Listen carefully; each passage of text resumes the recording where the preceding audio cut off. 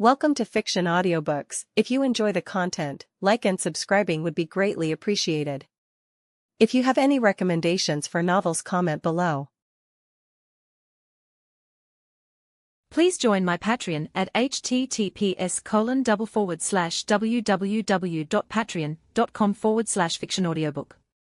Chapter 719, Chapter 716, Huge Changes in the World Order. Join the Church of Miss Raven and become a Sequence 9, readerpatreon.com/keyoffstars for more chapters.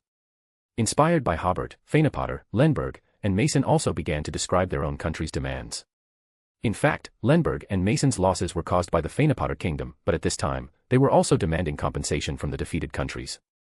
Even with the League of Nations as a prerequisite, this negotiation was a back-and-forth tug-of-war, and it would take a long time to argue before a resolution could be formed, and it could easily be overturned at the next day's meeting. The only thing that everyone tacitly agreed upon was that the Duchy of Southern Balam obtained the 5 colonies it had requested. After all, Intis and Feysac had lost their morale at this time. At the beginning of the war, those colonies surrendered or abandoned their cities one after another. It took almost no effort, and Medici had already actually controlled these 5 colonies. There was no dispute on this matter. However, Hobert's other demands were still under negotiation. Although Hobert still looked very strong, he was very clear that with the current power of Southern Balam, controlling these 5 colonies, as well as the 3 states ceded by loan from Eastern Byland, was already the limit. Before Southern Balam joined the war, it had completed negotiations with loan. After joining the war, the Duchy of Southern Balam had successively taken over the territories of the 3 states from Eastern Byland. This was loan's condition for Southern Balam's participation in the war. At the same time, the Duchy of Southern Balam obtained franchise rights in many fields of the loan kingdom. It was precisely because it had gained too many benefits at once, and needed a large number of people to replenish them, that Southern Balam was currently recruiting soldiers and carrying out a nationwide mobilization to establish rule in the new territories. Therefore, Hobert had not launched a new war, but instead let Audrey and Benson use diplomatic strategies to negotiate with representatives of other countries. Hobert, on the other hand, did not seem to focus too much on the negotiations, but often chatted with his old friend Leonard in Backlund, appearing too lazy to argue with these politicians. In the following month or so, Backlund staged a grand diplomatic strategy show. Under the leadership of Audrey and Benson, the Duchy of Southern Balam first formed an alliance with Feyenopater and Lemberg to deal with Intis, demanding that Intis withdraw from the Central Highlands and that the number of troops in this republic not exceed 150,000. This was very much in line with the interests of Feyenopater and Lemberg. If the Intis Republic became weaker, they could gradually become stronger. Intis Prime Minister Bivis's counterattack was, please invite the delegation of the Balam Empire to attend the meeting. Although the Balam Empire did not participate in the war, Intis's reason was, that is a major power in the southern continent, and it should have a seat in the International League. At the League of Nations meeting, this proposal was supported by some countries for various purposes, and the Balam Empire thus obtained a legitimate seat in the International League. The Balam Empire bordered Southern Balam and felt the threat from Southern Balam, so this delegation naturally opposed the Duchy of Southern Balam. While dealing with this counterattack from the Intis Republic, Audrey also joined forces with the Lone Kingdom to plan the establishment of the Mid-Seashire Industrial Zone. The plan was to build the entire Mid-Seashire coast into a huge industrial park, with Lone, as the victor, leading the management of this park. For the occupied area on the north shore of Mid-Seashire, Benson proposed a proposal that was very beneficial to Lone. The victorious countries would jointly send troops to occupy it, and all the supplies for these soldiers and the expenses incurred by the stationing would be borne by the Feysac Empire. This made Aguisid once again waver, because Lone had always had the desire and idea to completely lose Feysac's industrial potential. Most of the Feysac Empire's industry was on the north shore of the Mid-Seashire. If it obtained that area, Feysac would no longer be a threat, and Lone's industrial strength could be enhanced. The key was that the plan proposed by Benson solved the current situation of insufficient soldiers in Lone, which dispelled Lone's last trace of worry. Intis's counterattack was, it is recommended to establish a country in the northern part of the southern continent, centered on the Paz River Valley, to protect the interests of the countries of the northern continent. The meaning of this proposal was already obvious. It was to protect the national interests of the northern continent, and Southern Balam was a country of the southern continent. In fact, it was to create an enemy for Southern Balam. For geopolitical considerations, Lone and Feysac strongly supported the establishment of this country. The delegation of the Duchy of Southern Balam used its veto power, and the revived Southern Continent Kingdom lost its chance to be revived. At the same time, Audrey accused Bivis of using the interests of the people of the southern continent as bargaining chips. Just when the negotiations had been going on for a month and a half, but still no decent agreement had been reached, Hobert once again showed his extremely strong controllability. At the beginning of the negotiations on December 16th, Hobert spoke first. First of all, I would like to announce a very important matter. The religious negotiations in Yorktown officially ended yesterday. Everyone may have received some news, such as that most of the forces of the Church of Steam and Machinery must leave Lone, and the Church of the Earth Mother will have the opportunity to preach in Lone and the Fasak Empire. But there are some contents in the agreement that you may not know. The Church of the Evernight Goddess will begin to preach in the Duchy of Southern Balam. At the same time, the original parishes and churches of the Storm Church in the Duchy of Southern Balam will be returned to the Storm Church, and in the newly acquired colonies, the rebased area will become the preaching area of the Church of Knowledge and Wisdom. The representatives of various countries once again showed surprised expressions. The Orthodox churches did not announce all the resolutions of their negotiations yesterday, but only notified the governments of various countries of the changes in the northern continent parishes in the future. These changes were expected and did not surprise them much. At this time, their main energy was focused on the peace talks in Backlund, so they did not pay attention to the changes of the churches in southern Balam. Hobert continued, "If anyone does not understand what this means, you can consult the professionals around you." Recently, he often met with Leonard to inquire about the situation of the religious negotiations, and also to facilitate the large-scale preaching of the Church of the Evernight Goddess in the Duchy of Southern Balam as soon as possible. At the same time, Hobert also wrote to Vice Admiral Iceberg, Edwina, asking her to contact the Church of Knowledge and Wisdom, promising to provide the Church of Knowledge with a territory about the size of a state. Finally, with Alger's secret mediation, he completed the contact with the Storm Church and invited the Storm Church to preach again in the Duchy of Southern Balam. Thus, the Duchy of Southern Balam became a gathering place for religions. The main religions were the Church of the Earth Mother, the Church of the Evernight Goddess, and the Church of the Fool. The Storm Church and the Church of Knowledge also each had non-adjacent parishes. This was Hobert's binding to the winning side of the War of the Gods, and at the same time, he once again pulled the negotiations back to the game centered on strength. This world is ultimately based on extraordinary power, which gives the Church great power and influence. In the Backlund negotiations, the results of the Yorktown religious negotiations will ultimately be used as an important reference. It's just that the part of the Yorktown negotiations in the northern continent was expected, but everyone just happened to ignore the part in the southern continent. Politicians, in their subconscious, still regard the southern continent as an appendage of the northern continent, and their thinking about the economy, politics, and religion there is still stuck in the colonial stage. The only fly in the ointment was that in the negotiations between the Duchy of Southern Balam and the churches, the contradictions between the Duchy government and the churches also emerged. At this time, the Duchy of Southern Balam was a brand new polity, and it had extremely strong control over the grassroots. The influence of the church in the southern continent would be far lower than that in the northern continent. Even with the Church of the Earth Mother, some unpleasant things happened because of the judgment group. At this time, another characteristic of religion was reflected: the gods are gods, and the churches are churches. That is to say, if Hobert encounters danger at this time, the Earth Mother and the Evernight Goddess will never sit idly by, and even the Lord of Storms will help. But this does not affect the Church of the Evernight Goddess and the Storm Church's opposition to the national policy of the Duchy of Southern Balam. This matter also made Hobert feel that before he becomes a god, he can only make certain compromises to the church, so he successfully completed the negotiations with the church. The final result of the religious negotiations was enough to deter other countries, and they seemed to suddenly wake up. The Duchy of Southern Balam has also become a part of the center of this world. The major churches agreed to preach in the Duchy of Southern Balam, which meant that those churches supported the regime of the Duchy of Southern Balam, which was also a manifestation of the power of the Duchy of Southern Balam. The subsequent negotiations went much smoother, and no one mentioned the establishment of a new country in the southern continent. The main purpose of the negotiations returned to war reparations and the construction of a new world order. Since the churches have recognized the political model of the Duchy of Southern Balam, what else do they have to object to? After more than half a month of consultation, this peace talk finally ended. The Duchy of Southern Balam obtained £3 billion of war reparations, which the two defeated countries paid in 2 years, and obtained franchise rights in the defeated countries' electricity, machinery, and other aspects. At the same time, the Duchy of Southern Balam withdrew its angels from other countries and had to release all prisoners of war within 1 year. However, the game of great power geopolitical relations still exists. Lone is unwilling to see the influence of Fanapotter increase, so it does not agree to Intis withdrawing from the Central Highlands. Fanapotter is also unwilling to see Lone become stronger, so it also clearly opposes the victorious country occupying the north shore of Mid-Seashire. These two proposals were discussed for a long time and finally became invalid. The Duchy of Southern Balam is relatively satisfied with the current situation in the northern continent and is unwilling to see a powerful Lone, so it did not mention these proposals again. On January 22, the country signed the Sodila Agreement, marking the end of the 3-month-long negotiations and also marking the redistribution of the world. However, the contradictions between the countries of the northern continent have not been alleviated by this agreement. After the signing ceremony concluded, dignitaries and heads of state from various countries posed for a group photo. King Jevington II of Lone stood in the very center of the front row, with Hobert to his left, and Prime Minister Bivis of the Intis Republic to Hobert's left. While waiting for the photo, Hobert extended his hand to Bivis with a smile, saying, "You are a well-deserved diplomat." Bevis firmly grasped Hobert's hand, replying, "Your diplomatic talent is also admirable."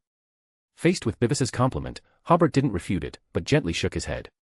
Hobert's strength in this negotiation, and the excellent diplomatic results he achieved, were based on the power of the Duchy of South Balham. As the Prime Minister of a defeated nation, Bevis became the third most active national representative besides Hobert and the Guisid. It could be said that he preserved Intis's status as a first-class nation by leveraging the power struggles between major countries, and also managed to protect the Faysac Empire. In the subsequent press conference, representatives from various countries answered questions from the reporters. In reality, this was just a formality. The reporters' questions had already been submitted to the dignitaries, and they were well prepared. When the reporters asked Hobert questions, he was well prepared for the first two, answering flawlessly.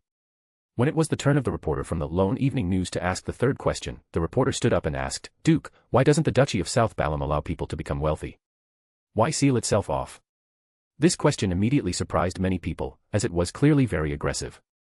Then everyone looked at Hobert, watching the Duke's reaction. Audrey, sitting below the stage, was secretly worried, because this question was not part of the plan. Hobert gave the reporter a cold look, asking, "Have you been to South Balham?" The reporter hesitated slightly. I have been there, once with a special envoy's delegation." Hobert asked again, "Then what did you see at that time?" Before the reporter could answer, Hobert preemptively said, "Everyone can check the Lone Evening News reports after the Lone Special Envoy's delegation returned. If I remember correctly, the newspaper praised South Balham's measures in infrastructure construction and poverty alleviation." Now, I don't know what the reporter's purpose is in asking such a clearly biased question. I refuse to answer such a ridiculous question and express my doubts about the professionalism of the Lone Evening News. At the same time, everyone is welcome to come to South Balham and observe this country for themselves. Is it as maliciously slandered by certain bad evening newspapers? The other reporters immediately wrote down Hobert's answer. This interlude was enough for a major report. After the press conference ended, Zio, disguised, was already waiting for Hobert outside the venue. She naturally followed Hobert and Audrey onto the tram before saying, "I've already sent people to investigate that reporter. It said that someone from the Lone Foreign Ministry contacted him yesterday." Zio's quick efficiency was thanks to the Beyonder communication system. After she issued the task to her subordinates in Backlund, she received feedback in just over 20 minutes. Not a single member of the South Balham delegation had left the main venue, and Zio had already obtained the information she needed. Audrey, sitting on the other side of Hobert, sighed, "That's not surprising." During the talks, she could vaguely sense the isolation of the Duchy of South Balham by the northern countries. This wasn't an issue that could be resolved by the Church's willingness to preach in South Balham. They felt that South Balham's national policy was very unfriendly to them. Of course, Audrey also sensed fear in them. Fortunately, during the peace talks, Hobert was also stirring up conflicts between the countries, preventing them from working together to deal with South Balham. "I understand," Hobert said with a smile. "Coincidentally, we are currently the rotating chairman of the League of Nations, so we can send a big gift to Lone." So, 3 days after the end of the peace talks, before the heat had even faded, Benson Moretti, the representative of the Duchy of South Balham as the rotating chairman of the League of Nations, initiated a hearing on the independence of the Rorstad Archipelago. At the hearing, the pro-independence representatives brought by the Duchy of South Balham stated their desire for independence, claiming that national independence was the best interpretation of democracy and freedom in a civilized society, and hoped to receive the support of every freedom-loving country. This hearing caught Lone off guard. During the war, Lone's control over the Rorstad Archipelago had weakened, and there had indeed been a wave of national independence. After the war ended, although Lone immediately mobilized many forces to rush to the Rorstad Archipelago, the power of the pro-independence faction was already considerable. Duke Southville personally went to the Rorstad Archipelago to suppress the momentum of the pro-independence faction. However, terrorist attacks on the Governor-General's office and the colonial army continued. At the same time, the low-level Beyonders in Lone, who had experienced more than a year of brutal war, generally showed war weariness, which led to the low efficiency of the Governor-General's office and the failure to completely eliminate the pro-independence faction. At this time, the Church of the Sea God, the main force of the former resistance army, proposed the establishment of a coalition government. They were called the Coalition Faction, advocating the establishment of a parliament in the Rorstad Archipelago to rule this wealthy archipelago, with Loanese people occupying half of the parliamentary seats and locals occupying the other half.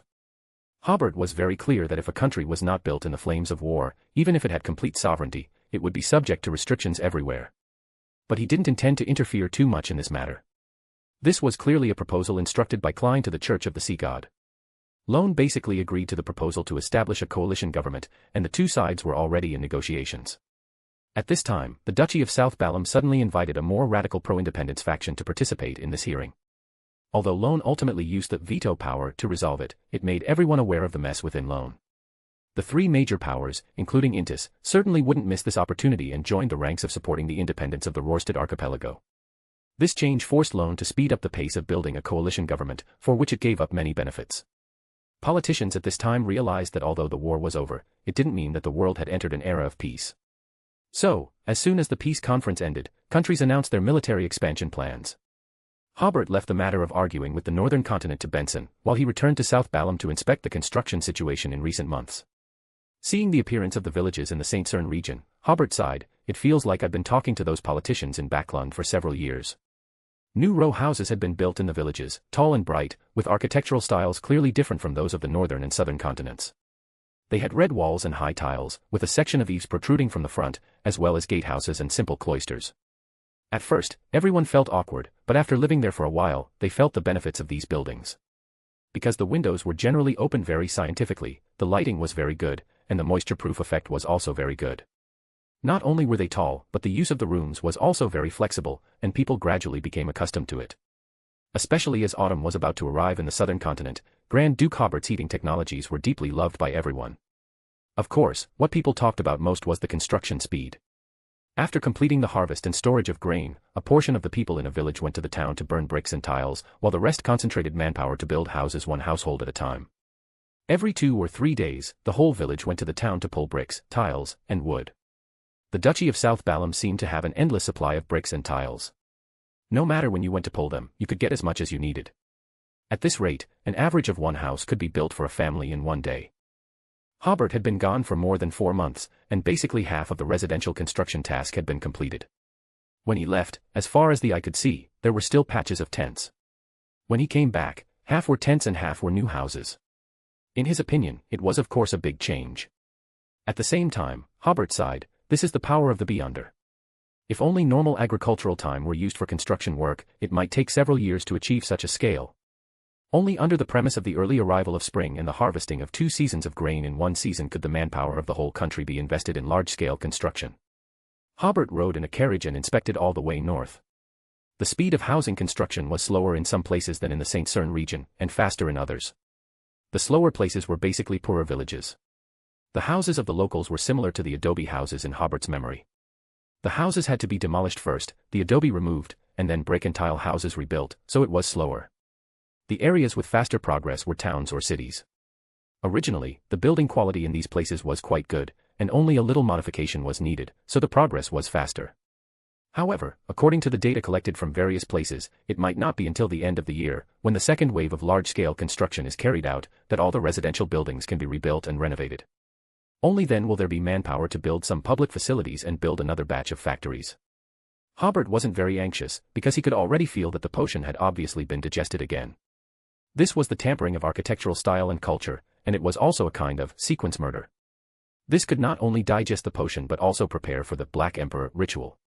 The second wave of large-scale construction would certainly not be able to digest as much potion as the first wave, but Hobert estimated that his potion should be digested almost completely after the second wave started.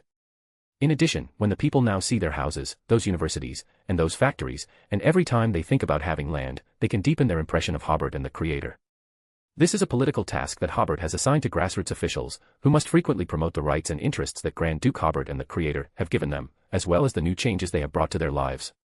When Hobert inspected his territory, he gradually felt that the number of his anchors was rapidly expanding, which should be the effect of the grassroots officials' propaganda. The people had only heard the officials' propaganda before, but now that Grand Duke Hobert from the propaganda appeared in front of them, it allowed them to connect that illusory image with the real person. So, after a tour, half of the country's people had become Hobert's anchors. So many anchors were enough for a god.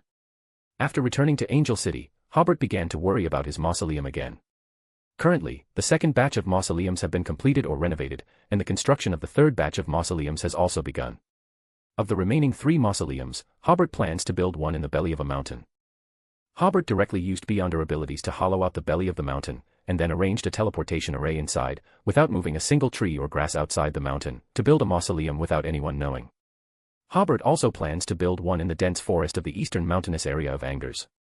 Although it is also being built secretly, he will reveal some information about this mausoleum, thereby destroying the secret construction rule, making this mausoleum different from other mausoleums and not belonging to the category of the 9 mausoleums. Because Hobert suddenly had the idea of a false tomb, he estimated that it should not be very peaceful when he was promoted, so he might as well build such a false tomb to attract the attention of the enemies. Hobert is preparing to build the real mausoleum at the bottom of a lake in a hilly area. When the time comes, he plans to be promoted there, and after successfully promoting, he will rush out to the false tomb not far away to chop people. As for the location of the last mausoleum, Hobert was very entangled. He really wanted to build it in the Nation of Disorder, but because the Nation of Disorder is not in the real world, it may be difficult to play the role of pulling himself back to the real world during the advancement. Hobert thought for a while and decided not to take the risk. After all, the process of promoting to Black Emperor is the process of himself becoming the shadow of order and becoming abstract. And the Nation of Disorder is the Sefirah that is detached from the real world, and the role of the mausoleum built here may be very limited. So Hobert finally decided to build the 9th mausoleum on Longtail Island, where the Underworld Emperor once sealed mountain god Megalai. After the 3rd batch of mausoleums is completed, Hobert plans to try to accommodate the uniqueness. If the time is right, he can actually try to accommodate it now. After all, 6 mausoleums have been completed, and as long as the corresponding connections are established, there should be no problem in accommodating the uniqueness. Hobert guessed that Trunsoist should have become the king of angels, but he didn't think it was a threat. I believe that after the end of the War of the Gods, Trunsoist should probably know the relationship between the Earth Mother and Hobert, and coupled with the fact that his body was obviously shaped by the gods, he should be very clear that if Hobert is in danger, the Earth Mother will not stand idly by. So Trunsoist still dare not come to find trouble with the Southern Balam Duchy. After finishing the domestic affairs, Hobert began to plan how to fight against foreign enemies. The first is the problem of the Balam Empire. Although the Pale Empress had helped Trunsoist before, their diplomats pretended that nothing had happened and continued to talk to the Southern Balam Duchy about establishing embassies in each other's countries. Hobert also asked the diplomats to continue talking to them, and then secretly contacted the Artificial Death in an attempt to provoke infighting within the Numinous Episcopate. However, when Hobert sent Dofus to contact the Artificial Death faction, he learned that this faction was disintegrating. The reason is that more and more members cannot feel death, or rather, they cannot feel the existence of the uniqueness of the Death God pathway. Since the Evernight goddess took away the uniqueness of the death pathway, this faction has begun to question the cause they are pursuing, and many members have defected to the Royalist faction. Before this, the Numinous Episcopate was mainly divided into 2 factions, the Artificial Death faction and the Royalist faction. The purpose of the Artificial Death faction was to activate the uniqueness to a certain extent through rituals and prayers, in an attempt to revive the Underworld Emperor. The Royalist faction supports the descendants of the Underworld Emperor to become the new Balam Emperor and find an opportunity to advance to the new Death God. There are also small factions such as the Sleeping faction and the Underworld faction. Dofus is a member of the small faction, Revival faction. They realized that the infighting between the factions had seriously consumed the Numinous Episcopate. At this time, it was impossible to revive the Balam Empire. They hoped to revive the Eggers family first through external forces or joint efforts. Because the Evernight goddess took away the uniqueness of the Death God pathway, the intentions of the Artificial Death faction were obviously impossible to achieve, so the Royalist faction, led by the Pale Empress, became increasingly stronger. Hobert still attaches great importance to the enemy of the Numinous Episcopate.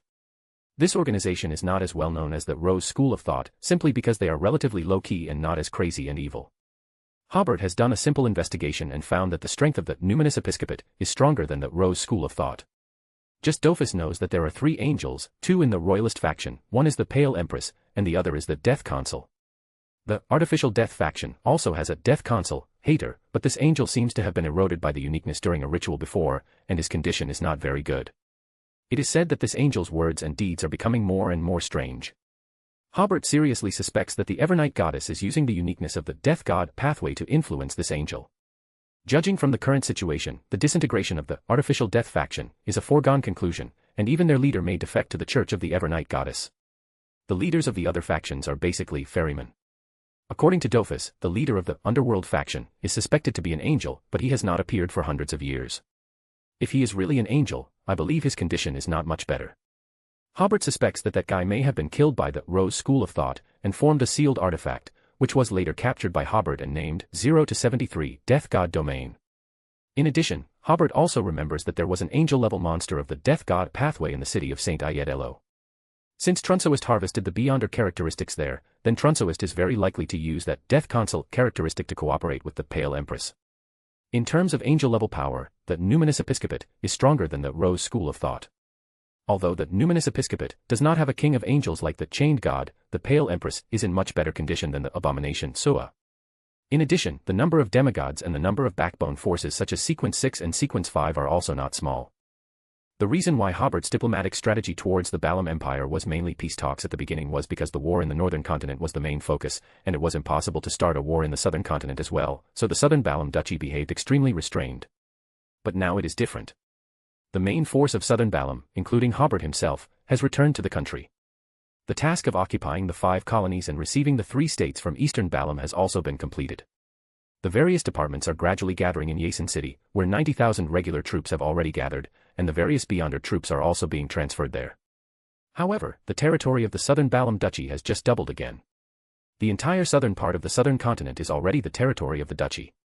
In addition, those areas in the central region of the southern continent that either have fertile fields or abundant mineral deposits have been seized by Hobert using the opportunity of war. In Hobert's view, having a huge scale of land that needs to be established for rule and a new order needs to be established is the key to digesting the potion and preparing for the godhood ceremony. For Hobert, it is an important matter.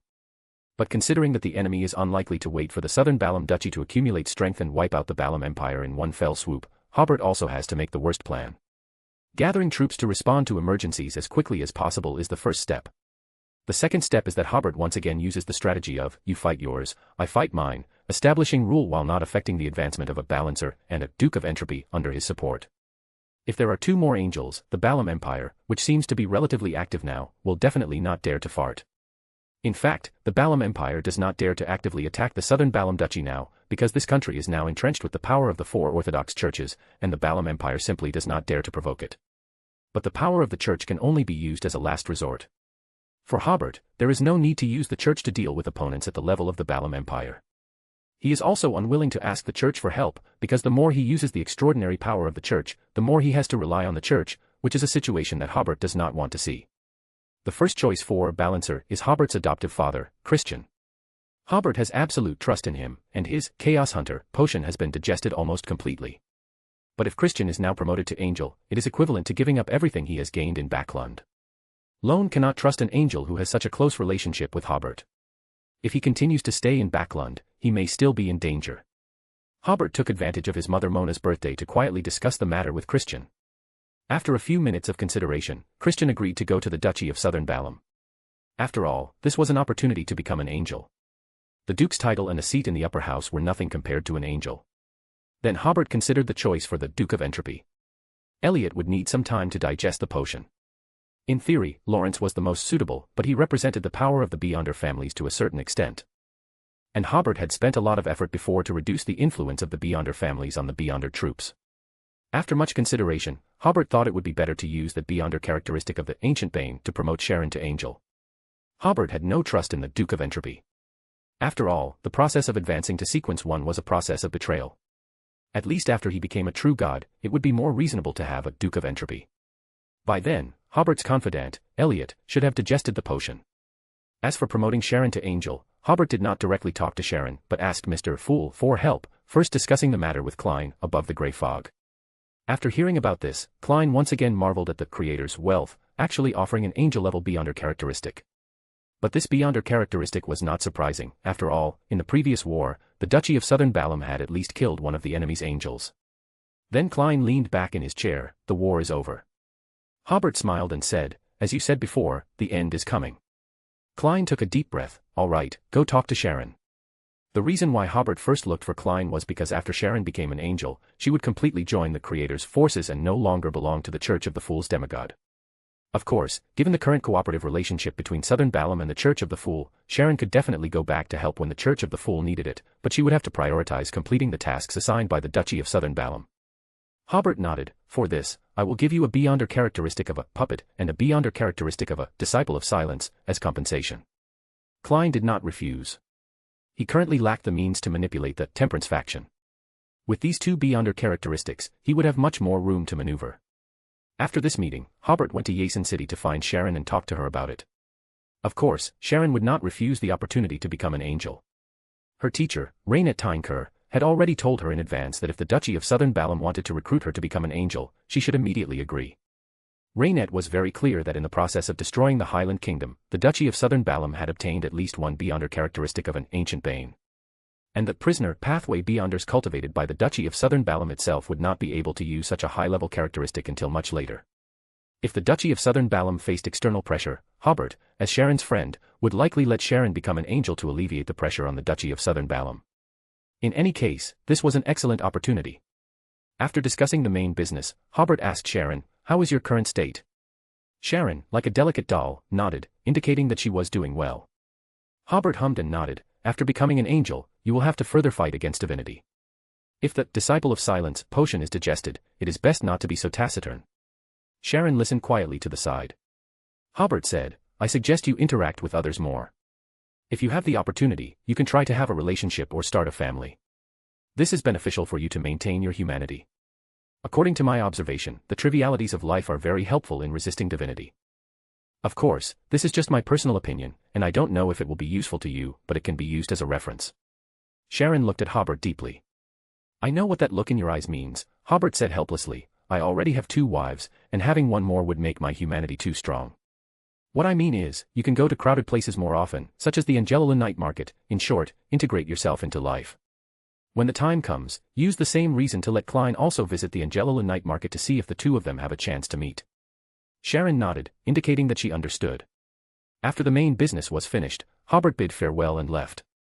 After selecting the 2 people to be promoted to angel, Hobert began to organize manpower to go to the northern part of the southern continent, which is currently mainly controlled by the Lone Kingdom and the Feyenopotter Kingdom, to promote the political model of the Duchy of Southern Balam to see if there was an opportunity to carry out a national independence movement. This was also planning ahead. If they became hostile to Lone and the others, the Duchy of Southern Balam would immediately support the local national independence movement. It would be great if these places could become independent. Even if they did not become independent, they could bring a lot of trouble to Lone and other countries. After finishing all this, it was already March. The southern part of the Duchy of Southern Balam entered winter again. West of the Star Highlands, in a secret tomb in the deep mountains. Hayter, with a pale face and thin body, looked at the wall in the depths of the tomb. The wall was very illusory, and it seemed to be filled with things that were very terrifying. Suddenly, a human face appeared on the wall. The human face looked at Hayter with empty eyes, made a very painful expression, and then disappeared from the wall. Hayter couldn't help but frown. What are those people from the underworld doing? That wall was connected to the underworld. He could feel that some changes seemed to be happening in the underworld. At this time, the entire tomb suddenly shook, and a breath that made Hayter tremble descended on the tomb. As if Hayter had been prepared for this, with a slight wave of his hand, 2 huge stone tomb doors opened, and the person who came from outside was the pale Empress Sia with a cold expression. Hayter said coldly, "It seems that Palenque has really betrayed us." Palenque was his confidant and knew the location of his tomb. Sia also said in a cold tone, "You should have contributed the uniqueness long ago so that I can become a king of angels." She just glared at Hayter, and Hayter knelt on the ground without resistance. Join the Church of Miss Raven and become a Sequence 9, readerpatreon.com/keyoffstars for more chapters. Chapter 720, Chapter 717, Conversation with Mr. Dorr. Join the Church of Miss Raven and become a Sequence 9, readerpatreon.com/keyoffstars for more chapters. In Pritz Harbor, inside a warehouse that was being rebuilt, Furs saw her teacher, Dorian. "Are you ready?" Dorian glanced at Hobert, who was behind Furs, and asked directly. He trusted his student Furs relatively well, but he was somewhat concerned about Hobert. Therefore, before meeting with his student, he prayed to Mr. Fool, lest Hobert seize the family's sealed artifact next. Furs replied a little uncertainly, "Almost. It should meet the requirements."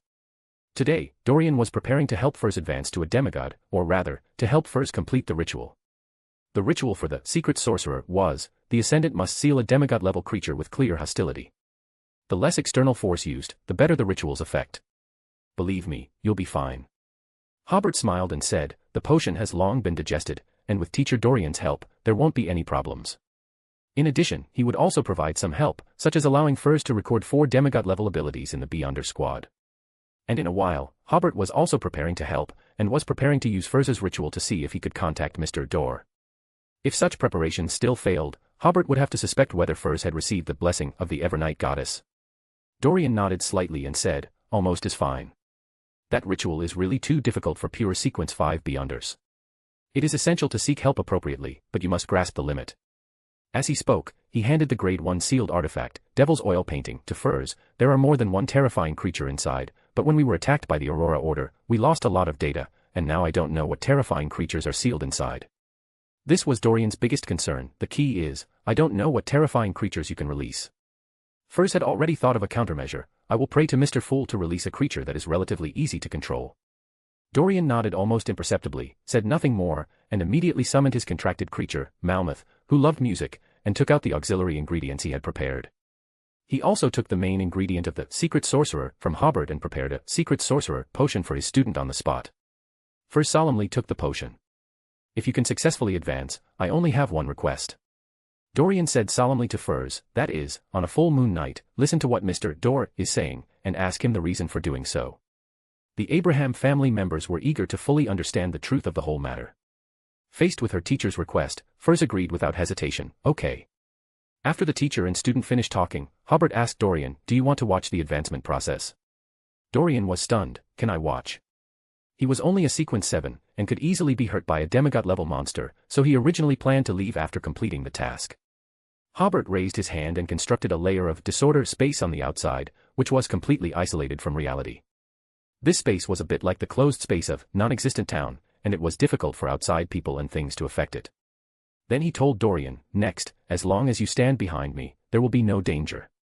Dorian nodded and immediately came behind Hobert. Under Hobert's encouraging gaze, Furs prayed to Mr. Fool and, after receiving a response, opened the oil painting in her hand. It depicted one abstract pattern after another that was incomprehensible. Just looking at it for a while could make people dizzy, nauseous, and mentally weak. According to Dorian's prior explanation, Furs took out the pre-prepared herbal powder and sprinkled it on the devil's oil painting, and then she recited a spell in Jotun to release a creature. Silently, the fluttering herbal powder landed on the oil painting and quickly rotated around a point. The surface of the oil painting became illusory, and suddenly, a cyan-black hand with rotten marks stretched out from inside. Furs's body became icy cold, as if she had fallen into a frozen and cracked lake. When the monster fully appeared, Hobert decisively took action, weaken. Pfft. The ferocious and terrifying cyan-black monster seemed to suddenly deflate, becoming thin and emaciated, like it was malnourished. Dorian wanted to remind her, but it was too late. This was a great help to Furs. He was about to suggest stopping the advancement ritual, but thinking that Hobert would definitely not harm Furs, he didn't speak. Imprison. Furs immediately used the demigod-level ability she had recorded from Angus. The monster, which no longer had any divinity and was equivalent to Sequence 7, was immediately imprisoned in place. Then, Furs opened her mouth and let out a howl that humans could hardly make. This was the wraith's shriek that she had recorded from Sharon. The shriek formed a cold wind, blowing the imprisoned monster back into the oil painting.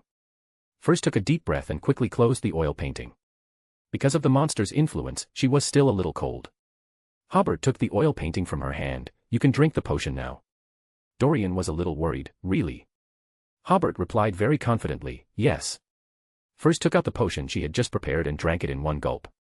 At the same time, Hobert tampered with the connection between Furs and the spirit world, as well as the connection between the event of sealing the monster just now and the spirit world.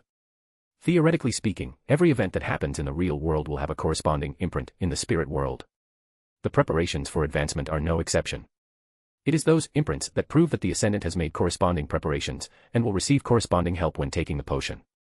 What Hobert tampered with was the connection between those imprints and Furs, tampering the sealing of the monster, which was just completed with Hobert's help, into a sealing that Furs completed alone. Of course, the spirit world has a strong self-repair ability, and such tampering is only temporary. But as long as the advancement is completed and Furs stabilizes her state, such an operation will not have much impact on her. Even if there is an impact, Hobert only needs to bestow away her part of the bad state. This is the lawyer. If Hobert had accommodated the uniqueness at this time, Furs would not have to do anything at all, and Hobert could tamper out the imprints needed for the ritual for her. The moment Furs drank the potion, a night sky suddenly appeared before her eyes. In the dark night, dense and dazzling stars intertwined into a dreamlike river. The different stars in the night sky produced invisible connections. They wriggled and distorted, like uncontrolled avatars. Furs's thoughts became muddled, and she almost couldn't control herself from resisting those avatars from separating from her body. At this moment, she felt a vague mark from the spirit world. That mark was the imprint generated in the spirit world by the sealing of the monster just now. Furs, relying on instinct, extended her spirituality over. That mark immediately released the abstract power of sealing those avatars back into Furs's body. Immediately afterwards, that mark immediately turned into a layered door. Furs gradually regained her sanity, began to gather her spirituality, and gradually regained herself.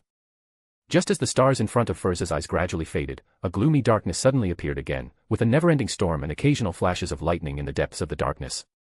The next second, that familiar voice stirred in Furs's ears, piercing her head, like steel nails stirring her brain.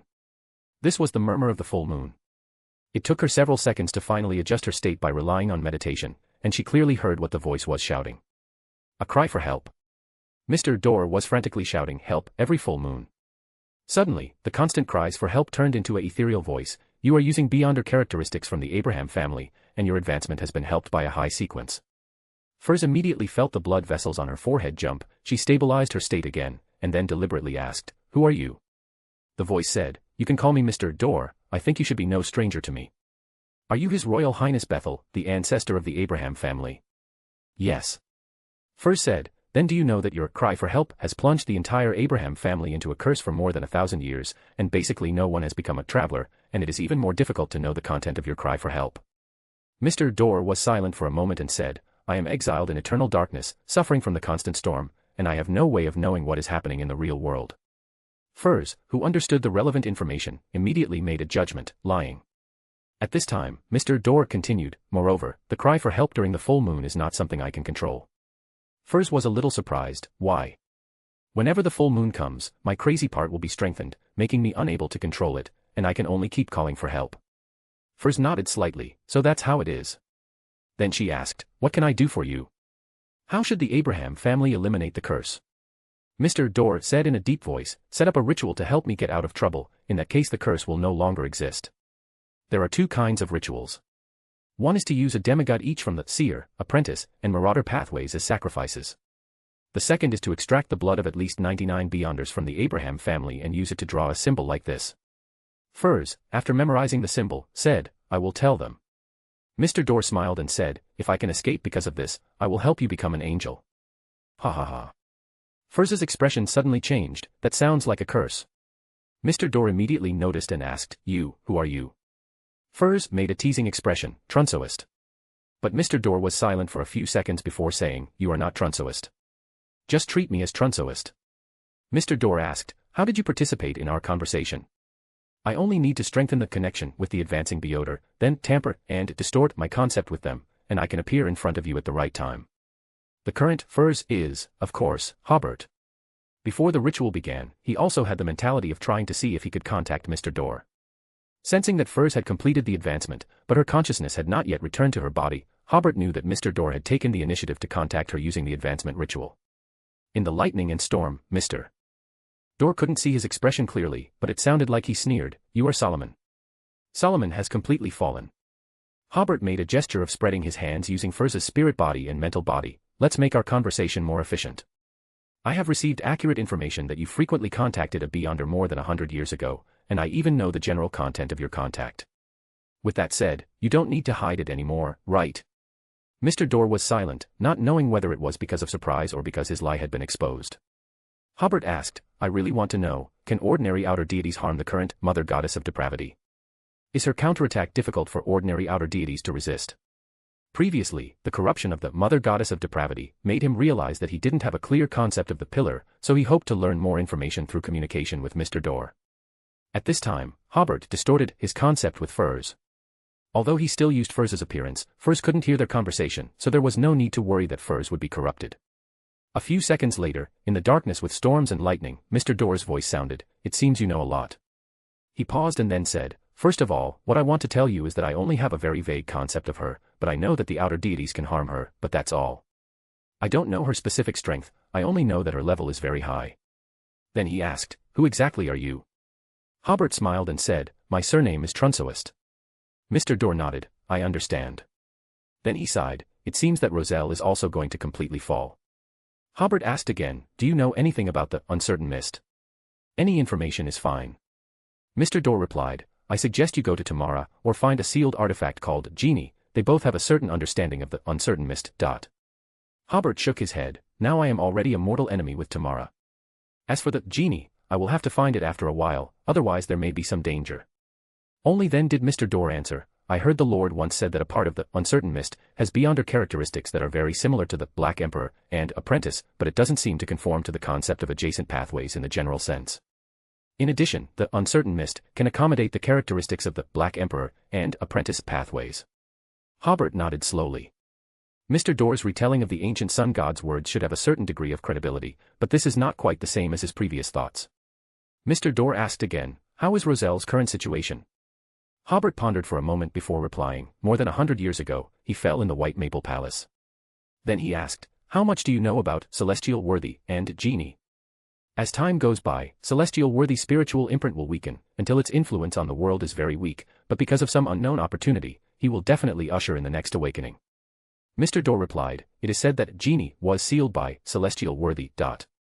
Hobert's eyes narrowed. The state of celestial worthy sounded very familiar. The influence on the world is very weak. Isn't this similar to the state of celestial worthy in God Almighty before the awakening of the original creator in the prehistoric era? In other words, the more you suppress the momentum of celestial worthy in God Almighty's revival, the easier it will be to make their state close to the sleeping original creator, and then a certain convergence will occur, allowing the original creator to awaken. Thinking about it carefully, celestial worthy's influence on the real world is indeed getting smaller and smaller. In the fourth epoch, Mr. Dorr did not dare to become a god.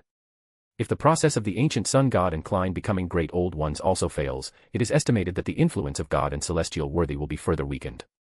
However, neither Adam nor Klein will give up the action of returning to the great old ones or becoming the great old ones, which means that God Almighty and celestial worthy will have a certain degree of awakening in the future. At this time, Mr. Dorr asked, do you have a chance to become a great old one? Not me. Hobert said, it is the God I serve. He asked the fourth question, does Tudor have any arrangements for resurrection? Mr. Dorr was silent for a while before saying, before I was sealed, no. This ancestor of the Abraham family also asked the fourth question, who is the God you serve? The creator in the shadow of order. Hobert said piously. Mr. Dorr's voice became very ethereal, never heard of it. But if he really has such a chance, it would be a good thing. The storm and lightning seal in the darkness gradually weakened the connection between them, and finally cut it off. Hobert immediately stopped distorting and tampering. At this moment, Furs returned to the real world. Dorian was very happy to see his student successfully advanced. It's great that the ritual can still work. He had been worried that Hobert's destruction of the ritual would affect Furs's advancement. Lanagua Port, New City. A group of hired carpenters saw the half-giant people, said to be from the northern Fasak Islands, carrying heavy, freshly baked logs. These carpenters deal with those woods all year round and know how heavy the wood is. Usually, they can only be transported with the help of horses, gears, and machines, but the half-giants here are as easy as carrying toys. Derek easily piled the logs on his shoulders on the ground. He saw that part of the new city had been installed with doors and windows, painted, and in the recent period, they had helped the carpenters make a batch of furniture. So he said to Candace and Lievel, it's time to rush back to City of Silver and tell the chief and them about the situation here. None of the members of the City of Silver Pathfinder team objected, and all agreed with Elder Derek's decision with considerable excitement. Although they haven't been here for too long, they have deeply fallen in love with the new hometown, and they like the warmth under the sunshine, and can't wait to let their relatives and friends also enjoy these gifts of nature. Derek subconsciously straightened his back a little. He said to Candace, you and I will return to City of Silver together and tell the chief and other elders about the situation here. Yes, Jinned, you come too. Lavel, you are responsible for maintaining order here. This is the City of Silver's tradition. If there are no casualties in the exploration action, or the number of survivors is more than three people must report the same thing separately. After a brief explanation, Derek led two members to a secluded place in the new city and made a wish to Mr. Fool to return to City of Silver immediately.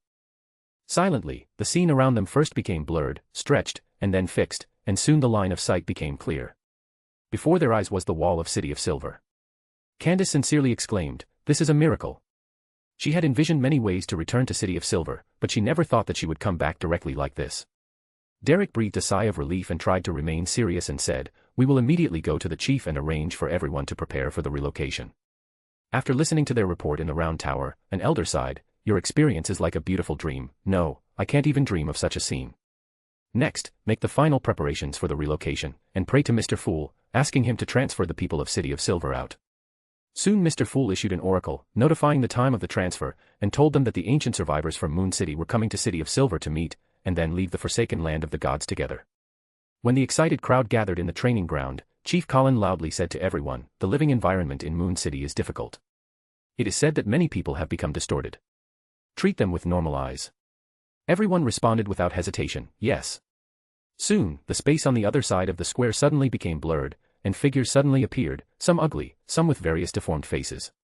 Colin nodded towards the somewhat uneasy citizens of Moon City and asked, are you all ready? His gaze was calm and natural, showing no prejudice towards the appearances of the Moon City residents. Nim, the high priest of Moon City, immediately responded, we are ready. Then, Colin turned his gaze to the residents of City of Silver, begin praying. A few seconds later, everyone on the City of Silver training ground disappeared. The city fell into complete silence, and before long, it would be overgrown with corrupted weeds, and monsters would occupy it. In the blink of an eye, the residents of City of Silver and Moon City arrived in front of the Giant King's palace, bathed in the light of dusk. This was Klein's deliberate act, giving these ancient remnants of the Forsaken Land a ritual to bid farewell to the past. Everyone was shocked by the grandeur and epic feel of the Giant King's court. They subconsciously turned their heads and looked into the distance. There, the land was completely swallowed by darkness, and only when lightning flashed across the sky did the ancient buildings in the distance become visible. Then they turned back and saw the golden ocean outside the gate. Immediately afterwards, the scene changed again, and they arrived in the city center, which had exquisite buildings and plants without any distortion. On the other side of this square, a beautiful lady smiled and said, "Hello everyone, I am Donna, an official of the Southern Balam Duchy. Grand Duke Hobert has sent me to deliver some food and daily necessities to you. From now on, I will be in contact with Mr. Derek among you and be responsible for communication between the two parties. May I ask, which one is Mr. Derek? Join the Church of Miss Raven and become a Sequence 9, reader patreon.com/keyoffstars for more chapters. Chapter 721, Chapter 718, Bell Ringing Angel Amon. Join the Church of Miss Raven and become a Sequence 9, reader patreon.com/keyoffstars for more chapters. Derek was somewhat uneasy. Although he often saw Miss Justice and the others at the tarot gathering, they were always separated by a layer of grey fog, and he could only vaguely make out their attire. But now, Donna, dressed neatly, with rosy lips and white teeth, and a faint fragrance, was standing right in front of him. Previously, Derek had dealt with emissary, Danets and workers from various industries. This was his first time seeing a beautiful young woman in the outside world. Seeing no one answer, Donna asked again, "May I ask, which one of you is Mr. Derek?" Hobert had told her that Mr. Derek understood Loanese. "I am." Derek cleared his throat and said, "Thank you, Mr. Hobert, for the things you sent. We have some beyonder characteristics here that can."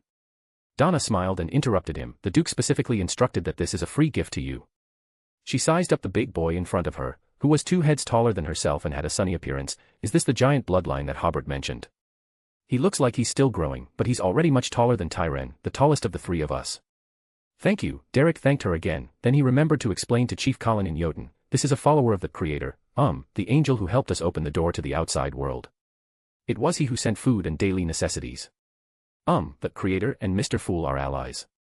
We are currently in the kingdom of the Creator, and the Church of the Fool is the main religion here." Recently, he had only been in contact with people from the Church of the Fool, and he thought the Church of the Fool was the state religion of this country. Colin nodded, signaling everyone not to be defensive, and asked Candace to take everyone to look around, while Derek was responsible for continuing to communicate with this lady. Donna introduced the 2 people beside her. "This is the administrative officer of Milherban. For the next period of time, he will continue to send people to bring you daily necessities. However, we can't just give them away for free. For the things sent later, you will need to repay with future production. And this is the official extraordinary officer of Lenagua City. You can look for him if you have any extraordinary needs." Derek said again, "Thank you." Donna made a gesture, and the 2 left the noisy square together. "How do you feel about this city?" "It's very good. This is a city that we built for you with a lot of manpower and resources." Thank you. Donna smiled slightly. "You remind me of Mr. Dofus." You are not the same.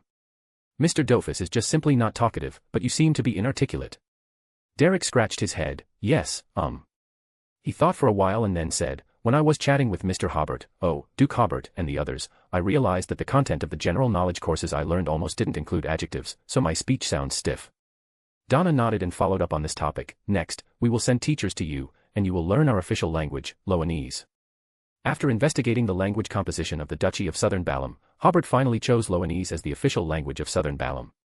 The language system of Southern Balam is very chaotic. The local people in Southern Continent speak Dutanese and Highlander. The pronunciations of these 2 languages are significantly different from those of Northern Continent languages. After evolution, Dutanese has formed many dialects. People in East Balam cannot understand the Dutanese of West Balam, and vice versa. The Dutanese of Milherban cannot be understood by people in the Hajenti grassland, and it is difficult to refine a universal Dutanese. Moreover, Highlander and Dutanese are not the same language. This language is mainly used by the people of the former Highland Kingdom, now the Star Highlands.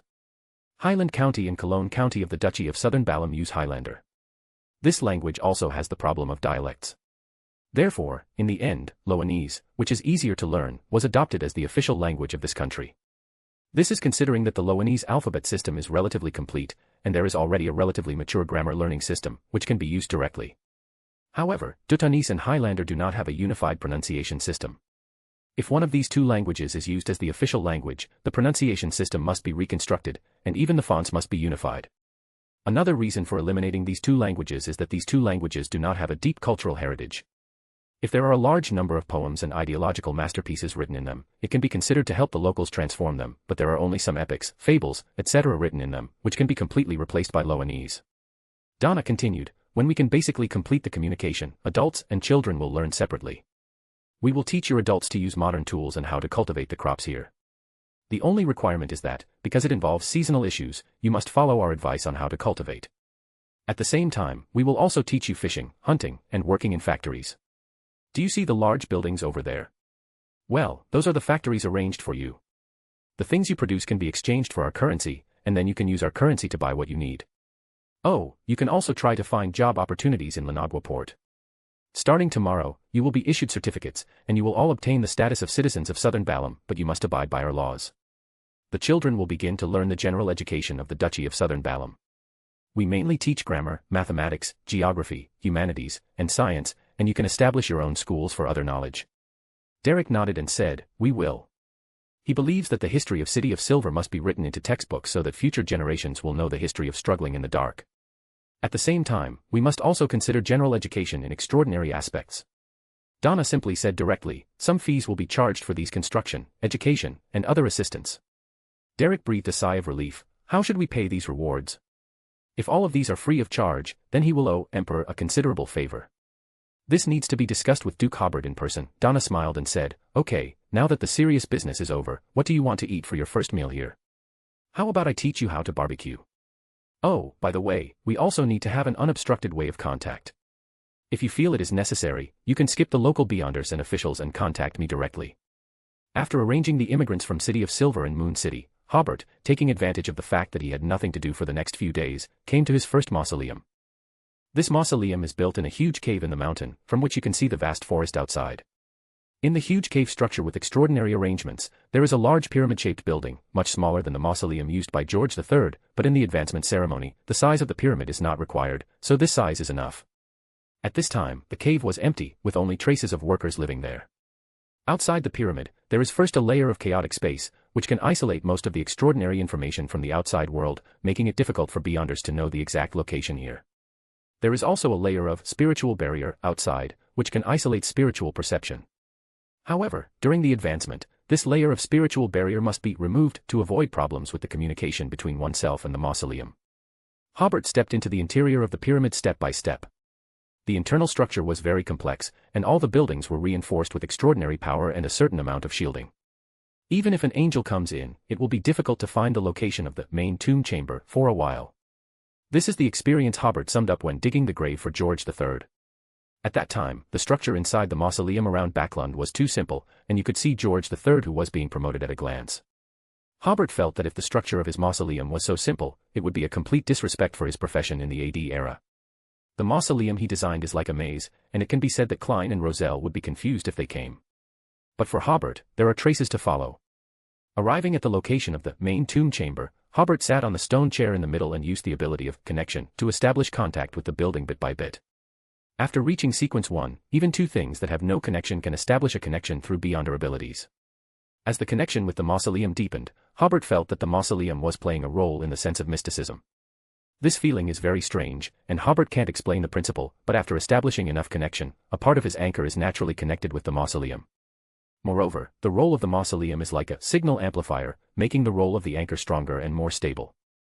It took about 2 or 3 hours, and Hobert felt that the established connection was almost done. He took a deep breath and rested for a while. At this time, Hobert felt that his every move was closely related to the mausoleum, and this connection would become deeper and deeper through the role of the anchor. However, Hobert felt that for the sake of prudence, he still had to come to connection again after a while.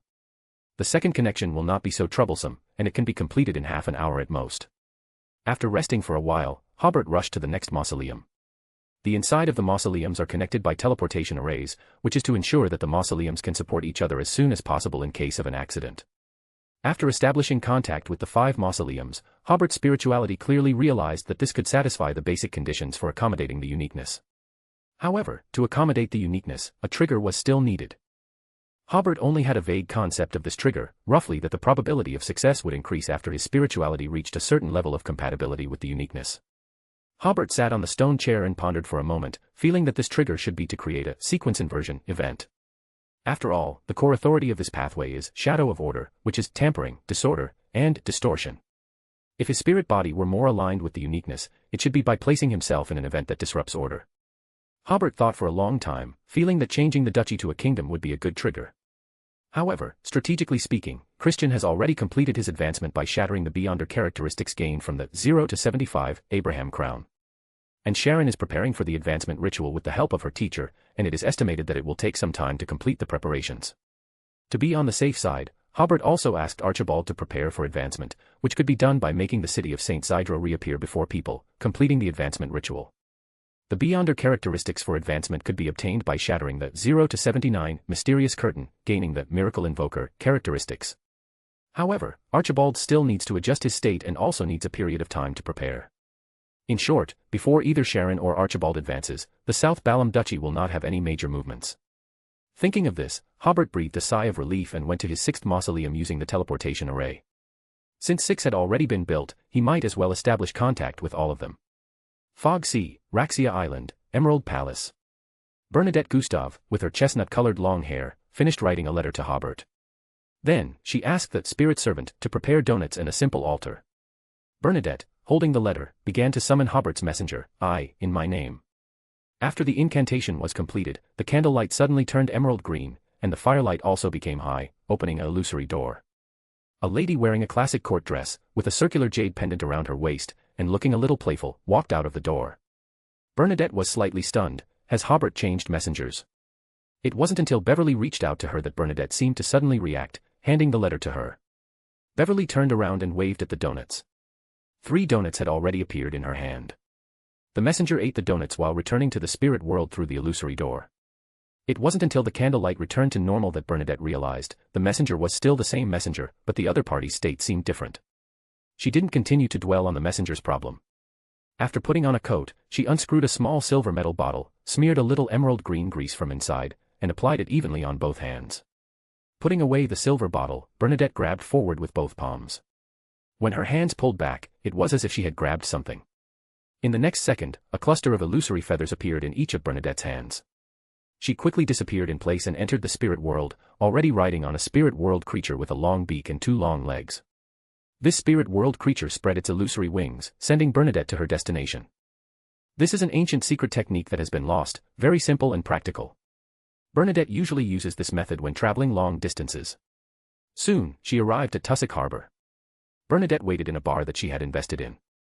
It was still daytime. There were not many customers in the bar. The bartender lazily mixed a cocktail for Bernadette and then went back to the corner to doze. A minute or 2 later, Hobert suddenly appeared in the bar. His sudden appearance did not attract anyone's attention. The letter that Bernadette had just sent was to ask Hobert to meet. Hobert sat beside Bernadette. It's been a long time since we met. How have you been lately? While speaking, he tampered with the surrounding environment, making it impossible for the people around to hear their voices. Not so good. Bernadette did not hide her anxiety. I have been looking for an opportunity to advance, but unfortunately, I have not found it. Hobert was slightly stunned. Didn't we prevent George III from advancing before? Wouldn't that count as an opportunity? Bernadette first gave Hobert a deep look, but then felt that it was not too surprising that Hobert knew the ritual for advancing to Sage. I originally thought that was an opportunity too. Bernadette took a deep breath, but later I found out that it wasn't. Hobert slowly nodded, and then asked, You called me here, do you have any ideas? I'm going to look for my father's last mausoleum in advance. After many unsuccessful attempts to advance, Bernadette finally realized that her obsession with finding her father was the biggest obstacle to advancement. All right then. Hobert took off the black crystal jade pendant he carried with him. This is a mystical item bestowed upon me by the Creator. It can effectively isolate high-level corruption. I'll lend it to you for now. I will also provide you with some help. As long as you inject spirituality into this mystical item, I can sense your location. Bernadette was not polite. She put away the mystical item. Thank you. According to what I know, you probably can't save your father with your current strength. Hobert added, so don't be reckless. Before exploring the last mausoleum, remember to notify me first. Even if my abilities are not enough to solve the problem, the Creator will definitely provide some help, but the price is that you need to give the genie in your hand in the future. This condition made Bernadette breathe a sigh of relief. If the Creator hadn't offered any conditions, she wouldn't have been very relieved. No problem. Hobert nodded, then, get ready and set off. Yeah. After speaking, Hobert got up and left. Bernadette sadly drank the cocktail in her glass before suddenly getting up and returning to her Emerald Palace to make the final preparations for the voyage. Time came to April. The Fool descended an oracle to the people of Moon City, notifying them that they could pray and make wishes to him at the same time, so that they could get rid of the deformities of their bodies. All the people of Moon City cheered because of this. They guessed that Mr. Fool intended to fulfill their wishes. After having a new life, they wanted to become a normal person too much. So, in the morning stipulated by the Fool, they prayed to the Fool and then made wishes. Above the grey mist, Klein, sitting at the head of the long bronze table, watched the prayers of the believers turn into pure spots of light in front of him, and then slowly flow, as if becoming a galaxy.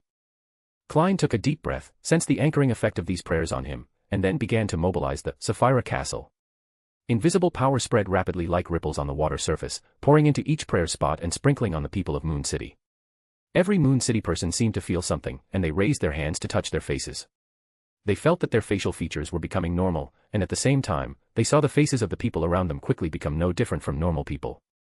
They praised Mr. Fool from the bottom of their hearts, saluting in the direction of the Fool's Cathedral with their highest level of etiquette. Dang. At this time, throughout the entire New Lanagua city, the melodious bell from the church was heard, as if the Fool was responding to their praise. Even Hobert, who was working in the palace in Angel City, hundreds of kilometers away, heard the bell. He instantly appeared on the roof of the palace, looking out at New Lanagua City, and then he suddenly understood what was going on. Klein, the Fool above the grey mist, was quite surprised and at a loss. The sudden ringing of the bell was not his preset process at all. He used the light spots of the believers' prayers to see the magnificent cathedral. In the belfry at the top, there was a young man wearing a pointed soft hat and a classic black robe. This young man was holding a black bell hammer, striking the big bell again and again. Seeming to notice the gaze from above, the young man paused for a moment and straightened the crystal monocle on his right eye. Klein almost cursed.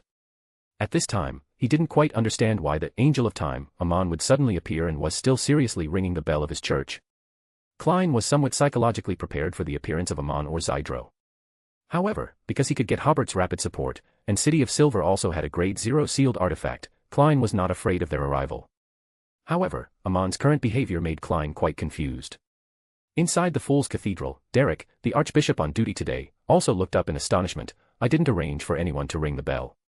As a demigod in the Sun domain, he had a keen intuition for anomalies and knew that something must have gone wrong.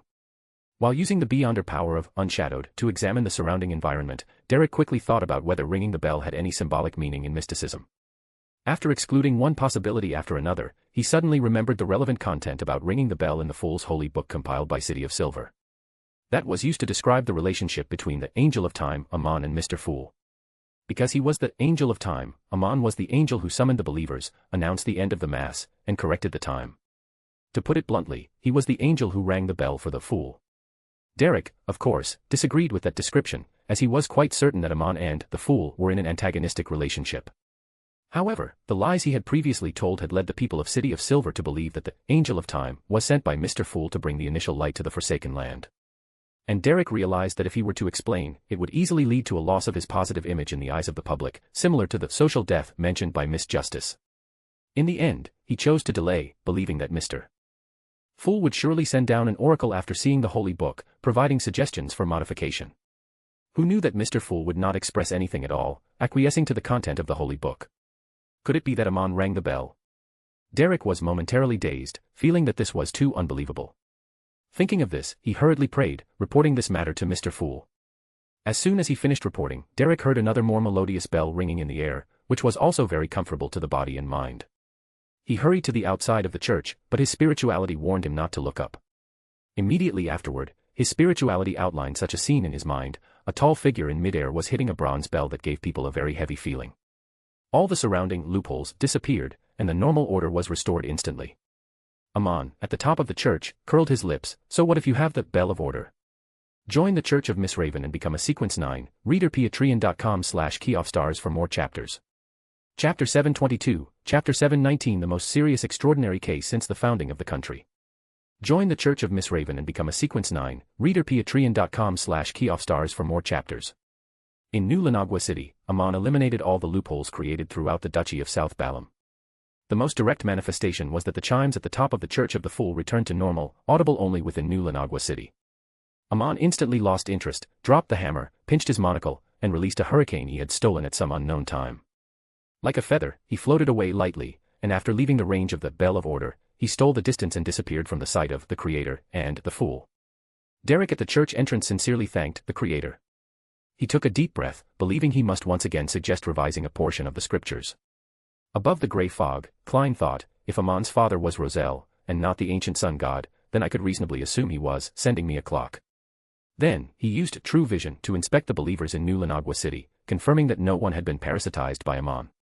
Just as Klein was about to divine Amon's actions, he noticed that the star representing the sun Derek had lit up at some point. He had been focused on Amon's movements and hadn't noticed it. Extending his spirituality, Klein was slightly stunned. Scriptures. So, with a wave of his hand, he summoned the scriptures that City of Silver had sacrificed to him from the pile of junk. Previously, he had only flipped through a few pages before becoming too embarrassed to continue reading. Of course, he wasn't careless and remained cautious enough, using divination within the Sefirah castle to confirm that the scriptures wouldn't bring him any actual harm. Klein took a deep breath and flipped through the scriptures page by page. The muscles on his face gradually twitched, and he flipped faster and faster. Snap. Klein slammed the fool's scriptures shut and threw them back into the pile of junk. What I don't know and don't pay attention to doesn't exist. Inside Alger's palace, Hobert had someone bring him a copy of the fool's scriptures. After reading only a few pages, a smile couldn't help but appear on his face. Mr. Azek is actually an angel who attends to the fool's daily life, often providing help to the blessed because he is always by the fool's side. Ha ha ha, my fault, I shouldn't have given the fool the death card. Miss Messenger. Let me take a look. Oh, so she runs errands for the fool, that fits the facts. Snake of Fate, this description is a bit like the fool's pet. And the Angel of Retribution. Ah, it's Gehrman Sparrow. He's the only angel who actually works. Ha ha ha, the funniest is the Angel of Time, who actually rings the bell. Fortunately, it's the Church of the Fool, not Notre Dame Cathedral. Reading further, Hobert's face gradually darkened. When did I become so obsequious before the fool? I'm still an archangel, but it's as if I'm delivering takeout. I deliver whatever the fool orders. Wait, when did the Creator request to form an alliance with the fool? Snap. Hobert slammed the scriptures shut, took 2 deep breaths, and then opened them again to tear off the sections about the Creator and the Prince of Abolition, and called Donna to personally deliver these 2 pages to Derek to express his dissatisfaction. Above the grey fog, Klein, after hearing Derek's report about Donna delivering 2 pages of the scriptures, thought, that's a normal person's reaction. Amon's reaction was definitely abnormal. He pondered for a moment, feeling that this matter should be explained to Hobert by him, the Angel of Retribution, in person, to avoid misunderstandings. But this wasn't the most urgent matter. He had more important things to do now. Returning to the real world, Klein arrived at an uninhabited island on the western side of the southern continent. This island belonged to the Felix Islands, a territory of the Duchy of South Balam. Because it wasn't on a major shipping route, no one had come to develop it yet. There weren't even any natives on the island. This was an island that Hobert had helped Klein find some time ago for setting up a ritual. Klein could unleash his full potential here. In the midst of a large forest, Klein chose an open space and prayed sincerely to himself, I wish for a city suitable for 5,000 people to live in here. Immediately afterward, Klein raised his right hand and snapped his fingers. Suddenly, this open area became extremely flat, and the surrounding forest also receded a lot, providing a large amount of wood, stone, and soil. Almost simultaneously, buildings rose from the ground, their architectural style resembling that of Angers in the Duchy of South Balam. In the next second, residential buildings, libraries, police stations, telegraph offices, city halls, small hospitals, candy factories, waterworks, parallel railways, and so on were completed one after another. The streets were paved with cement or stone bricks. Finally, a spire church emerged from the ground, a church of the Evernight goddess. I wish for this island to have a deep water port, Klein made his second wish to himself. He snapped his fingers again, fulfilling his wish. About 3 kilometers away from the town, a small-scale port quickly took shape, with 2 docks, 5 warehouses, a harborside hotel, and a lighthouse. Klein admired his masterpiece and walked into the church named Saint Ariana. After a while, figures appeared, their movements initially a little awkward, but becoming smoother as they walked. Soon, they either turned onto different streets or stopped in the square, admiring the uninteresting scenery. After a while, rats, cockroaches, mosquitoes, and other creatures crawled or flew out from inside. Finally, a flock of white doves flew out and landed in the center of the square. Everyone seemed to suddenly come to life completely. Some teased the doves, some played the zither, and some chatted with friends with smiles on their faces. At this time, the local mayor wrote the name of the city on a wooden sign in front of the city hall, Utopia. On the avenue in the suburbs of Sivas, the capital of the Balam Empire. A deserted dirt road suddenly became illusory. When the illusion disappeared, a convoy of more than a dozen brand new trams suddenly appeared on the road. In the middle of the convoy, Audrey, the Minister of Foreign Affairs of the Duchy of South Balam, looked through the car window at the dilapidated city not far away, and was immediately disappointed in this empire that had existed for more than 1,000 years. In fact, after the fall of the Underworld Emperor, the forces of the northern continent basically had no impact on the southern continent because the Berserk Sea had formed, so the Balam Empire supported itself for a period of time. However, with the rise of the Highland Kingdom in the Star Highlands, the kingdom without the protection of the gods was given a final blow. Then, the fertile Paz River Valley and the resource-rich and vast Agate region successively became independent, which later became the Paz Kingdom and Agate State.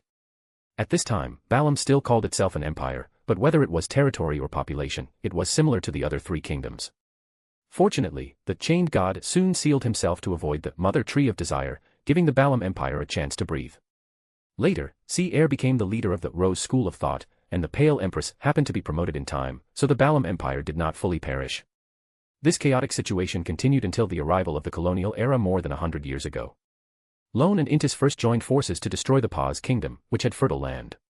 Then, they wantonly occupied the territories of the Balam Empire and the Highland Kingdom, and divided the southern continent into East Balam and West Balam according to the wishes of the people of the northern continent.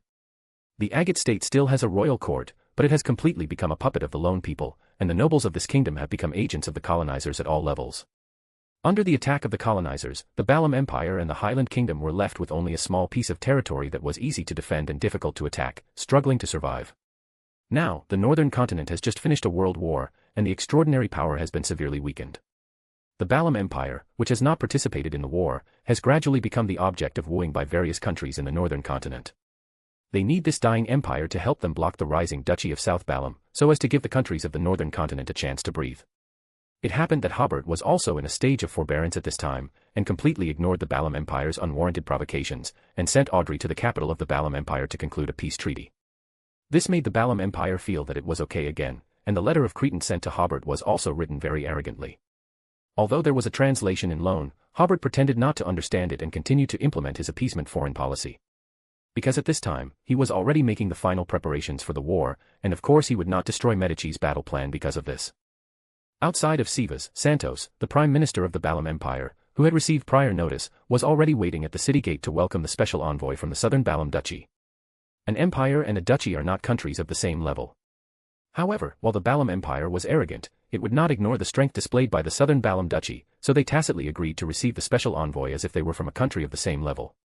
When Santos saw the neat row of trams arriving, as a beyonder, he was initially shocked. For a moment, he didn't even know if this was advanced technology or some kind of mystical item. The tram stopped in front of him, and Audrey, dressed in a southern Balam-style long dress and wearing a veiled hat, stepped out, making Santos feel even more inferior. Southern Balam-style clothing is mainly based on the Lone style, but also incorporates the characteristics of clothing from eastern and western Biam and parts of the Star Highlands. It is not only beautiful and elegant, but also removes the cumbersome elements of Lone noble attire, making it very practical. The clothing worn by Santos, a nobleman, was also simple in style and had almost no embroidery, making it look very monotonous. In addition, the industrial systems of the two countries were also vastly different. Most of the embroidery on Audrey's clothes was done with the most exquisite embroidery machines currently available, and the fabrics were excellent and the dyes were vibrant. The fabrics of the Balam Empire were all local homespun cloth. The fabric for Santos's clothes was bought after being dyed in the northern continent, but the workmanship was far inferior to Audrey's clothes. Of course, there was also a very crucial reason. Audrey's beauty and generosity made Santos feel a little uneasy. He felt that speaking in Biamese would be offensive to this lady, but speaking in Loanese would not conform to diplomatic conventions. Taking a deep breath, the Prime Minister of the Empire took a few steps forward and welcomed Audrey's arrival in Loanese with a smile. After resting for a day, the Pale Empress, sitting on her high throne, briefly met with Audrey, and then the negotiations between the two sides officially began. The person responsible for the talks with Audrey was Santos, the Prime Minister of the Balam Empire. Currently, the biggest obstacle to the conclusion of a peace treaty between the two sides lies in the demarcation of the national border. In fact, they were arguing over a few small towns. Hobert was easy to talk to in other areas, but he would not budge an inch on territorial matters, not even a village or a hill. The Balam Empire did not value the border line that much. The reason they were still acting so aggressively was to make the southern Balam Duchy concede. Or rather, they valued the fact that the southern Balam Duchy would concede to them in this negotiation. As a result, the negotiations fell into a stalemate. After about 10 days of talks, there was no progress at all. The Balam Empire was not worried about this. They felt that the southern Balam Duchy was gradually being isolated in Backland and, under pressure from the countries of the northern continent, they could no longer afford to be enemies with the Balam Empire. Therefore, they believed that the southern Balam Duchy would definitely compromise. However, what they didn't know was that the current world situation had already exceeded their understanding. Audrey was not worried either. Before setting off, Hobert had told her that the core strategy of this negotiation was to delay as long as possible. By the time the spring plowing was over, there would be no need for peace talks. Hobert would use the duchy's army to negotiate with the Balam Empire. Last year's spring plowing started in mid-June. It is said that this year the creator plans to start the spring plowing at the end of May. Southern Balam Duchy, Monte Cenas. This is the capital of Akon, approaching the southernmost tip of this continent. While Audrey was negotiating with the Balam Empire, a huge blizzard swept through here. The dark clouds were very low, and the cold wind howled, as if it wanted to sweep away everything on the earth. Governor Docker sat in his warm office, watching the harsh weather outside, and took a sip of hot coffee. He had already received news that the weather would start to warm up in about half a month at most, that is, in mid-May, and spring plowing would begin at the end of May. In previous years, there were 4 or 5 months of winter here, but this year's winter was reduced by half, directly turning into 2.5 months. Knock knock knock. Someone knocked on the door. Docker put down his coffee cup. Come in. The governor's secretary opened a crack in the door and said, Governor, Mr. Gabriel is here. Docker was slightly stunned. Gabriel was the official Beyonder officer of Monte Cenas, also known internally as the Beyonder mayor, one level below Docker, but they did not belong to the same system. Quick, invite him in. Governor, hello. Half a minute later, Gabriel took off his hat, which still had some snow on it, and walked in. It's really cold today. Docker poured him a cup of hot coffee. Yes, according to the locals, this is the coldest winter in recent years. The two sat down in the office, and Gabriel, who had a small mustache, said, I am here to ask you to issue a notice throughout the city. Docker was stunned again. What notice? Generally speaking, official Beyonders do not interfere with the government's administration. Gabriel said seriously, you must not sleep during the day. If you have to sleep, you must sleep under the supervision of at least 3 people. If someone talks in their sleep at night, tie them up immediately and call the police immediately. Docker looked at Gabriel. These requirements were too strange. If Gabriel's expression wasn't so serious, he would have thought the other party was joking. Gabriel added, we may be under a Beyonder attack. Officials at the governor level have undergone some Beyonder training, so Gabriel did not hide anything, since a few days ago, there have been more than a dozen very similar Beyonder cases intermittently. At first, there was only 1 or 2 cases a day. As time went on, the frequency of cases increased. Before 10 o'clock today, there have already been 3 cases. These cases are similar. The victims all die suddenly in their sleep, and their bodies turn into zombies. The zombies have caused dozens of casualties. Also, because there are more victims, we have summarized the process of the victims' deaths. First, they fall asleep for no reason during the day. People who fall asleep alone die in their sleep, while those who are watched by 3 or more people successfully escape. Also, when resting at night, if someone suddenly starts talking in their sleep incessantly, it means that they are under some kind of Beyonder ability. If we can get there as soon as possible, we may still be able to save them, but if we can't get there, the other party will soon turn into a zombie with extremely high aggressiveness. Governor Docker frowned when he heard this. Such a way of being victimized was completely beyond his imagination. Gabriel said seriously, this is the biggest Beyonder case since the founding of the country. I hope the government can pay attention to it. Okay, I will send someone to issue a notice throughout the city. Docker asked again, what is the progress of the case investigation? We haven't found any clues to the murderer yet. Gabriel took a deep breath, but don't worry, the overseer of the southern county has arrived. I believe the case will be solved by noon at the latest. At first, Gabriel thought that this should be a case involving the sleepless pathway, but as the investigation unfolded, he found that it was not quite like that, but rather like a case related to the death pathway. The victims were not forcibly put to sleep, but their spiritual bodies were severely damaged, and their bodies had sudden sleep or sleep-talking stress reactions. Yesterday, Gabriel had asked the Beyonder governor of Akron to come and help investigate the case, but that Sequence 5 governor found that he still could not find the root of the problem after investigating all night.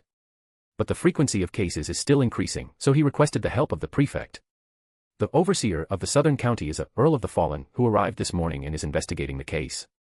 But so far, it is still impossible to confirm whether this is a deliberate Beyonder attack. Or has a sealed artifact of a Beyonder hiding here lost control. But with the help of a demigod, Gabriel believes that the case will be solved soon. Docker nodded. I wish you success soon. Time is tight, I won't keep you here for coffee. Gabriel nodded, he didn't plan to stay any longer. Governor Docker sent Gabriel to the door, and in front of this Beyonder mayor, he called the secretary in and ordered her to write a notice immediately. The two returned to the desk, and Governor Docker relayed the content of the notice. The secretary was a little puzzled by the content of the notice, but she still went out to write it immediately. Docker was about to continue drinking his coffee, but found that the coffee was already cold, and he noticed that the warm office was rapidly cooling down, and he could actually exhale white mist. He put on a coat, a bad feeling creeping over him. Just then, Docker heard the secretary, who had just gone out, say, Mr. Gabriel, why are you standing here asleep? Docker felt the hairs on the back of his neck stand on end. He ran outwards while shouting, quick, open the door, get some people to watch him. Ah. Before he could even get out the door, he heard a scream from outside. Docker immediately stopped and ran back, opened the second drawer, and took out the pistol inside. Clang. Docker looked up. The office door was wide open. The secretary who had just left was lying in a pool of blood, just a mangled mess, convulsing. Gabriel was nowhere to be seen. Docker took a deep breath, released the safety on the pistol, pointed it towards the door, and rushed towards the window as fast as he could. Creak. Suddenly, Docker heard a strange sound behind him. Just as he was about to turn the gun towards the back, he suddenly felt something hit him in the back. Then, something seemed to emerge from his chest. Docker seemed to understand. He lowered his head slightly and saw a hand covered in blood protruding from his chest. The hand was emitting a faint heat, and his heart was still throbbing. The next second, the hand and heart were withdrawn, and Docker fell to the ground, powerless. In the last moment of his life, he saw Gabriel, who had been polite just moments before, with only the whites of his eyes showing. He was gnawing on the secretary's heart, half of his face covered in blood, while his other hand clutched Docker's heart. This was no longer a person, but a monster. The capital of the Balam Empire, Seva City. Yesterday, Santos, the Prime Minister of the Balam Empire, had issued harsh words, telling Audrey to go back and reflect on things, so negotiations did not continue today. Audrey was leisurely reading a book in the residence arranged for her. Suddenly, she noticed that her surroundings had become much colder. Then, her spirituality sensed something, so she got up and put down the book. At this moment, she saw two not very large bronze doors appearing in front of her. Immediately afterward, an immense pressure descended, causing Audrey to subconsciously lower her head. At the same time, she knew who had come, so she bowed slightly and said, Your Majesty, the Empress. The pale-faced, expressionless pale Empress Sia Palenque Eggers emerged from the two bronze doors. The underworld gate behind her immediately closed. This is your last chance, Sia said in a chilling voice. Audrey paused slightly, not quite understanding what the pale Empress meant, but knowing the essentials of negotiation, she did not ask. Sua had no choice but to continue, if you give up the entire Highland region, I will help you solve the problem. She sneered. This is the price you pay for your arrogance. Only then did Audrey ask, what problem? Go investigate it yourselves. Audrey, with her head lowered, was silent for a second or two before saying, You're not very clear either, are you? Sia snorted coldly, said nothing, and left through the underworld. Although the room was still very cold, the immense mental pressure was gone. Audrey smiled. It seemed she had guessed correctly. If the Balam Empire truly had some irresistible deterrent, they would have used it already. But the fact that the Pale Empress personally came to remind her of this matter still indicated the special nature of the situation. It was very likely that the higher-ups of the Balam Empire had also suddenly noticed that a major event was happening in the South Balam Duchy, and that Beyonders of the Death Pathway could solve this problem relatively easily, which was why the Pale Empress had personally come to engage in strategic blackmail. Or perhaps they had noticed what was happening long ago, but had not paid attention to it. Now, the matter was beyond their control, but fortunately, the event had broken out on the territory of the South Balam Duchy. In any case, anything that could make a Sequence 1 personally engage in blackmail must be a major event. With this judgment, Audrey immediately prayed to the Creator and reported the matter. 2 or 3 minutes later, the space in front of Audrey became illusory again. Beverly, wearing a circular jade pendant made of black crystal, emerged from the spirit world. Madam, the Grand Duke has sent me to escort you back home. Audrey immediately asked, Has anything unusual happened at home? It's not very clear yet, Beverly explained. However, the Grand Duke judges that it should be related to a large-scale Beyonder case in the Akon region. The Grand Duke has already rushed to the scene, which is why he ordered me to escort you. Audrey asked again, can Hobert solve the problem? Or rather, does this problem require a high-sequence beyonder of a certain pathway to solve? Then, she briefly recounted the Pale Empress's threat. Beverly suddenly smiled. You may not have such a deep understanding of the lawyer pathway. As long as it is a problem that the Pale Empress level can solve, the Grand Duke can definitely solve it too. Audrey slowly nodded, but after considering it, she said, I want to stay here. Then, she explained to Beverly, the Akon region is Hobert's battlefield, and this place is my battlefield. I want to question the Balam Empire authorities as to why they had already noticed the potential Beyonder case in advance, but did not remind us. Beverly frowned. They had already noticed it. I can't be sure, but that's how I can question them. Audrey, already a veteran diplomat, pursed her lips. This was very much to Beverly's liking. Wait a moment. She took out a small glass bottle with a ball of red flame inside and injected spirituality into it.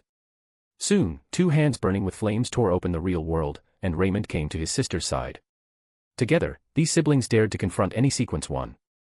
In addition, in any faction, once they reach the level of an angel, their autonomy is very high. Unless the creator personally issues an order, they can make certain adjustments to their tasks based on their own judgment. At this moment, Beverly thought, Hobert told me to safely escort Audrey back, but he didn't say when Audrey should go back, as long as Audrey is safe. However, I still have to report to Hobert through prayer. If he doesn't insist, then I will follow my own ideas. Soon, she received feedback from Hobert, expressing respect for Audrey's choice, and instructing the 3 of them that if there was any danger, they should leave immediately. Then, Beverly asked Audrey, what are we going to do next? Audrey said, accompany me to question the Pale Empress. Haha, no problem. After hearing Audrey's prayer, Hobert, of course, did not intend to let the Pale Empress help. He was even less likely to hand over the territory he had worked so hard to take. If he really needed the sequence 1 level ability of the death pathway, Hobert would rather go to Bernadette and borrow the sealed artifact in her hand that corresponded to the Pale Emperor. He made some preparations and immediately rushed to the Akon region. In the spirit world, Hobert felt the restlessness of the spirit world creatures here, which made him realize that the impact of this extraordinary event must be significant. Just as he arrived in the suburbs of Montesson-Port from the spirit world, Hobert received another prayer from Beverly, learning of Audrey's plan. With Beverly and her brother by Audrey's side, Hobert didn't have to worry about Audrey's safety, so after giving a response, he began to observe Montesson-Port from afar. This port city in the heavy snow gave people a very cold feeling. The temperature seemed to be close to that of Antarctica. In addition, Hobert felt the aura of death, as if the city in front of him could turn into a city of the dead at any time. Hobert pondered for a moment, first weakening the ongoing, powerful blizzard. The cold wind and heavy snow immediately disappeared, leaving only a few snowflakes still falling to the ground. Immediately afterward, Hobert waved his hand towards the sky, and the oppressive dark clouds immediately cracked, and the sun shone on the earth, with the snowflakes reflecting a little bit of light, making the surroundings look a little dreamlike. The temperature gradually rose, gradually becoming normal, but the aura of death did not weaken in any way. Hobert then distorted the aura of death. Although he easily completed the corresponding operation, the aura of death quickly enveloped the city again. He roughly understood that he had to find the source of the aura of death, otherwise, no matter how he distorted it, the aura of death would quickly replenish itself. So, Hobert took a step, the distance being distorted by him. When his raised foot touched the ground, he had already appeared in the Beyonder Affairs Bureau of this city. Only 2 Beyonders remained on duty here, peering out of the hall's windows. It had been a blizzard just moments ago, but now it suddenly cleared up, a rare sight not just for ordinary people, but for most Beyonders as well. Hobert didn't disturb them, sitting down in the reception area of the hall.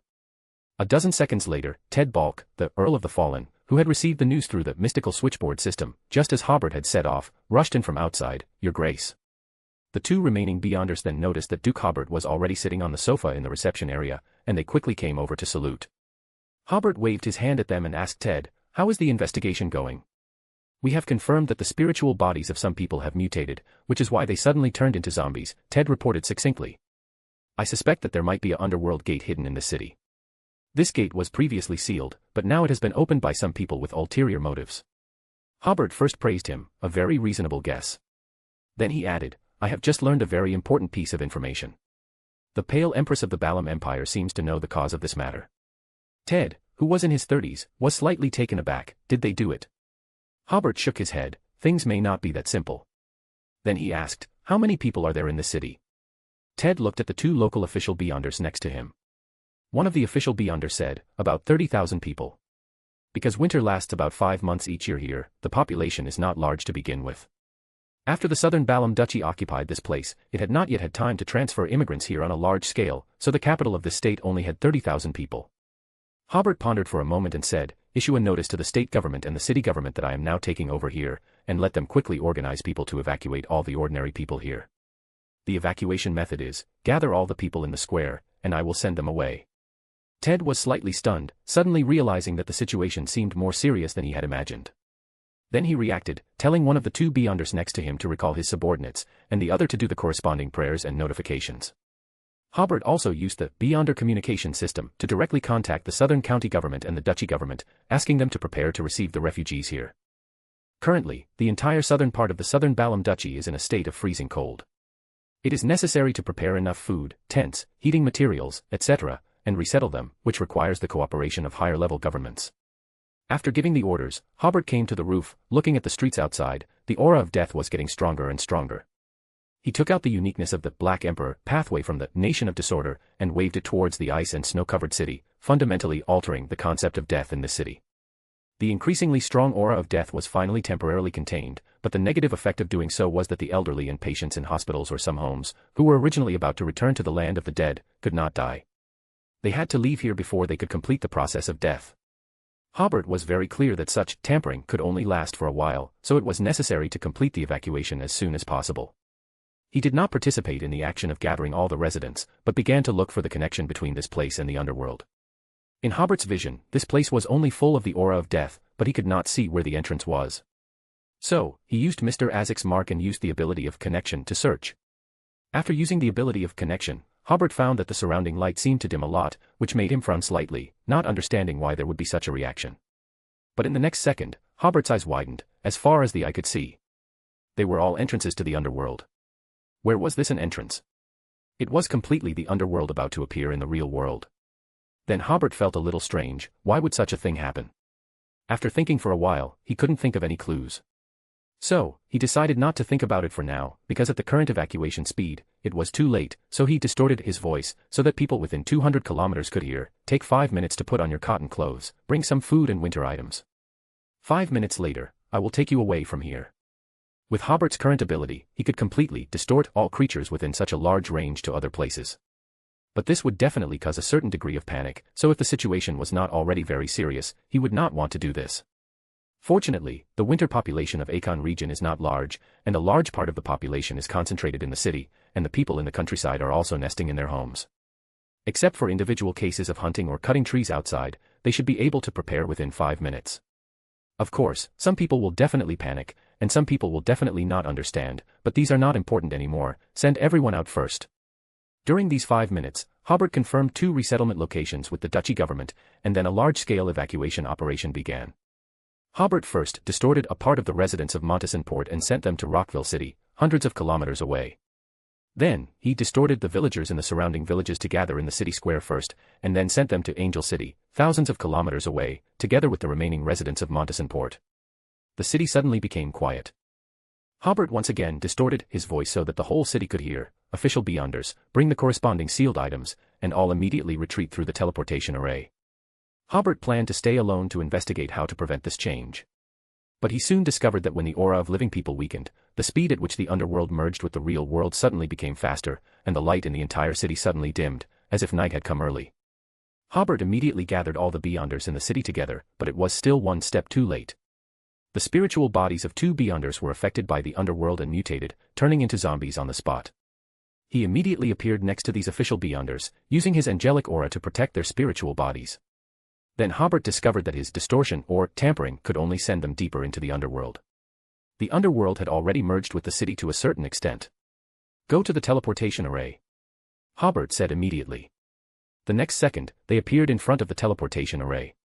Hobert pointed at the teleportation array, injecting spirituality into the teleportation array from the air. Although the teleportation array was activated, Hobert's spirituality sensed that this teleportation array would not be able to teleport the people behind him to the outside world. Theoretically speaking, the underworld is a part of the spirit world, and the teleportation array should not fail. Then Hobert realized, the underworld had undergone some kind of change. At this time, everyone's spirituality seemed to realize something and was about to look up, but Hobert took the first step and used distortion to turn their willingness to look up into looking down.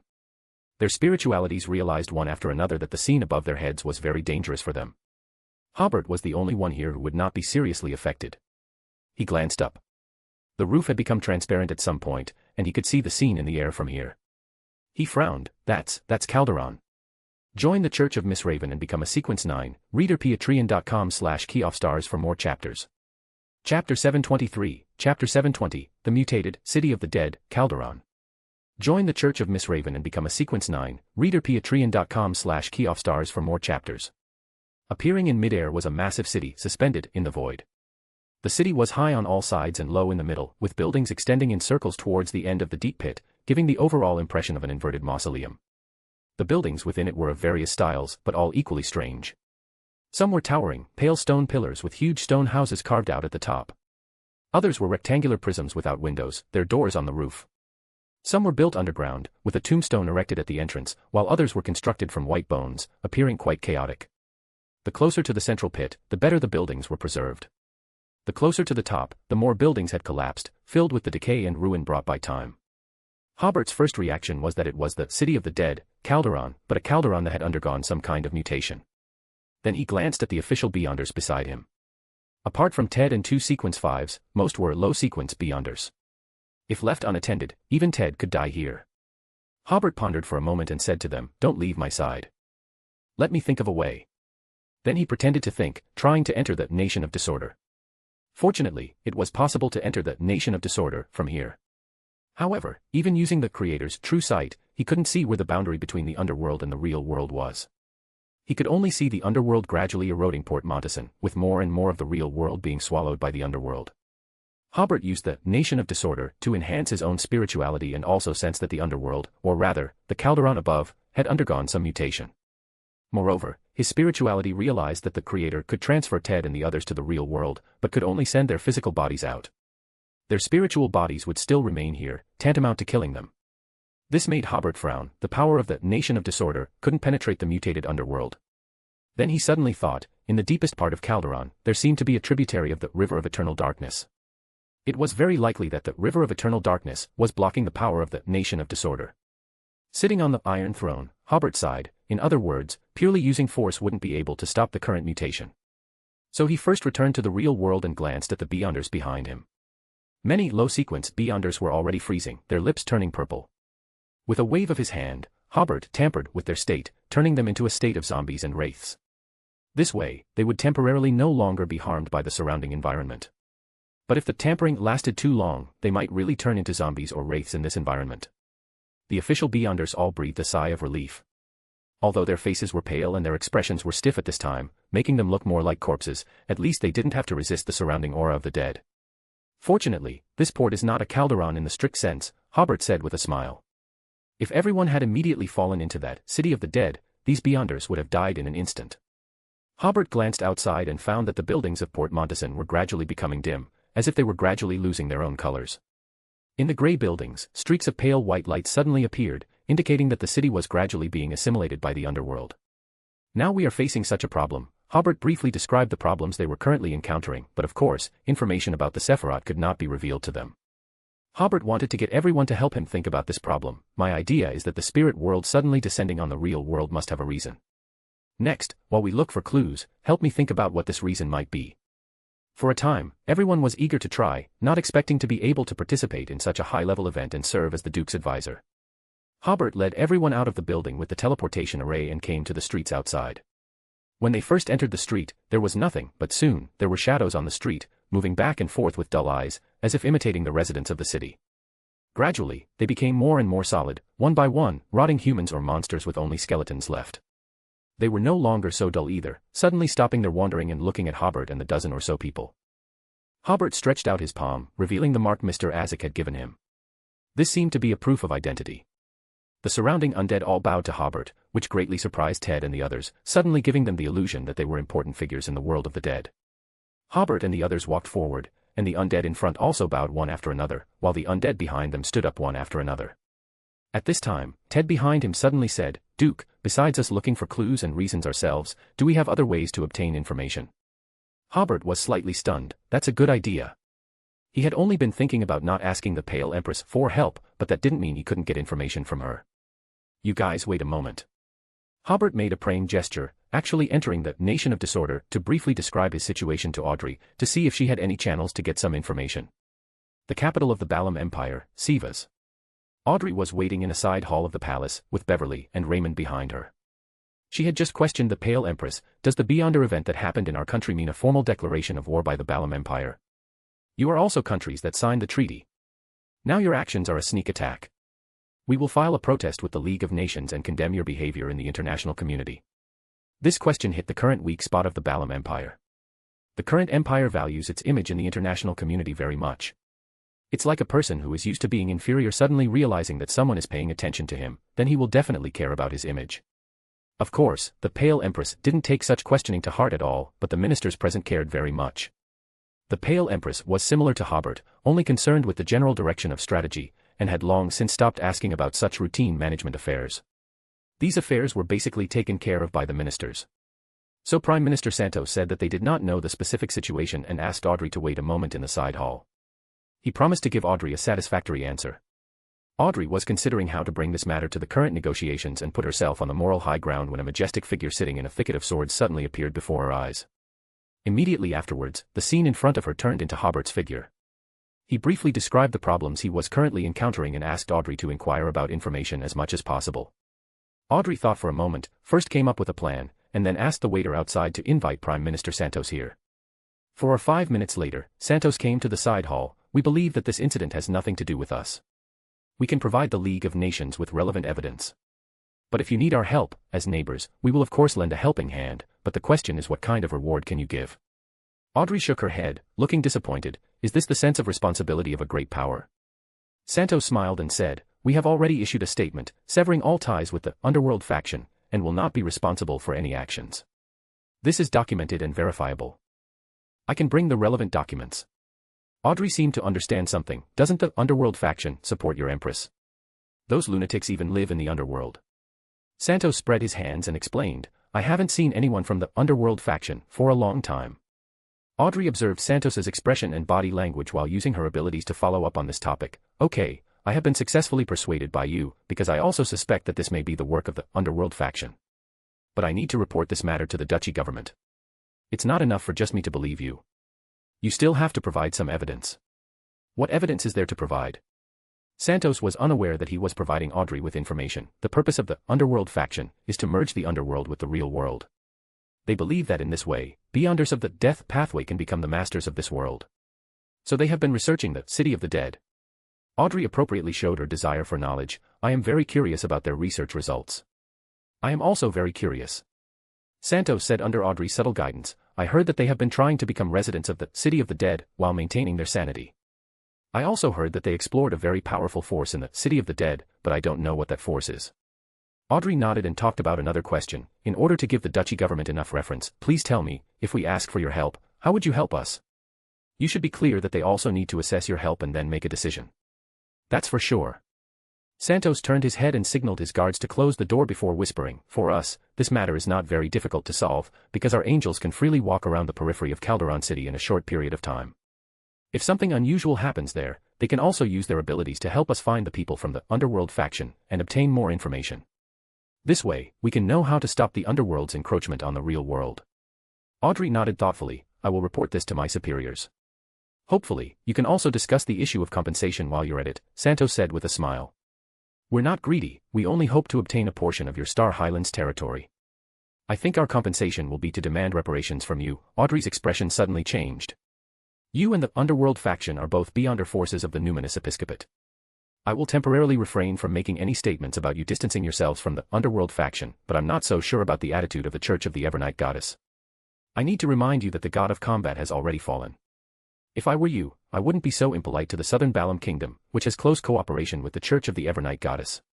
Santos opened his mouth, not only marveling at how quickly the special envoy's face could change, but also because Audrey's words once again struck a nerve with Santos and the other ministers, or rather, the Pale Empress's concerns. Previously, the Church of the Evernight Goddess allowed so many Beyonders of adjacent pathways to operate in the southern continent because their main enemy was the Church of the God of Combat. The reason why the Balam Empire has been working so hard to integrate into the international social system of the northern continent after the war is to find opportunities to use the power of other churches to restrain the Church of the Evernight Goddess. This has been their core strategy for some time, but they didn't expect Audrey to reveal it so bluntly. All right, please leave now. I will give you a reply later. Audrey sent off the somewhat surprised Santos and conveyed the information she had learned to Hobert through the mystical switchboard system. Port Montenson. After hearing Audrey's information, Hobert roughly understood the ins and outs of the matter. He looked up again at the city of Calderon above him. As long as they were demigod-level beyonders, they could operate on the edge of the city, so theoretically, the Pale Empress should be able to delve deeper into the city. But if she went too deep, she would be more easily eroded by the River of Eternal Darkness. Now that he knew the cause, it was easy to handle. Hobert didn't even need to borrow sealed artifacts from Bernadette. He could walk unhindered there by using the 0 to 73 Death Domain. Even without the Death Domain, with the protection of the Nation of Disorder's power, he could even enter the very center of the City of the Dead. But it was meaningless for him to go there, and he suddenly thought of a better way.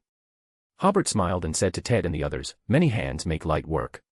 Ted's reminder just now gave me another key piece of information.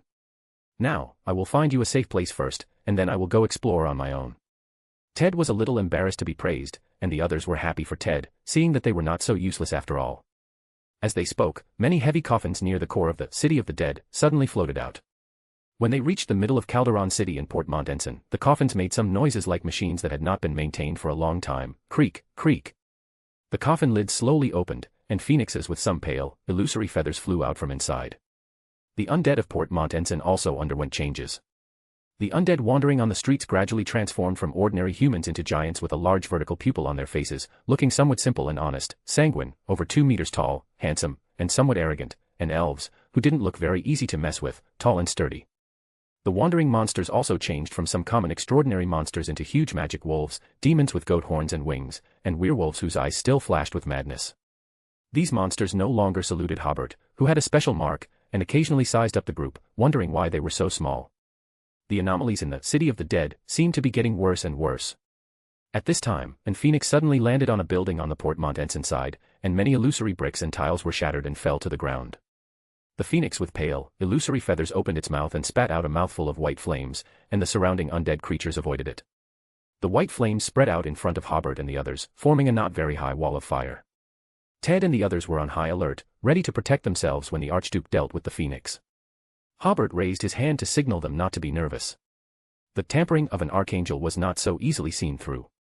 At this time, in the eyes of the undead creatures, they were no different from normal undead. The phoenix turned its head to look at Hobert and asked in an ancient language that Hobert could understand in a hoarse voice, "Whose subordinates are you?" This was the language of the undead, which all creatures with souls could understand. Hobert had a flash of inspiration, God of the Dead, Salinger. The phoenix was slightly stunned, that feathered serpent is dead too. Hobert said solemnly, "Yes." The phoenix said nothing more, and with a slight flap of its wings, the pale white wall of fire in front of Hobert and the others disappeared. "Pay attention to everything around you, I have a bad feeling." Seeing that the other party was about to leave, Hobert quickly asked, "Your Excellency, why were we awakened?" He didn't know if his wording was correct, but it seemed that the City of the Dead had awakened some ancient souls. The phoenix said as it took off, "Because our progenitor is about to be resurrected, rejoice. His kingdom will return." Hobert's eyes narrowed, the ancient death is about to be resurrected. What kind of research did those guys from the underworld faction do here? Without delay, Hobert immediately led Ted and the others into the nearby city hall. At this time, inside the spacious city hall, a pale white ghost fire illuminated the surroundings, making it particularly eerie. Several illusory shadows hid in the corners, as if they were going to settle down here. Hobert took out a piece of order crystal and handed it to Ted, and told him how to use the barrier formed by the power of order. "Your state may change a bit later, don't panic, that's a chain reaction caused by me looking for members of the underworld faction," Hobert instructed. "Wait here, don't go anywhere. No matter what happens, don't open the barrier." Although this would consume a lot of spirituality, Ted, as a Earl of the Fallen, should be able to last for most of an hour. Ted summoned a barrier, and everyone watched Hobert leave. Soon, their bodies emitted brilliant rainbow-like colors, which looked very unusual in this world dominated by pale white. Because of Hobert's instructions, everyone didn't panic, and even joked that they seemed to have become much more sacred. Originally, everyone just thought that they were just waiting here, but soon a naive little girl ran in from outside, opening her arms towards them. "Daddy, hug me." "Lena." An official beyonder rushed over in disbelief, "Is it really you? That's not your daughter." Ted quickly used the ability to distort space to twist the official beyonder back behind him. "Everyone pay attention. Without the Duke's protection, the mutated underworld will notice us." But, no matter what, don't leave this barrier. The official Beyonder was first suddenly drained of his strength, and sat down on the ground with a thud, crying while saying, "Daddy misses you so much." Ted took a deep breath. "This is death.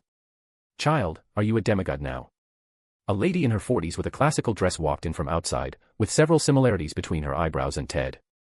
Ted's breathing also suddenly became rapid, but in the end, he stabilized his state and tried to calmly say, "Mother, you haven't aged at all, just like when I buried you."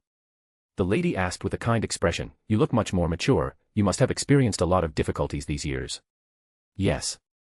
Ted suddenly smiled with tears in his eyes. "Ada is already 13 years old this year, and a few days ago he said he dreamed of Grandma." The lady's expression instantly became serious. Have you prepared the Beyonder characteristics for him?" "Mother, the curse has been lifted." "Ah, it's been lifted, that's great, that's great. Your father's spirit body was corrupted because of the curse. I searched for him in the underworld for a long, long time, but I couldn't find him." Ted suddenly broke down and cried like the official Beyonder just now, covering his face. However, he still remembered his mission and kept injecting spirituality into the Order Crystal.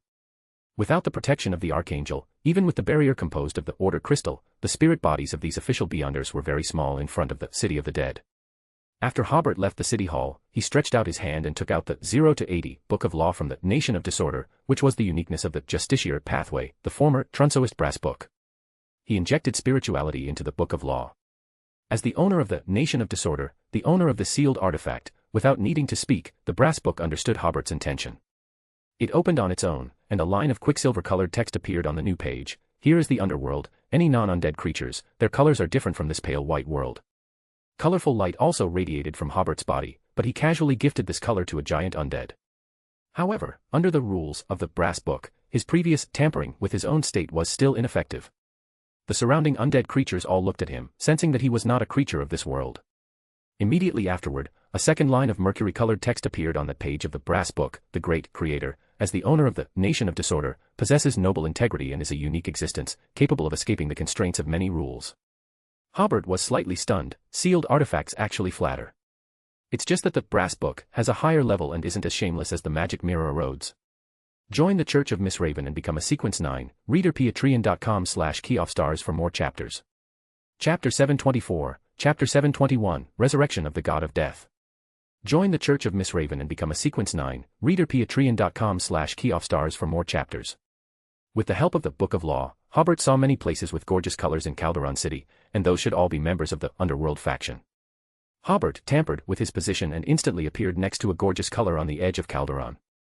Did the Underworld faction members' body undergo a mutation, or did they simply abandon their body? In any case, from the outside, they were no different from normal undead. He was now wondering why he was emitting light. Hobert waved his hand at him, and the Underworld faction member was immediately hit by a huge force, slammed into the wall of a building, and the force immediately followed up, pressing him firmly against the wall. What research is the Underworld faction conducting in the City of the Dead? Hobert asked. The Underworld faction member knew that he had encountered an enemy, his expression indifferent, with no intention of answering any questions. Hobert didn't force it, distorting his remaining state of life into death, and so this member really became a dead person. Hobert used the power of the surrounding City of the Dead to drag out his soul and complete the preparations for necromancy. He asked again, "What exactly are you researching?" Bang. Just as the undead was about to open his mouth, he exploded in place.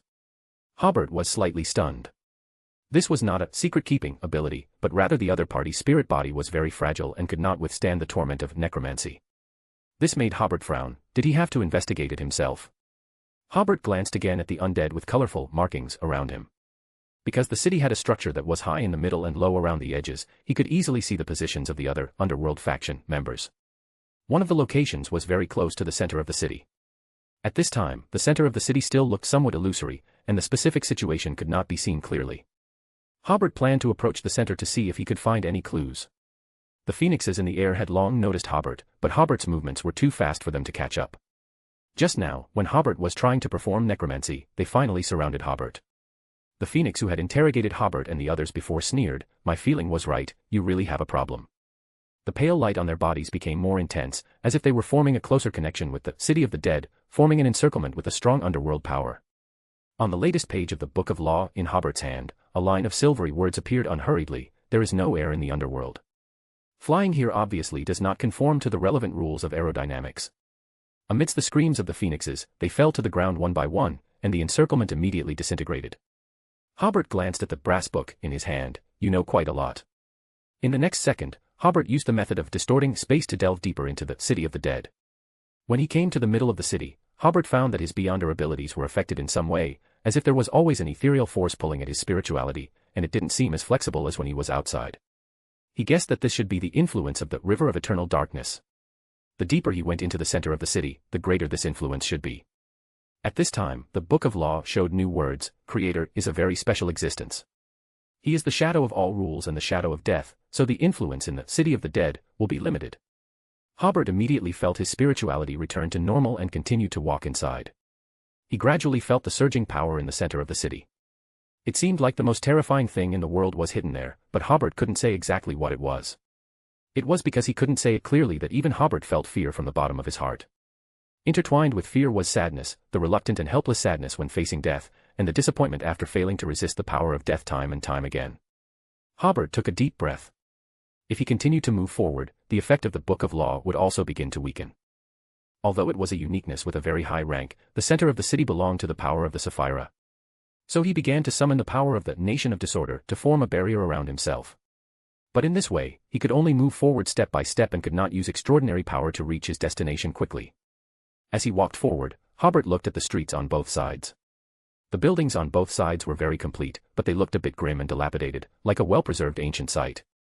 It was just that the surroundings were eerily quiet, and Hobert felt that he could even hear the sound of blood flowing through his blood vessels. Moreover, the visibility here was limited.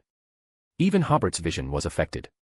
He couldn't see the edge of the city, let alone Montesson-Port, in the air.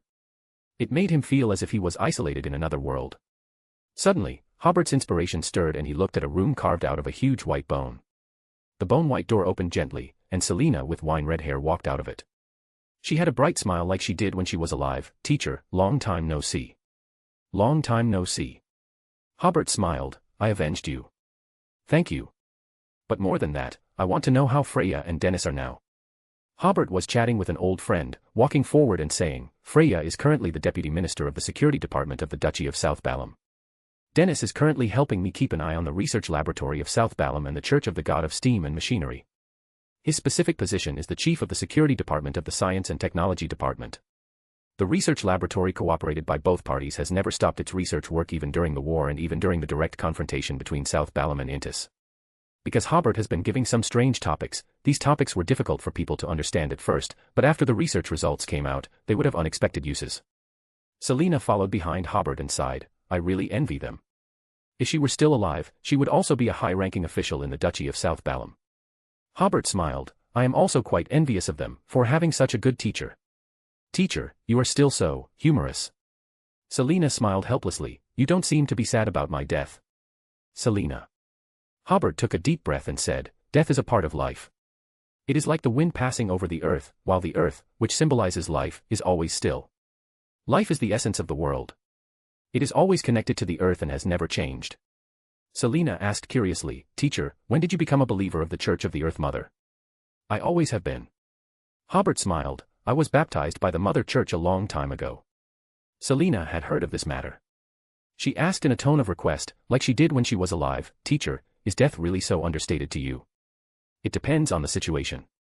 Hobert said seriously, for example, when I encounter an enemy, I will work hard to invite them to die. Selina smiled again, I may never be able to learn this kind of freedom from my teacher. Hobert looked at a stone statue emitting colorful light in front of him, okay, let's talk about it here first, I should get down to business. After saying that, the barrier formed by the order crystal around him suddenly grew larger, encompassing the stone statue, but still isolating Selina from the outside. Hobert came to the stone statue and shook his head, it's really miserable. It's been eroded by the river of eternal darkness and assimilated by this city, and finally turned into a stone statue. You are wrong, this is a way to gain eternal life. Black blood flowed out of the stone statue's eyes, ears, nostrils, and corners of its mouth. It seemed to be talking to Hobert with its spirituality, as long as I am close enough to death, death will completely leave me. Hobert nodded, as if he agreed with the other party's idea, then let's talk about it, what did you find in this city? Found the aura of the Phoenix ancestor. Cracks appeared on the other party's face, as long as there is still death, he still has the possibility of resurrection.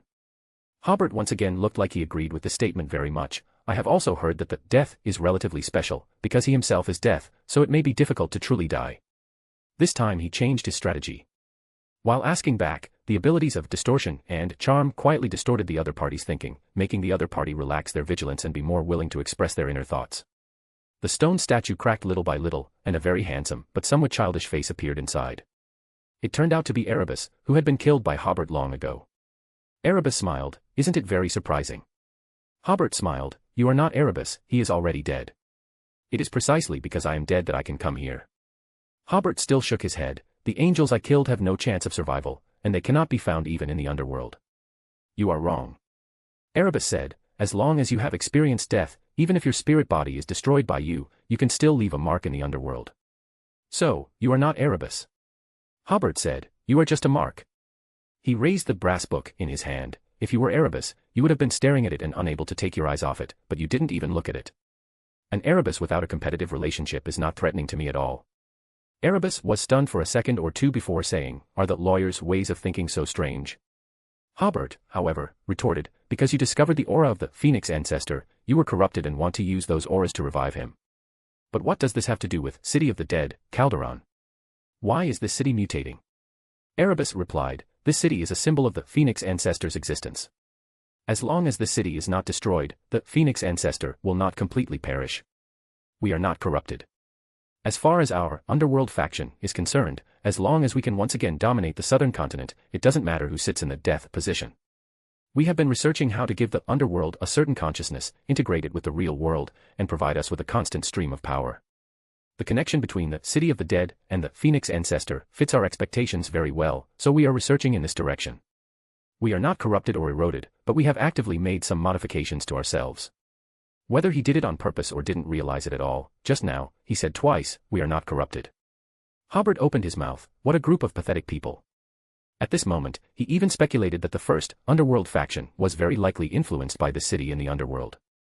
With the underworld emperor fallen and no deity in this pathway, the influence they received deepened, and they became a faction of the numinous episcopate. But this is not what Hobert is concerned about. He pondered for a moment before saying, in other words, interrupting the revival process of the Phoenix ancestor can make the underworld return to normal. Erebus smiled contemptuously, your idea is too naive. Although you are an archangel, you are currently in City of the Dead, Calderon. With your power, you simply cannot stop the revival of the death. Hobert shook his head. In my opinion, the Phoenix ancestor cannot be revived because she does not have the uniqueness of the death pathway. Erebus said, she is death itself. In her divine kingdom, she is death. Hobert understood the other party's meaning. This is a bit like the relationship between the moon pathway and the crimson moon. The connection between them is very close, but after all, they are two different things. One is an abstract manifestation, and the other is a truly existing thing. In the field of mysticism, they respectively represent the authority of the moon, probably a relationship of equality, not a relationship of mutual subordination. If the Phoenix ancestor really revives, then she is death itself, or this process, while the uniqueness of the death pathway in the hands of the Evernight goddess is an abstract death. Then, the first thing Hobert thought of was whether to ask the Evernight goddess for help. But he also thought that the Evernight goddess was not very willing to contact the River of Eternal Darkness at this time, so she later asked Klein to help her fetch water. So, he planned to solve it himself first and try. If he couldn't solve it, he would pray to the Evernight goddess to see if he could get any inspiration. Hobert glanced at Erebus, you can die. As he spoke, the sword of disorder appeared in the hand that was not holding the brass book.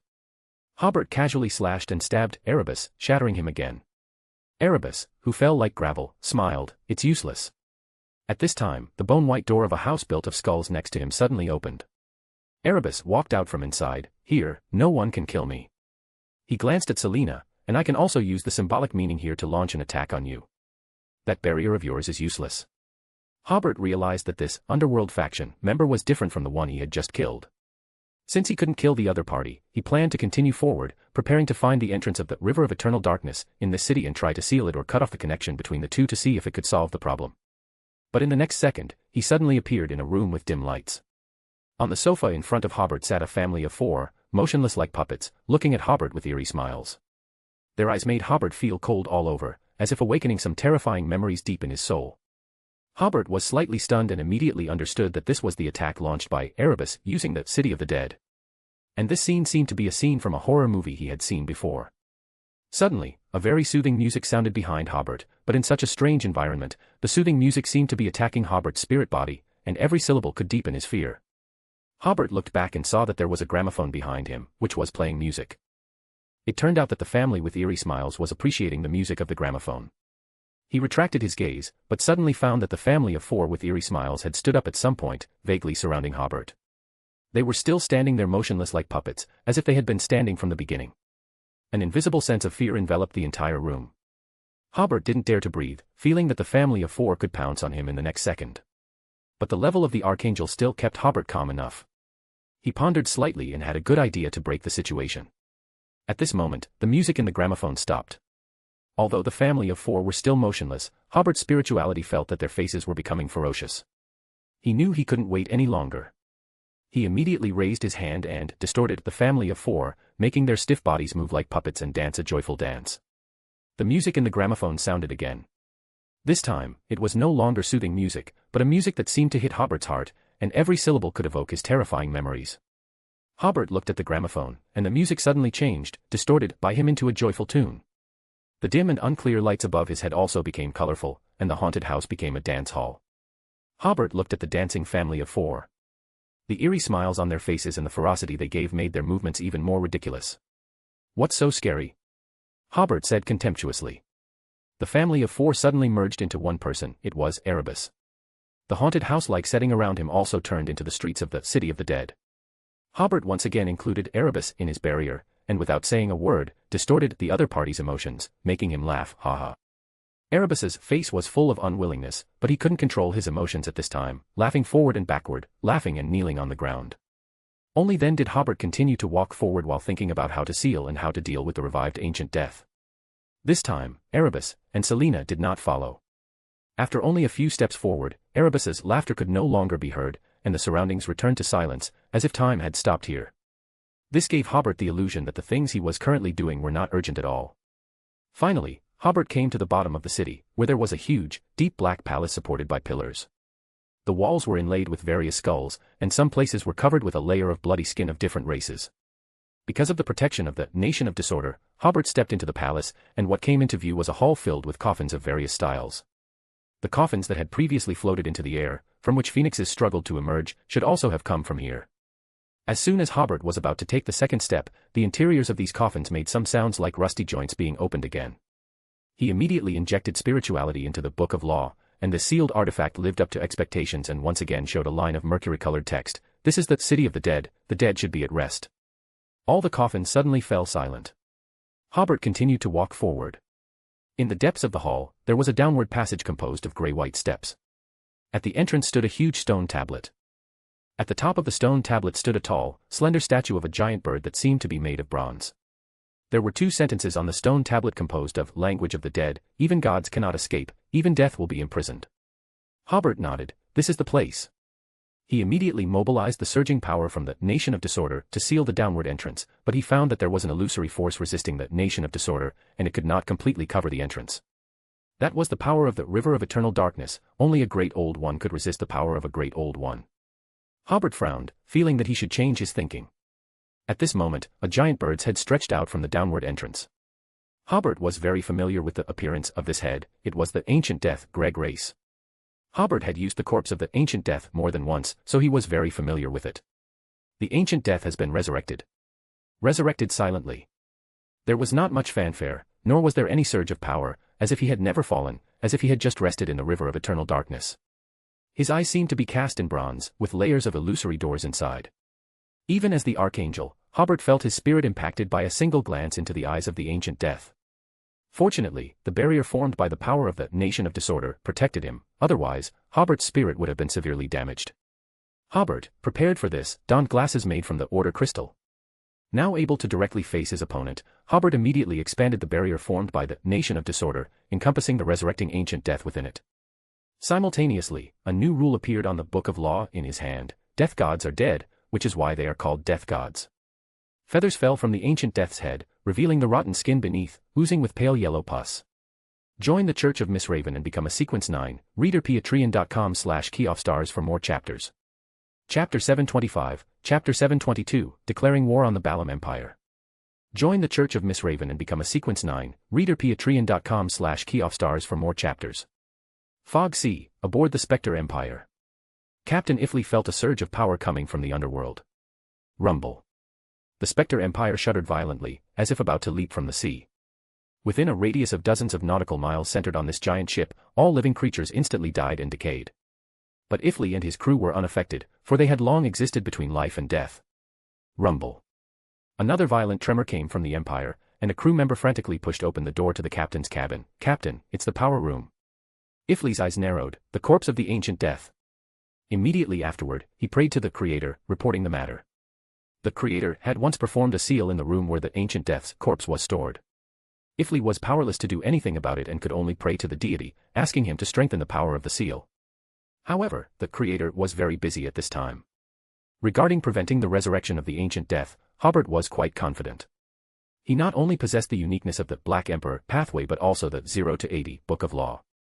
Although the resurrected ancient death represented death, she only had certain symbolism and lacked uniqueness within his body. This was equivalent to having a very high Sefirah, but the actual ability was much weaker than a true death. Even so, an ordinary Sequence 1 would find it very difficult to deal with such an existence, but Hobert was no ordinary person. He could use uniqueness. The ancient death seemed to realize the danger. She blinked at Hobert, and the illusory door inside seemed to possess a certain activity, flashing with magical light. Hobert suddenly felt a blur before his eyes.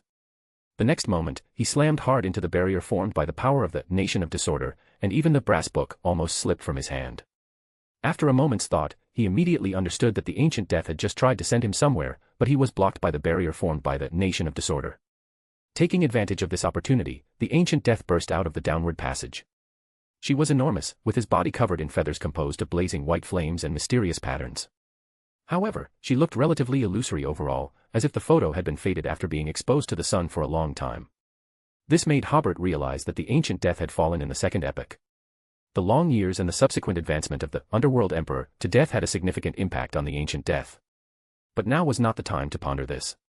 Hobert magnified the damage caused by the Book of Law to the ancient death, causing the shedding of feathers and the decay of skin on her body to spread rapidly downward.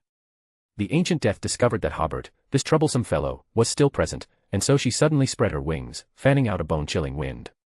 Even with the protection of the Order Crystal, Hobert felt a chill all over his body, and his spirit body trembled involuntarily.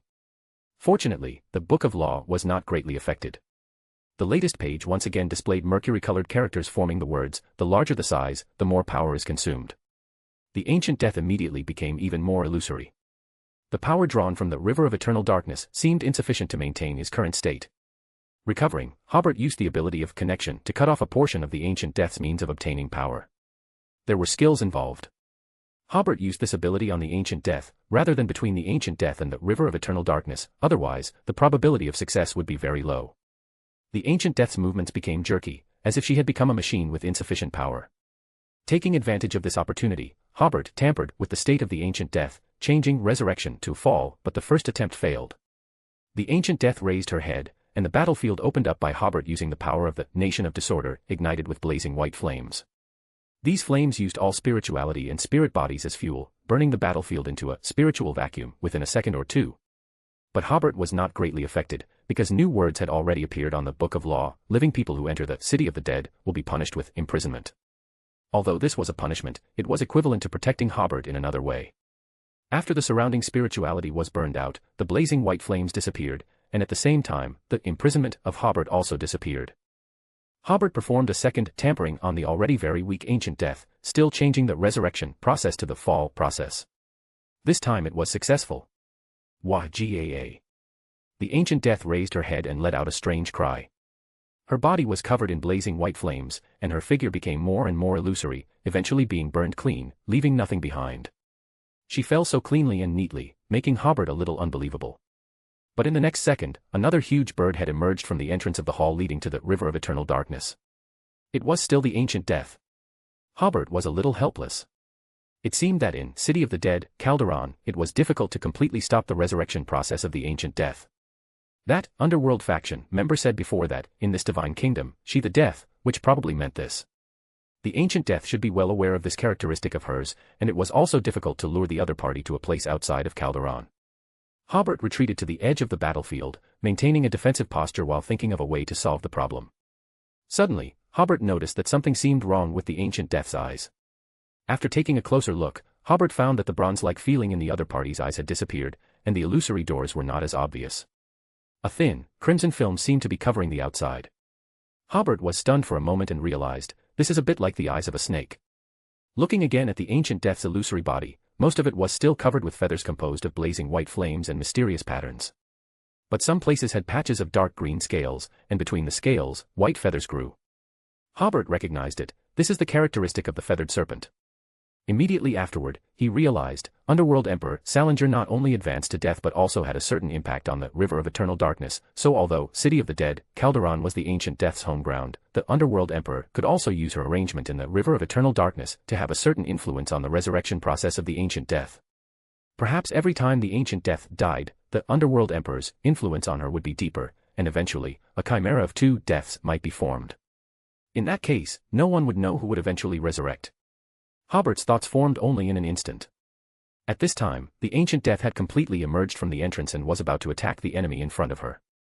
At this moment, Hobert suddenly had inspiration. The ancient death is the dominant position of the giant bird in front of us. So he magnified the consciousness of the Underworld Emperor, and the ancient death immediately stood there blankly. Her eyes were sometimes layers of illusory doors, and sometimes they turned slightly red, burning with pale white flames. While the two deaths were fighting for control of the body, Hobert frowned and considered countermeasures. The key was still to seal the entrance to the River of Eternal Darkness, otherwise, no one knew how many times the ancient death had to be killed to completely exhaust her spiritual remnants. Currently, the sealing power that Hobert could call upon was only the power from the Nation of Disorder. After all, only a Sefirah could fight against Sefirah. But it was difficult to seal only by using the Nation of Disorder. He had to find a way to strengthen the power of the Nation of Disorder or weaken the power of the River of Eternal Darkness. But a new problem arose: how should the power of Sefirah be strengthened or weakened? Currently, Hobert's ability to magnify and weaken did not apply to Sefirah. At this time, in the eyes of the ancient death, the pale flames gradually weakened, and the layers of illusory doors became clear again. This shows that the ancient death was about to defeat the Underworld Emperor and regain control of the body. Hobert took a deep breath, trying to keep himself calm. He also thought of another plan. Could he ask the fool for help? Ask him to use the power of the Sefirah Castle to try. At this time, the ancient death finally gained the upper hand again. After all, this was his resurrection arrangement, and the Underworld Emperor could not influence him for a long time. Hobert looked at the ancient death's slightly illusory and enormous body, preparing to tamper with his state again. At this instant, Hobert suddenly had inspiration. The ancient death was now very illusory, possibly because he had not found his body, or possibly because he could only rely on the power of the River of Eternal Darkness to support his existence. Furthermore, Hobert thought that the River of Eternal Darkness was an illusory existence. To be precise, among the Sefirah, except for the Chaos Sea, all Sefirah did not have a substantial meaning in the real world. This made Hobert think that if everything around him became more inclined to reality, he could weaken the connection between City of the Dead and River of Eternal Darkness to a certain extent. The moment Hobert had inspiration, the ancient death had already begun to attack. He suddenly spread his wings, forming a flowing illusory symbol inside the wings, which eventually formed a banshee image emitting a pale white light. Hobert's spirit body suddenly separated from the physical body, uncontrollably moving towards the ancient death step by step. If the opponent was really the death, it would be difficult for Hobert to avoid such an attack, but the other party did not have uniqueness in his body, which did not make Hobert lose his mind, but only his spirit body was out of his control. He took a deep breath, magnifying the power of his own spirit body, and then weakening the abilities of the ancient death. Finally, Hobert regained partial control of his spirit body, halting his approach towards the ancient death, and wrestling for control over his own spirit. In Hobert's physical hand, the Book of Law spontaneously displayed words: for a living person, the spirit body being within the physical body aligns with the laws of this world. Hobert instantly gained the upper hand in the struggle for control of his spirit body. He abruptly took a few steps back, returning to his own body. Even though both his body and spirit body had undergone qualitative changes, this ordeal damaged his spirit body, making the two seem mismatched, and every movement felt stiff. However, Hobert already had the idea of sealing the River of Eternal Darkness, so he simply didn't confront the ancient death head-on, but instead rolled behind a massive sarcophagus, buying time for the Book of Law. Under the guidance of Hobert's spirituality, the Book of Law displayed new words. City of the Dead, Calderon, was once a city in the real world, so its essence leans more towards reality. Creak, creak. The surrounding hall suddenly echoed with sounds like dry branches snapping, as if the city was reconstructing itself from within. Wah ga. The ancient death emitted a strange cry, and Hobert's thoughts became sluggish. Just as his body was about to stiffen, Hobert struggled to use the ability of disorder, making the ancient death's target chaotic. This allowed Hobert to only bear a portion of the attack. Many of the surrounding sarcophagi were shattered by the divine level language of the dead, and the corpses inside, whether complete or incomplete, tumbled out. At the same time, the Book of Law once again displayed new words, because Calderon's essence leans towards reality. Even though it is located deep within the underworld, it is still easier to establish a connection with the real world. Whoosh. The city of the dead, Calderon, abruptly approached Port Montenson. Two cities, one on the ground and one suspended in the air, were now very, very close, almost touching each other. The illusory cold wind formed by the sudden proximity of the two cities scattered many of the spirit bodies in Port Montenson. At the same time, Port Montenson rapidly became more pale and illusory, and this chilling wave was spreading outwards from the city center. The influence of the underworld on the real world accelerated. In the grand hall at the very bottom of the city of Calderon, Hobert felt the city gradually becoming solid, while the power of the river of eternal darkness diminished, no longer surging outwards from the entrance. The ancient death, whose power was based on the river of eternal darkness, became weaker, and its massive physique became even more illusory. It once again opened its wings, radiating a ghastly white light, like a supreme king. Thump, thump, thump. The coffins within the battlefield were knocked from the inside by some force. The coffin lids opened one by one, and the corpses of various creatures sat up, first reverently bowing towards the ancient death, and then charging towards Hobert. Hobert distorted their movements, turning their charge into a dance. But then the ancient death regained control of them, and they all used Beyonder abilities to attack Hobert. Hobert distorted the Beyonder abilities of these giants, elves, demons, and other Beyonders, turning their dawn, lightning, and sulfur fireballs all into fireworks. As the brilliant fireworks exploded, the dim hall, corpses, and coffins all looked very festive amidst the crackling sounds. While all of this was happening, new words appeared on the Book of Law once again. As Calderon returns to the real world, all illusory powers are weakened. Hobert, who had been staring at the direction of the entrance, noticed that the illusory river of eternal darkness had finally severed most of its connection with the city and with the resurrected ancient death. Its power had finally receded from the entrance and returned to the river deep underground. Hobert, while somewhat disheveledly dodging the ancient death's attacks, quickly mobilized the power of the Nation of Disorder again to cover the entrance. This time it went smoothly, and the entrance was quickly sealed. Theoretically speaking, the power of the river of eternal darkness could permeate through buildings and leak out from places other than the entrance. After all, it was illusory and had no substance. It was precisely because it had no substance that when the city of the dead became closer to reality, this entrance became abstract. As long as this abstract entrance was sealed, there would be no leakage of power from other places. Whoosh. Hobert exhaled a long breath, finally completing the seal. Wah ga. The ancient death at this moment had become almost transparent. It cried out in extreme unwillingness, but with the weakening of its power, it could no longer attack Hobert. The surrounding corpses seemed to have suffered a tremendous shock, instantly turning into stone statues standing there motionless. On the streets near the center of the city of the dead, Erebus was still laughing, but as time passed, it was no longer a ha-ha laugh, but a hee-hee-hee laugh. Suddenly, he looked towards the center of the city, seemingly sensing something. In the next second, Erebus's appearance changed. His hair and beard first became thick, and his skin became rough and aged, completely turning into another person. He suddenly recalled that he was the leader of the Underworld faction. To achieve their goals, the Underworld faction had cumulatively sacrificed over 800,000 lives in the past 100 years. The spirit bodies of those innocent lives supported the Underworld faction members in conducting various research, supporting them in getting closer and closer to the central location of the city. In return, they could occasionally possess abilities at the angel level. But their bodies and minds were also irreversibly eroded and corrupted, eventually forgetting who they were. The only thing they remembered was to continuously sacrifice spirit bodies, allowing the ancient death's remaining spirit here to gradually activate. Finally, the ancient death was resurrected. But he looked around. Cracks suddenly appeared on the bone-white buildings on both sides of the street, and then they collapsed outwards from the center of the city. The resurrection of the ancient death stopped. Its remaining spirit suffered a great blow, and it might be very, very difficult for it to have any chance of resurrection again. Selena, who was beside him, suddenly became illusory. Before disappearing, she smiled and said, "Teacher succeeded. It's good to learn about the outside world from him." Her figure completely disappeared. And the leader of the Underworld faction, after regaining some sanity, quickly fled to the edge of the city. In the city hall of Port Montenson, cries of grief rose and fell. The deceased relatives of the official Beyonders were outside the barrier formed by the Crystal of Order. They scratched and bumped against the barrier, wanting to hug their deceased children again, wanting to hold their loved one's hand, wanting to embrace their parents. Tate deeply buried his head, trying to control his emotions, while holding up the crystal of order in one hand, maintaining the barrier around him.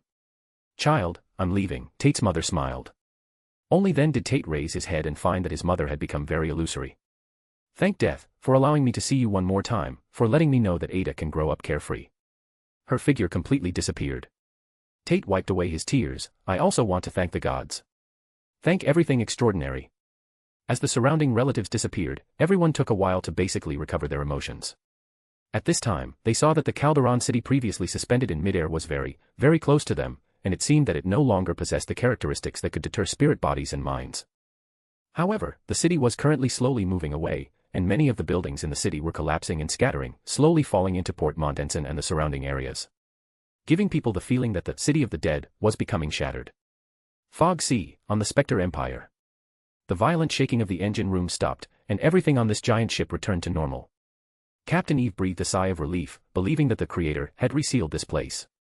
And at this time, the Creator was still in the hall in the central part of Calderon. The entire city was collapsing and disintegrating, but this huge palace was not greatly affected. The ancient death finally disappeared in extreme unwillingness. Hobert could feel that the ancient death's remaining spirit had weakened a lot.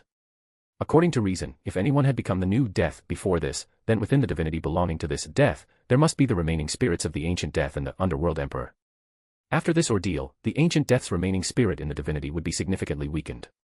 The entire sense of existence of Calderon had also weakened a lot. Perhaps in the long years, this city, which represented the last foundation of the ancient death's existence, would completely merge with the underworld, and it would eventually lose all possibility of resurrection. Hobert looked at the corpses falling into the coffins around him, and suddenly lamented, "Gods must also follow the laws, even death will have death, nothing can avoid the shackles of the laws." He suddenly smiled, "Except for me." At this moment, Hobert suddenly felt that he had understood the meaning of the laws. It was like an insurmountable high wall, a high wall that could even crush the gods. But as long as it exists, there is a possibility of climbing over it. In this instant, Hobert felt that he had digested a lot of the Heretic Prince potion. After lamenting, Hobert regained his senses, left Calderon, and returned to Montenson Port. By this time, Calderon was far from Montenson Port. The resurrection of the ancient death had failed, and the mutation of the underworld had ceased. The city of the dead was returning to the depths of the underworld, and a clear boundary reappeared between the underworld and reality. Returning to the Montenson Port City Hall, Ted and the others had mostly overcome their grief. Hobert raised his hand and dispelled the barrier, confirming to Ted and the others that the person before them was indeed Grand Duke Hobert. "You go first." Hobert raised his hand again, sending over a dozen official Beyonders to Angel City. Immediately afterward, Hobert warped the members of the Underworld faction to Montenson Port. He had noticed earlier that the Underworld faction members had taken the opportunity of the City of the Dead approaching the real world to flee into the real world. Of course, Hobert had no intention of letting them go. Someone had to be responsible for this. However, Hobert didn't completely kill them. Instead, he warped them into undead, making it impossible for them to leave Montenson Port. Because their state was very special, Hobert easily warped their state, causing them to gradually turn into evil spirits over the next period of time. Then, Hobert took out the 0 to 78 spiritual wilderness from the Nation of Disorder, and formed a massive spirituality barrier around the land affected by the underworld. Over 100 kilometers of territory around Montenson Port had been affected by the underworld and was no longer suitable for human habitation. The bones here had crawled out of the ground and turned into skeleton warriors. All the corpses had turned into zombies, and all the souls of dead creatures that had not yet entered the underworld had turned into evil spirits. Crucially, Calderon had awakened many ancient undead, and they had already settled in Montenson Port. When leaving Calderon, Hobert had planned to transform this place into a training base for official Beyonders. After arranging all of this, Calderon completely disappeared from view, and the underworld was completely isolated from the real world. Because of the fusion process between the underworld and the real world, the climate here had undergone drastic changes. Although it wouldn't be as unpredictable as the Berserk Sea, it would definitely be cloudy all year round, with no sight of the sun.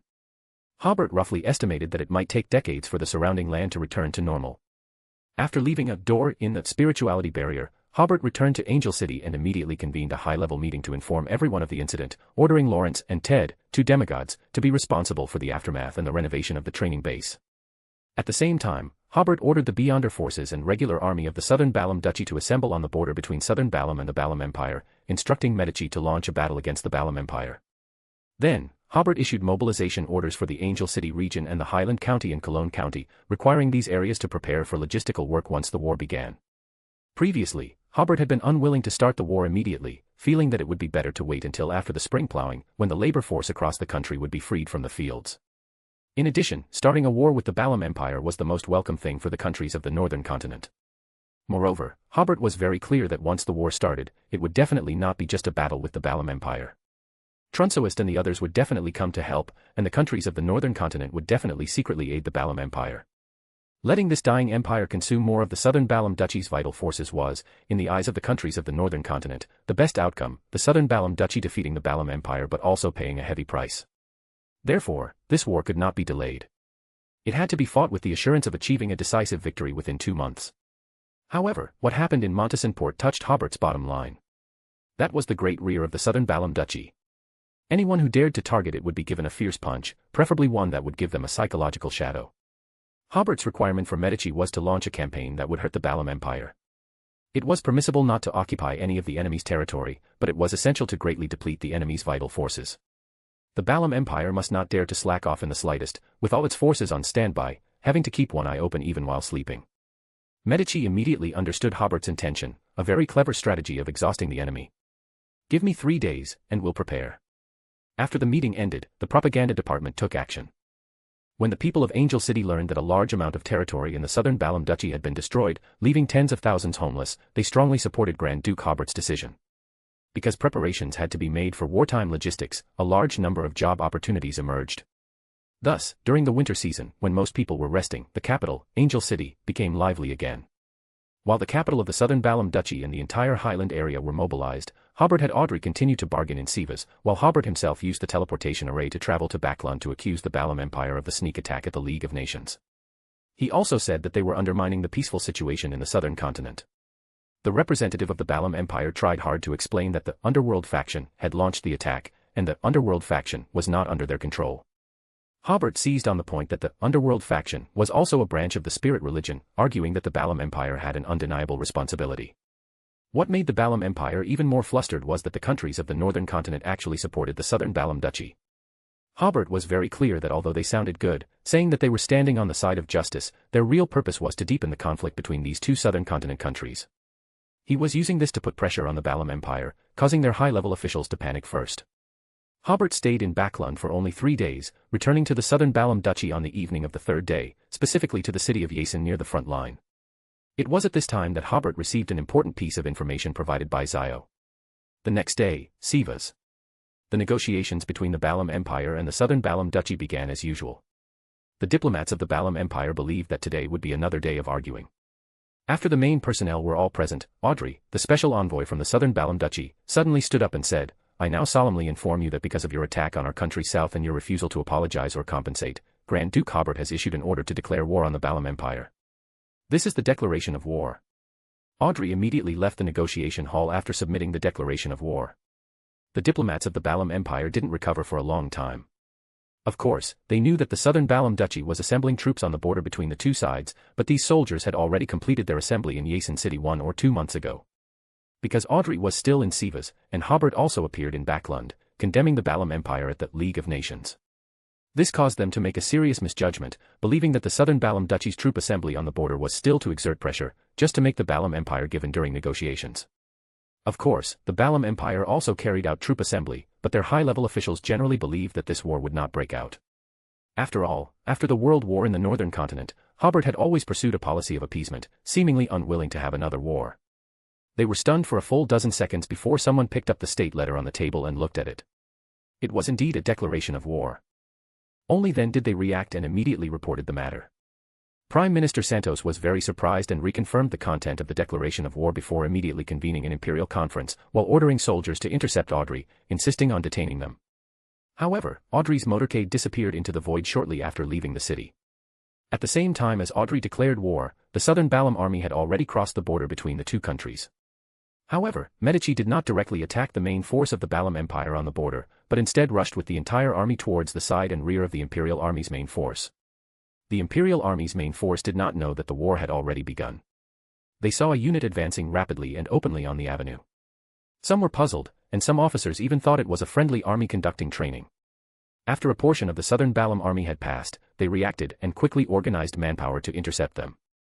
However, the southern Balam army was prepared, blocking the imperial army while quickly passing through. Soon, their vanguard occupied the border town of Miguel, an important supply city for the imperial army's border troops. Occupying this place meant that the initial victory had been achieved in this roundabout operation. However, Medici did not stop the pace of the attack. Taking advantage of the slow-moving Balam Empire still mobilizing, he launched another penetration tactic, occupying the cities of Wanis and Lanad one after another from south to north in one day. From Lanad, one could see the Borsh Mountains in the north. This made the imperial army a little strange, because these cities were not important cities. Why would the southern Balam army spend so much effort to occupy these cities? It wasn't until the subsequent national mobilization that the imperial army suddenly understood. It turned out that the three cities occupied by the southern Balam army formed a north-south line of defense, connected to the Borsh Mountains in the north, actually cutting the Balam Empire's forces into eastern and western parts. At the beginning of the war, the imperial army lost the opportunity to gather together. But even at this time, they were not worried, because in their opinion, these three cities were not large and could not station many troops. Moreover, this part of the southern Balam army had become an isolated force. Food could still be plundered from the cities, but it was impossible to bring much ammunition. Therefore, the commander of the imperial army believed that these three cities could be recovered soon. So, they calmly divided into eastern and western groups, gathered their forces with overwhelming superiority, and launched attacks on the three cities. The attacks began with a bewildering surprise. Where did the defenders get so many cannons? Where did so many heavy machine guns come from? The imperial officers were well aware that the defenders of the three cities hadn't brought heavy equipment to facilitate their rapid movements. Taking Vanik in the middle as an example, during the siege, a single volley from the defending cannons killed 200 or 300 men. It was estimated that there were at least 100 large-caliber cannons within the small city of Vanik. Unless the scouts were blind, they couldn't have missed so many cannons passing through half of the Balam Empire from south to north. Furthermore, the network of heavy machine gun fire within the city was so dense that not even a mosquito could fly through. For a time, the imperial officers were at a loss, unsure of how to fight this battle. On the fifth day of the war, an observation group composed of high-ranking military officials from the Lone Kingdom, the Intis Republic, and the Faisak Empire arrived at the front lines. The imperial army's commander-in-chief claimed to have surrounded the main forces of the southern Balam army in 3 small cities. After listening to the briefing, Georgina, Hobert's old superior, bluntly stated, "You have already failed." She was well aware of the southern Balam army's use of teleportation arrays. Their initial raiding force wasn't meant to be the defenders, they were seizing the cities and establishing teleportation arrays before the imperial army could react. Since they failed to retake those 3 cities at the time, unless the southern Balam army voluntarily withdraws, there's no way you'll conquer them now. Just as Georgina had predicted, teleportation arrays connecting to Asen City and Angel City were established in all 3 cities. The wounded were carried down from the front lines and sent directly to the National Hospital in Angeli for surgery and treatment. Cart after cart of artillery shells were sent to the front lines. Because there was too much ammunition being delivered, creating a dangerous situation, the logistics units even sent some back. Bread baked in Asen was still warm when it arrived at the front lines. Georgina was right, unless they abandoned the cities, the imperial army had no chance of breaking through. This was Medici's strategic understanding that Hobert had grasped, mobilizing the entire Balam Empire with just 3 brigades. Currently, the main force of the southern Balam Duchy remains stationed on the border between the 2 countries, watching the tactically outdated empire with vigilance. The Northern Continent Observation Group's suggestions greatly surprised the imperial army's commanders. However, considering that the Lone Kingdom had witnessed how the southern Balam army fought, and the Intis Republic and the Faisak Empire had suffered losses at their hands, they took these suggestions seriously and realized that extraordinary combat was necessary to break through these cities. Just as they were gathering beyond their forces to raid Vanik, located in the middle of the 3 cities, major newspapers across the northern continent published a bombshell announcement. The Intis Republic had initiated a proposal in the United Nations to restore the Paz Kingdom. Apart from the southern Balam Duchy and the Faisak Kingdom, all other countries voted in favor. Although the southern Balam Duchy used its veto power, the restoration of the Paz Kingdom still began with the support of some civilian forces. As a result, the Paz River Valley region, which had been divided up by various northern continent countries for over a century, once again welcomed the rule of a kingdom. Everyone could see that this was to curb the southern Balam Duchy's northward expansion. Although the proposal was put forward by the Intis Republic, Lone was essentially orchestrating the construction of this nation behind the scenes.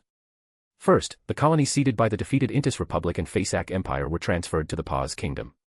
The 3 countries, including Lone, also promised to supply them with a large amount of weapons and ammunition, helping them equip an army of 300,000 men within a year. This Paz Kingdom became a powerful nation in the southern continent from the very beginning. For the Faisak royal family, what Wilhelmine was doing was somewhat excessive. This guy was clearly relying on the conflict between Trunsoist and Hobert to repeatedly switch sides. However, what they didn't know was that Willemai also had his own ideas. In the eyes of this old politician, this might be his last chance to become a king of angels. As long as the decisive battle between Hobert and Trunsoist began, he would do everything in his power to help Hobert kill Trunsoist and immediately pledge allegiance to the Creator, hoping to obtain a Sequence 1 characteristic and become a king of angels in this way. Otherwise, if Willemai had pledged allegiance to the Creator early on, the entire northern continent would pose no threat to the southern Balam Duchy. Where would he have the opportunity to earn merit? Therefore, under Willemai's orders, the Lone Kingdom had been creating conflicts in the southern continent and even agreed to the Intis Republic's suggestion to send Trunsoist to the southern continent. During the previous World War, Trunsoist had deeply cooperated with Intis. At that time, Intis had promised that after their victory, they would give the Paz River Valley to Trunsoist to establish a kingdom. That's why Trunsoist's subordinates fought so hard against the lone people in the Paz River Valley. It's just that later, Intis and Fasak failed, naturally losing the ability to fulfill their promise. As for the safety issue of cooperating with Trunsoist, Willemai knew that Hobert would never allow Trunsoist to take the Beyonder characteristics from his body again, so he believed that his safety was guaranteed. Subsequently, the situation in the southern continent suddenly became confusing. Originally, everyone's attention was focused on the war between southern Balam and the Balam Empire, but the restoration of the Paz Kingdom was clearly premeditated, taking advantage of the southern Balam Duchy's inability to fight on two fronts to revive. Once this newly restored kingdom establishes effective rule during the war, it will inevitably create a 2-on-1 situation, and the southern Balam Duchy will be dragged into a long-term war, losing the best opportunity for development. At this time, the countries of the northern continent can calmly mediate and manipulate southern Balam through political means. May 12th was the day of the Paz Kingdom's king's coronation. The kingdom's capital was located in Caesarport, the most developed area by the colonizers. In the newly renovated palace, many nobles and high officials from various countries were invited to hold a grand ceremony. As the ceremony began, the king of this new country, dressed in classical attire, slowly walked from outside toward the throne inside the palace. He appeared to be in his 20s, with short bronze-colored hair. He was none other than the former Knight Emperor, Trunsoist. Join the Church of Miss Raven and become a Sequence 9, reader patreon.com/keyoffstars for more chapters. Chapter 726, Chapter 723 Hobert's Backstab. Join the Church of Miss Raven and become a Sequence 9, reader patreon.com/keyoffstars for more chapters. Trunsoist, dressed in a deep black, heavy ceremonial robe, walked step by step towards the throne at the far end of the hall. Under the gaze of nobles and officials, he slowly sat down on the throne. Because he did not accept the coronation of any pope, this coronation ceremony did not have a coronation links, only a swearing-in links under the guidance of the Master of Ceremonies. Finally, the herald announced loudly, "The Supreme King of the Paz Kingdom has ascended the throne. Long live the king." Wait a moment. Just as everyone was about to shout, "Long live the king," they were interrupted by a voice. A young man dressed as a southern continent noble, holding a brass book, came out from the crowd. "I object to Trunsoist's ascension to the throne." Oh. The nobles did not expect that someone would actually oppose the king's coronation. For them, this kind of coronation was just a formality. The young man continued, "The royal family members of the Paz Kingdom are surnamed Gorinka, but he is surnamed Trunsoist. Has no one questioned his legitimacy?" "All right." Trunsoist on the throne smiled and said, "Don't pretend, I know you are Hobert. Your disguise cannot fool me." Hobert smiled and said, "Your disguise cannot fool me either." Suddenly, the sound of wood being compressed by great force, "pa-pa," rang out. The palace quickly became dilapidated and decayed. The seagulls and bright seaside scenery outside disappeared, replaced by crows and dark woods. Trunsoist on the throne also changed, becoming an old man in a hooded black robe with a long, white beard. It was Zeradal. The one that Hobert and Klein released from Foggy Town. This was a miracle. The venue of the king's coronation ceremony suddenly turned into a dilapidated hall in a dilapidated castle, and the guests became Zeradal's marionettes. At this moment, Trunsoist's coronation ceremony was still continuing in Kaiser Harbor, except that the assassination attempt against him had been transferred to this dilapidated hall. Hobert looked at Zeradal and smiled, "You shouldn't be helping Trunsoist, at least not now is a good time." Zeradal also smiled, "I know what you mean, but if you thought I didn't have any preparations, how could I appear in front of you?" Above Hobert's head, a tall hall full of grey mist appeared. On the high-backed chair in the very center of the hall sat a mysterious figure in formal attire. That was Mr. Fool. He slightly raised his hand, and Zeradal's marionette suddenly revealed strange smiles, stiffly turning to look at Zeradal. Zeradal also unconsciously revealed a strange smile. He was being controlled in reverse by his own marionettes. Currently, Mr. Fool is in the Sefirah castle, surpassing Sequence 1 of the same pathway in terms of authority, and having a certain degree of suppression in terms of position. But Zeradal was not flustered, and instead said with a strange smile, "I hope the pillar will return to its original position." The huge stone pillar disappeared, revealing Amon, who was hiding behind it wearing a pointed soft hat and a monocle. How boring. I thought little Zeradal brought me here for something fun. I didn't expect it was just you two fighting. Klein above the grey mist narrowed his eyes. He knew this was Amon's main body. After Amon seized Palaz Zoroast Sequence 1 characteristic last year, he had been missing. Klein thought he must be preparing to become a god. He didn't expect to appear here. He also used true sight to take a careful look. Fortunately, he was still a king of angels, not a true god of the error pathway. Hobert was also very surprised. He was mentally prepared for Zeradal's appearance, but he didn't expect this guy to be so bold as to lure Amon here. However, what everyone did not expect was that Amon, by stealing the distance, sat on the window sill in the distance. You continue, just pretend I don't exist. This operation made Zeradal open his mouth wide. He had clearly heard that Amon was very eager to obtain the Sefirah castle. Originally, he planned to join forces with Amon to deal with the Fool and had prepared for this battle for a long time, but he didn't expect Amon to be so uncooperative. Hobert smiled and said, "You haven't been crazy for too long. Have you forgotten the legends about Amon? You even plan to use Amon." He had already understood that Klein was now an angel. As long as he was in the Sefirah castle, Amon would not be able to steal again before becoming a god. Zeradal might not be clear about this. For Amon, since he couldn't steal it, there was no need to take action. He could also admire the surprised expression of the Archangel Zeradal. But at this time, Mr. Fool still had to keep an eye on Amon. Who knew when this guy would have a brain fart and rush up to help? Hobert then looked at Zeradal, distorting his spirit body threads and hanging him on the top of the hall. Amon smiled and commented, "Heh, this trick is interesting. Zeradal has hung so many people, this is the first time he's been hung, right?" Zeradal, hanging in the high air, grabbed in the void, but he only grabbed a rose from the historical void. It turned out that Hobert knew that Zeradal wanted to pull helpers from the historical void, so he caused a certain disorder in his beyonder abilities. Zeradal dropped the flower in his hand and grabbed into the void again, but his hand was stuck. Hobert took action again, distorting the abstract, historical void, making it smaller and trapping Zeradal's hand. Amon, watching the show on the window, stroked his chin. "It seems you have studied the abilities of the seer pathway a lot." Hobert smiled and said nothing. Apart from the Black Emperor and Justiciar pathways, Hobert was most familiar with the abilities of the seer pathway. One of the core elements of dealing with this pathway is not to give him a chance to pull helpers. Zeradal, hanging in midair, no longer summoned helpers from the historical void, but waved his hand at Hobert, connecting the spirit body threads of this annoying Prince of Abolition with one of his marionettes. Hobert suddenly felt stiff, as if he was a little out of control. Almost at that instant, the ugly Sua appeared not far away, casting a transformation curse on Hobert. Hobert immediately distorted the curse onto Zeradal, turning this attendant of mysteries hanging in midair into a huge spider. Looking at Sua, Hobert frowned slightly. "I thought tomorrow would come." As he spoke, the brass book in his hand opened on its own, revealing a line of mercury-colored words that had already appeared on it. "There is only one king here, and that is the great Hobert Jeffrey." Hobert had told the Book of Law in advance that when no one was around, it could call him Creator, and when someone was around, it should call him Hobert. The Book of Law had prepared a rule to deal with Tamara. He originally planned to use today's opportunity to obtain the last beyonder characteristic of the Prince of Abolition. Perhaps Tamara had already realized that she was no match for Hobert and did not show up. As the Book of Law opened, Hobert's aura suddenly increased, but because the surrounding high-sequence beyonders were not kings, they were not affected. The only one slightly affected was Amon, who was watching the excitement over there, because he was the king of angels. At the same time, Zeradal, hanging in midair, exchanged positions with a marionette. The marionette turned into a spider hanging in midair, and Zeradal returned to normal.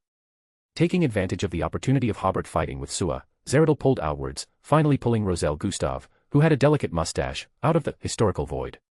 Roselle, whose gaze seemed a little dazed, looked at Hobert. His eyes immediately showed illusory characters and numbers. Hobert felt that he was also becoming illusory, as if he could become a stream of information at any time. At this time, two hazy doors appeared beside Hobert. The doors opened, revealing an opened illusory book. This was a special creature summoned from the spirit world. The symbols and numbers in Roselle's pupils were all printed on the illusory book, and the attack Hobert received immediately disappeared. Hobert looked at Sua, magnifying the bad state on his body, but his ability was blocked by the spiritual barrier summoned by Sua. Sua had suffered several losses already. He immediately magnified the bad state on his body, so this time he had been guarding against Hobert's move. Hobert grabbed in the void and took the Twilight Scepter in his hand. The scepter, with orange and yellow intertwined and staggered, suddenly turned into a long sword hilt. A silver-white sword appeared at the top of the hilt.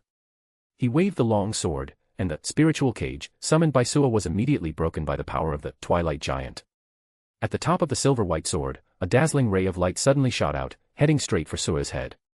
This scene was too familiar to Sua. He had had his head blown off by Hobert like this before, so he simply retreated to the spirit world, closing the entrance between the real world and the spirit world, in order to avoid Hobert's attack.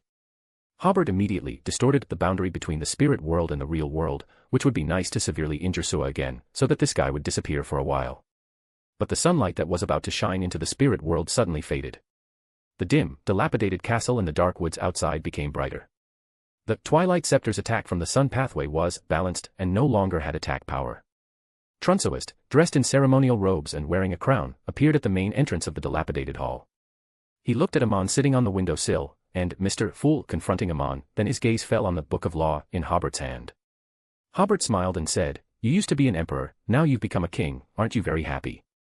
Before Trunsoist could say anything, Amon had already smiled and said, "Spending too much time with Medici makes it easy for your way of speaking to become like this."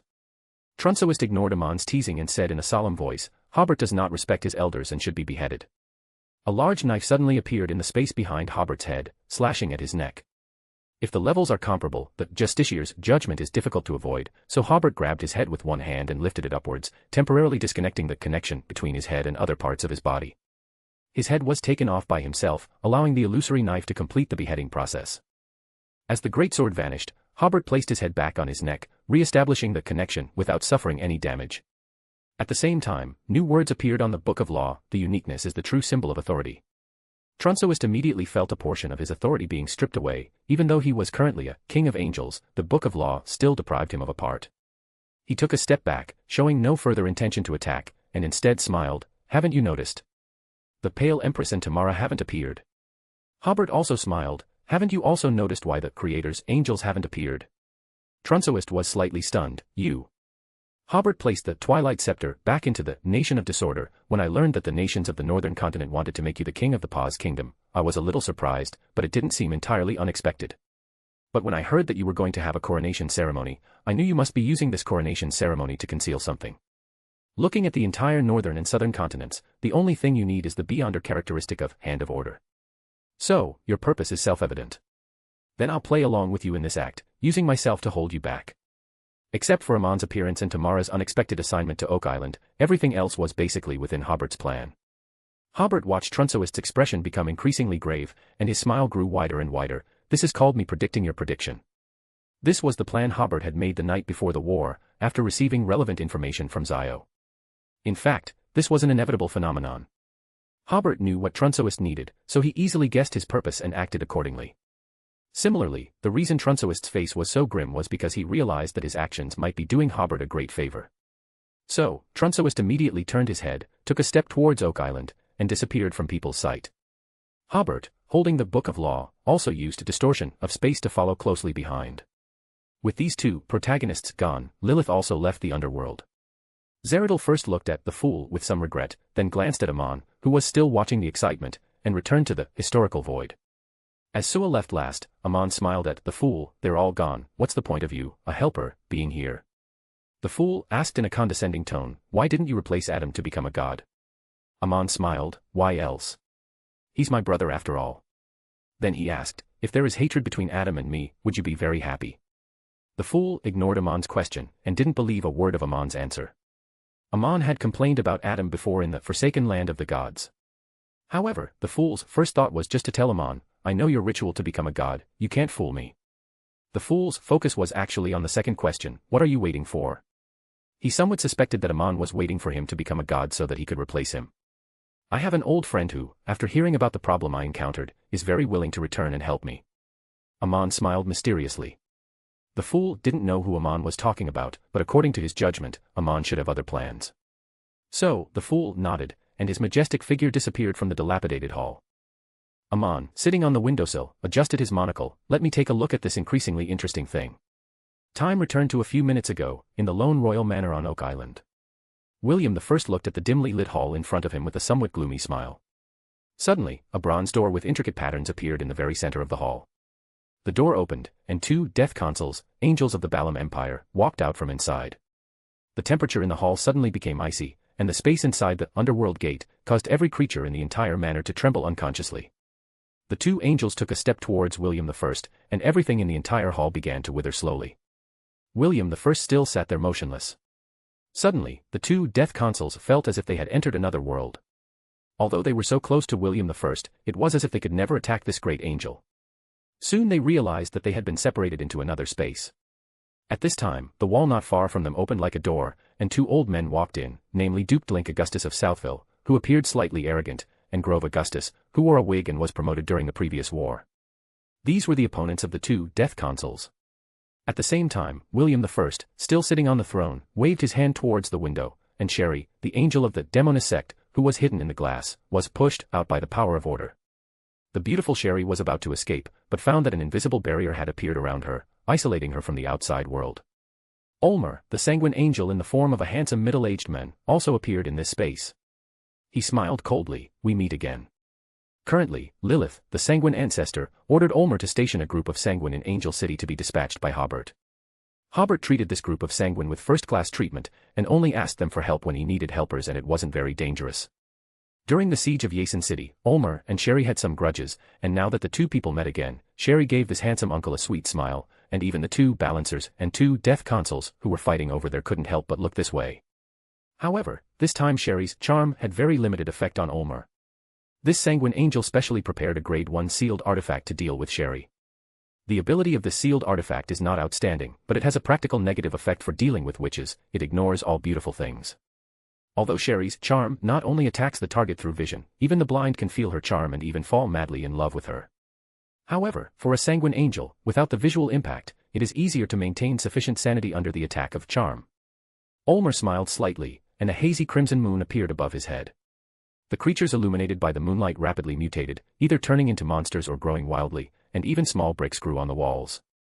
Sherry felt that her spirituality was becoming uncontrollable, so she quickly retreated, looking for an opportunity to fight back. In theory, even if this hall is big, it cannot accommodate 2 angel battlefields. But now it does, and it does so very easily, as if the space in this hall has become infinitely large.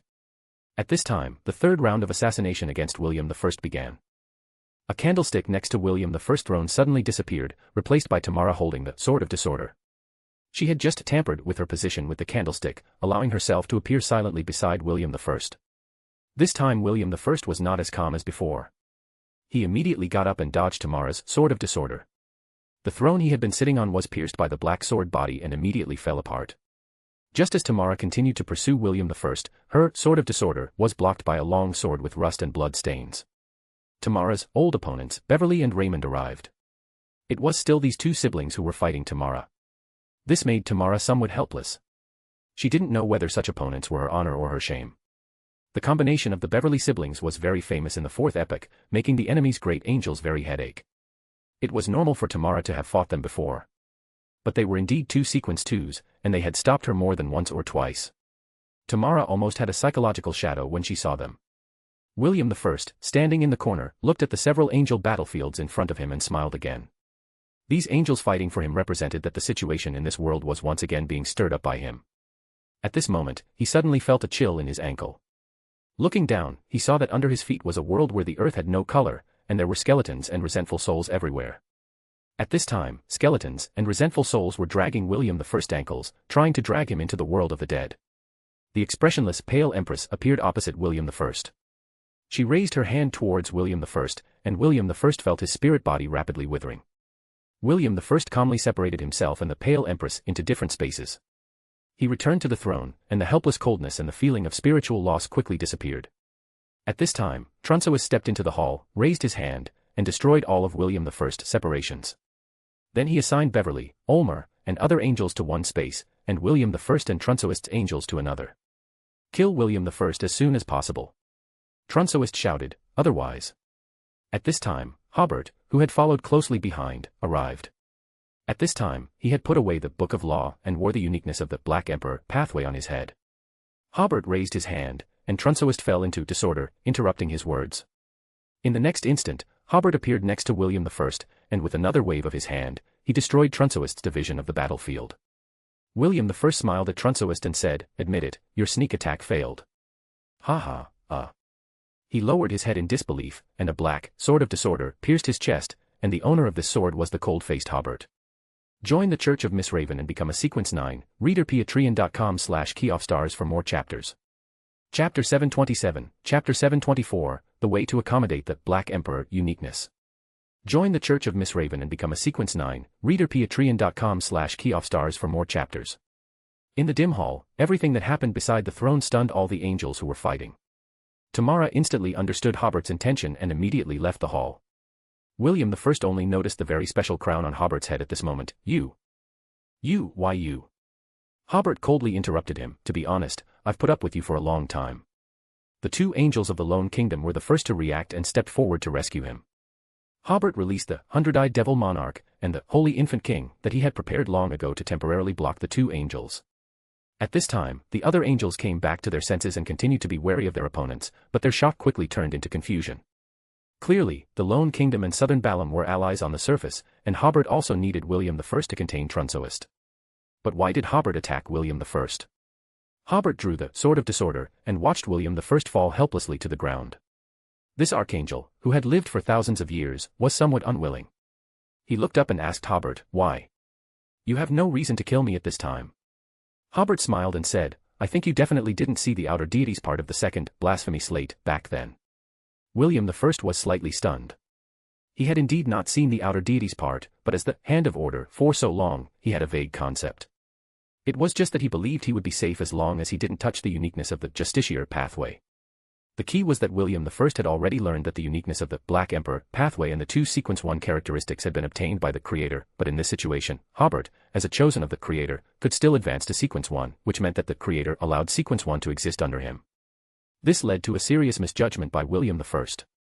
He always believed he was safe, so he dared to cooperate with Hobert for a while and support Trunsoist for another.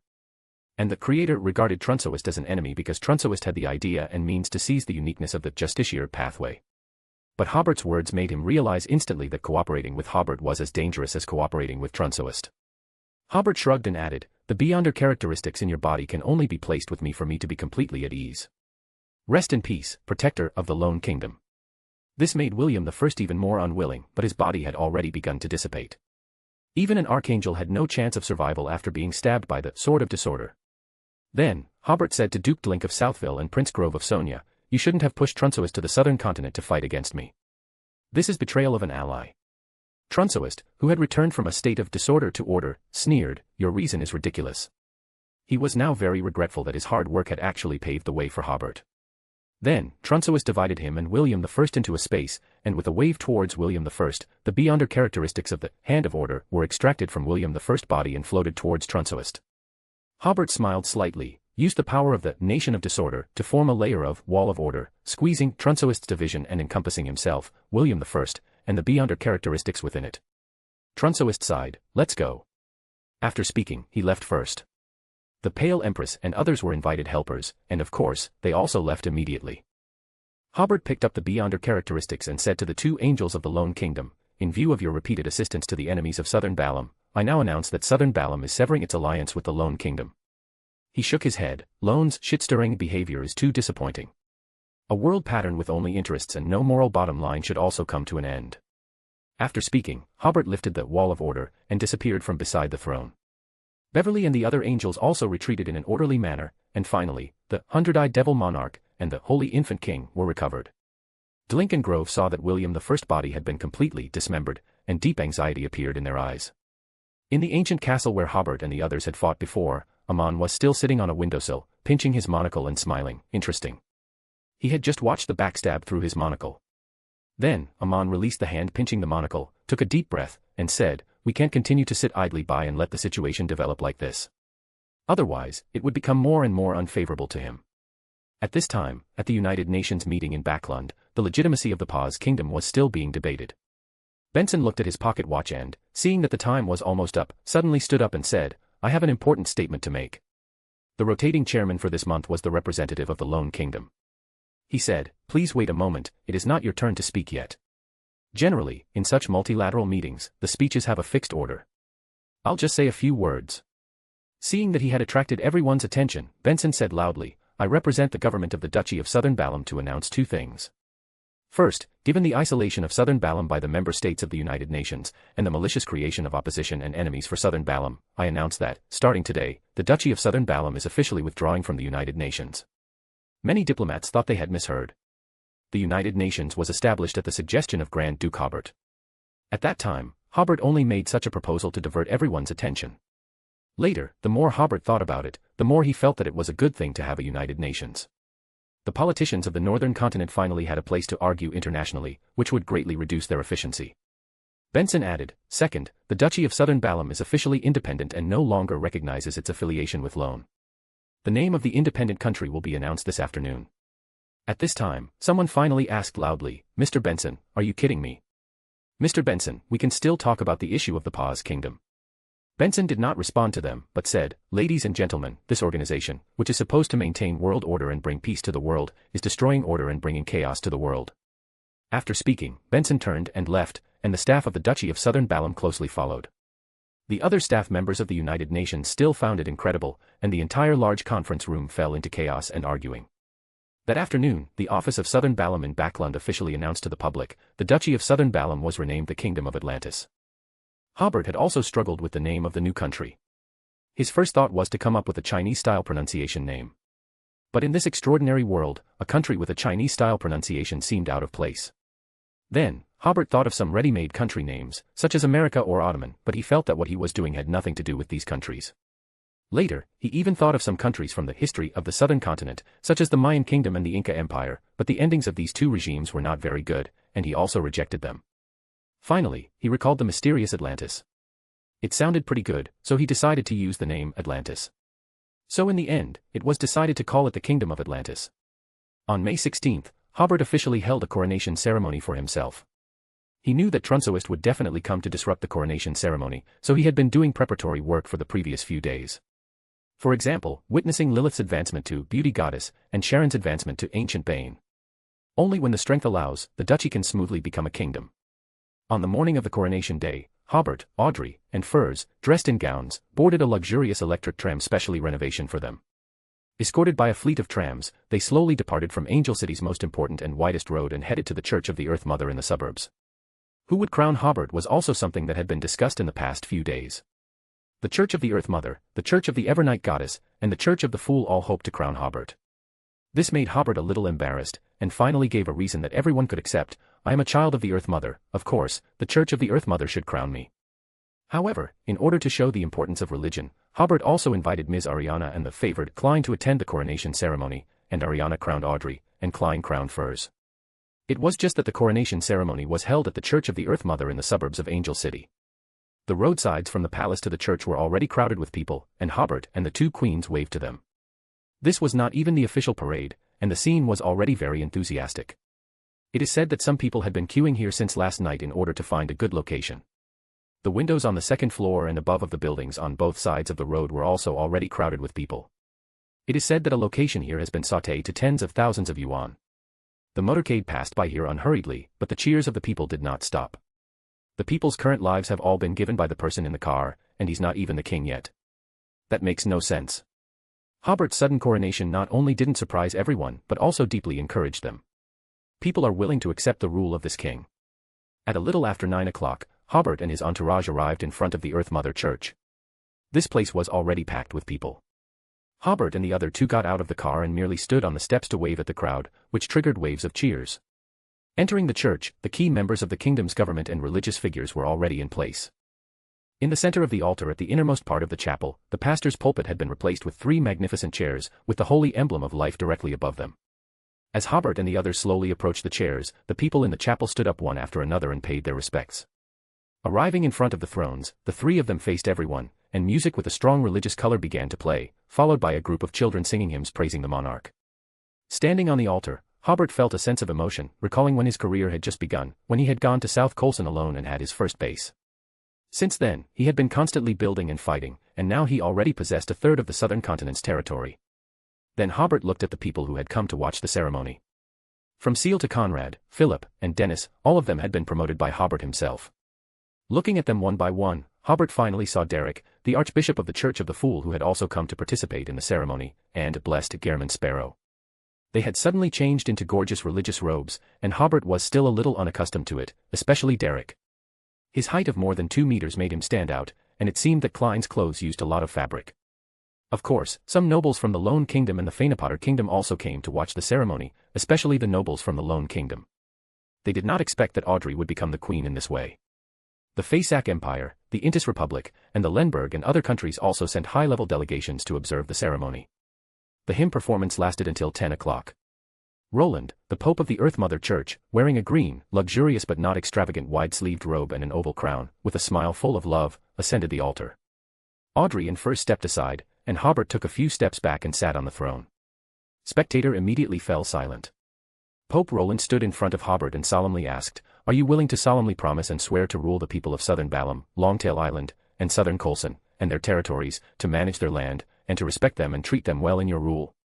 Hobert said, "I am willing to solemnly promise." Pope Roland, "Are you willing to have a compassionate heart, do your best to make the people happy and prosperous, and the country strong?" Hobert, "I am willing." Pope Roland, "Are you willing to do your best to maintain the laws of the country and become the backing of justice for the people? Are you willing to do your best to maintain the rights and interests of the Earth Mother Church, the Church of the Evernight Goddess, the Church of the Fool, the Church of the Lord of Storms, and the Church of the God of Knowledge and Wisdom in the Atlantis Kingdom?" This was the most controversial point of the coronation ceremony for Hobert, but he still needed the power of the Church to fight against the Northern Continent, so he had no choice but to continue, "I promise to abide by all the above requirements." Pope Roland turned to everyone and announced, "Hobert Geoffrey is the undisputed king." The people who came to watch the ceremony stood up and shouted, "Long live the king! Long live the king!" The people outside the church heard the cheers inside and also shouted outside, "Long live the king! Long live the king!" After several minutes of cheering, 2 bishops presented the crown and scepter. The crown was very gorgeous, inlaid with a huge black gem, which was actually the uniqueness of the Black Emperor, after a certain seal. The scepter was intertwined with golden and orange colors, giving people a sense of weight. Sharon in the audience recognized that Hobert had held the scepter in his hand when he solved the lake that would age all living things. This is the Twilight Scepter, after a certain seal. Pope Roland first granted Hobert the scepter and solemnly said, "The merciful Mother Goddess grants you supreme power." Hobert took the scepter, praised the Mother Goddess. Then Roland placed the crown on Hobert's head, and all the religious personnel stepped aside to show the king to the people. The gorgeous dress, coupled with the dazzling crown, and the scepter in hand, Hobert's entire temperament changed, becoming dignified and solemn. The more majestic the king is, the more stable his rule is. People cheered again.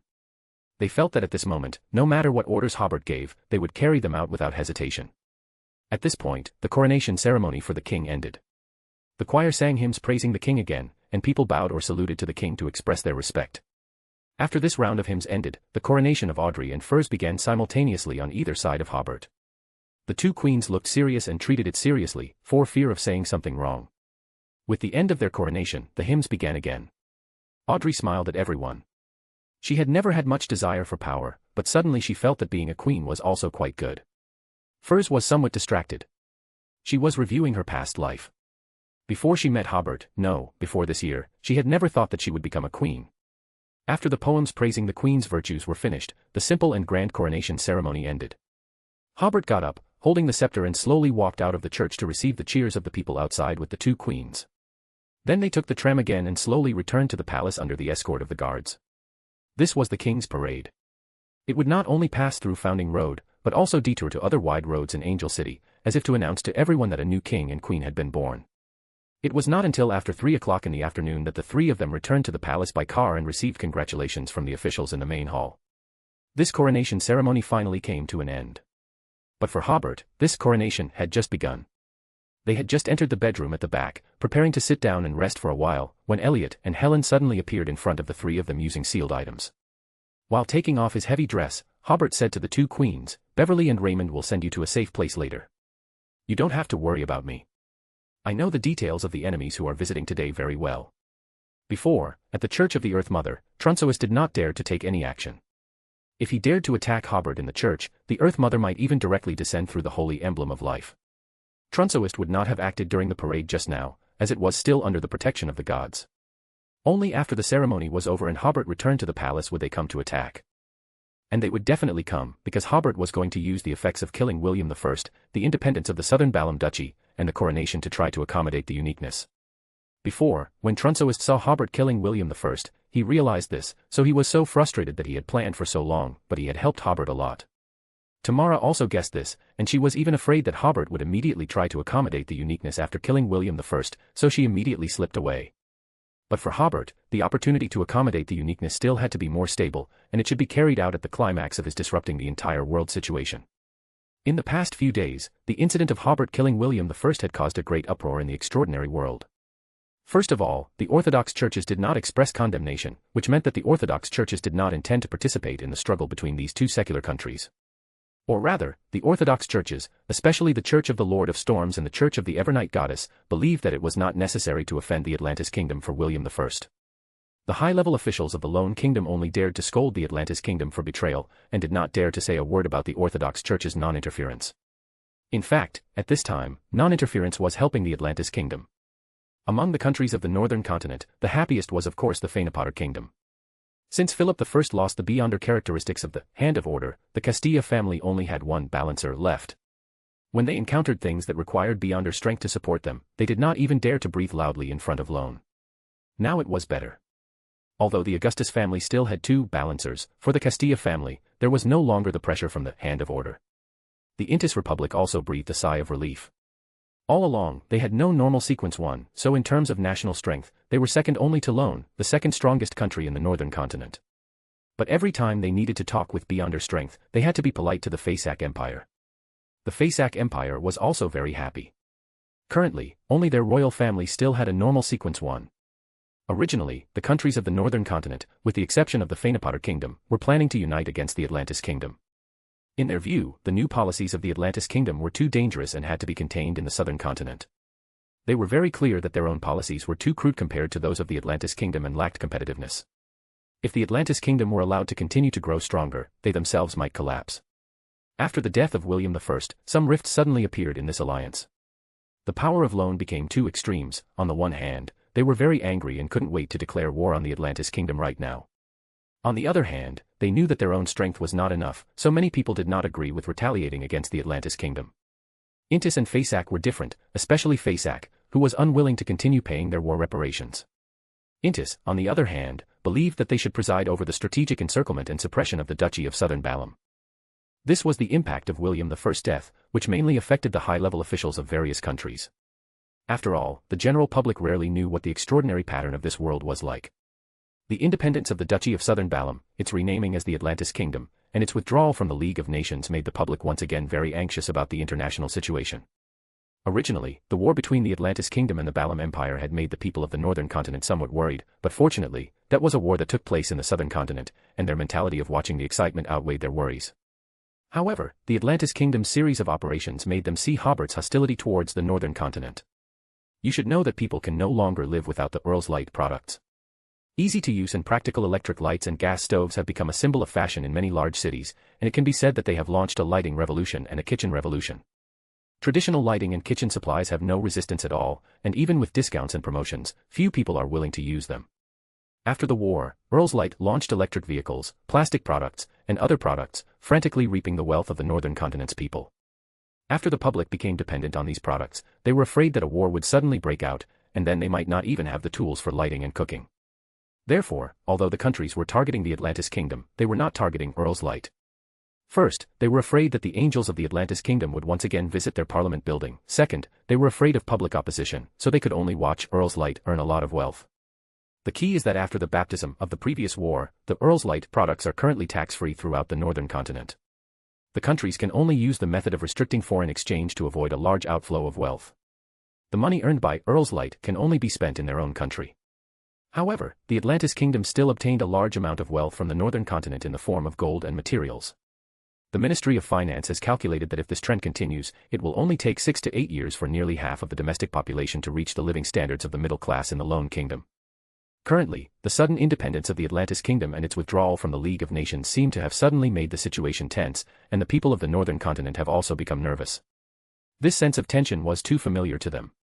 2 or 3 years ago, the relationship between the countries of the northern continent was tense like this at first, and then it became more and more tense, and a war broke out in a daze. Especially since the countries of the northern continent are expanding their armies, and the production of military products has never decreased, the people are very afraid that history will repeat itself. Using these two things, Hobert stirred up the entire international situation of this world. In addition, whether it was killing William I or the independence of the Duchy of Southern Balam, there was an element of abolition. After all, William I was once Hobert's king, which was a kind of regicide, abolishing the royal family's power. The relationship between Lone and Southern Balam was well known. Sudden independence was a destruction of the rules. All of this anger, breach of contract, and worry reached a climax on the day of Hobert's coronation, allowing him to digest a lot of magical potions while also creating an opportunity to accommodate uniqueness. Hobert looked at two trusted subordinates. After taking the two demigod queens to a safe place, he changed into a knight's uniform that was easy to move in, distorted his position, and came to the eastern suburbs of Angers. A familiar figure immediately appeared behind Hobert. That was, of course, Trunsoist, who had bronze hair.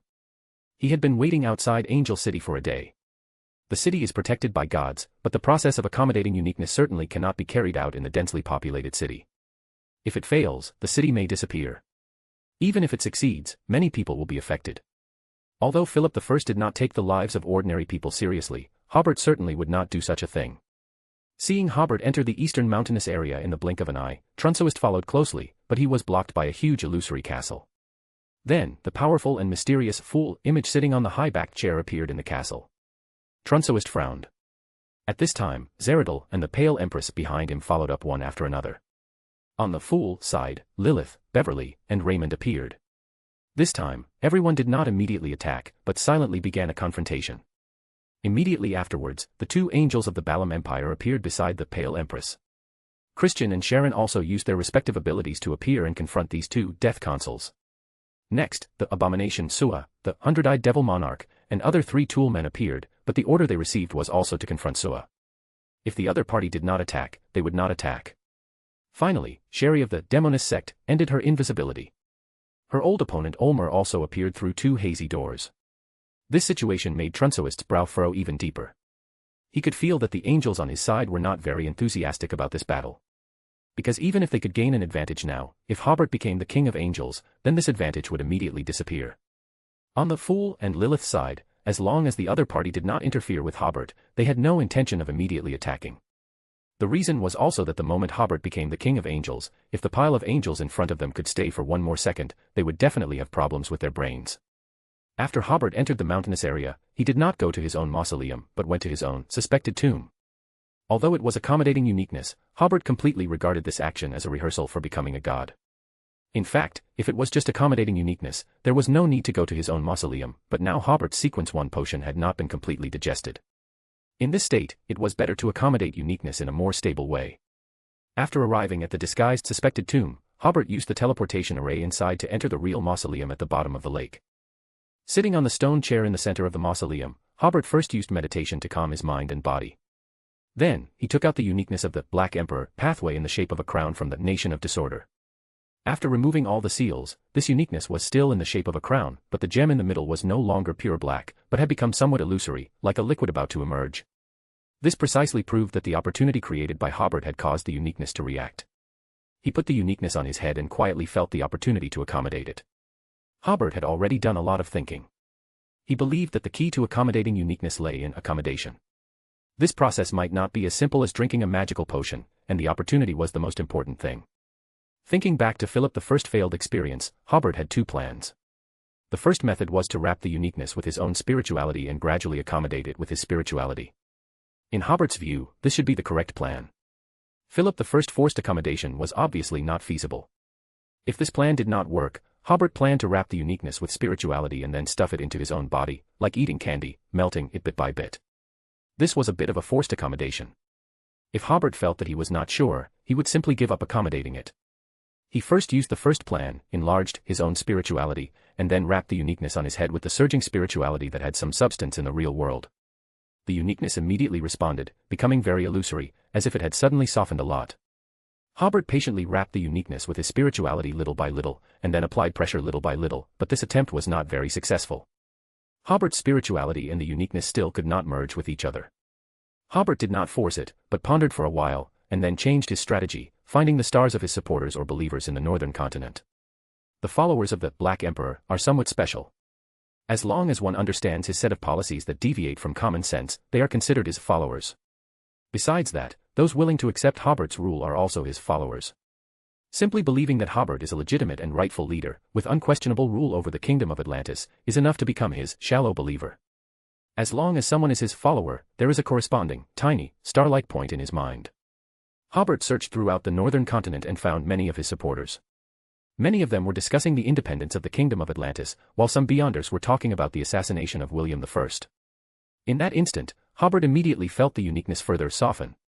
Therefore, Hobert connected with more and more supporters, especially the people of Angel City, who wholeheartedly supported Hobert's rule. On one side was betrayal and independence, and on the other was fervent support. These two forces of faith gradually ground down the uniqueness, causing it to slowly liquefy, losing the shape of a crown. Then, it began to stir and merge with Hobert's spirituality. Hobert could clearly feel his spirituality undergoing a transformation, and this transformation was transmitted to Hobert's spirit body, causing his spirit body to also begin to transform. This process was extremely painful, somewhat like having all the muscles in one's body crushed, then regrowing and recovering. Hobert could only grit his teeth and persevere. The extreme pain caused him to lose track of time to some extent. It felt like a very long time had passed, and also like only a short while had passed. It was as if, after passing a certain node, the uniqueness was suddenly completely absorbed. This feeling was like eating a very hard-to-chew delicacy, chewing hard, and then not knowing whether it was chewed well or not, gulping it down all at once. Hobert looked at his hands, unable to see any changes, but he was very clear that a significant change had occurred within him. However, such changes were more reflected in the spirit body and consciousness.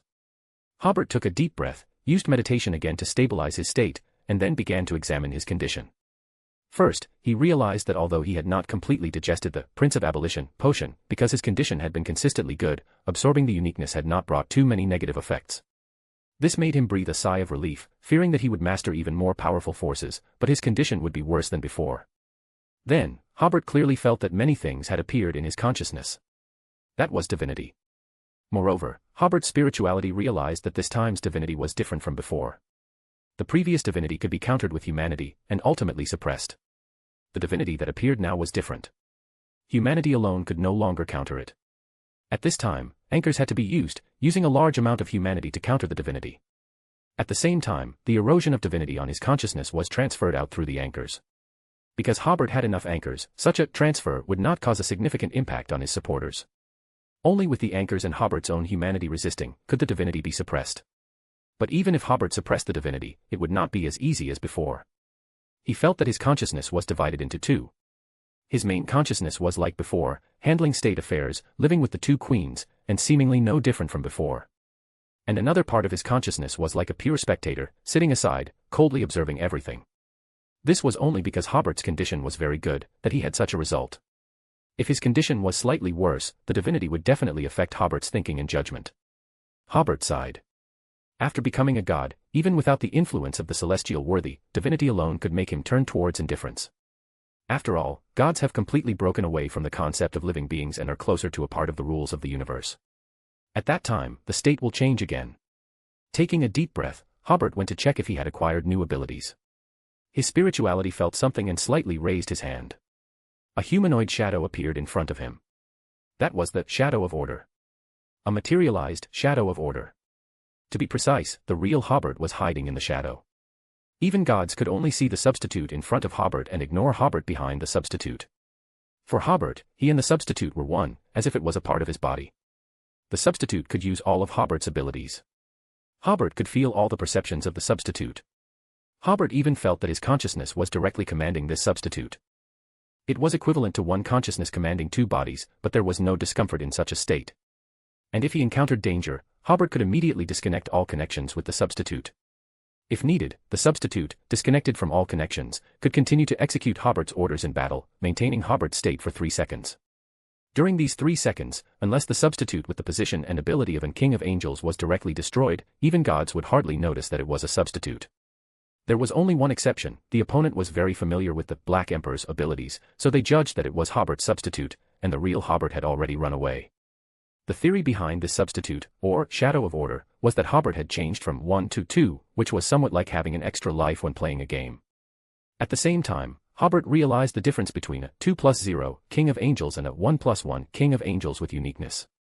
The 2+0 King of Angels, in addition to gaining more authority, also had his own abilities strengthened. And 1+1, in addition to gaining more authority, also underwent a qualitative change to some extent. These two King of Angels levels were similar, but the 1+1 King of Angels was definitely the more difficult one to deal with. Withdrawing his thoughts, Hobert continued to feel his own changes. The shadow ability could also turn a certain area into something similar to Hobert's divine kingdom.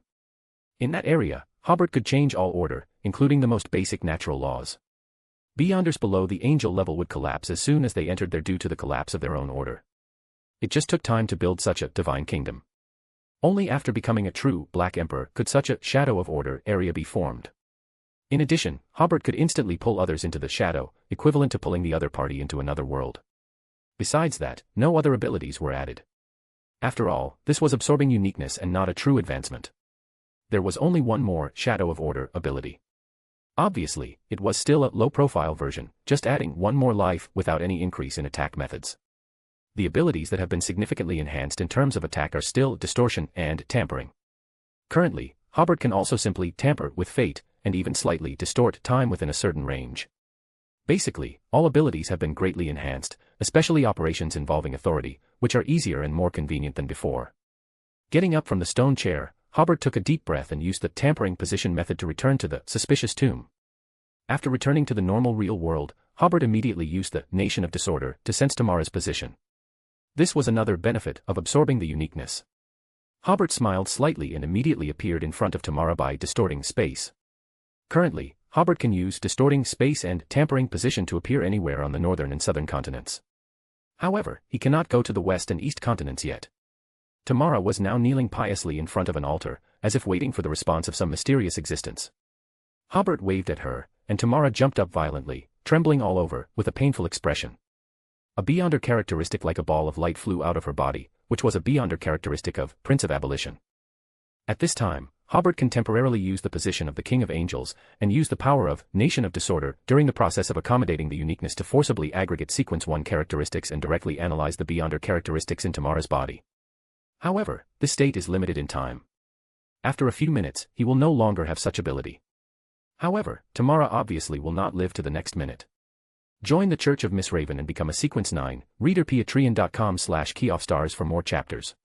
Chapter 728, Chapter 725 Magician Amon. Join the Church of Miss Raven and become a Sequence 9, reader patreon.com/keyoffstars for more chapters. Eastern suburb of Angel City. Trunsoist looked in the direction of the mountains for a while. As the King of Angels of the adjacent pathway, he had already felt the fluctuations in order from that direction. Finally, Trunsoist sighed and said to everyone with some disappointment, "Let's go, let's go." The angels left one by one. Today, their trip was more like witnessing Hobert become the King of Angels. To prevent Trunsoist from having an accident, Pale Empress and Zeradal followed him back to Caesarport. Now they can't be without Trunsoist, otherwise the Pale Empress's Balam Empire may collapse soon, and Zeradal feels that he will not dare to show his face in the future. The angels who came to help Hobert dispersed, their mission was completed. Among them, only Lilith and the Fool either knew very well or guessed what Hobert wanted to do. The other angels only knew that Hobert had something very important to do, but they were not very clear about what it was. As soon as Hobert became the King of Angels, he quickly found Tamara and used the process of accommodating the uniqueness, the powerful suction of the Nation of Disorder that temporarily appeared on Beyonder characteristics, and sucked out the Beyonder characteristics of the Prince of Abolition in Tamara's body. Hobert, of course, imitated Klein in this regard. After all, such a good method is here, and it would be a waste not to use it. The Beyonder characteristic like a ball of light slowly floated towards Hobert. Tamara, who looked a bit like a wax figure, was pale at this time. She endured the pain and said, "That Beyonder characteristic belongs to you, I am willing to join the Creator camp." Tamara is quite special. She jumped from Balancer to the adjacent pathway and was promoted to Prince of Abolition, so after Hobert took away the Beyonder characteristics of the Prince of Abolition in her body, she still had a copy of the Beyonder characteristics of the Balancer in his body. Her current state is similar to a failed advancement. It's just that at the angel level, she can use his own ability to help herself maintain his state, and she will not die soon. But Tamara's state from now on must be extremely bad, and it will never be possible to be promoted to Prince of Abolition again. Hobert said seriously, "Don't talk nonsense, this Beyonder characteristic was originally mine, why does it seem like you gave it to me?" Tamara knew that Hobert was not going to let her go. A hint of ferociousness appeared on her face, "You will regret it." Hobert took the Beyonder characteristic of the Prince of Abolition and put it into the Nation of Disorder. He looked at Tamara, "Hey." Tamara's temperament suddenly changed. Her whole body became swollen and transparent, as if she had instantly turned into a floating corpse. Hobert's spirituality realized that a surging and familiar force descended from the altar and merged into Tamara's body. This power is very familiar, it comes from the uncertain mist. Hobert raised his hand and used the power of tampering to turn the entire altar into powder. At the same time, this is also tampering the essence of the altar, instantly interrupting the process of descending. But the surrounding temperature suddenly dropped, and a layer of mist suddenly rose. Hobert smiled and said, "I didn't expect to get a chance to try my abilities." With that said, he raised his right hand and turned it counterclockwise. Under his distortion, the surrounding low temperature and mist were stirred and concentrated towards Tamara. Then Hobert used the ability of magnification to turn the low temperature into ultra-low temperature and the mist into thick fog. This mist actually have beyonder characteristics, and their level is not low, but at this time Hobert's position is not low under the blessing of the nation of disorder. So the thick fog with beyonder characteristics was turned into water by the ultra-low temperature, and the swollen Tamara was instantly frozen. The sword of disorder appeared in Hobert's hand, but it immediately turned into the shape of a long stick.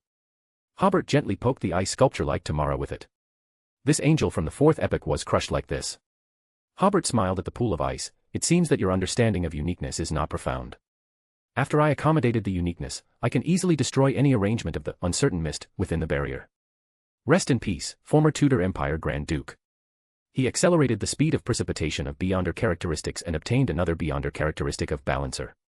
This beyonder characteristic was obviously polluted, but because it was polluted by the uncertain mist, it was very easy for Hobert to solve the corruption on it. Putting this beyonder characteristic into the nation of disorder again, Hobert found the right direction and once again tampered his position and came to Caesarport on the northern end of the southern continent. Hobert stood in midair and glanced at the newly rebuilt palace. With a wave of his hand, he used the ability of distortion, and a huge water column appeared on the sea and fell towards the palace. Squeak. On one side of the water column, two underworld gates that went straight into the sky appeared. The coldness of the underworld instantly froze the huge water column. But Hobert smiled slightly. He tampered the concepts of solid and liquid, so the big ice column continued to flow towards the palace like water. The low temperature it brought seemed to completely freeze the palace in the ice. Then Zeradal also took action, and the huge ice column suddenly turned into a huge flower.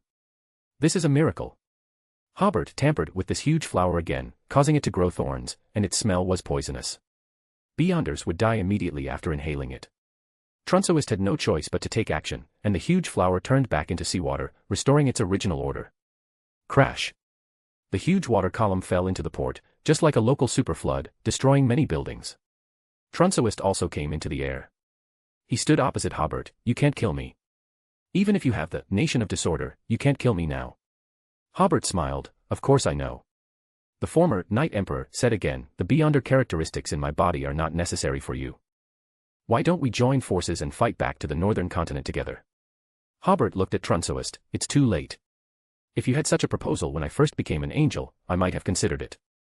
However, the result of the consideration is likely to be, join forces first, and kill him after I am sure."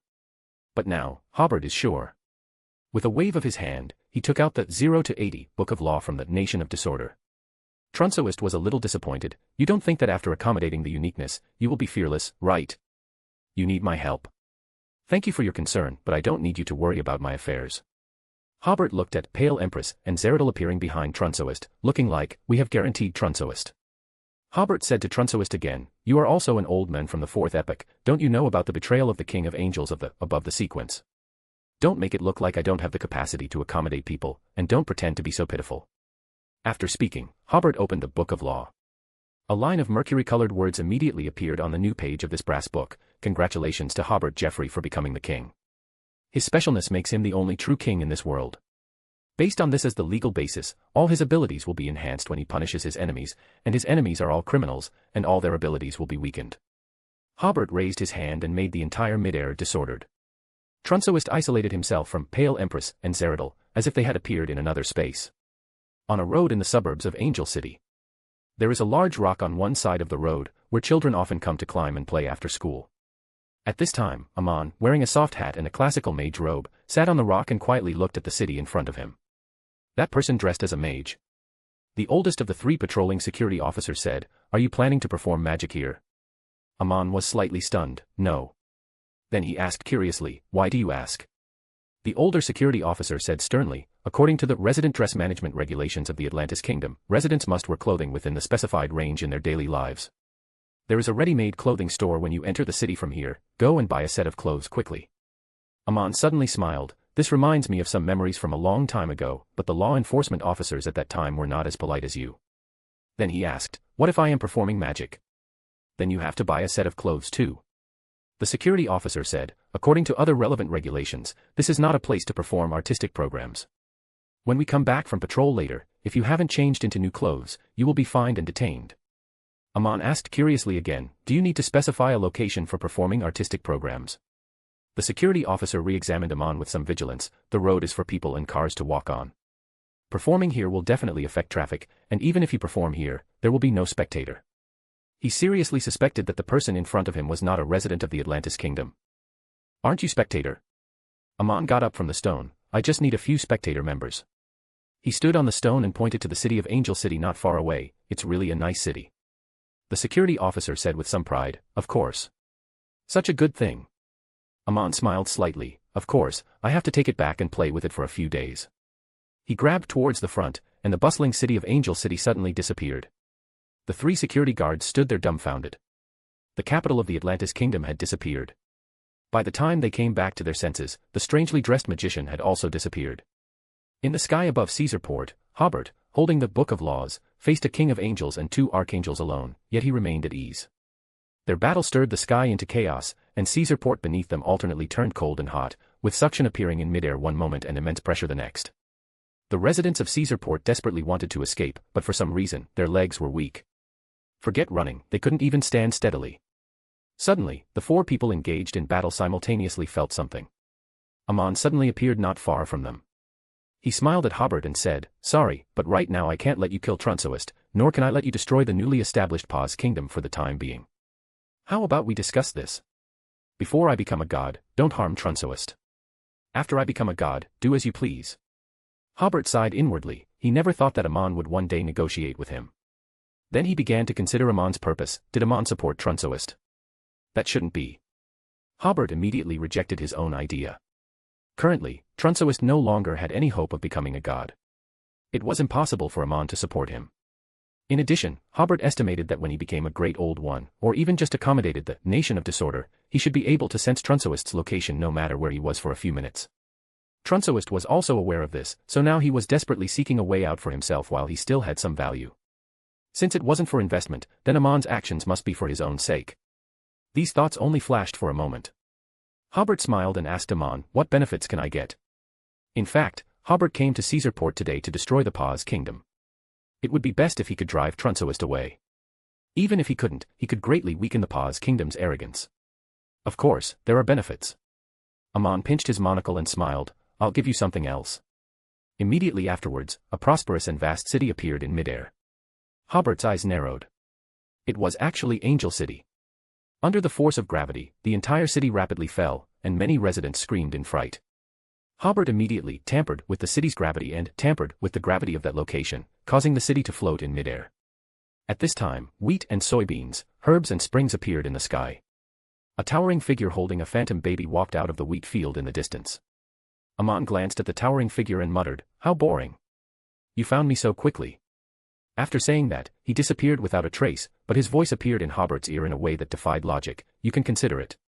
After all, you can't protect every inch of your territory at all times. Hobert sneered, it's not the thief you fear, but the thief who has his eye on you. Then he bowed slightly towards the Earth Mother, completely ignoring Trunsoist and the others behind him, and distorted Angel City, returning to the location of the Atlantis Kingdom's capital. The Earth Mother in the sky kept staring at Trunsoist and the others, and only turned and left after Hobert had gone far away. The wheat, herbs, and so on also disappeared. Trunsoist and the others looked at each other, feeling that their fate was already in the hands of others. Hobert put Angel City back into its original position seamlessly, and then tampered with the memories of the entire city and the people around it. However, for the sake of prudence, Audrey still had to give people some psychological cues. After doing all this, Hobert came to the Church of the Earth Mother, prayed to the Earth Mother like an ordinary believer, and prepared to discuss with the Earth Mother how to deal with Aman. Now Hobert rarely uses the Earth Mother or the Church of the Earth Mother's resources.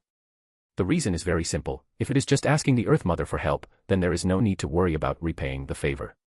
But if you use the Earth Mother's resources or the Church's resources, then you have to pay attention to the issue of repayment. The meaning between the two is different. Currently, Hobert also controls a vast force. If he borrows it, it is better to solve the problem himself.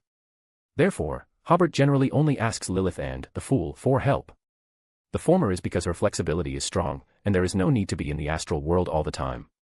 The latter is because the world needs a sequence 1 beyonder characteristic, so it needs the Fool to repay some help. Of course, Hobert did not explicitly state such help, but only hoped that Klein could ask the Fool to help him with something. But Amon's problem must be discussed with the Earth Mother. In order to prevent a sensation, he tampered with the state of his existence. After accommodating the uniqueness, Hobert could tamper nothingness into existence, and vice versa.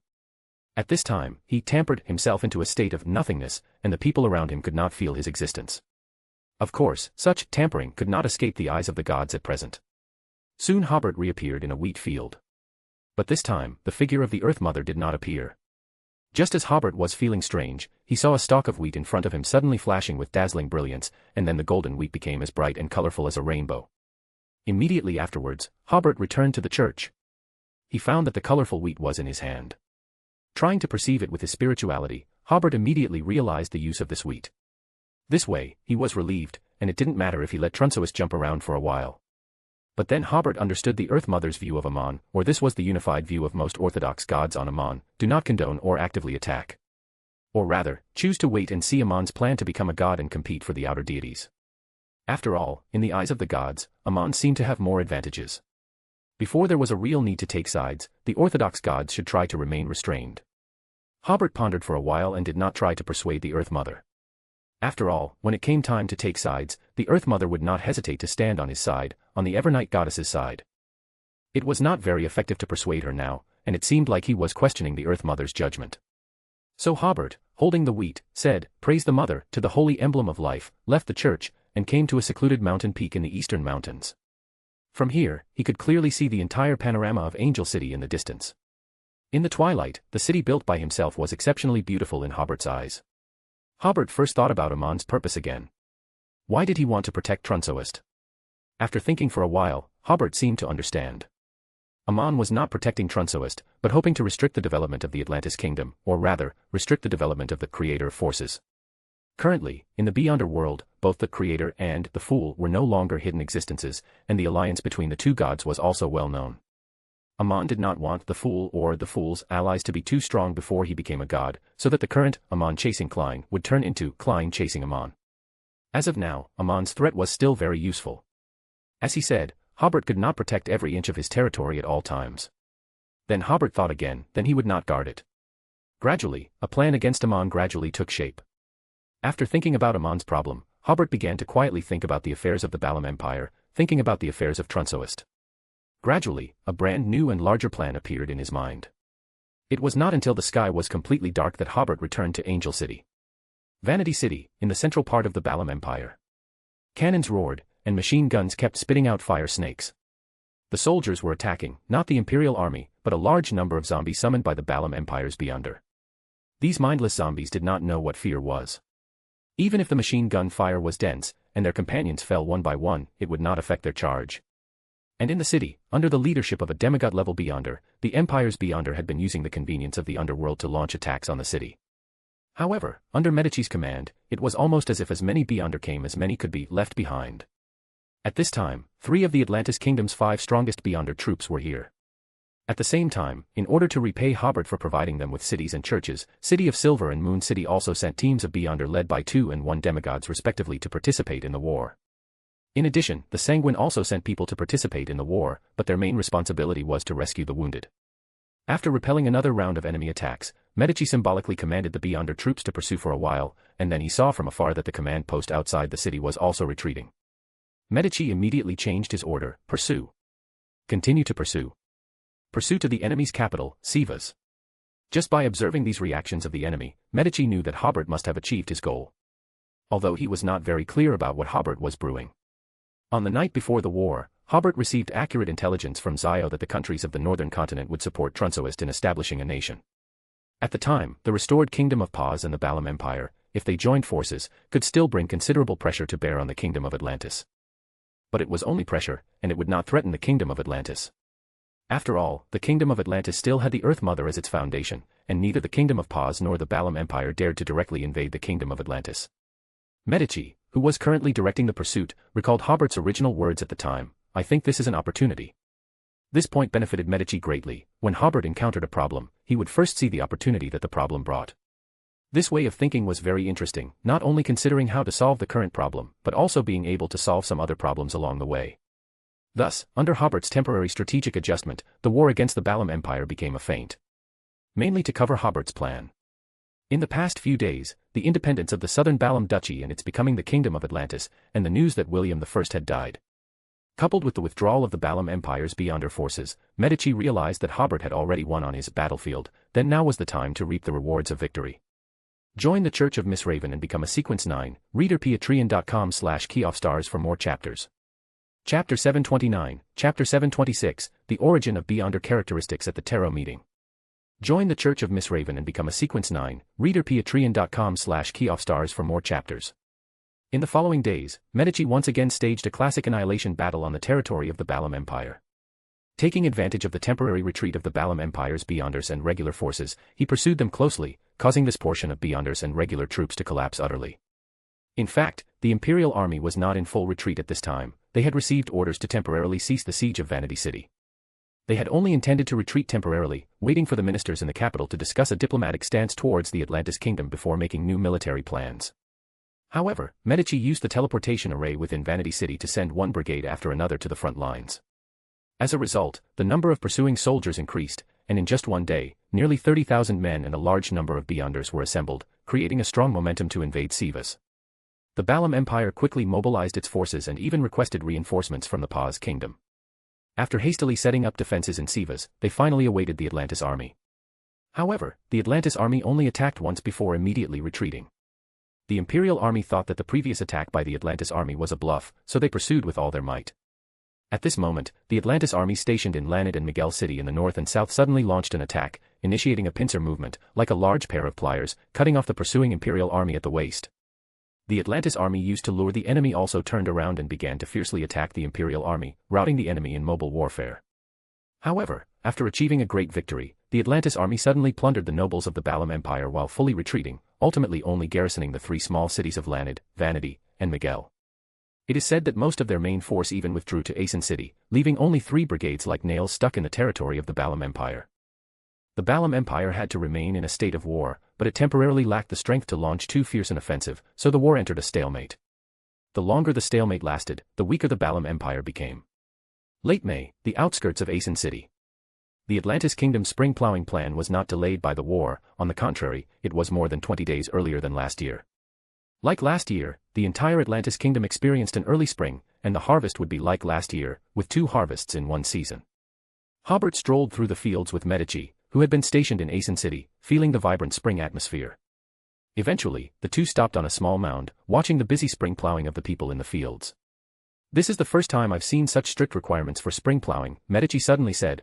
"I heard that there are strict regulations on how many seeds are used per acre, and even the usage of agricultural tools and the feeding of oxen are standardized."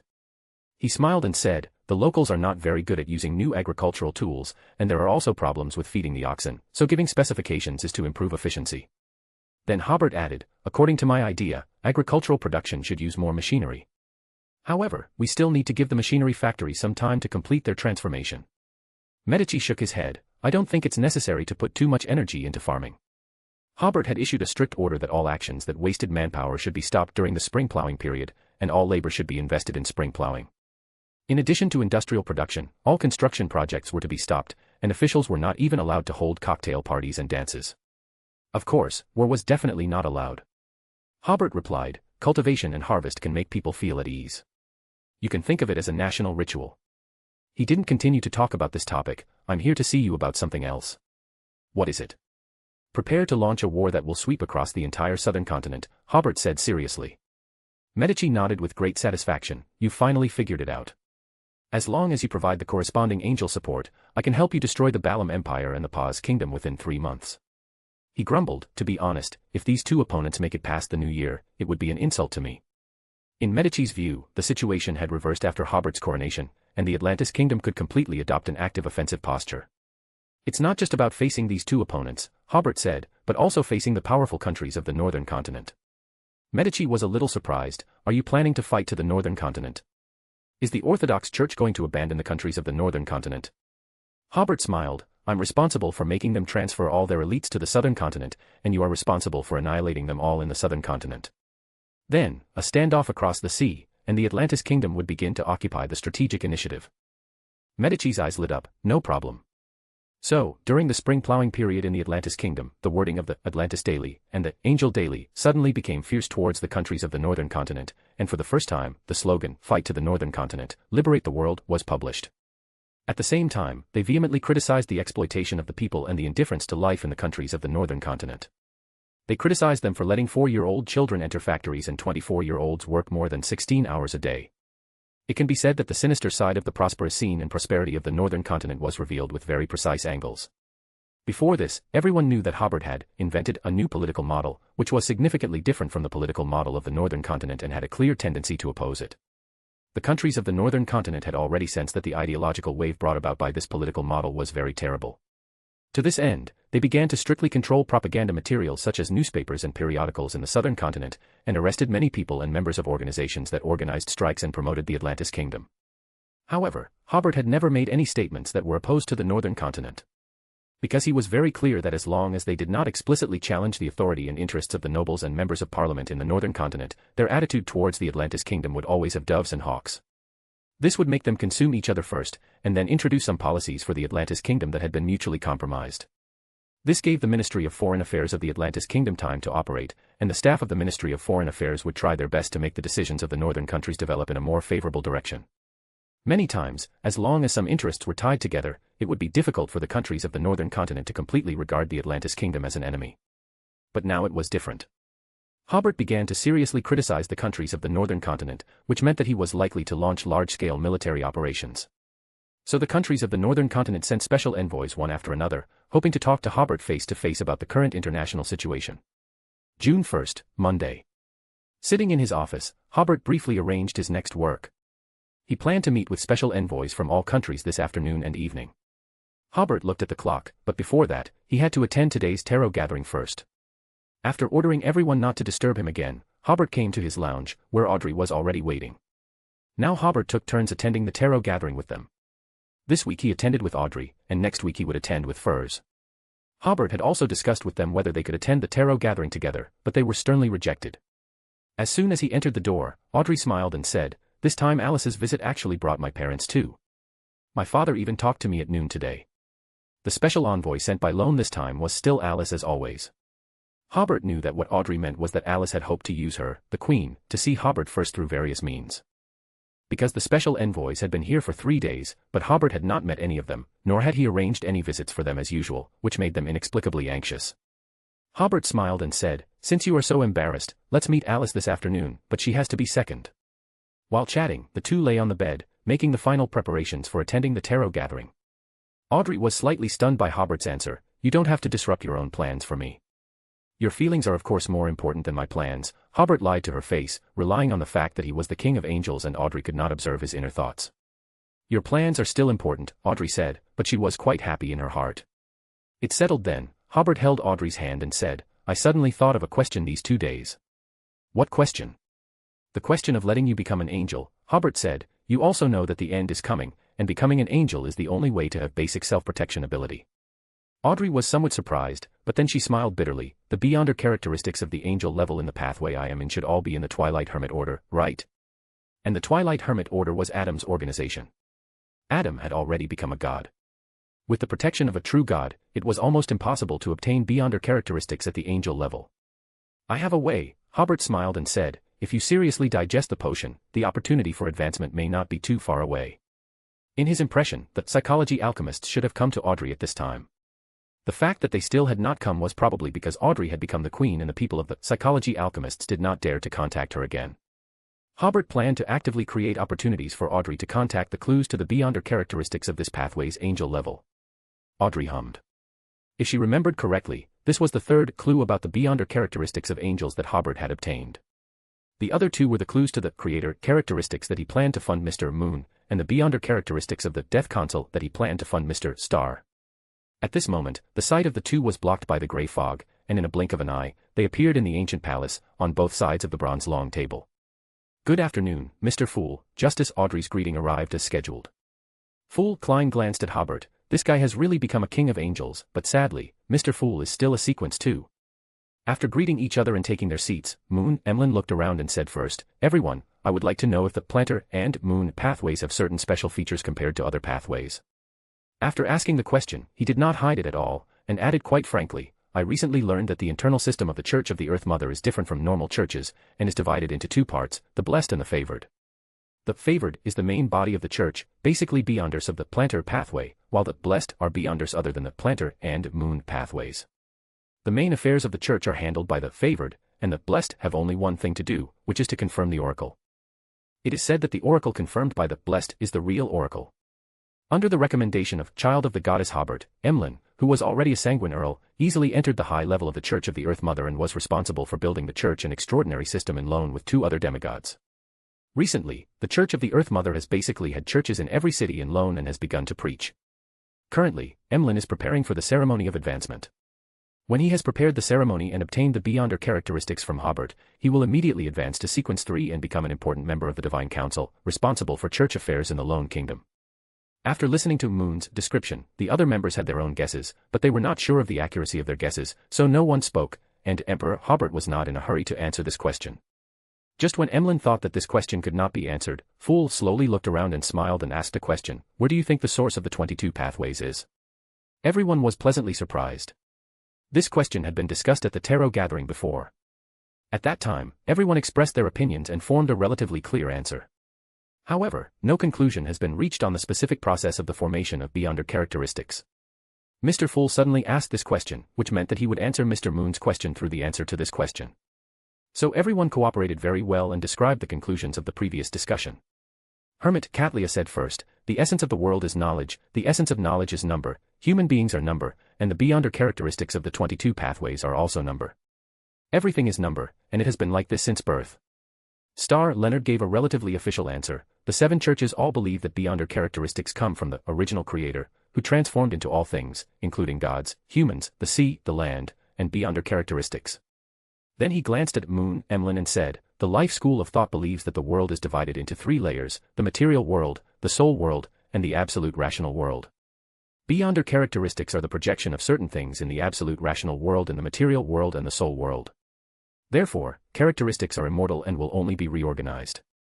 Emlyn looked back at Mr. Star and said, as one of the masters of the second epoch, we sanguine believe that beyonder characteristics do originate from the original creator, and then the accumulation of different characteristics gave birth to the ancient gods, who then created different races. He paused and added, however, I still agree more with Mr. Emperor's view that humans were transformed into different races by beyonder characteristics. For a while, Emlyn had been calling Hobert, child of the goddess, but Hobert found the title a bit awkward, so he asked Emlyn to continue calling him Mr. Emperor. Audrey summarized, in other words, there's a fairly consistent understanding that beyonder characteristics originate from the original creator. Regarding the Antarctic encounter, because it involved a prehistoric civilization's research station, Hobert didn't mention it to the 2 empresses. At this moment, the Fool Klein asked, then, where did the original creator's characteristics come from? Everyone was stunned, and after a little thought, they understood what the Fool meant. The Hanged Man, Alger tentatively asked, Honorable Mr. Fool, isn't the original creator the beginning of everything? Recently, Klein had obtained a lot of advanced information from the 7 lights of the spirit world, and he calmly asked again, does anyone know the extended theory of the beyonder characteristics laws? Catlia opened her mouth, but she didn't answer the question, because she didn't know if the knowledge she had obtained was the answer Mr. Fool needed. To avoid the awkward situation of the Fool asking, the world answering, Hobert raised his hand slightly and said, according to the law of beyonder characteristics convergence, the higher the level of beyonder characteristics, the greater the tendency to converge, but after converging to a certain extent, there will be a tendency to diverge. This is the so-called, all that convergence must diverge, and all that diverges must converge. The Fool Klein nodded with satisfaction. Currently, the original creator is in a state of convergence. After he awakens, he will converge more characteristics from the cosmos.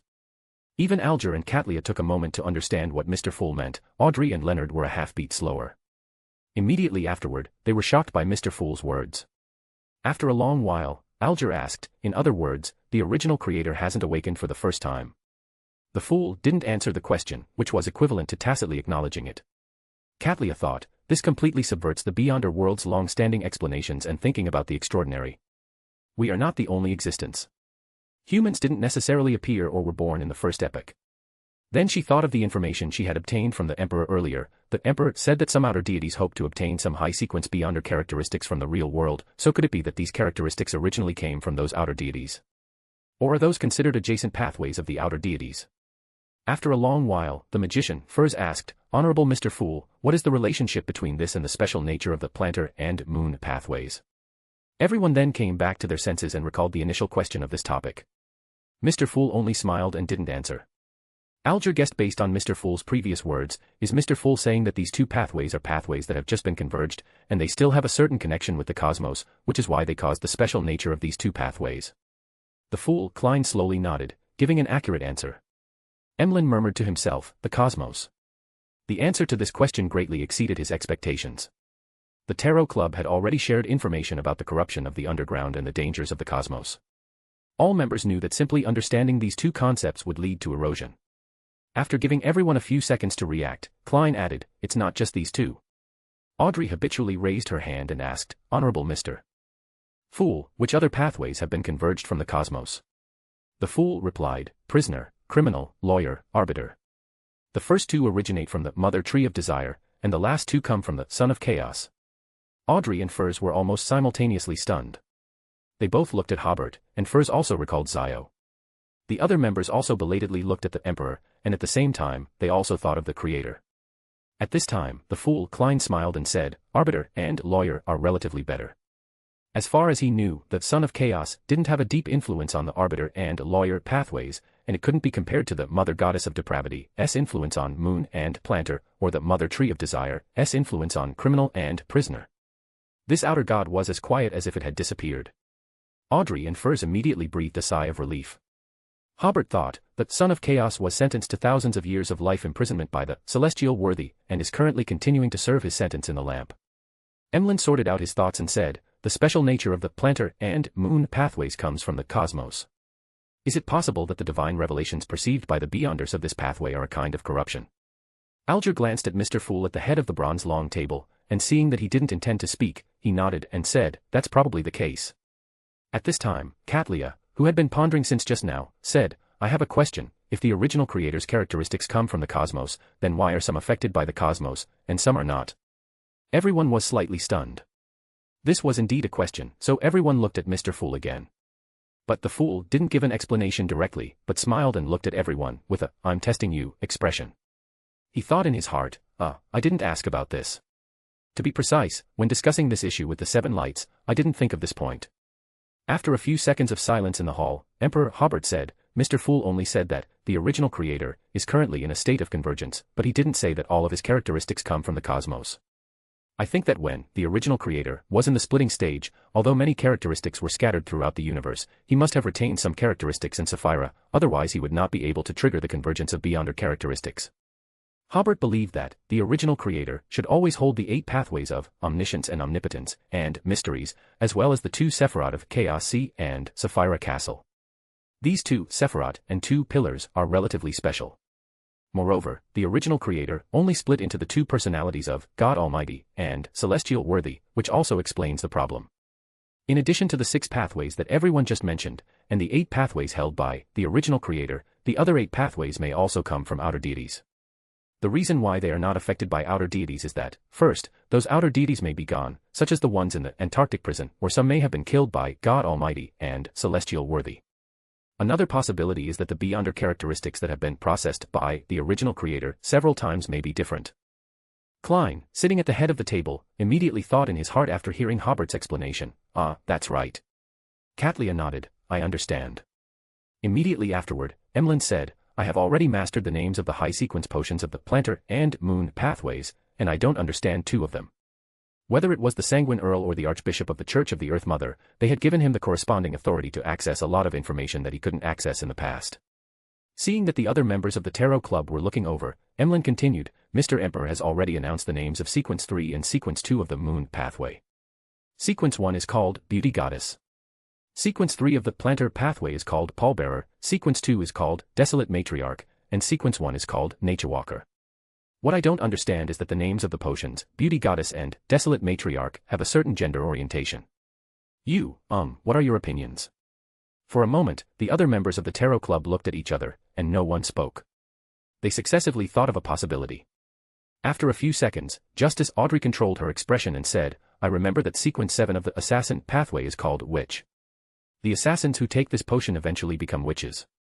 Emlyn opened his mouth. This must be a test for me.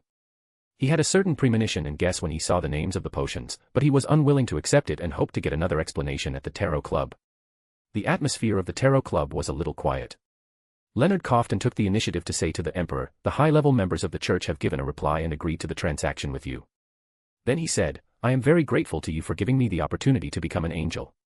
At a Tarot Club meeting a few months ago, Hobert had asked Leonard if he wanted to change pathways. He lied that he had clues to the Death Console Beyonder characteristic. After thinking for a week or two, Leonard decided not to change pathways for the time being. He was used to life in the church, and a true God church could not accept a high-level deacon obtaining characteristics from forces outside the church and becoming an angel. In other words, if he wanted to become an angel, he would have to leave the Church of the Evernight Goddess, which he didn't plan to do at the moment. However, Leonard casually asked Hobert what reward he would have to pay in exchange for that clue. At that time, he thought that the church might be interested in this clue. Hobert, who was already planning to launch a war against the Balam Empire during the Backlund Conference, casually said that he was going to kill an angel of the Balam Empire. What Hobert didn't expect was that Leonard took advantage of an opportunity to report this matter to the church. At this time, a misunderstanding occurred between the two parties. The Church of the Evernight Goddess understood it as, Hobert was preparing to eliminate an angel of the Balam Empire, but he planned to trade the Beyonder characteristic of that angel with the Church of the Evernight Goddess. When Leonard asked Hobert again what he would use to trade that Beyonder characteristic, Hobert realized that he had shot himself in the foot, so after thinking for a while, he made a request. The condition was that Leonard become the Horror Bishop. And Leonard would have the opportunity to become the church's next servant of concealment. To this end, Leonard would provide shelter for Earl's Light and help Earl's Light develop the Faceac Empire's market, providing corresponding protection. Leonard was completely stunned when he heard this condition. He didn't expect that even if he didn't change pathways and didn't leave the church, he would still have the opportunity to become an angel. If someone else had made such a transaction with the church, Leonard wouldn't even have reported it, but Hobert was different. He was once a member of the Nighthawks, and the church wouldn't have too many doubts about him, Leonard, or this transaction. The Church of the Evernight Goddess agreed after little discussion. The high-level members of the church also knew that with Hobert's coronation, the differences between the countries of the northern continent and the Atlantis kingdom would become greater and greater, and wars might break out later. Although it was only to protect Earl's Light, there must be spies and beyonders of the Atlantis kingdom in Earl's Light.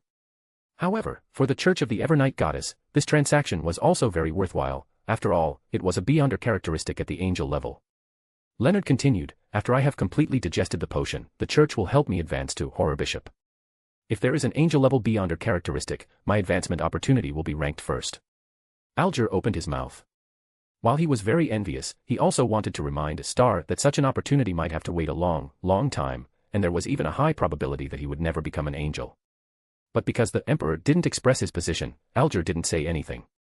Hobert and Klein both knew that in the near future, Leonard would have the opportunity to advance to an angel. At that time, 1 or 2 archangels might appear in the Church of the Evernight Goddess.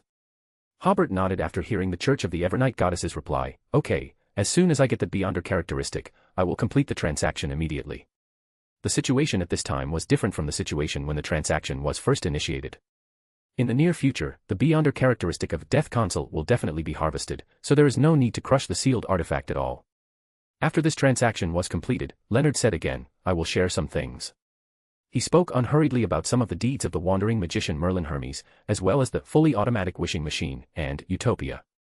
While narrating these things, he unreservedly glanced at the world. Klein let the world say, I have left the southern coast of Midseashire.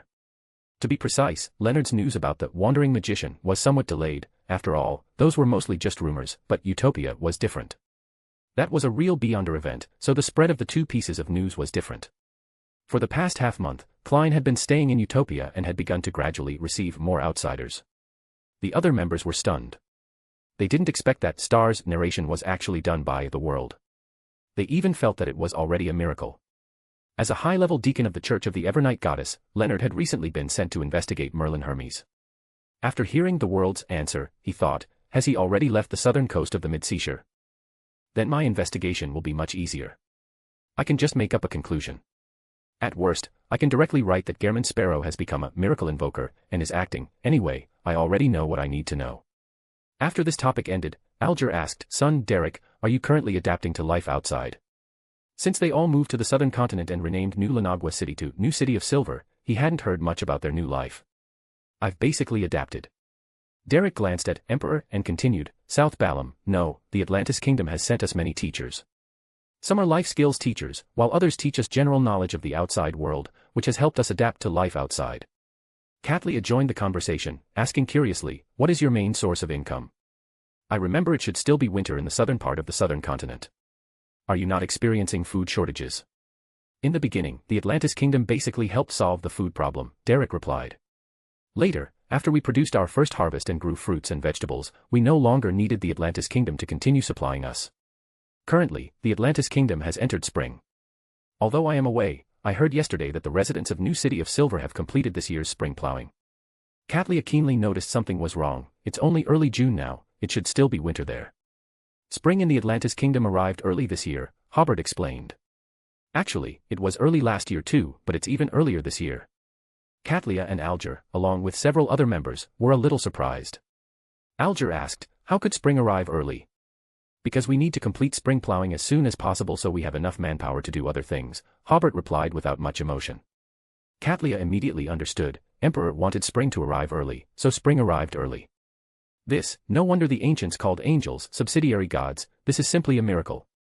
Alger had similar feelings, and he imagined the scene. During the coldest time of the year, people are already working in the fields. It sounds a bit eerie. After a few seconds of silence in the hall, Derek continued to answer Hermit's previous question. Initially, most of the city's expenses were resolved with the help of the Church of the Fool.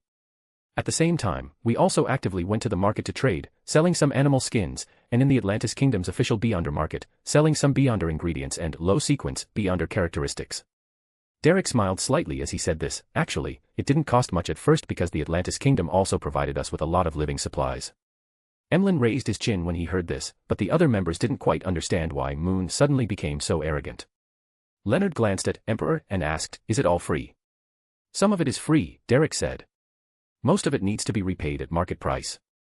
In the beginning, the government of Lanagua Port often organized some of us to help them with some construction. 1/3 of the salary was given to the participants, and 2/3 were used to repay debts. Later, after we gradually became familiar with the factory's machines and production processes, we began to produce many industrial products, which the Lanagua Port government would purchase at the factory price. After that, the factory's output became our main source of income. The Atlantis Kingdom's chief liaison encouraged us to sell the products ourselves because the kingdom government would only buy them at the factory price. We have tried to sell products to Angel City and Rockville City. Through these opportunities, we have also seen the outside world. It turns out the outside world is so beautiful and peaceful, and the government officials everywhere are also very kind. That's the Atlantis Kingdom. Emlyn emphasized. Only the Atlantis Kingdom is like that. Officials in other countries are more like villains. Derek nodded, that's what I've heard too. Klein manipulated world and asked, is there no room for reconciliation? Hobert suddenly recalled a sentence, the Iron Curtain has fallen. Join the Church of Miss Raven and become a Sequence 9, reader patreon.com/keyoffstars for more chapters. Chapter 730, Chapter 727 The Iron Curtain has fallen. Join the Church of Miss Raven and become a Sequence 9, reader patreon.com/keyoffstars for more chapters. To the Fool Klein's question, Emperor Hobert replied, the Iron Curtain has fallen. The other members all thought that the Emperor was describing the current international situation, as if the Iron Curtain had fallen and become a foregone conclusion. Only Klein understood that Hobert meant that once this ideological struggle began, it would be a fight to the death, without any room for compromise. This reminded him of the history of prehistoric civilizations, and he inwardly sighed that the development of the situation was always surprisingly consistent. That once immensely large red giant with its steel torrent was also established at the end of World War I. But the difference was that Hobert clearly understood the trajectory of historical development, first using war to seize massive amounts of wealth, and then obtaining large amounts of war reparations as a victorious nation. Finally, there was Hobert's use of Beyonder forces. Theoretically, given the current situation, countries like Lone should have long frozen all assets of the Atlantis Kingdom in the northern continent. However, according to Klein's understanding during his time in industrial cities like Constant, half of the real estate in the entire southern coast industrial area of the Inner Sea was owned by the Atlantis Kingdom, and no one had confiscated it.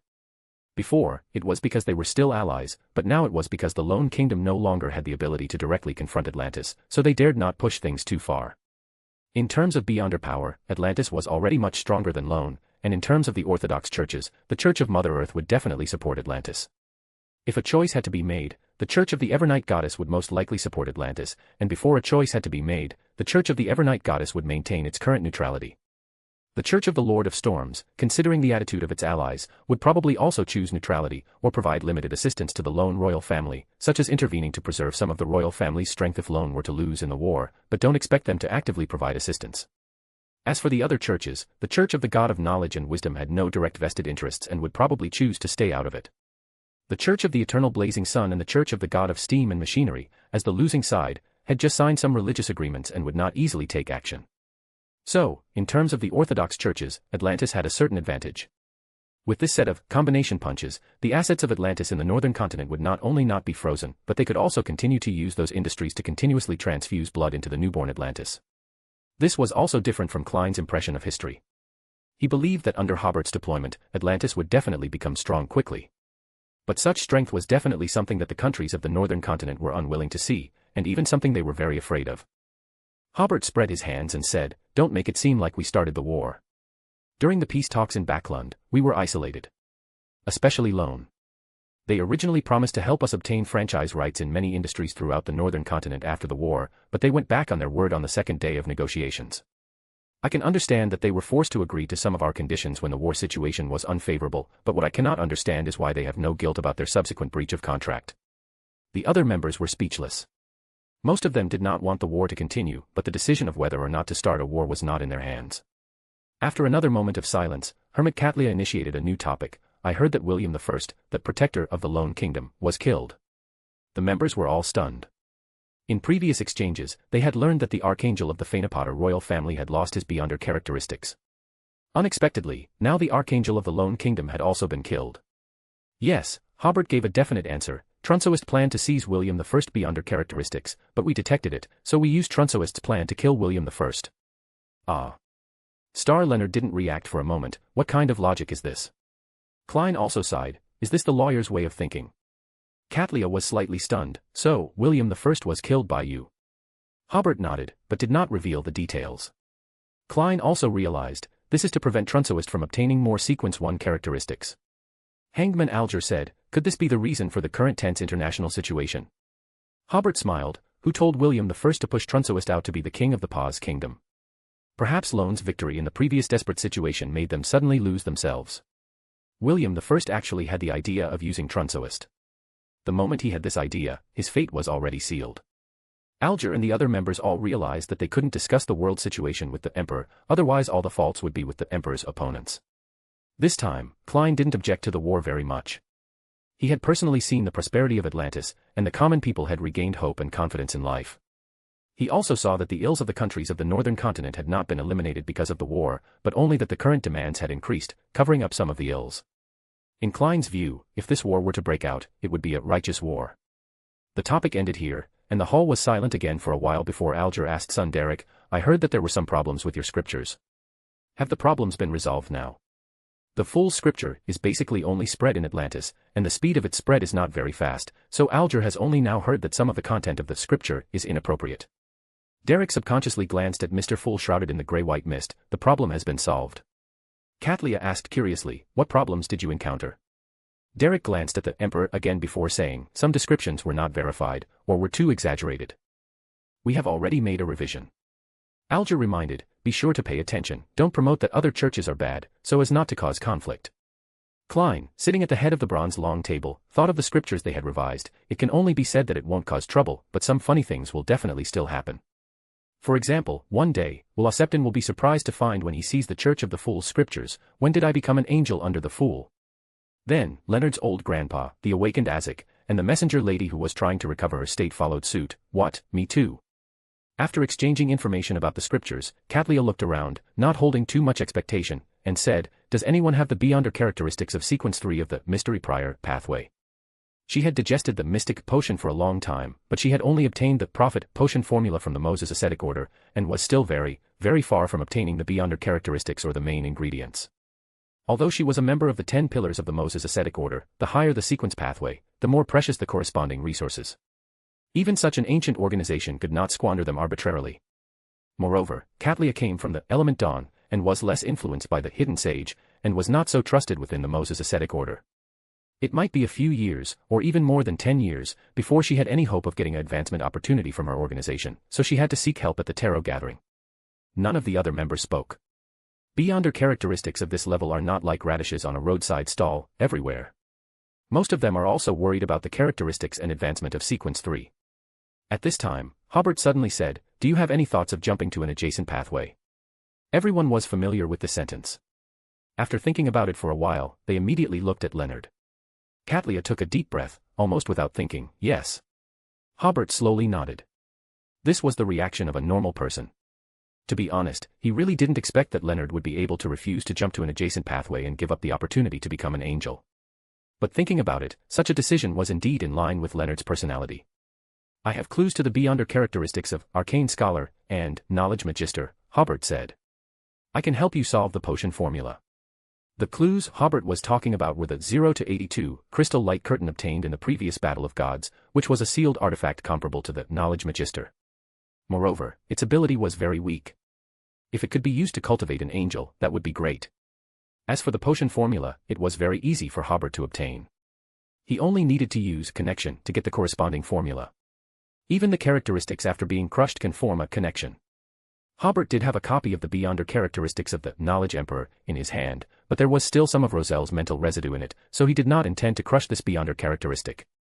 Katlia was excited for a while. What kind of reward should I pay?" "I have to think about this, or discuss it," Hobert said. "I can give you the potion formula first tomorrow. You can prepare the ritual first, and you can try to advance when the time is right, and then make up the reward later." "Okay." Katlia took a deep breath and sincerely said, "Thank you." That was the opportunity to become an angel. It was the dream of many people. At this time, Moon Emlyn suddenly sighed, the third one. Everyone knew that he was talking about the fact that this was the third clue to angel-level Beyonder characteristics that the Emperor had taken out. Magician first thought in her heart, "What you don't know is that Hobert has prepared the Beyonder characteristics for me to advance to Sequence 3, and has also obtained clues to the Traveler Beyonder characteristics." Klein also thought, so, the Beyonder characteristics for me to become an angel were also obtained with Hobert's help. This made him once again sigh at the difference between angels and angels. After completing this transaction, everyone did not continue to exchange information, and Klein announced the end of this tarot gathering. Hobert and Audrey, who had returned to the real world, did not get up immediately, but continued to lie on the bed. Audrey asked first, "Hobert, where did you get so many high-level Beyonder characteristic clues?" Hobert smiled and said, "This is not the clue I obtained alone." Then he said, "Currently, for me, as long as there are clues, I can relatively easily obtain an angel-level Beyonder characteristic. If we can have a few more angels who are kind to us, this is a very cost-effective business." Audrey hummed, as if that was the case. Hobert sat up first. "Since your parents are here, spend some time with your parents." "Well, you haven't been back to Lone for a long time. I'll just give you a month's vacation." Audrey was about to refuse, but Hobert said first, "In a month or two, the Ministry of Foreign Affairs will definitely be very, very busy. Even if you want to rest, you won't have time then." Audrey was moved, because she hadn't rested for a while. "It's best not to go back to Backlund," Hobert instructed. "Your current identity is a bit special. If you go back to Backlund, you may encounter some trouble. I suggest you go to the family territory in Eastchester County to relax." Audrey sighed, "I do miss the beautiful mountains and rivers there, and the fresh air there." Hobert smiled slightly, "Pay attention to safety. If you encounter any problems, contact me immediately with the Order Crystal. Oh, Audrey agreed, feeling that she was a demigod anyway, and should not encounter any unsolvable problems.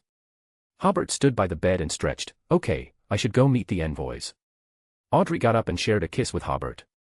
Back in the office, the court butler invited Princess Ethel, the envoy of the Feynapotter Kingdom, in. When countries send envoys, it is very important to meet which one first. In the past, Hobert would definitely meet the lone envoy first, but now it is different. Hobert exchanged simple pleasantries with the princess, who still had short hair, and then talked about the topic. Ethel said, "No matter what the future situation is, we will firmly stand on the side of the Atlantis Kingdom." Of course, they had to stand on this side. The Church of Mother Earth definitely supported the Atlantis Kingdom. For the Feynapotter royal family, without the Archangel, basically the Church went, and the royal family had to follow. Moreover, the Atlantis Kingdom was already strong enough. In the previous World War, the Southern Balam Duchy could only affect the war situation. Under the pressure of the Intis and Fasak armies, their tactics could only be guerrilla warfare. But now it was different. The war had only ended for more than half a year, and the Atlantis Kingdom already had the power to challenge the entire northern continent. Ethel's statement made Hobert nod slightly, but he talked about another thing. Actually, we don't regard the nobles as enemies, or rather, we don't regard anyone as enemies. We hope to let ordinary people create more wealth, so that the cake will be bigger, and everyone can get more benefits. Ethel seemed to think for a while before saying, we will consider introducing the political model of the Atlantis kingdom. Hobert smiled and said, as a friend, I want to remind you that the sooner this process is, the better. If you wait until the end of the war, the Feyenopotter kingdom will miss the best opportunity. Ethel nodded, I will try to persuade the parliament as soon as possible. Hobert suddenly jumped to another question, do you still want to be queen? Ethel was taken aback for a moment, then suppressed her excitement, yes, but there are still some obstacles. Originally, with Philip I's support, she would definitely have won the battle for the throne, but the problem now is that Philip I has rapidly lost his original authority after losing the archangel status. Hobert hummed, if you plan to introduce the political model of the Atlantis kingdom, I will send an angel to send you back home. When you become queen, you can promote corresponding reforms. However, what is certain is that in the future, the nobles of Feyenopotter will lose many rights, and the rich will not be able to do whatever they want as before. You have to be mentally prepared for this, and the royal families beyonders must also be mentally prepared. Ethel immediately said, I will ask the person you send to form a cabinet, and all the management work of the kingdom will be handed over to the cabinet. Hobert was very satisfied with Ethel's promise, I will only send people to help you form a transitional government. After the government is operating normally, we will leave at most some consultants. In the next few years, these consultants will gradually withdraw. By then, he could use politics and economics to coerce the Feyenopotter kingdom, and it wouldn't matter whether he left consultants or not. Ethel took a deep breath, inwardly lamenting that she should have come here earlier. Then she asked, is the battle in the Balam Empire going smoothly? Do you need our support? The northern continent countries have different views on this war. Some say that the Atlantis kingdom has gained an advantage, while others say that the Atlantis kingdom is caught in a quagmire of war. Because they were afraid of causing misunderstandings, Feyenopotter had never sent anyone to the front line to conduct detailed investigations. But Hobert smiled and said, you don't need to worry about the upcoming war. My marshal once said, if the Paz kingdom is still there in the new year, it will be a shame to him. Ethel's eyes narrowed, and she thought of Medici, who had once been loyal to the creator. Hobert continued, you have such worries only because the southern continent has long been on the edge of the civilization circle. But now it's different. This place will be the center of the civilization circle in the future. After chatting about the international situation for a few more words, Ethel said goodbye and left.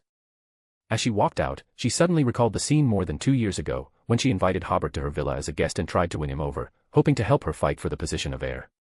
And now, Hobert already has the ability to directly send her to the position of queen. After ending the meeting with the special envoy of the Feyenopotter kingdom, Hobert then met with Princess Alice, the special envoy of the Lone Kingdom. The two of them also chatted casually for a few words, and Alice said helplessly, Hobert, why has the situation developed to this point? Hobert didn't say anything too official, but just smiled and said, our differences are in all aspects, and I can't ignore the Lone's high-level hostility towards the Atlantis kingdom. Alice took a deep breath, don't you have any explanation for the death of Lone Kingdom's protector? But Hobert said, a child holding a piece of gold passing through a busy city is easily robbed. So, is this the child's fault? Or the gold's fault? Or the robber's fault? Alice opened her mouth, wanting to say something, but said nothing. It was the first time she had heard someone describe the protector as a child. Hobert continued, William I should have firmly joined hands with me to deal with Trunsoest, instead of helping Trunsoest to deal with me. I know what William I was thinking at the time. He felt that I and Trunsoest were bigger enemies. If our territories were not far apart, we would definitely fight first. And in order not to let Trunsoest recover the Beyonder characteristics in William I's body, I would definitely continue to ally with Lone to fight against Trunsoest. This way, he can play both sides in the northern continent, watching us fight to the point of exhaustion, and then find opportunities to seize some benefits. This is the political model that Lone likes to use in its colonies, which is very annoying. Alice nodded, I understand. Hobert said again, the Iron Curtain has fallen. The future direction of the world can only be determined by war. The two did not talk for too long, because Alice had clearly felt Hobert's attitude. There was no possibility of any mediation in the relationship between the two countries. The third person Hobert met was the Intis envoy. This envoy tentatively asked, can the Intis prisoners of war be released in advance? According to the previous Backlund armistice, Hobert would release more than 320,000 Intis prisoners of war within a year. About half a year has passed, and Hobert has only released less than 60,000 people. These prisoners of war have greatly solved the problem of labor shortages in various places. They built houses and squares, and so far, they have basically built 2 small cities. And Intis currently wants these prisoners of war back just to expand its army. After all, these prisoners of war have undergone long-term military training and have also participated in wars, which are much stronger than newly recruited soldiers. So Hobert offered the condition that if Intis could pay off the war reparations in advance, he would release the prisoners in advance. The war reparations that Intis is responsible for paying to the Atlantis Kingdom are worth £1.5 billion, and only £300 million have been paid so far. Including the war reparations from the Fasak Empire, the Atlantis Kingdom has only received about £600 million in reparations so far. Hobert used these reparations to build 3 large offshore docks and 2 airship assembly centers, 1 large artillery factory, and part of it was distributed to the families of the martyrs in the form of pensions. In the end, they did not achieve any constructive results. Intis did not pay the reparations in advance, and the Atlantis Kingdom did not intend to release the prisoners in advance. The subsequent meetings were uneventful, and everyone clearly felt Hobert's strong hostility. After the special envoys returned to their countries, shocking news shocked the high-level officials of the northern continent countries. With the support of the Atlantis Kingdom, the current King Ferdinand II of Fanapotter abdicated, and Princess Ethel ascended the throne. This gave the nobles of the northern continent a sense of urgency. They realized that they had to do something, otherwise their kings or emperors might also abdicate inexplicably. Join the Church of Miss Raven and become a Sequence 9, reader patreon.com/keyoffstars for more chapters. Chapter 731, Chapter 728, Pregnant Angel, Bernadette. Join the Church of Miss Raven and become a Sequence 9, reader patreon.com/keyoffstars for more chapters. The international situation in the northern and southern continents has suddenly become perplexing. In theory, the confrontations and conflicts in this world are determined by beyonder forces, and the opposition of secular forces should not spread worldwide. However, the current situation is different. Secular forces are now dominating the confrontation between the northern and southern continents. So far, only the Church of the Earth Mother has stated that it will protect the Kingdom of Atlantis from invasion. This means very clearly that if the war spreads to the current territory of the Kingdom of Atlantis, the Church of the Earth Mother will definitely come forward to mediate. However, they will not interfere with the expansion of the Kingdom of Atlantis, nor will they provide assistance. The other churches have not yet made any statements. They are not optimistic about the Paz Kingdom and Trunsoist, nor do they believe that the Balam Empire can win the war. But they also do not strongly support the Kingdom of Atlantis, because the political model of this kingdom will cause the church to lose huge benefits. Currently, the social model of the northern continent is almost based on the church system. For example, there is a church in a community, and everyone's relationships are established through faith in the church. This is why many social celebrities attend church receptions, because they can expand their network through the church. As for other ways to expand one's network, there are not many. Clubs generally have obvious professional or regional barriers. First, you need to have a certain network to join a club. And the basic network is easiest to obtain through the church. Overall, people's social relationships are connected through the church and the church. However, the model of the Kingdom of Atlantis is different. Its main body is the various levels of government. Basically, the government has clear regulations on all aspects of life, and the church hardly intervenes. The reason why Hobert attaches so much importance to the training of grassroots officials is that in the Kingdom of Atlantis, village chiefs and community leaders connect people. During the spring plowing season, the village chief will organize people to help those in need in the village. During the harvest, the village chief will explain how to store grain. In the city, you can find the community director, also known as the community leader, for problems in life. Some problems are solved in the community, and some problems are subdivided by the community leader and solved by relevant departments. When villagers and citizens encounter difficulties, they first go to grassroots officials, because if the grassroots cannot solve the problem, there are also town governments, county governments, and even city or state governments, with a large number of administrative resources to help solve the problem. This is more efficient than the church, so people gradually stop going to the church to solve problems and only go to the church for spiritual comfort. Secondly, they do not rely on the church economically. In the northern continent, the church holds many assets, so it can provide many job opportunities and is an important part of the local economy. However, the land in the Kingdom of Atlantis is state-owned, and job opportunities are created by various state-owned or private companies. The church does not play much role in the local economy. Then, the church and the church will inevitably be marginalized. This is the main reason why the church has concerns about the Kingdom of Atlantis. Even the Church of the Earth Mother has some differences with the Kingdom of Atlantis on the issue of the religious court. So the current situation is roughly like this: if Hobert is in danger, the Earth Mother and the Evernight Goddess will not stand idly by, but if Hobert launches a war of aggression, the church will not oppose it due to the pressure of the gods, but it will not support it either. This gives the impression that the Orthodox Church is unwilling to participate in the secular society's struggle for this social model. Therefore, the confrontation in terms of extraordinary power has basically become the confrontation of beyonder power between the governments of various countries. The extraordinary power of the church has basically not provided support to any party. This is actually beneficial to Hobert, because if there were no gods, the church would definitely stand on the side of the northern continent. With the gods, the church would choose to help neither side. Then, for the countries of the northern continent, it is very important to protect the Paz kingdom. This is their bridgehead and the last line of defense to limit the rise of the kingdom of Atlantis. Especially after the abdication of King Ferdinand, they couldn't wait any longer and did everything they could to help the Paz kingdom. In order to make the aid more efficient, the Lone Kingdom even planned to contribute the technology of the teleportation array, but the embarrassing thing is that they cannot provide teleportation capabilities for the teleportation array. The teleportation array is divided into two key parts. One is to arrange the array using various diamonds, and the other is to need a force to activate the teleportation array, and this force must have beyonder abilities in terms of space. For example, in the teleportation array of the Kingdom of Atlantis, Hobert used a beyonder characteristic of Secret Sorcerer as the power base and the power of Nation of Disorder as the level to give the teleportation array the ability to teleport. The reason why Hobert can do this is that the lawyer's ability of applicability is very strong, and the level of Nation of Disorder is very high, so he can use a characteristic at the Secret Sorcerer level to build a teleportation array. But the situation is different after the countries of the northern continent broke up with the Kingdom of Atlantis. Currently, only the Faesac Empire has an Archangel, and his ability has nothing to do with space ability, so there is no way to provide power for the teleportation array. Just when the opposition between the northern and southern continents was so serious that war could break out at any time, Hobert added fuel to the fire again and set up a Paz Kingdom countdown in the Atlantis Daily. He believes that this kingdom can only exist for a maximum of 4 months, and starts counting down from this day, with the headline on the front page every day saying, "How many days are left until the demise of the Paz Kingdom?" This made the countries of the northern continent even more anxious, and the aid to the Paz Kingdom gradually included personnel assistance from the initial supplies. On the Fog Sea. After entering the sea area without safe lanes, Queen Mystic Bernadette seemed to have lost her sense of time.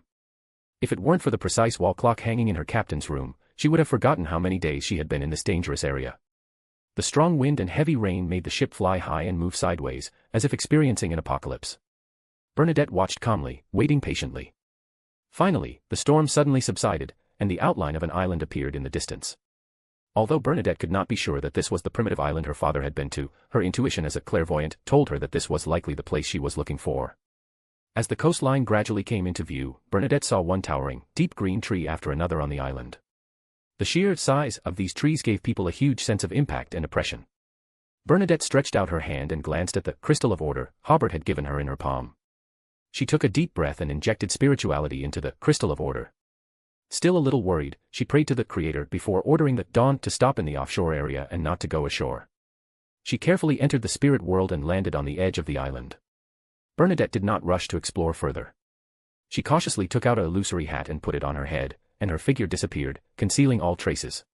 Bernadette was about to say something, but Hobert said first, "Only you can hear my voice and see my existence here." He said, "Continue to walk forward, I will follow behind you." While speaking, Hobert's substitute distorted his state, changing himself from a state of existence to a state of non-existence. In Bernadette's view, Hobert suddenly disappeared, and she couldn't feel his existence at all. And she was very clear that Hobert was actually by her side. Hobert planned to take a look at the state of this island, so he did not immediately use his ability to find Roselle's mausoleum. With Hobert covering her back, Bernadette felt a lot more relieved. She took a deep breath and continued to move forward, entering the forest composed of huge trees. Soon she discovered that it was too quiet here. There was no birdsong, no roars of wild beasts, and even no sound of insects crawling. According to Bernadette's understanding, there should be many beyonder creatures that have become extinct outside, and it should be quite lively. But now, she feels like she is walking in a deserted graveyard, and every giant tree is a tombstone.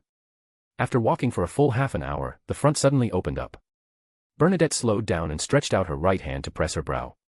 A pair of eyelashless, unusually cold transparent eyes appeared in front of her.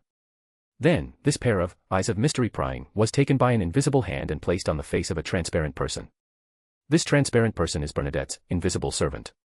The invisible servant quickly passed through the open forest in front and arrived at the edge of a large open space, where countless creatures were crawling.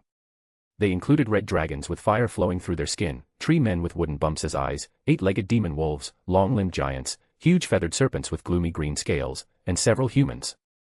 At this time, they were all facing one direction, crawling with their upper bodies or heads, seemingly worshipping an unknown existence, and none of them made a sound. Bernadette adjusted the invisible servant's gaze to the humans. Her blue pupils dilated slightly, because those people were all wearing luxurious Roselle-era clothing. Could these be the craftsmen who once built the mausoleum here? But she immediately denied her idea, because the craftsman would not dress so gorgeously. 5 people. Bernadette's spirituality noticed this number, which immediately reminded her of the 5 knights who initially followed her father.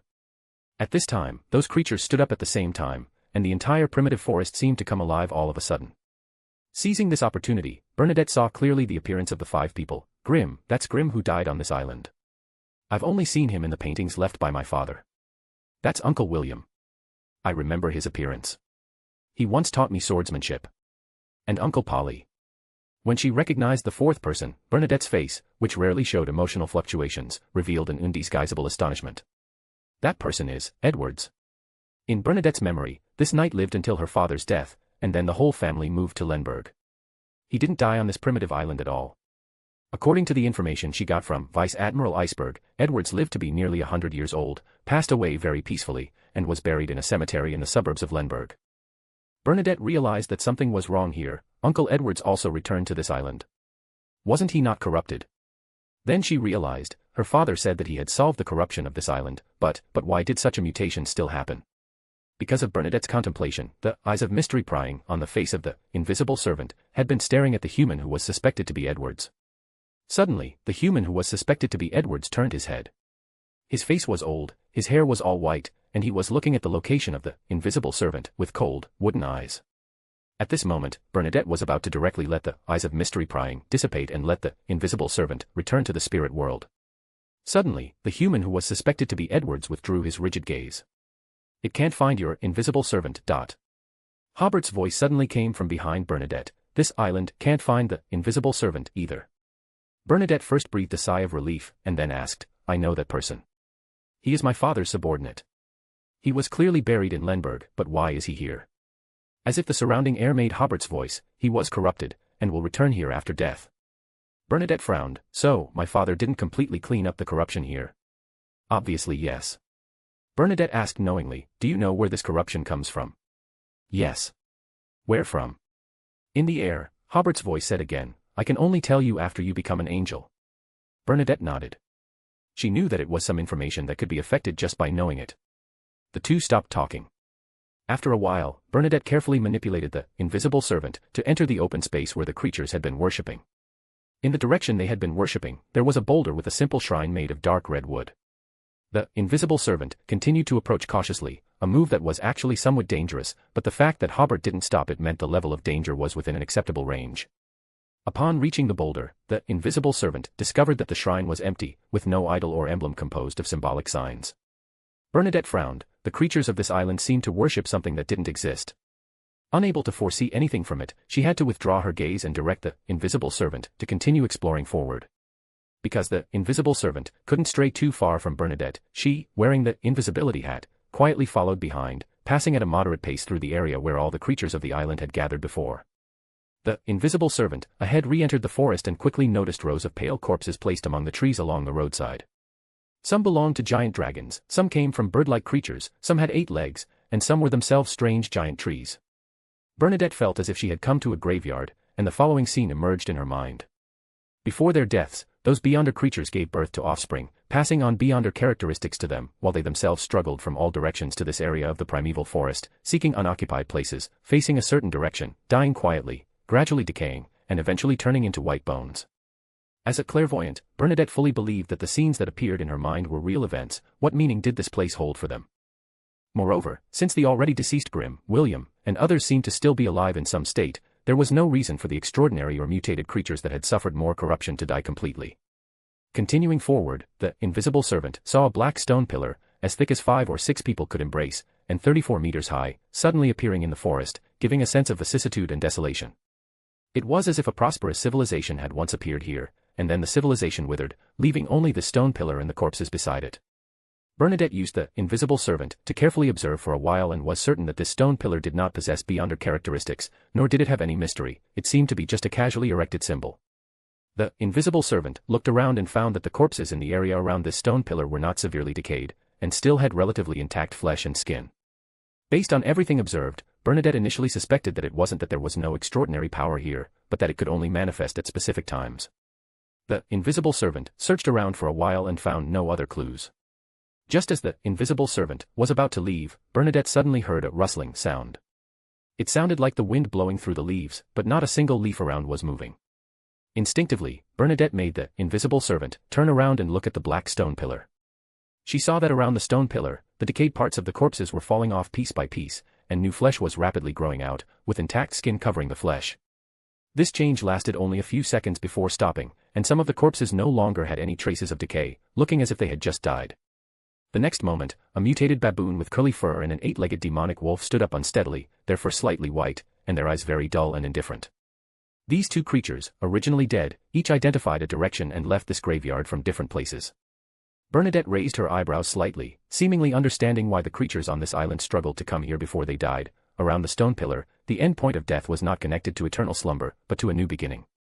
She asked into the air, have the underlying rules of the world been distorted and disordered here? This seemed to be related to the beyonder abilities of the Black Emperor pathway at a high level. The air was very quiet, and just as Bernadette was wondering if Hobert was still by her side, Hobert's voice finally came. This is obviously a mutation of a beyonder power. He had only just thought of it. The Mother and Moon pathways both had the authority to mutate creatures. However, at higher levels, the Mother's authority was more inclined to make life wither and grow, while the authority of mutation was basically concentrated in the Moon pathway, which could easily mutate life into monsters or new species. In theory, these were all related to the authority of the Mother Goddess of Depravity, and even higher than the authority at the level of gods. She was very likely to also possess the ability to mutate beyond her abilities. What was happening here might have been utilizing the characteristic of Roselle building his mausoleum here, but the resurrection of these creatures was clearly different from the resurrection of the Black Emperor pathway. After accommodating the uniqueness, Hobert could also make people resurrect, but that was just a distortion of the concept of life and death. The resurrection process could be completed instantly, but the person who came back to life was just a zombie. Only the Black Emperor himself could completely escape the rules of life and death and complete true resurrection. The resurrection of creatures here, however, was clearly a reversal of the direction of withering and growth for the surrounding creatures. The authority of the Mother Goddess of Depravity occupied the main component in this, and the relevant authority of the Black Emperor was more like an additive, and obviously, some kind of mutation had occurred. Hobert explained simply to Bernadette, you can understand the scene before you as life is immortal, rather than resurrection.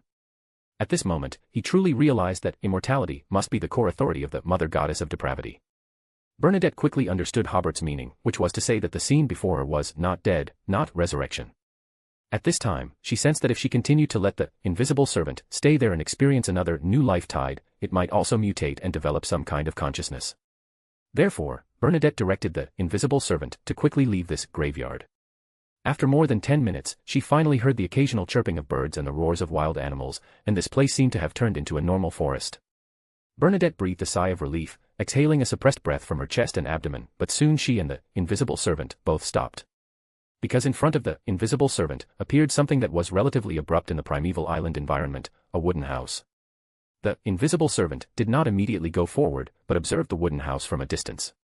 It was generally brown-green, no more than 2.5 meters high, and seemed to be built for humans. After observing for a while, the invisible servant continued to approach. At this time, the door of the wooden house was open, allowing Bernadette to clearly see the situation inside. There were tables, round chairs, and a bed, and it was clear that someone lived here.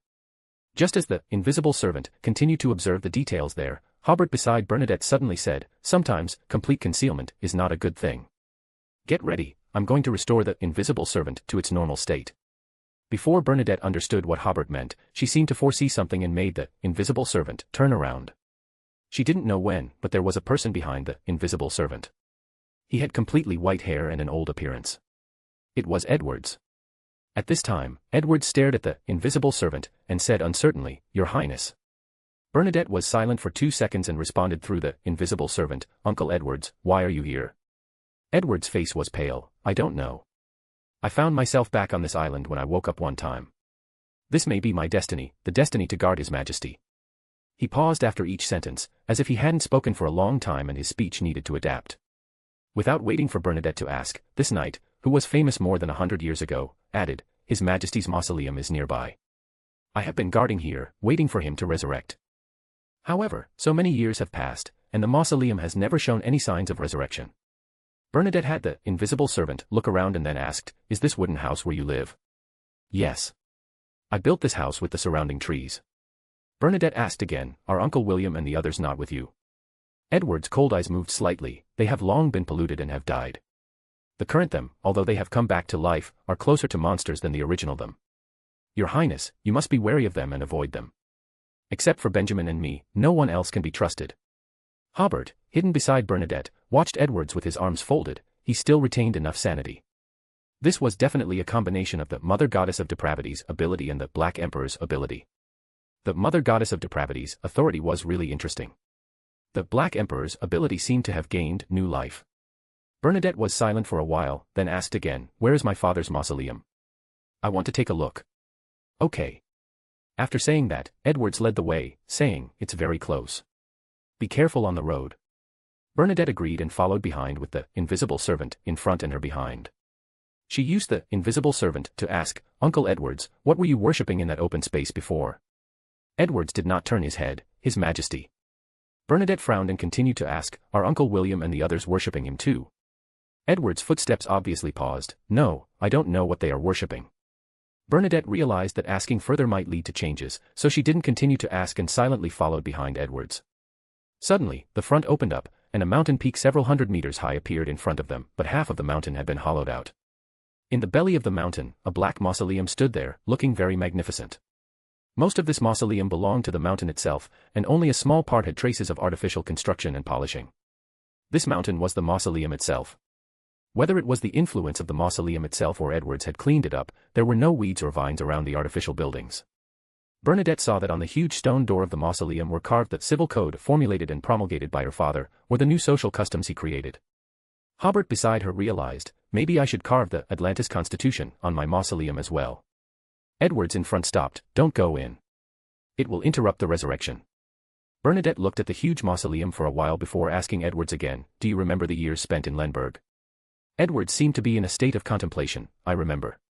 I seem to be dead."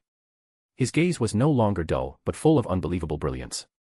Until this moment, he seemed to realize that he had already died and come back to life, no different from William, Polly, and Grim, who needed to be guarded against. Edward's face suddenly distorted, and under his skin, pieces of bright red flesh quickly rotted, flowing out a stinky, light yellow liquid. But in the next second, he suddenly froze. The flesh first stopped rotting, and then the flesh quickly became normal again, even closer to the color of living skin, no longer that pale color. 2 or 3 seconds later, Edward seemed to suddenly come back to his senses. "Your Highness, what did you ask me just now?" His speech was much clearer, and he no longer stuttered so much. Just as Bernadette was about to say something, Edward said again, "Yes, Your Highness, I will leave now. You can be quiet here by yourself. But be sure to be careful, and don't try to enter the mausoleum." Bernadette realized that this was Hobert taking action. After Edwards walked away, she whispered, "Thank you." This was the best way to handle it. Although Edward's state was obviously not very normal, he would not harm others on this island. If he was not normal, then he was not normal. Hobert in the air realized that after accommodating the uniqueness within the barrier of the beginning, he could not only defeat the uncertain mist, but also the power projected onto the earth by other outer deities was not his opponent at all. Bernadette looked at the mausoleum in the direction of the mountain again. After looking at it quietly for a while, she said, "I need your help." "Yes." Hobert's voice came from the air, "What help?" "I want to make a prophecy, but my power is not enough." The next second, Hobert said, "All right, make your prophecy." Bernadette immediately felt that the spirituality in her body was surging, and her spirit body became stronger than ever before. When destroying George III's ascension to godhood, Bernadette had experienced the power of the Knowledge Emperor level.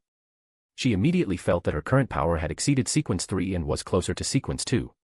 Bernadette took a deep breath to stabilize her mind and looked at the 2 huge stone doors in the mountain again. Silently, she saw a scene. The magnificent black mausoleum shook obviously, and the heavy, tall stone doors opened.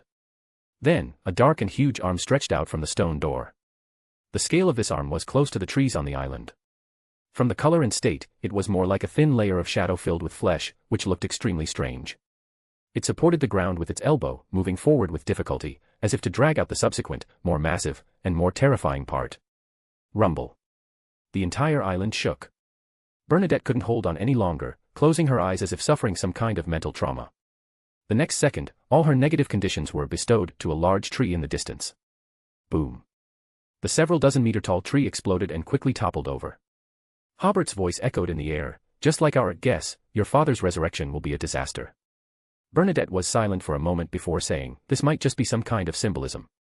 She didn't continue, because no matter how it was interpreted, it wasn't a good omen. "What solutions do you have?" It depends on your father's specific situation, Hobert said. Our plan is to maintain the status quo if there's no danger. If there is danger, we will temporarily seal your father, and after the great Creator and the Honorable Mr. Fool further recover their strength, we will rescue him. To avoid Bernadette misunderstanding and disagreements arising, Hobert spoke his true thoughts. Bernadette was somewhat puzzled. Mr. Fool is also concerned about this matter. Just then, Bernadette's spirituality sensed something, and she looked up at the sky. She suddenly had an unspeakable feeling, and the entire island also underwent subtle changes. Hobert also looked at the sky. It was the first time he had truly felt how strong the barrier of the original Creator was. In outer space, the Mother Goddess of Depravity was trying hard to gaze at this place, but the power that could be projected in was minimal. The Mother Goddess of Depravity had been operating on this island for a very, very long time to achieve this effect. Without these operations, even the gaze of a great old one would only make ordinary people feel uneasy. In that instant, Bernadette's invisibility disappeared, and her chestnut hair lengthened at a speed visible to the naked eye, quickly reaching her waist from its original shoulder length.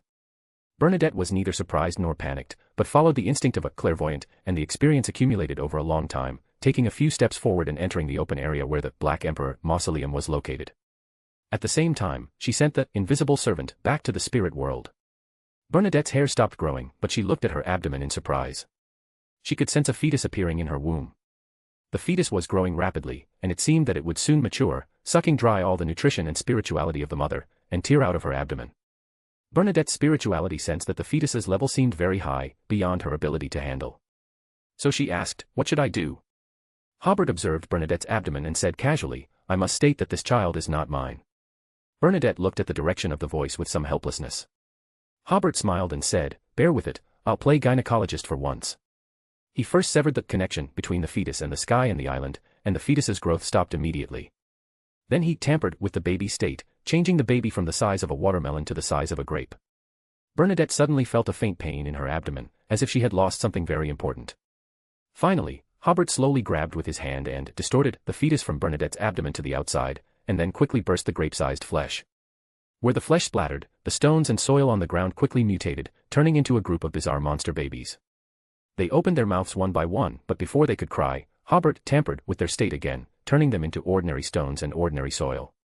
The problem of the fetus had just been resolved when the entire island shook. Huge trees waved their trunks, pulled out their roots, and were approaching Hobert and Bernadette. They formed a sky-covering and earth-shattering tide of trees, giving the feeling that every place in the world was about to be covered by forests.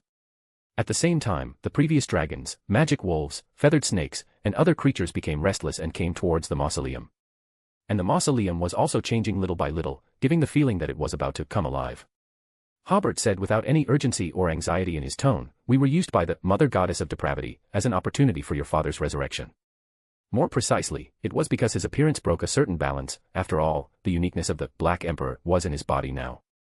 Hobert had also anticipated this, but it didn't matter, because with the blessing of the Nation of Disorder, he wasn't afraid that Old Huang could seize the uniqueness and be under characteristics and be resurrected instantly. On the contrary, he could more clearly observe the extent to which Old Huang was affected by the Mother Goddess of Depravity. Bernadette recalled the prophecy just now, then she looked at the mausoleum and said with a determined expression, "I want to go in and see." "Okay," Hobert agreed. The next moment, the two had already appeared in the dark mausoleum. This place seemed unaffected, without shaking, and without hearing the sounds of all the creatures on the island converging here. The levels of the two were very high, and they didn't need firelight to see everything inside the mausoleum clearly. It was empty inside, except for the dark walls and the high platform in the center. There was nothing else. On the high platform, there was a seat that looked like it was for giants. It was cast entirely of black iron, and its surface was engraved with complex and distorted strange patterns. Hobert thought, "This chair doesn't look as exquisite as mine." Just then, Hobert felt a surging vitality rushing towards them. With a wave of his hand, the space in front of the two fell into chaos, and the surging vitality rushed to the surrounding walls and the high platform in front of them, eventually turning into nothingness. Bernadette breathed a sigh of relief. Her spirituality sensed that if Hobert hadn't helped to block the vitality just now, it would have been very dangerous for her. "We need to get closer to that chair," Hobert said as he stepped onto the steps leading to the top of the high platform. Bernadette immediately followed. As soon as she stepped onto the high platform, Bernadette immediately felt a breeze blowing behind her neck. This breeze was very cold, causing Bernadette to shiver. At this time, Bernadette discovered that Hobert was no longer in an invisible state and suddenly appeared in front of her. With a wave of his hand, he grabbed a brass book from somewhere. Opening the book, a new rule immediately appeared on a new page. this place is the real world, and the power from the cosmos is weakened. Then a second line of quicksilver-colored text appeared. Hobert Jeffrey is a special existence, and the uniqueness and beyonder characteristics in his body will not be affected by any existence. There was this law because Hobert in the Nation of Disorder also felt that the uniqueness and beyonder characteristics in his body were being attracted by some force. Hobert raised his hand and once again weakened the power of the gods inside and outside the mausoleum. At this time, a shadow suddenly appeared next to the huge seat. The shadow first looked at Hobert blankly, then his gaze froze on Bernadette. "Come a little closer, let me see what my little princess looks like now." Join the Church of Miss Raven and become a Sequence 9, readerpatreon.com/keyoffstars for more chapters. Chapter 732, Chapter 729, The Corrupted Roselle. Join the Church of Miss Raven and become a Sequence 9, readerpatreon.com/keyoffstars for more chapters. The black figure in front of her was blurry, but Bernadette could sense that this dark silhouette was her father, the man who called himself Caesar, Roselle Gustave. Her eyes were slightly red, and she took a step forward. Roselle chuckled, "When I was making picture books, compiling textbooks, and inventing all sorts of little games for you, you were only this big. Now you've come to save your poor old father. I remember you loved all the dresses I designed for you when you were little.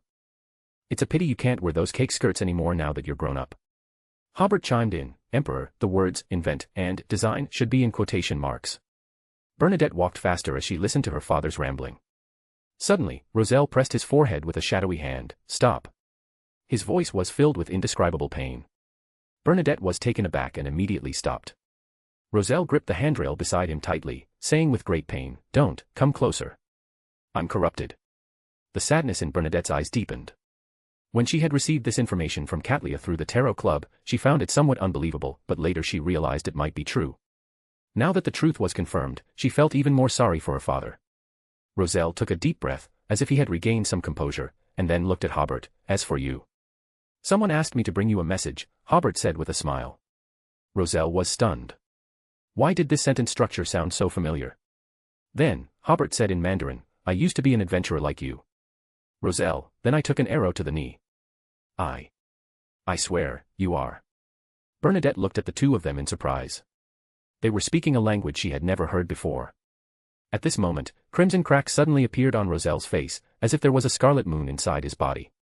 He took a deep breath, looked at Bernadette, and said with great difficulty, "Seal me." Hobert didn't expect his code word to break Old Huang so quickly. He immediately mobilized the surging power of order to help Roselle contain the corruption within him. The crimson cracks on Roselle's body gradually closed, and he took a deep breath, sitting weakly on the giant chair. "How do you plan to save me?" Of course, he could feel that the person in front of him was a king of angels of the Black Emperor pathway. Since the other party had not directly advanced but chose to see him in the mausoleum, he must have found a way to save him. This time, Roselle used Intus. Bernadette stepped back to the side, first looking at her father and then at Hobert. She couldn't understand why the two of them had established mutual trust so quickly after each saying a sentence she couldn't understand. She had hesitated for a long time before choosing to trust Hobert, to trust the Creator. As Hobert said, if the Creator wanted to harm Roselle, he didn't need to do anything. After becoming a Black Emperor, Roselle would completely perish. Hobert didn't answer Roselle's question immediately but said first, "The power just now can only temporarily suppress the corruption on you. You can maintain your sanity for about half an hour, but it will be difficult after a long time." He had already weakened the power of the outer deities on this island, so there was no need to worry about the creatures outside disturbing them. Then Hobert said to Bernadette, "I'll talk to your father about a few key issues first. Because it will involve some corruption, you can't listen. After we finish talking, I'll give you time to reunite." Bernadette hummed in agreement. What else could she say? But she was also concerned. "How do you plan to save my father?" "As I said just now," Hobert said, "temporarily seal him, but I shouldn't seal him for too long. Because your Uncle Klein will advance to the Fool before the new year and soon become a half-great old one." Hobert paused and then said, "And you will do the sealing." Bernadette opened her mouth, but then she seemed to understand something and nodded, indicating that she had no problem. The clairvoyance ability made her foresee that this was the opportunity to advance. She smiled sadly, lamenting the tricks of fate. Hobert tampered with Bernadette's hearing and vision.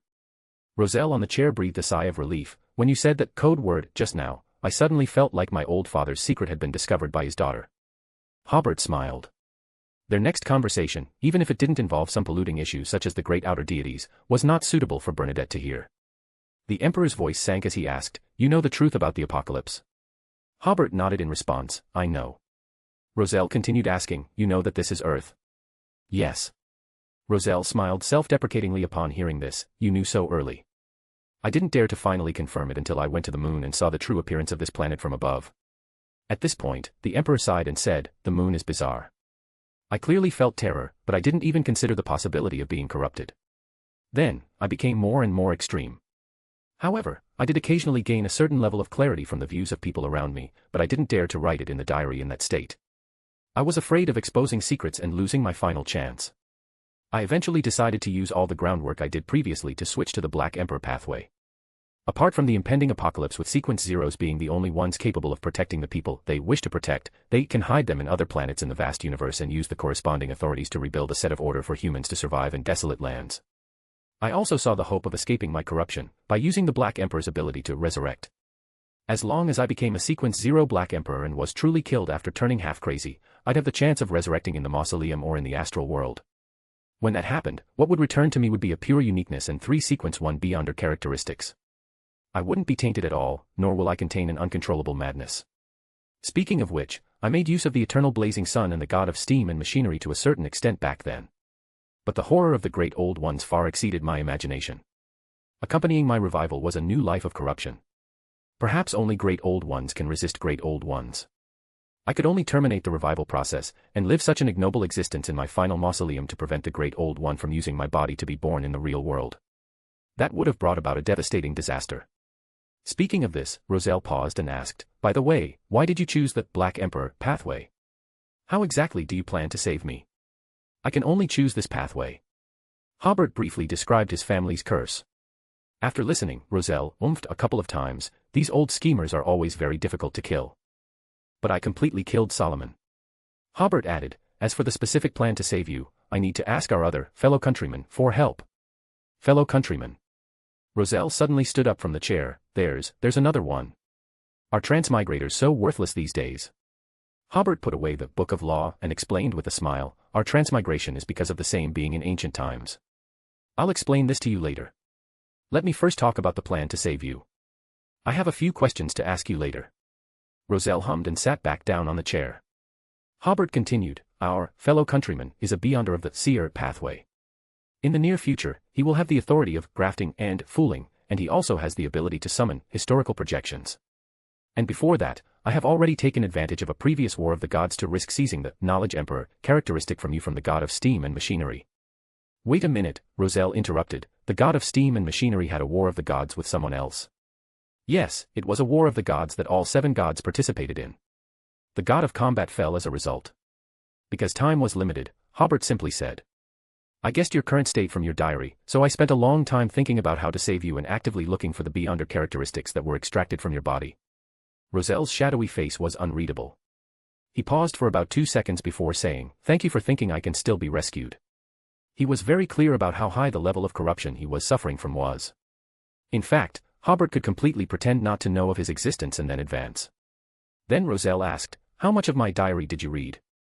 Hobert's mind suddenly flashed the sentence, the taste of a demoness is not bad, but he honestly said, not much. To be precise, not much of the diary he saw after coming to this world. Roselle was silent for a few seconds before saying, okay, I'll just assume you really only read a few pages. Then he returned to the topic, are you planning to use that fellow countryman's ability to graft the current me with that beyonder characteristic and use my projection of once being the knowledge emperor to fool history and reality, turning from the Black Emperor who is being resurrected into the knowledge emperor? Hobert nodded, yes, this way I can successfully advance to the Black Emperor, and you can regain, well, rebirth sounds more like a curse. You can also get a new life. Is there a problem you overlooked? Roselle said, Primordial Moon will definitely try to hinder your plan. How do you plan to stop her? You should know that her power may be very limited on Earth, but her status is very high. Hobert had already planned, leave that to me. After accommodating the uniqueness, the Bell of Order could briefly suppress the corruption of the great outer deities. Then he added, however, the corruption in your body cannot be completely eliminated. I can only help you suppress it to a controllable range. Theoretically speaking, as long as you don't continue to advance or encounter new corruption, you should be able to basically control your state. Then I will use a mystical item to help you suppress the corruption, and you can completely return to the real world. But you have to be careful not to pollute others. That's already very good, Roselle described, it's like a paraplegic patient who can finally get out of bed and walk after treatment. Ah, that analogy is very down to earth, Hobert said, okay, time is limited. I have to ask you a few questions. Go ahead. I received some information. Hobert's expression became serious. After advancing to the Black Emperor, will the Lord of the Mysteries awaken to some extent? Roselle sighed. Your preparations are more detailed than mine were at the time. When I found out about this, there was no way to make some defenses. Hobert couldn't help but frown. This problem is the biggest problem in advancement right now. Given the special relationship between Hobert and the celestial worthy, he suspected that when he advanced, the celestial worthy would not just awaken initially. However, this problem is not difficult to solve. What Hobert didn't expect was that Roselle then said, you just need to put the sealed artifact, Genie, next to you during the advancement. Hobert was stunned. Genie can block the Lord of the Mysteries. Wasn't he sealed by the Lord of the Mysteries? Precisely because he was sealed by the Lord of the Mysteries, he can stop him, Roselle explained. This is a characteristic of the Black Emperor pathway. Hobert immediately understood. It was to use the celestial worthy's seal to interfere with the celestial worthy's arrangement. Then he thought, in this world, Genie is the person who least wants to see the celestial worthy's plan succeed because as long as the celestial worthy awakens in the Black Emperor or Justiciar, he will easily become the corresponding Great Old One. Then Genie will lose everything. Hobert also understood. No wonder Trunsoist never mentioned the problem of the celestial worthy when he advanced to Justiciar. He previously thought that the six gods had helped him solve this problem, but now it seemed that he might have obtained the Genie at that time. Perhaps that was one of the spoils of killing Solomon. As for Solomon, he had the help of the true Creator, so there shouldn't have been much of a problem when he advanced, and he also obtained Genie. Finally, the Genie fell into Roselle's hands. This was definitely not a coincidence, and it might even be the Genie actively disrupting the celestial worthy's plan. Now Hobert's only concern was that his situation was special, and it was not certain whether the Genie could help him. At this time, Roselle said again, as for the Genie's reward, it must be to help him escape after you become a god, but I don't know what his specific purpose is because he doesn't seem to be in a hurry to escape. When I traded with him, I deliberately didn't promise him a time to help him escape, and he didn't care. Hobert asked, how exactly does he complete this operation? Well, to be honest, I have some doubts about his ability. Roselle spoke without reservation. I learned about this from Uncertain Mist. Hobert was stunned. You also contacted Uncertain Mist. He took the initiative to contact me after I became the Black Emperor, Roselle said. The specific theory should be similar to the law of mutual attraction between adjacent pathways. After I advanced, I had a few minutes to establish contact with him. It's just that my mind was not very clear at the time, so I only talked to him for a few words. Hobert slowly nodded, recalling that when he advanced to Sequence 1, Tamara and Trunsoist were able to sense it. Advancing to True God should attract onlookers from higher-level existences. The power that he can project onto Earth is very weak, difficult to cause corruption. You can safely chat with him for a few words, Roselle continued. He told me at the time not to be deceived by Genie, and gave me a complex descent ritual. He hoped to descend to Earth to deal with Genie. My idea is that their words are all untrustworthy, but we can use their mutual attacks to obtain some information. For example, I got a seemingly reliable piece of information from the Uncertain Mist that Genie is mostly in a sealed state, appearing to be non-aggressive, but at a specific moment, it can display power beyond that of a god. Hobert found it hard to believe. How does it do that? Even if the Son of Chaos still has the position, that's celestial worthy seal. Roselle said, I had the same question as you at the time. After all, based on my research, the Genie's influence on the outside world is almost negligible usually. Moreover, it is sealed with an angel-level beyonder characteristic. Speaking of this, he spread his hands. It's the first time I've encountered such a luxurious seal. However, the Uncertain Mist told me that there are beyonder characteristics inside the Genie, and even the Lord of the Mysteries can't tear these beyonder characteristics from it. Hobert suddenly thought of a sentence that Dark Angel said when communicating with him before, that Son of Chaos is a life directly conceived by the original Creator, closer to the original Creator than the Mother Goddess of Depravity. At that time, Hobert didn't pay much attention to this sentence, but now more than one piece of evidence proves that although the Son of Chaos is not a pillar, he is a very special Great Old One. In that case, how many beyonder characteristics did the original Son of Chaos have? There are only two on Earth, Black Emperor, and Justiciar. The Uncertain Mist seems to have some, and the Son of Chaos also has characteristics. I think this information is basically accurate. Roselle said, otherwise, there would be no need to seal the Genie with an angel-level beyonder characteristic. Hobert nodded slowly, expressing his approval of Roselle's conclusion. With the celestial worthy strength at the time, if the Son of Chaos had no Sefirah, no beyonder characteristics, the grey fog of the Sefirah castle could seal this guy somewhere, and he would never want to escape. However, the celestial worthy took a miracle invoker, beyonder characteristic from himself for the seal, which shows how much he valued the Son of Chaos after tearing out the Uncertain Mist. But this is good news for Hobert. Although his situation is relatively special, the genie should also be able to help him solve the problem.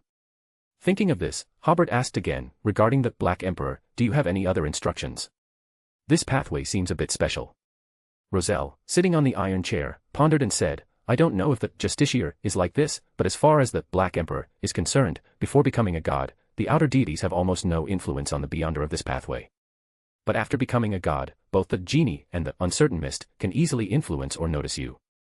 I am because I have already been polluted, so their influence and attention will not have any impact on me. But thinking of Solomon and Trunsoist, the probability of these two pathways being polluted seems very high. Hobert was slightly stunned when he heard this. He hadn't made this connection before, but it is indeed the case. Roselle's situation is a bit special, so let's not talk about it for the time being. Solomon and Trunsoist, one counts as one, have been polluted or affected in some way. Some of Solomon's previous performances were strange, suspected of being influenced by the uncertain mist or the genie. Trunsoist was completely polluted by the uncertain mist, and even tried to destroy the genie. Although they may have their own purposes, the fact that they have been influenced by the outer deities is undeniable. Relatively speaking, the other four beyonder characteristics that just came from the cosmos seem very dangerous, but there seems to be room for relaxation. Currently, the devil monarch for body is still fighting against the mother tree of desire. Lilith has been corrupted on the moon pathway. After switching to the mother pathway, the corruption has basically been suppressed. Only the Black Emperor and the Justiciar seem to be able to get involved with the genie and the uncertain mist. Thinking of this, Hobert took a deep breath and said, Thank you for your answer, I have no questions. Roselle smiled and said, Friend, your arrival has given me great hope. I hope you and that fellow countryman can work hard and rescue me quickly. To be honest, the feeling of being polluted by the outer deities is really too tormenting. This is his most helpless side. Before this, he had never shown his weakness in front of others. Hobert said seriously, We will do it as soon as possible. Roselle took a deep breath and said again, What you were holding just now should be the uniqueness of the Justiciar pathway, right? It seems you are already preparing to become a great old one. That must be a very difficult road. If you are tired, take a break. To hell with the end of the world, people from our place have too much sense of responsibility. It's okay to be a little selfish. Hobert sighed, with a bitter smile, I will pay attention. Roselle paused, got up from the chair and approached Hobert a few steps, lowering his voice and asked, Is Bernadette married? No. Does she have a boyfriend? As far as I know, it doesn't seem like it. Roselle looked Hobert up and down, You don't have sanguine blood, do you? A little bit. Roselle, Eden asked again, How did you and Bernadette meet? I understand what you mean. Hobert said with a wry smile, I already have 2 wives, and I love them very much. That's good, that's good. Roselle seemed relieved a lot, but then became vigilant again, 2 wives. Hobert raised his hand and rubbed his forehead, Well, we are of the same generation. In theory, Bernadette has to call me uncle. Ha. Roselle laughed twice, You're right. Saying this, he slowly returned to his seat, Yes, she has to call you uncle. The next time is left for you father and daughter. Saying this, Hobert lifted the tampering on Bernadette, I'll wait for you outside. If you need me to assist in the seal later, contact me with the order crystal. Bernadette, Edition Hobert didn't eavesdrop on the conversation between the father and daughter, but came to the open space outside the mausoleum, looking at the situation on the island. Because the power of the outer deities was weakened, the entire island was quiet at this time. While waiting, Hobert pondered the information he got from Roselle. He was a little surprised that the biggest problem in advancement was solved like this. However, for the sake of stability, before preparing for advancement, it is necessary to talk to the genie first. After about 10 minutes, Hobert's spirituality received a notification and came to the mausoleum again. At this time, blood-red cracks appeared on Roselle's body again. Bernadette had already put on a pale metal mask. On the mask, a series of pale lines constantly outlined an extremely complex mysterious symbol. This symbol sometimes looked like a bird with long feathers, and sometimes turned into a feathered snake coiling its body. Under the mask, Bernadette projected a cold gaze. This gaze seemed to have substance, forming a layer of pale white brilliance, surrounding Roselle on the huge chair layer by layer. Roselle's aura then disappeared, and the cracked bright red gaps closed one after another. He seemed to fall into peaceful sleep in an instant. But in the next instant, several blood-red cracks grew on Roselle's body again. His aura, after decaying to the extreme, gradually renewed, fiercely resisting the pale white brilliance like thin mist around him. Hobert immediately realized that the rank of the mask was not enough. He immediately took action, using the pale death worn on Bernadette's face to tightly wrap the layer of pale white brilliance around Roselle. and use the power of the nation of disorder to increase the rank of the seal, magnify the power of pale death, and tamper with the intensity of Roselle's rebirth. In this way, the corruption suffered by Roselle was completely suppressed by the pale death. Before it reached the point of breaking through the seal, the power of pale death would turn rebirth into passing again. Pale death will continue to provide power for this seal until Bernadette actively lifts the seal, or it fails because its state changes for some reason. Roselle looked at Bernadette and smiled weakly. This seal is good, I can finally have a good night's sleep. His eyes slowly closed. Let's go, leave here. In the blink of an eye, Roselle had fallen into a deep sleep. Bernadette opened her mouth, wanting to say something, but in the blink of an eye she found herself back at the edge of the primitive island. She stared at the mountain in the central part of the primitive island for a few seconds, then slowly turned around and walked towards the sea. Hobert's doppelganger didn't follow, but tampered with his state, and waited on the beach. After a while, Hobert heard a melodious whistle from the dawn not far away. Bernadette played a gentle melody with a whistle, with a faint sadness, which could calm people's minds. After more than 100 years of searching, she finally found her father, but she had to seal her father. Although Roselle repeatedly emphasized that he still had the possibility of resurrection, Bernadette didn't know why, but she always felt an unspeakable sadness in her heart. Maybe it was more than a century of separation, without even a hug, that she still felt regret. Maybe she was secretly regretting why she left her father back then. Maybe. After being silent for a while, Bernadette's eyes became clear again.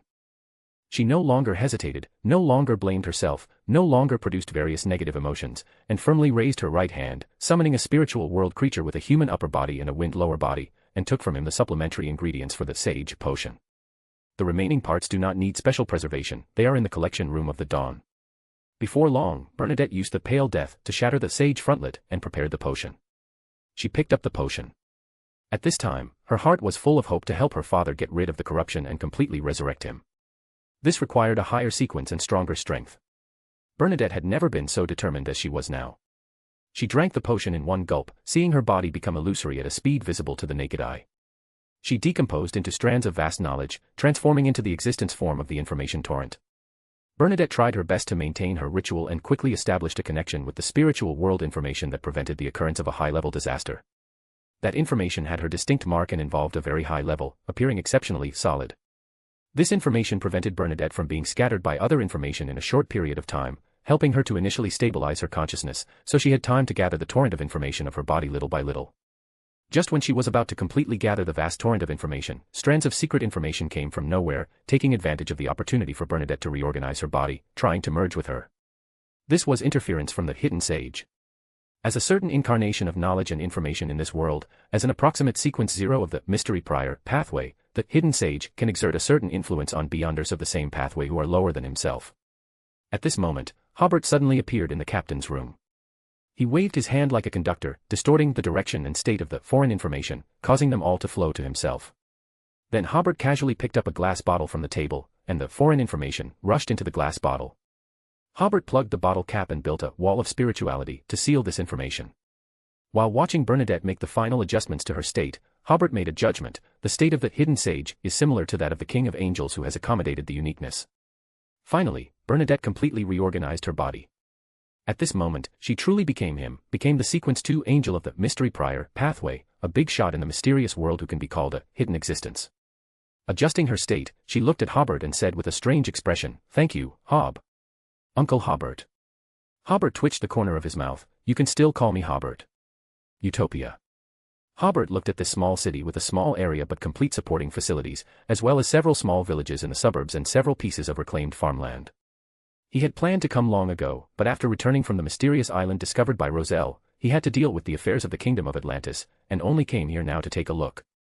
In the next second, Hobert appeared in Utopia's small square, listened to a young man playing the 7-stringed lyre for a while, and chatted with an old gentleman for a few words. He inquired that the elven restaurant in this small city has a unique flavor and is worth a try. The architectural style of this restaurant is a unique Atlantis style, with smooth lines, beautiful and generous.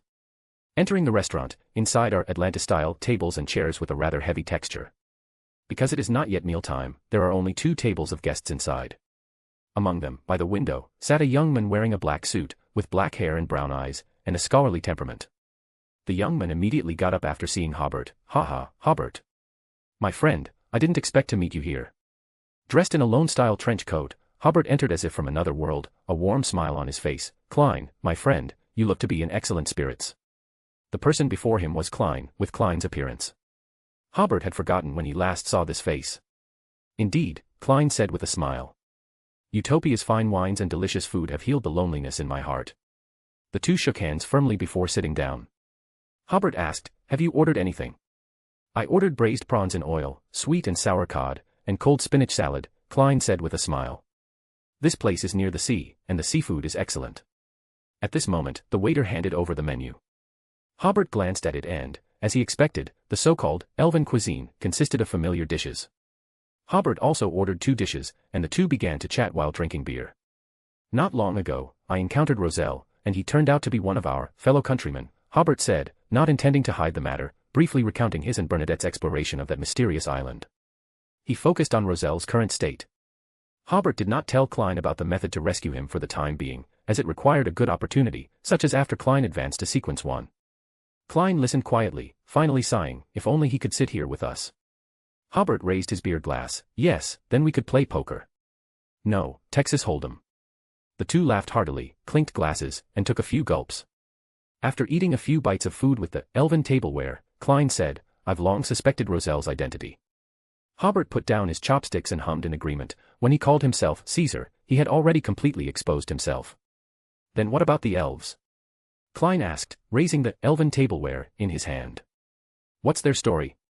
Perhaps they came from the western continent, Hobert said. As a history researcher, I know very well that our ancestors have always attached great importance to recording history since very, very early on.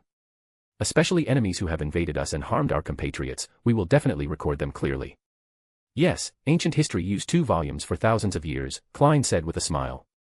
Modern history also used 2 volumes for 100 years. Hobert looked at the beer foam in his glass. Then, will the people there still know their ancestral origins? Klein's expression gradually became serious. Probably not. After all, there was a period of madness during the first epoch. Hobert hummed in agreement. Maybe I'm overthinking it. I just. Missing home. Hobert suddenly raised his head. Their eyes met, and Hobert suddenly smiled. I originally thought that since I had a home here, I wouldn't have such feelings. As you said before, Klein said gently, we are all wanderers working hard away from home, buying houses and getting married in big cities, but that doesn't mean our roots are planted there. I used similar words to comfort you before, but I didn't expect them to be returned to me, Hobert said with a smile. After returning from that mysterious island, Hobert's inner loneliness gradually grew, especially when he recalled Roselle saying, to hell with the apocalypse. A sense of sorrow appeared in Hobert's heart. Why am I not doing my research properly, but instead fighting these monsters? Why, when I have free time, am I not thinking about playing games, eating skewers, and drinking beer, but instead, forced by survival, having endless things to deal with, and having to think about advancement every moment? Why do I already own a country, but it's not as fun as playing Minecraft? Why do I have to go through these things? Why can't I say no? Why? At this moment, Hobert realized that he was actually a little tired, but he had been ignoring it. So, after dealing with the matters at hand, he gave himself a vacation, and his first stop for relaxation was Utopia. Klein continued, I'm not very good at comforting people, but I always feel that our driving force is those who have helped us, or those who need our help. Because we are already in this world, because we have relatives and friends in this world, so we cannot retreat. This is our responsibility. Hobert repeated, responsibility, huh? His mood brightened a lot. Sorry, it's been a long time since we met, but we ended up talking about such a heavy topic. Let's talk about something else. How are the preparations for the ritual going? Klein looked out the window, at the people in the square and on the streets, each with their own lives, each with their own personalities, each doing their own thing. As you can see, it's going quite smoothly. A smile filled Klein's face. Hobert also followed Klein's gaze outside, and after hearing this, he said, let me give you another hand. As he spoke, he strengthened the connection between the city and the spirit world. For a moment, the light in the entire city dimmed a lot, but this dimness disappeared in an instant. Looking outside again, there were still people coming and going. The square was still the same square, the church was still the same church, the city was still the same city, but it gave people a different feeling. It was as if everything around had become more real, as if the city had a solid sense of history. Klein took a deep breath, feeling the subtle changes in Utopia. Everyone here was different from before. Originally, they were like unregistered residents of this world, but now everyone's relationship with this world had become very harmonious. The ritual that he had originally planned to complete by the end of the year had now been basically completed. In another week, at most half a month, he would be able to try to advance to Attendant of Mysteries. Hobert drank all the beer in front of him in one gulp. Thank you for your hospitality. It's rare to have a few days of leisure. I want to wander around. Oh, right, I have a friend who needs to strengthen their humanity, and your place is a good choice. Klein got up and said, then let them come. The two shook hands again to say goodbye. Klein saw Hobert off, sat back in his chair, and continued to enjoy the food while sighing inwardly. Suddenly, his spirituality was touched, and he looked towards the entrance of the restaurant. A young lady wearing a court dress, with very delicate features, like a delicate doll, appeared there. Klein was slightly stunned before getting up. Miss Sharon.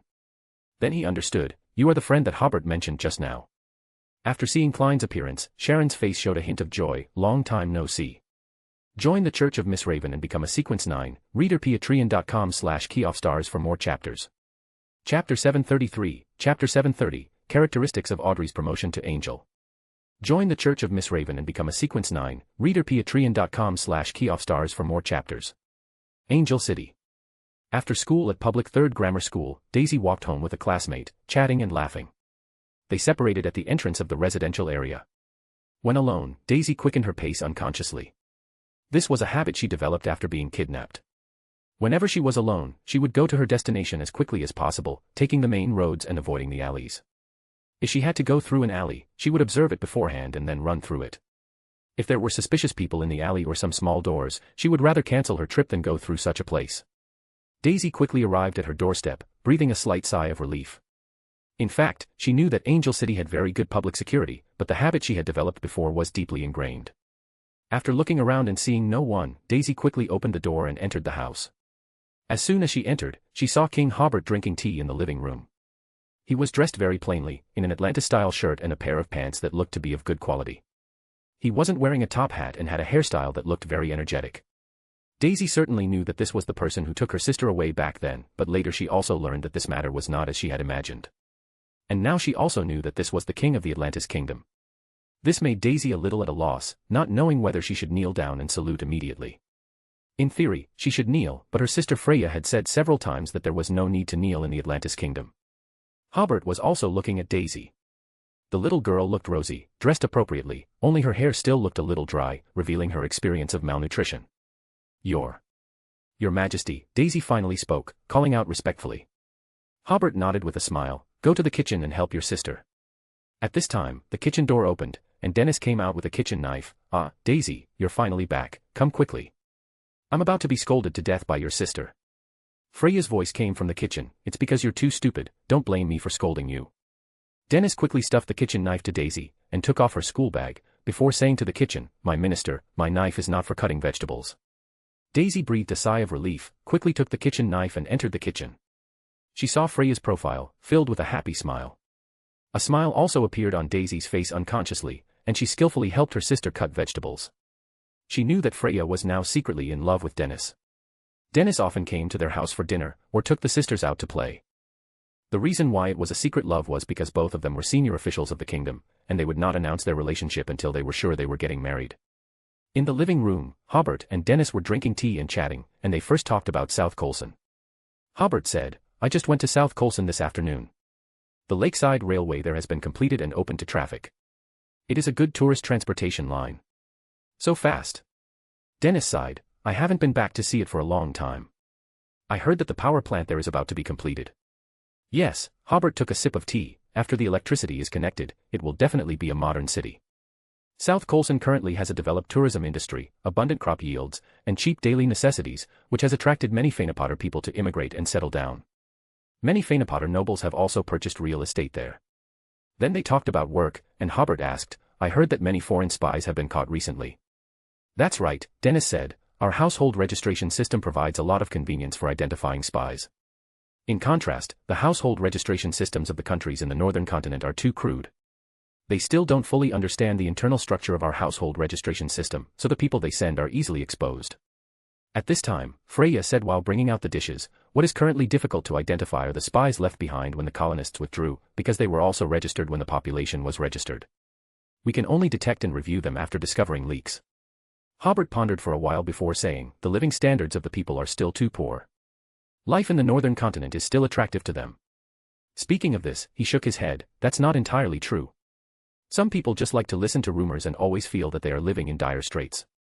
It's already not bad, Dennis said while helping to bring out the dishes. I used to stay in Backlund, and the lives of the middle class in Backlund were just like that. Especially in terms of food, it is far less abundant and convenient than that of the middle class in Angel City. Their dinner today was beef stew with potatoes, fried small fish, vegetable salad, fruit platter, a piece of lamb chop for each person, a piece of cream cake, and a bowl of radish soup. Because Hobert came as a guest, Freya made it a little richer. Usually they would only have one meat dish. The diet of the middle class in Angel City is about the same as their usual level. The four of them ate and continued the previous topic. Hobert took a sip of red wine and said, "But the number of middle class in the Atlantis Kingdom is too small.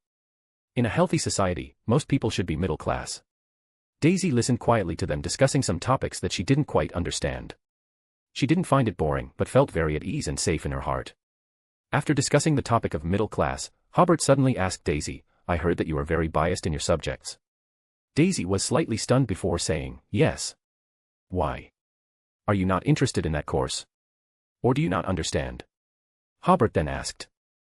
Daisy carefully considered for a while before deciding to tell the truth. "I don't like the math teacher very much, and that teacher doesn't seem to like me very much either."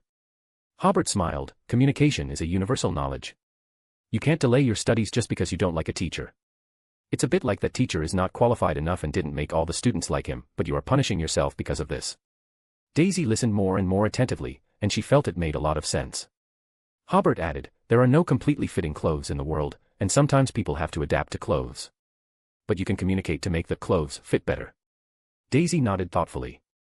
Freya sighed slightly, which reminded her of a casual chat with Dennis before. At that time, Dennis said that Freya and Daisy had been lacking fatherly love since they were young, so their perspective on problems would be somewhat one-sided. At this time, Freya suddenly had a concrete feeling about this problem.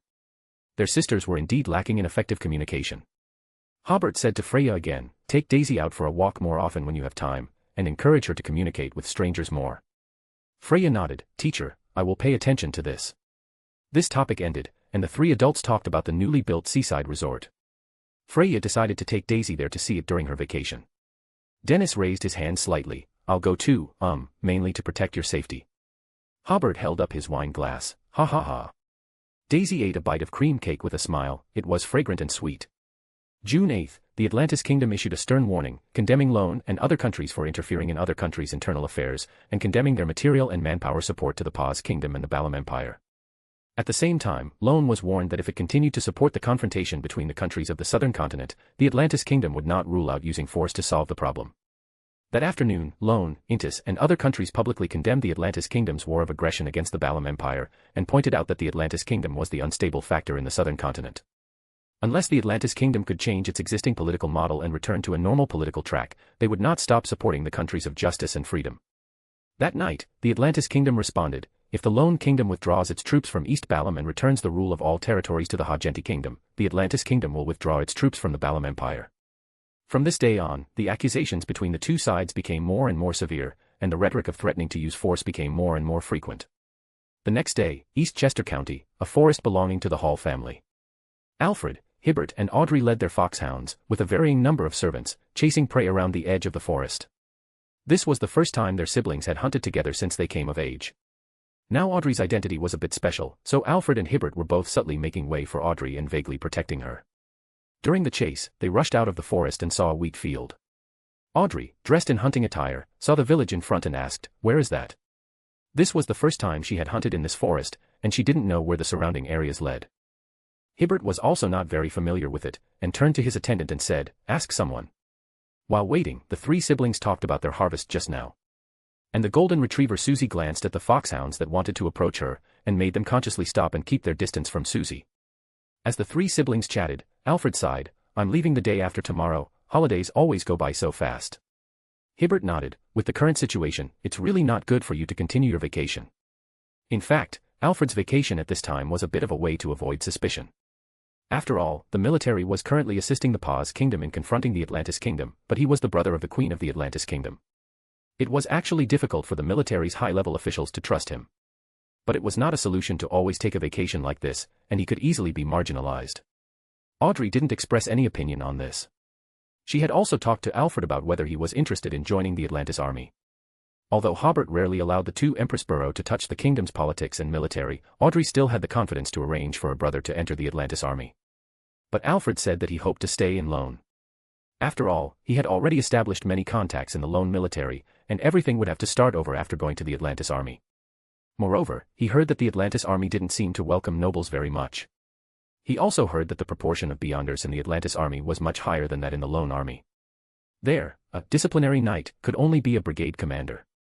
At this time, Hibert's attendant came back to report, "Lord, that village is called Heartlark." Audrey felt that this name was very familiar. After thinking carefully, she finally remembered that she had heard that the psychology alchemists had sent people to study the customs here. It is said that this village worships dragons, which is completely different from the mainstream beliefs of the northern continent. Even more bizarrely, the members of the psychology alchemists went crazy shortly after arriving here. Audrey, who already had a very solid knowledge of mysticism, immediately became vigilant. She didn't think this was a coincidence, or rather, it might indeed be a coincidence, but this coincidence had a problem.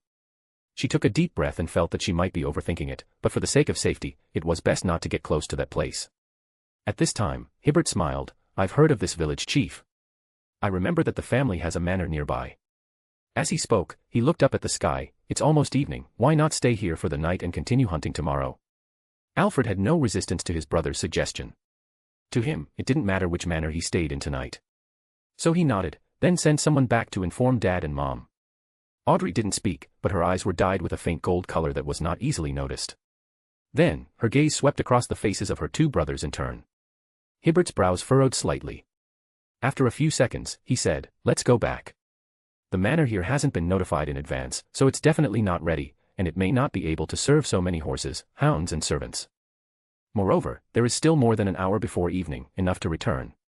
Seeing that his brother had changed his mind so quickly, Alfred subconsciously wanted to argue, but after thinking about it, he felt that what the other party said still made some sense. Considering that his sister was also here, he and said, "Then let's return as soon as possible." So they turned around with a group of attendants, servants and hounds, and returned to the other side of the manor along the edge of the forest. Audrey followed quietly behind, not expressing her opinion on the development of the matter. When they returned to the manor, it was dinner time. Of course, there was no shortage of discussions about the current international situation at the dinner table. Earl Hall said, "In the afternoon, I saw yesterday's Backlund Evening News. The accusations between the two sides are even more severe, and the situation in the northern and southern continents has become even more tense. This place is far away from the big city, but there are special mailmen who send newspapers here, but the time will definitely be later. For example, you can only see the morning paper in the evening, and you can only see yesterday's evening paper the next afternoon." Earl Hall asked Audrey worriedly, "At this time, Hobert asked you to return to Eastchester County for vacation, is there really no other intention?" In connection with what happened before, the lone special envoy went to Angel City for 3 days and failed to see Hobert. After Audrey went to talk to Hobert, Hobert began to summon special envoys from various countries.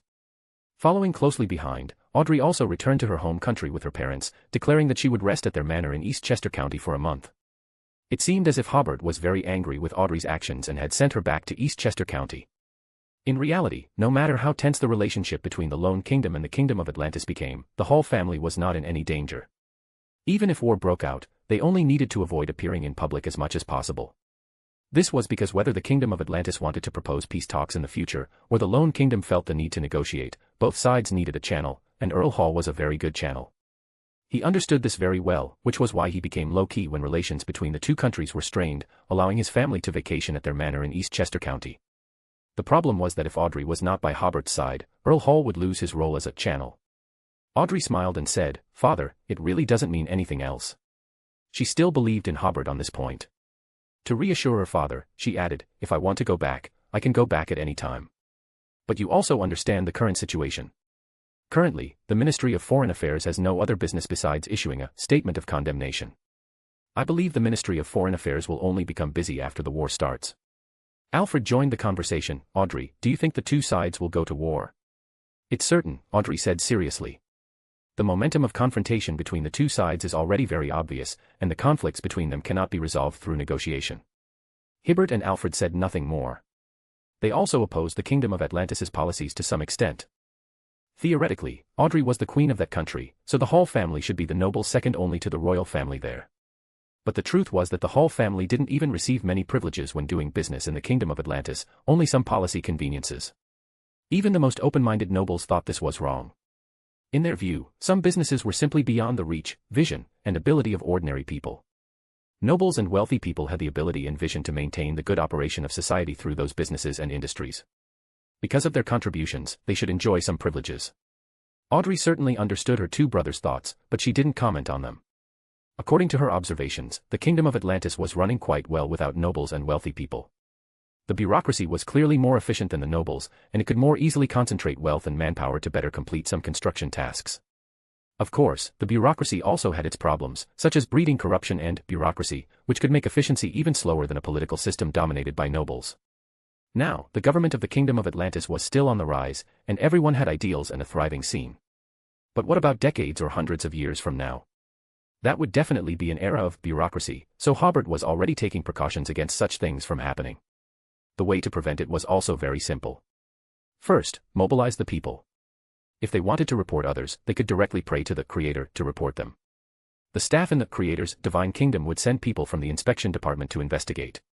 Because of the existence of beyonder abilities, the investigation process was very simple and would not affect the normal life and work of the person being reported. Second, the supervisory agency was independent of the government, and the Ministry of Finance specifically allocated funds, with no subordinate relationship to any department. All of the above were things Audrey heard him talk about when she chatted with Hobert. But she didn't want to tell her family about these things, because no matter what, nobles couldn't play any role in the Kingdom of Atlantis and wouldn't receive any extra benefits. So the topic at the dinner table naturally turned to the interesting things that happened during the hunt today. After Audrey returned to her room, she and Susie admired the peaceful night of the manor on the terrace. Late at night, Audrey returned to the bedroom, lifted the velvet quilt, and lay down, quickly falling asleep. In a daze, she suddenly sat up. Her spiritual perception made her realize that her state was not right. She looked around and saw the familiar dressing table and the entrance to the washroom, but there was no red moon or stars outside the window. It was completely dark outside. Audrey instantly made a judgment: this is not the real world. Soon, she came to another conclusion: this is a dream, a rather strange dream that can actively keep her awake. Audrey immediately got out of bed to look at the order crystal on the bedside table. Fortunately, the ornament Hobert gave her was still there. At this time, the jade pendant was emitting a soft black light, which was clearly different from its state in the real world. Hobert had told her that if she encountered danger, she only needed to inject spirituality into the jade pendant, and Hobert would be able to sense it. Audrey quickly went over and grabbed the jade pendant, injecting spirituality into it. She quickly received feedback. A line of letters appeared on the jade pendant: go out and explore. Audrey breathed a sigh of relief. This should be Hobert's guidance. Audrey had great confidence in Hobert's current strength. It shouldn't be a problem for him to pull her out of the dream or directly shatter the dream. He didn't do that, but instead told her to explore, which meant that the dream might not be dangerous, or rather, with Hobert's protection, it wouldn't be very dangerous for her. So Audrey put on a coat, tightly grasped the jade pendant, and opened the door. Outside was a dark corridor. Although there were candlesticks on the wall, the candles emitted a very abnormal dim light, giving people a feeling that ghosts might appear at any time. Audrey followed her spiritual intuition and walked to the right, reaching the end of the corridor, which was a semi-open solarium. Her spirituality predicted that the outside was very special, and it didn't correspond to the solarium. But Hobert had not issued a warning, so Audrey slowly opened the door. As she expected, the outside was not a solarium, nor was it the scene outside the villa, but an unfamiliar environment. The ground was covered with round stones and clumps of blue-black weeds. Audrey cautiously walked in, and the door closed behind her with a creak. The scenery a little further away suddenly became dim, quickly outlining a huge stone pillar tens of meters high. At the top of the stone pillar stood a huge monster with large gray-white scales, pale gold and vertical eyes, and a pair of huge wings. This is a mind dragon. Audrey recalled that the year before, she had explored the surrounding ocean of collective consciousness. At that time, she had seen a mind dragon flying in the distance, which should be the one in front of her.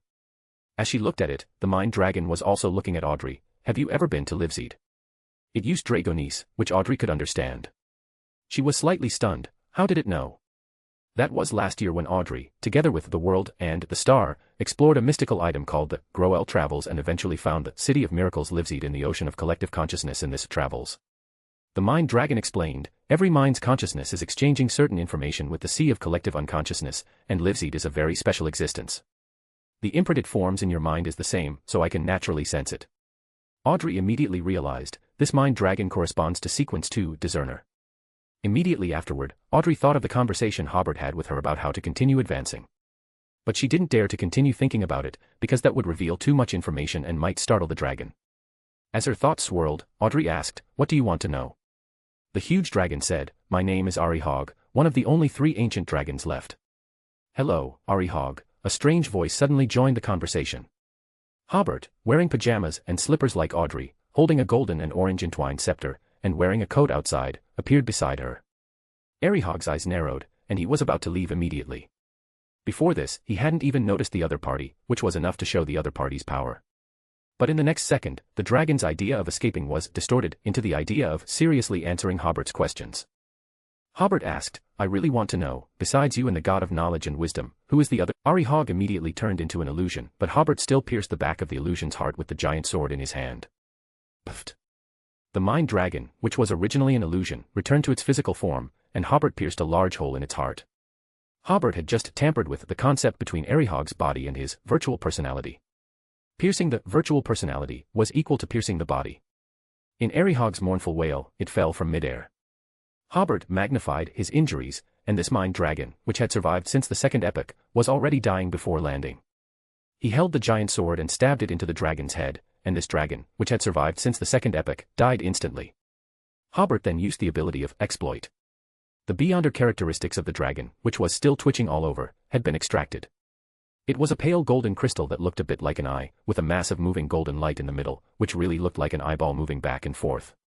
In addition, the dragon's bones, flesh, teeth, heart, etc., were all very good beyonder ingredients, and Hobert would certainly not waste them.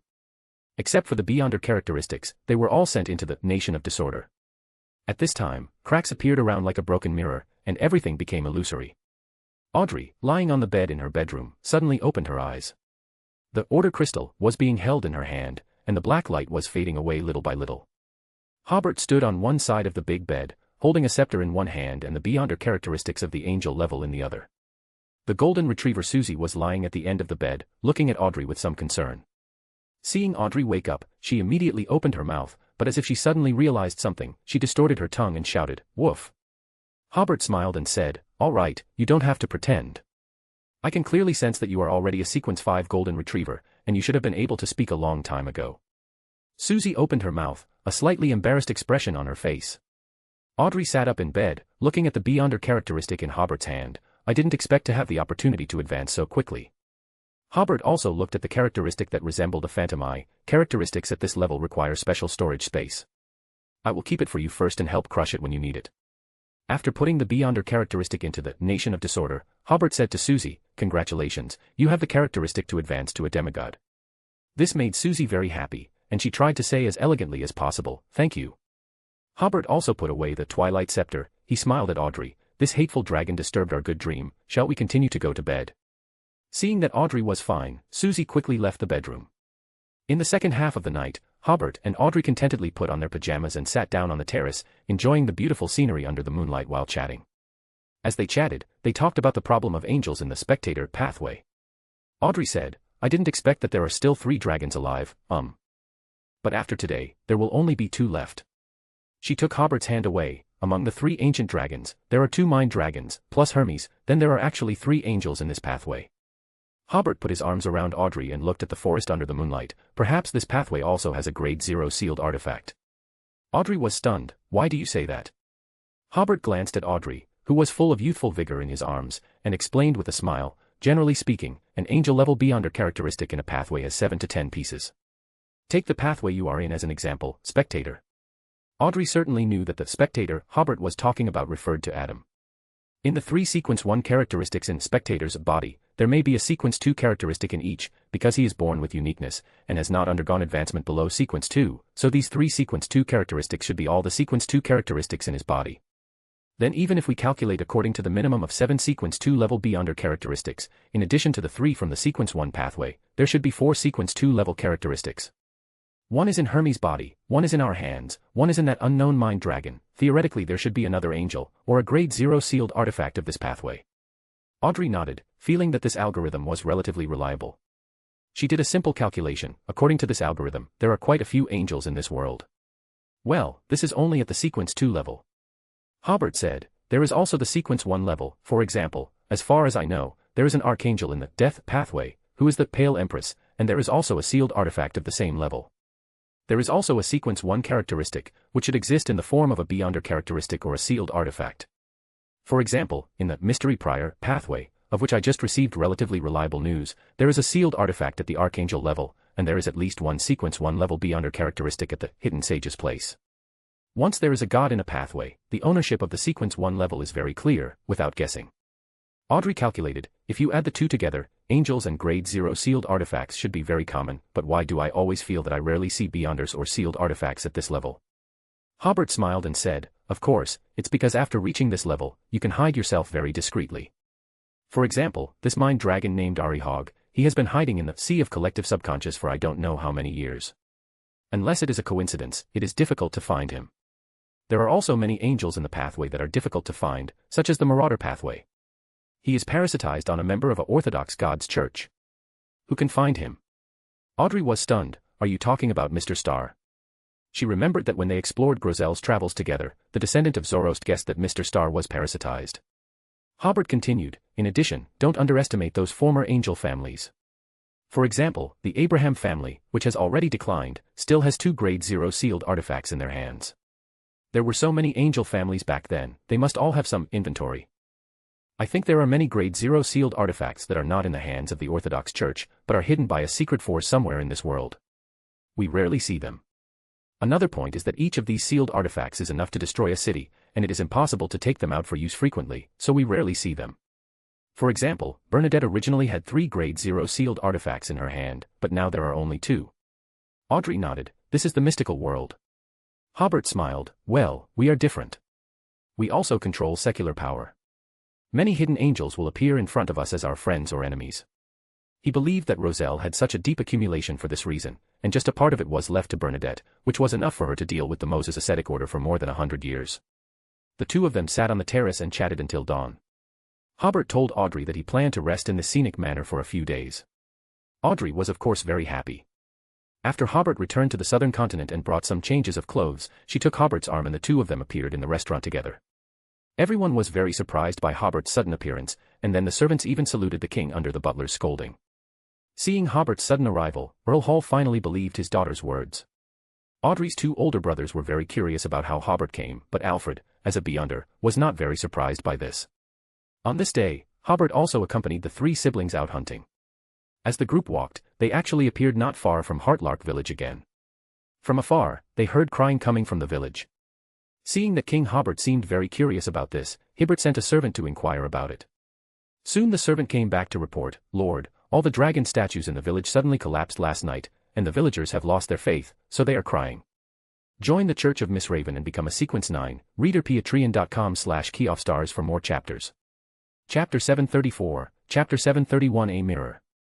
Join the Church of Miss Raven and become a Sequence 9, reader patreon.com/keyoffstars for more chapters. In the afternoon, at Earl Hall's estate in East Chester County, Hobert and Audrey lay on the grass under the shade of a tree, chatting idly. Hobert listened to the cicadas and looked at the distant sky, a wave of drowsiness washing over him. Unconsciously, Hobert fell asleep in the fragrance of wild grass. At the level of an archangel, there is actually no need to sleep. Sleeping is more of a psychological comfort, requiring meditation to enter a state of sleep. For Hobert, this method of actively entering sleep is rare.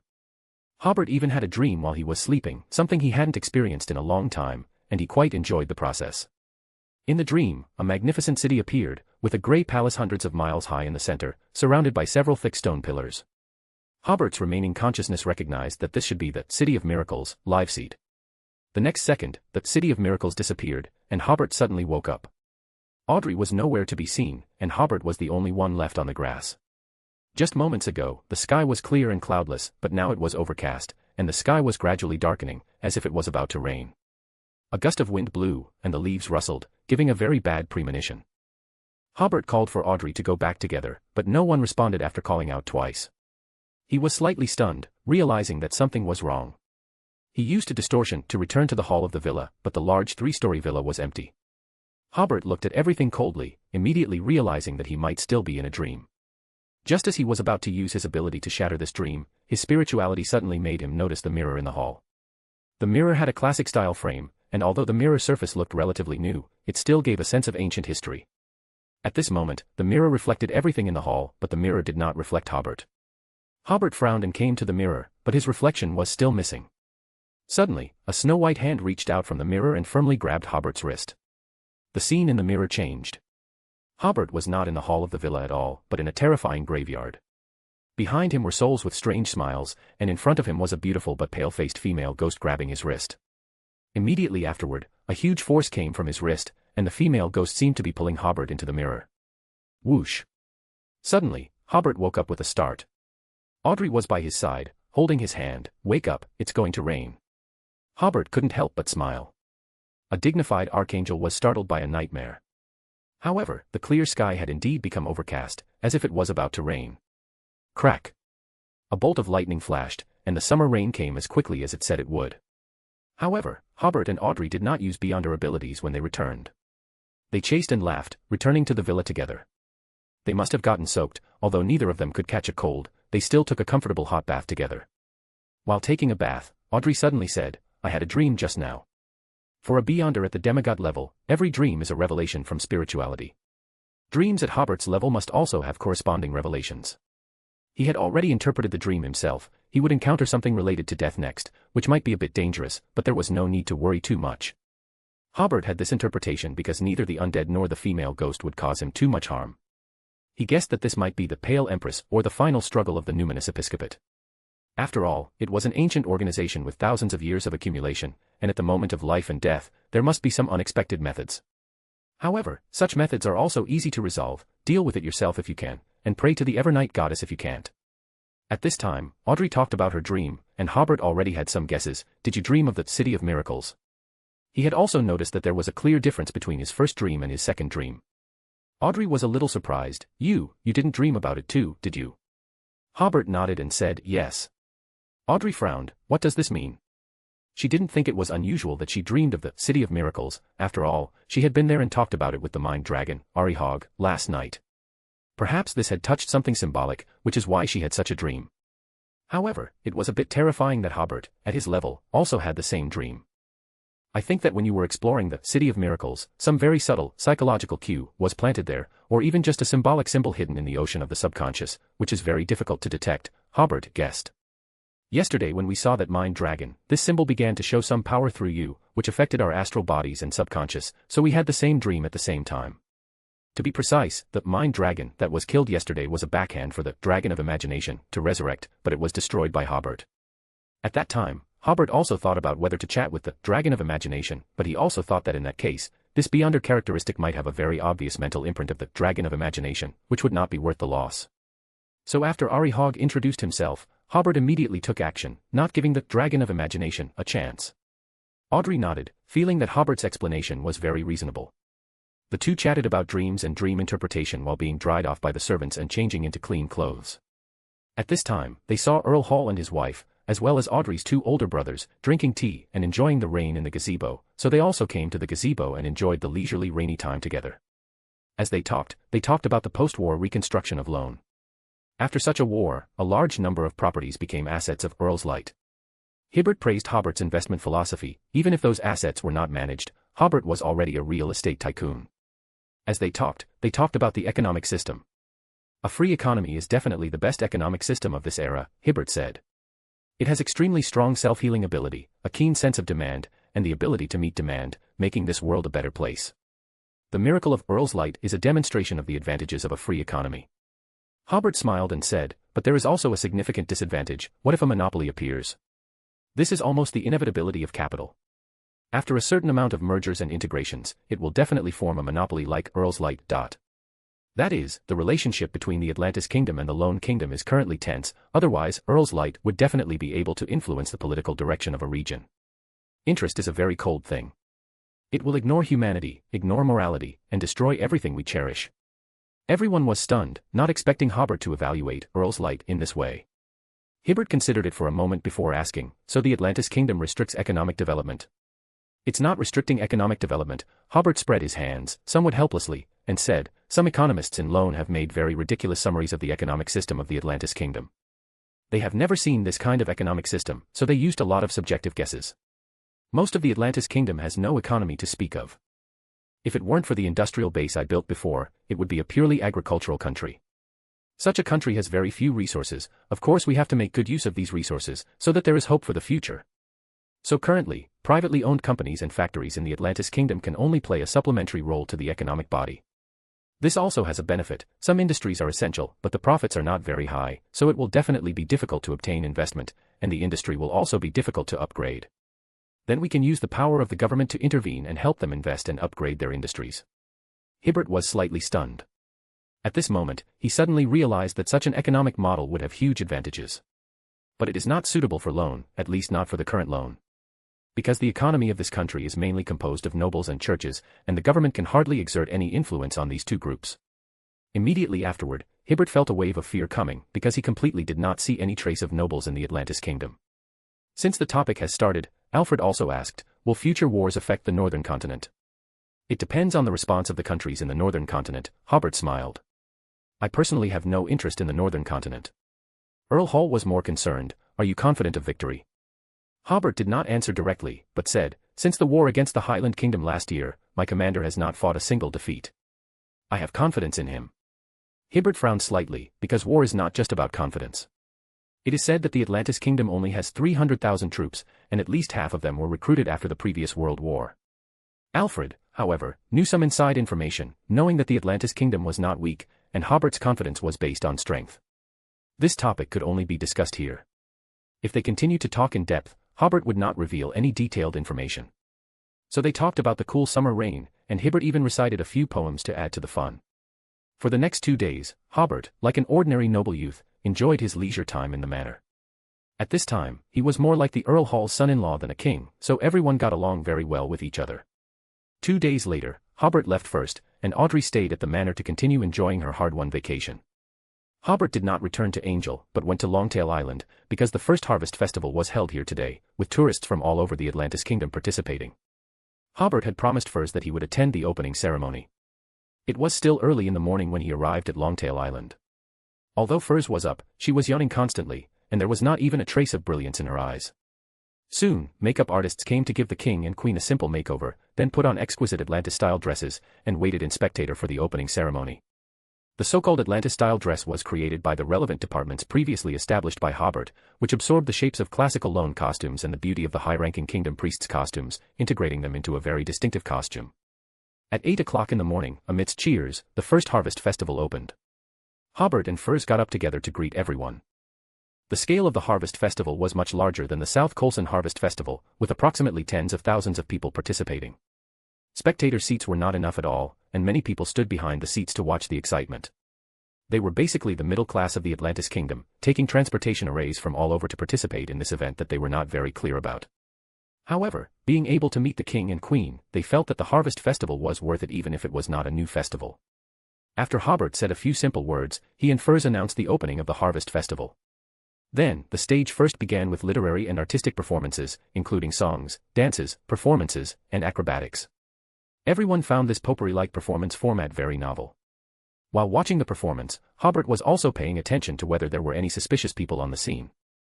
After all, the situation with the northern continent is tense now, and this kind of large-scale event can easily be attacked by the enemy. However, the security preparations were very thorough. Hobert could see that there were many Beyonders from his side patrolling the venue. Considering the enemy's noble plot and the fact that attacking ordinary people would not involve angels, Hobert's few worries disappeared without a trace. In the intervals between the literary and artistic performances, the host introduced the specific process of the harvest festival, telling everyone how to pick fruits and vegetables in the mountainous area. There were also seafood fishing experience boats in the harbor, and coconut gardens for everyone to watch. In addition, a float parade will be held on the main street of Longtail Port tomorrow afternoon. In addition to the Feynapotter people who came here especially, other audiences had not participated in this type of activity and found it very novel. And they planned their itinerary for the next day or two. At about 10 o'clock in the morning, the opening ceremony ended, and everyone, according to the host's instructions, took the train to the fruit and vegetable area in the mountainous area, or came to the port to enjoy the water performance in the port. Today, the entire Longtail Island will be a boiling day. During lunch, Hobert met with some dignitaries who came to participate in the harvest festival, and in the afternoon he inspected the places providing food and accommodation for tourists. There were no activities during dinner, so Furs invited Zio's family to visit the governor's mansion, and Hobert certainly would not object. After the previous war in the northern continent evolved into a full-scale war, Zio brought his family to Longtail Island. Because Furs and Zio often had dinner together, Zio's mother and younger brother were no strangers to dining at the governor's mansion, but Hobert's appearance today made the atmosphere at the dinner table a bit cold. It wasn't until Hobert started talking about surfing with Zio's younger brother that everyone gradually opened up. At night, in the bedroom, Hobert and Furs chatted as usual. When talking about the dream a few days ago, Furs gave Hobert a more professional dream interpretation. It should be that the Balaam Empire is preparing some actions that may catch you off guard. The graveyard, the dead souls, and the female ghost, the indications of these three elements are already very clear. The only somewhat abrupt thing is the mirror. In mysticism, mirrors generally represent reflection, curses, and the unknown. Hobert smiled. Doesn't this mirror represent me? My ability is similar to reflection. He had already planned to have Zio investigate the Balaam Empire carefully to see if they could find any clues. At the same time, he could launch a new round of war against the Balaam Empire to disrupt their plans. The next day, Hobert issued relevant orders, and Zio had no time to watch the flower parade. He led his elite troops to the Balaam Empire. And the Atlantis Kingdom's evening newspaper that day began to publish articles about the Balaam Empire's sacrificial activities. This national-level large-scale sacrifice of the empire would slaughter tens of thousands of slaves at a time, using these undead to please the non-existent gods. If there were not enough slaves, they would also kill civilians and nobles. It's just that one civilian was equal to 10 slaves, and nobles, according to their status, were equal to 100 to 10,000 slaves. Considering that the readers of the evening newspaper had no concept of such national sacrificial activities, the evening newspaper also listed folk daily sacrifices. For example, when building a house, one slave had to be killed in each of the 3 steps of site selection, laying the foundation, and raising the beam to please the gods. If they really couldn't afford slaves, they had to kill livestock, but this was disrespectful to the gods, and the houses built in this way could only be used for slaves to live in or to raise livestock. Except for the natives in some places, the people were amazed at the brutality of the Balaam Empire and believed that such a country should not exist. This was equivalent to a pre-war mobilization. After the last wave of propaganda, the war would be restarted. This also meant that Hobert's vacation was coming to an end, so after the harvest festival on Longtail Island, Hobert took advantage of the remaining day or two to visit his younger brother Tyren in the northwest of the kingdom. Tyren was about to graduate from university this year, but at the end of last year, the Atlantis Kingdom mobilized the whole country to receive new territories. Tyren and Melissa responded to the call to practice in the new territories. For Tyren, who was about to enter politics, this was an opportunity, and for Melissa, who was still in school, after 2 years of practice at the grassroots level and successful graduation, she would be recommended by the Atlantis Kingdom to participate in the interview at the Longtail Island Research Institute. Now everyone who is passionate about science and invention knows that there is the most advanced research institute in the world on Longtail Island, where there are the world's top scientists, and the topics they are doing are beyond the reach of other places. But the requirements for recruiting people in that research institute are very strict. Many well-known scientists can't get in. In Melissa's case, there may be no hope for 10 years. Just working at the grassroots level for 2 years to get an interview opportunity, Melissa thought this was a good opportunity. So the two came to the countryside together. At that time, Tyren made a request, hoping to work with Melissa in neighboring villages. Such a request would certainly not be rejected. Generally speaking, in order to ensure the safety of college students and grassroots staff, the town government will arrange the village chiefs of several nearby villages to live together so that they can take care of each other. In very dangerous places, security guards and even beyonders will be sent to protect them. So now Tyren and Melissa live together, but they live in different tents. Hobert came to Tyren's workplace. This is a village with relatively fertile land. The spring plowing has just ended, and Tyren is teaching the children in the village to learn letters. The first sentence he said when he saw Hobert was, "Brother, when will the school here be built?" Hobert looked at Tyren, who was much darker and thinner, but full of energy, with light in his eyes. "Soon." He pondered for a while and then said, "After the grain is harvested, a new round of large-scale construction will be restarted across the country. Places like this without schools will be given priority to build schools." The children were all curiously looking at the village chief's brother. No one here knew the king, and Hobert was spared the need to disguise himself. Tyren sighed, "Then I may not be able to catch up." Then he made a gesture to Hobert and continued to teach the children under the shade of the tree. At about 4 o'clock, this open-air classroom was dismissed because the children had to go home to cook or do some farm work. The brothers walked slowly on the path between the fields, chatting and returning to Tyren's residence. Hobert asked, "Why did you say just now that you can't catch up with the school being built?" "Melissa and I have both received notices." Tyren said, holding a homemade small blackboard, "Let us be ready at all times. After the army occupies the new territory, we will either go to the new territory to be the mayor or go to the current town government to work. Melissa and I both plan to go to the new territory to be the mayor. In that case, everything will have to start again." Hobert smiled. "It won't be long before there will be schools in villages throughout the southern continent." At this time, the village hunter chased after him. He heard that the village chief's brother had come and brought a wild rabbit and 10 eggs for several neighbors, so that the village chief could entertain the guests well. Tyran chatted with the hunter in the local language, thanked the hunter, and accepted the eggs and the wild rabbit. Back at the residence, Melissa had just returned. She was also very happy to see Hobert. She and Tyran cooked while inquiring about her brother Benson's situation. Hobert found 2 bottles of wine from the closed space that first helped him build, and also took out 2 pockets of canned food and fruit from it.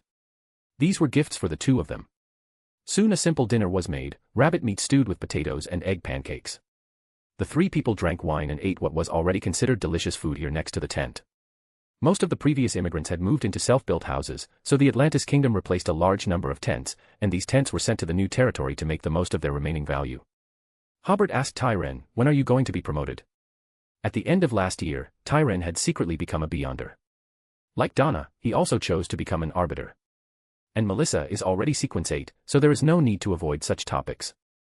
Generally speaking, Beyonders have advantages whether it is advancement or opportunities to participate in learning, but Tyran and Melissa have not reported that they are Beyonders. No hurry. Tyran said, "I'll talk about it when I become the mayor." Hobert nodded and asked, "What do you think about the extraordinary aspects? Just be promoted like this." Tyran didn't have too high a desire for this. "I heard that the higher the sequence, the more dangerous it is." Hobert smiled and nodded, "That's true." He asked that just now purely to see if Tyran had the idea of becoming an angel. When it was just getting dark, the 3 of them finished dinner and were cleaning up the tableware when 3 villagers ran over and shouted from a distance, "Village chief! Something big has happened." Melissa had already recognized that they were the villagers in her village, so she put down the plate in her hand and said calmly, "Don't panic, speak slowly." One of the villagers said, "The Mark family committed suicide." No, it's not suicide. Someone saw Mark's wife kill Mark, and then Mark's wife committed suicide.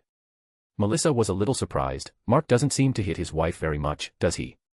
The villagers nodded repeatedly. "He rarely hits her." Melissa Ed and said, "Gordon, Gory, you 2 go to the town to report the crime immediately." "Do you know where the town government is?" "Well, the security pavilion and the town government are in the same yard." Then she said to Hobert and Tyran, "I have to go to the village to take a look." Tyran said, "We'll go with you." Hobert nodded in agreement, so the group quickly came to Melissa's village and quickly came to the scene of the crime. Behind a mud house, Hobert and others saw the bodies, as well as a dozen onlookers. Both corpses had their heads chopped open with an axe, and brains were flowing all over the ground. Tyran and Melissa, who saw this scene for the first time, felt a little nauseous. Hobert glanced at the corpse and frowned, because the woman had obviously chopped open her own skull, and she didn't chop it open once, but several times before she killed herself. If this couple committed suicide together because of something, this is obviously a bit unreasonable. Shouldn't the men kill the woman first, and then he commit suicide? Hobert asked the people around, who saw their suicide process. Melissa immediately translated for Hobert. A villager with a long beard that was not well-groomed stepped forward and said in the local language, I saw it." Hobert, describe it in detail. The long-bearded villager's description was similar to that of the villager who reported the news before. He saw Mark's wife kill Mark, and then Mark's wife turned the axe and killed herself. Hobert asked again, "Have they encountered any difficulties recently?" "Their family is doing okay." Melissa replied, "At least they haven't been starving much since before I came." Then she asked the surrounding villagers, and they all said that Mark's family had not had any bad things happen recently. Hearing this, Hobert believed that Mark's death should involve certain extraordinary factors, so he used the ability of connection. What he didn't expect was that he saw a mirror. Hobert was sure that the death of this couple must involve the extraordinary. At the same time, he also thought of the fragment about the mirror in his previous dream. Hobert asked the long-bearded villager again, "Did Mark's wife say anything strange when she was killing and committing suicide?" The long-bearded villager shook his head immediately after hearing Melissa's translation. She didn't say anything at the time. Hobert ordered, "Bring all the mirrors in the village here." Melissa was slightly stunned, but she immediately translated this strange order. At the same time, she realized that this might be a Beyonder case. Just as the villagers were shouting and going back to get the mirrors, dark clouds gradually covered the sky. With a clap of spring thunder, it started to rain. Hobert looked at the sky, and his spirituality realized that this rain was a little abnormal. After thinking about it, Hobert came to Mark's house and found a small mirror on the wall of the mud house.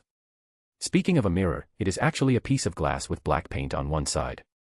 This should have been brought by Melissa after she came, otherwise there would be almost no industrialized things in the previous village. Hobert walked towards the mirror.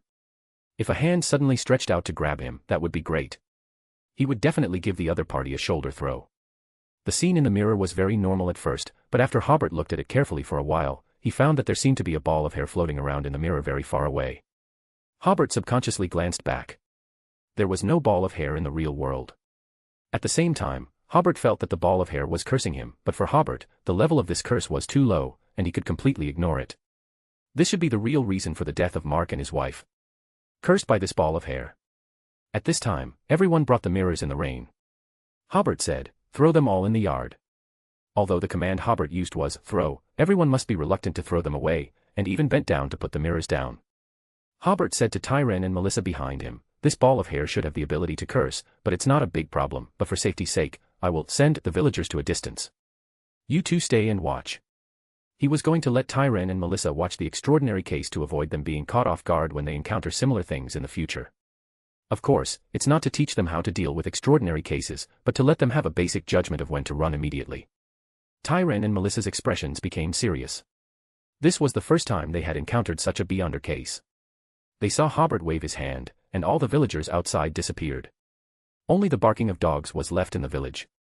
At this time, Hobert picked up a piece of firewood on the ground and said, "For this kind of incident involving the mirror world, it is difficult for you to solve it, so you must immediately evacuate, withdraw, and report." While speaking, he stretched his hand into the mirror and poked the ball of hair with the wood.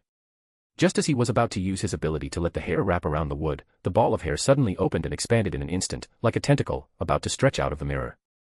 Hobert temporarily withdrew his hand and enlarged the boundary between the mirror world and the real world. So the ball of hair slammed hard on the mirror and failed to reach into the real world.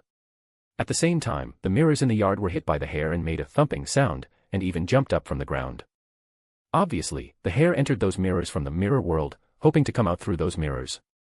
Immediately afterwards, the mud house where Hobert and others were, the yard, and even the entire village quickly became cold, and even a thin layer of white frost immediately appeared on the ground.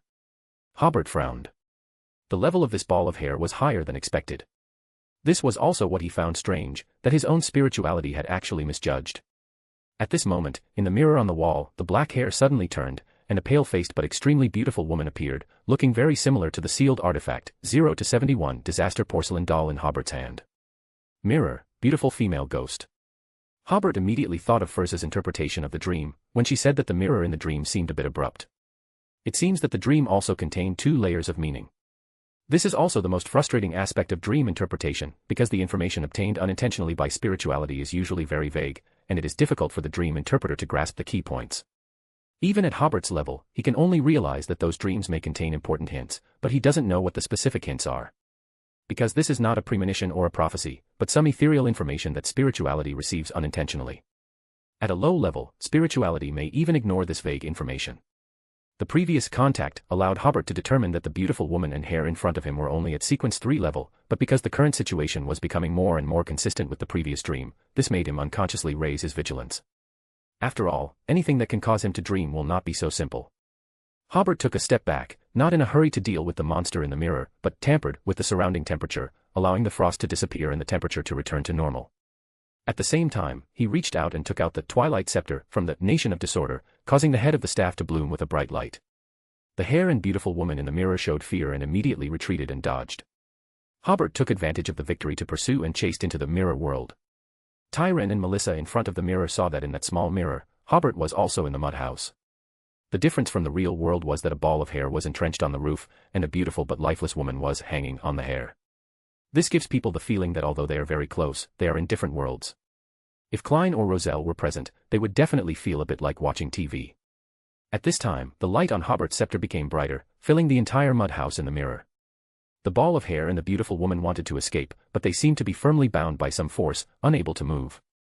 Under the intense sunlight, they let out a shrill cry, and then were ignited and burned down. The entire room inside the mirror was on fire, and the fire shone on the real world, illuminating the mud house where Tyren and Melissa were. They looked at each other and saw surprise and curiosity on each other's faces. Although they had been in contact with the extraordinary more than once before, this was the first time they had seen such a high-end extraordinary battle. At this time, Hobert in the mirror snapped his fingers, and the fire in it disappeared immediately. The beautiful woman had been reduced to ashes under the strong light, and the hair had also lost all its vitality, becoming gray and yellow, looking like some fine threads that had been piled up for a long time. The scepter in Hobert's hand became longer and turned into a long stick. He stirred the ball of fine threads with the scepter and found a ball of black hair with some frost and broken glass in it. The frost exuded a faint light, and they and the glass shards seemed to grow on the hair, rather than being hidden in the hair as sundries. Hobert bent down to pick up the hair and walked out of the small mirror. Tyren quickly went up and asked, "Is the problem solved?"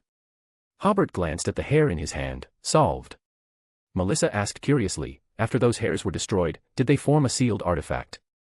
Hobert put the hair in his hand into the nation of disorder. "Yes, but the negative effects are great, otherwise I would have left it for you to defend yourself." Then he said, "Okay, you go back. To be on the safe side, I will look around here carefully to see if there is any danger." Hobert can be sure that there must still be danger here. The hair that he just solved is more like a vanguard rushing in front.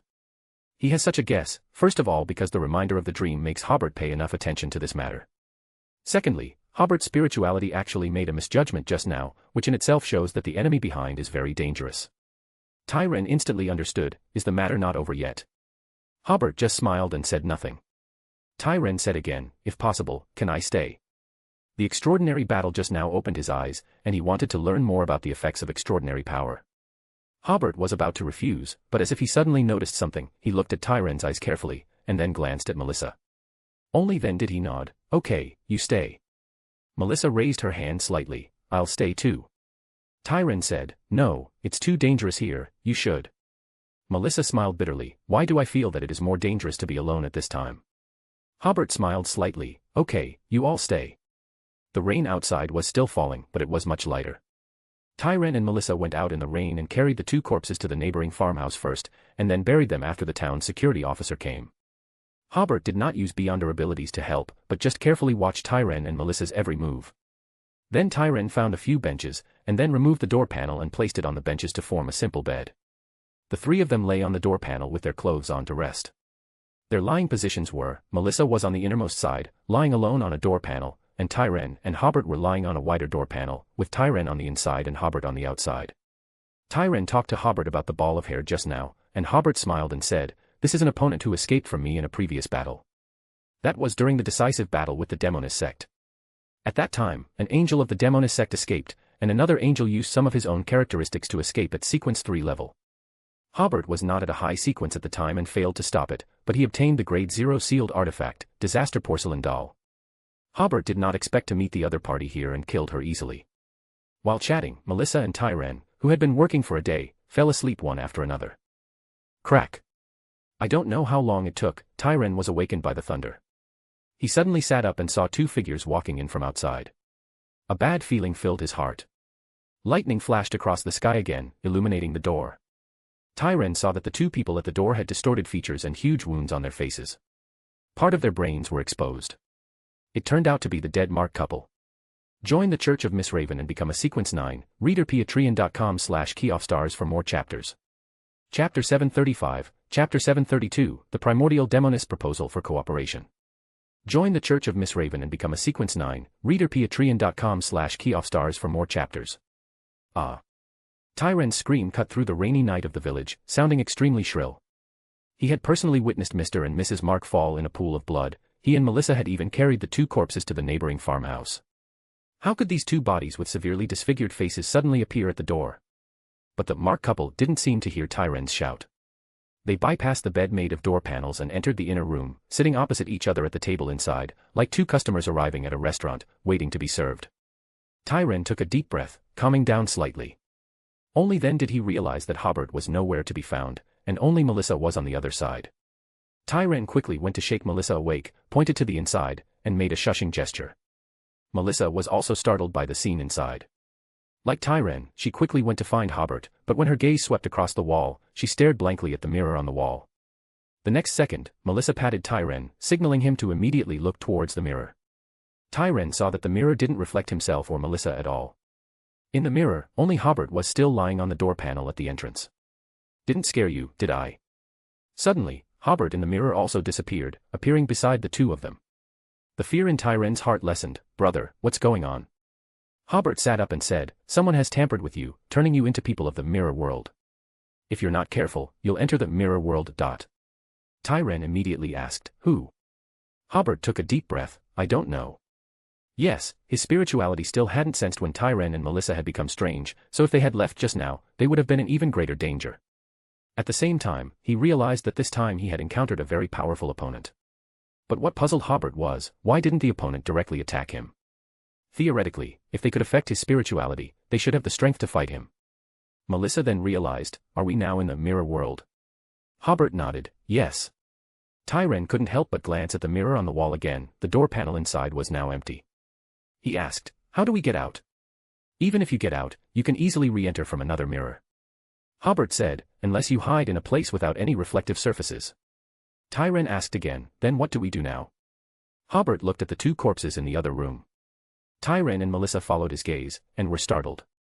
The two corpses, at some point, had turned their heads to look at them, as if secretly listening to their conversation. Hobert pondered for a moment and said, find the guy who is causing the mirror world around us to become abnormal. He paused and added, don't worry, you are currently safe. Just now, Hobert had already distorted the concept of Tyren and Melissa, causing them to swap with the two corpses.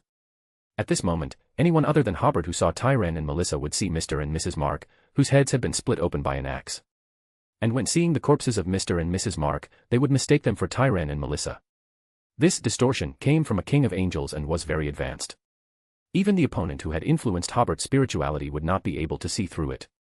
It was just that the connection to the mirror world on Tyren and Melissa's bodies had not been completely distorted. Hobert intended to use this connection to find the enemy. Currently, Tyren and Melissa were safe in the mirror world. Even if they were injured, it would be automatically distorted onto the corpses of Mr. and Mrs. Mark. Tyren sighed in relief upon hearing this. Okay, it seems I'm really not material for being a Beyonder. I was also very scared just now. Melissa comforted, this has nothing to do with whether or not you're material for being a Beyonder. No. Tyren smiled wryly, my handling just now wasn't calm enough. If we really encountered Beyonder events alone, my scream just now would have put us in a very dangerous situation. He took a deep breath and added, the key is that I feel this kind of experience is very bad and I don't want to experience similar events again. Hobert on the side slowly nodded, everyone always has areas they are not good at. Knowing your shortcomings earlier is also good for your life. He stretched, all right, you can rest for a while longer. The other party doesn't seem to be in a hurry, so let's not be in a hurry either. In fact, Hobert had already somewhat guessed that the opponent he encountered this time might be from the Demonist sect. Hobert was still very clear about the current high-level strength of the Demonist sect, with only two Sequence 2 angels, and one of them was in very bad condition. Hobert's previous spirituality had made a misjudgment, they should have achieved that effect by borrowing the power of the primordial Demoness. However, even two Sequence 2s were no match for Hobert, so they painstakingly tried to get Hobert to enter the mirror world as well. In the mirror world, the Demonist sect must have some arrangement with the confidence to injure Hobert, or trap Hobert. But Hobert was very safe in this current mirror world, so he simply didn't bother with those traps. With this kind of approach, the people of the Demonist sect should be the ones getting anxious. Tyren and Melissa listened to Hobert in everything, but with two corpses sitting not far away, they couldn't treat them as two normal people. The three of them chatted idly again. Tyren said, brother, do you usually encounter situations like this often? Not really that often. Hobert smiled, after all, not every pathway specializes in the corresponding abilities of the mirror world. Tyren pointed to the room inside, no, I mean those guys. I do occasionally deal with corpses, but not much. Hobert said, my abilities are not good at driving zombies. At this moment, a delicate voice came from outside the door, your abilities are much more powerful than driving zombies. Hobert thought to himself, sure enough, they came to me on their own. Tyren and Melissa looked towards the door. Everything in the yard seemed normal, but that was the biggest abnormality, because no one else had appeared in the yard. Who had made the voice just now?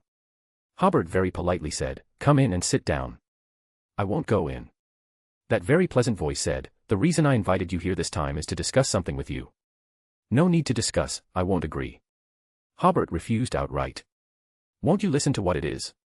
Just hearing the other party's voice made people's minds wander.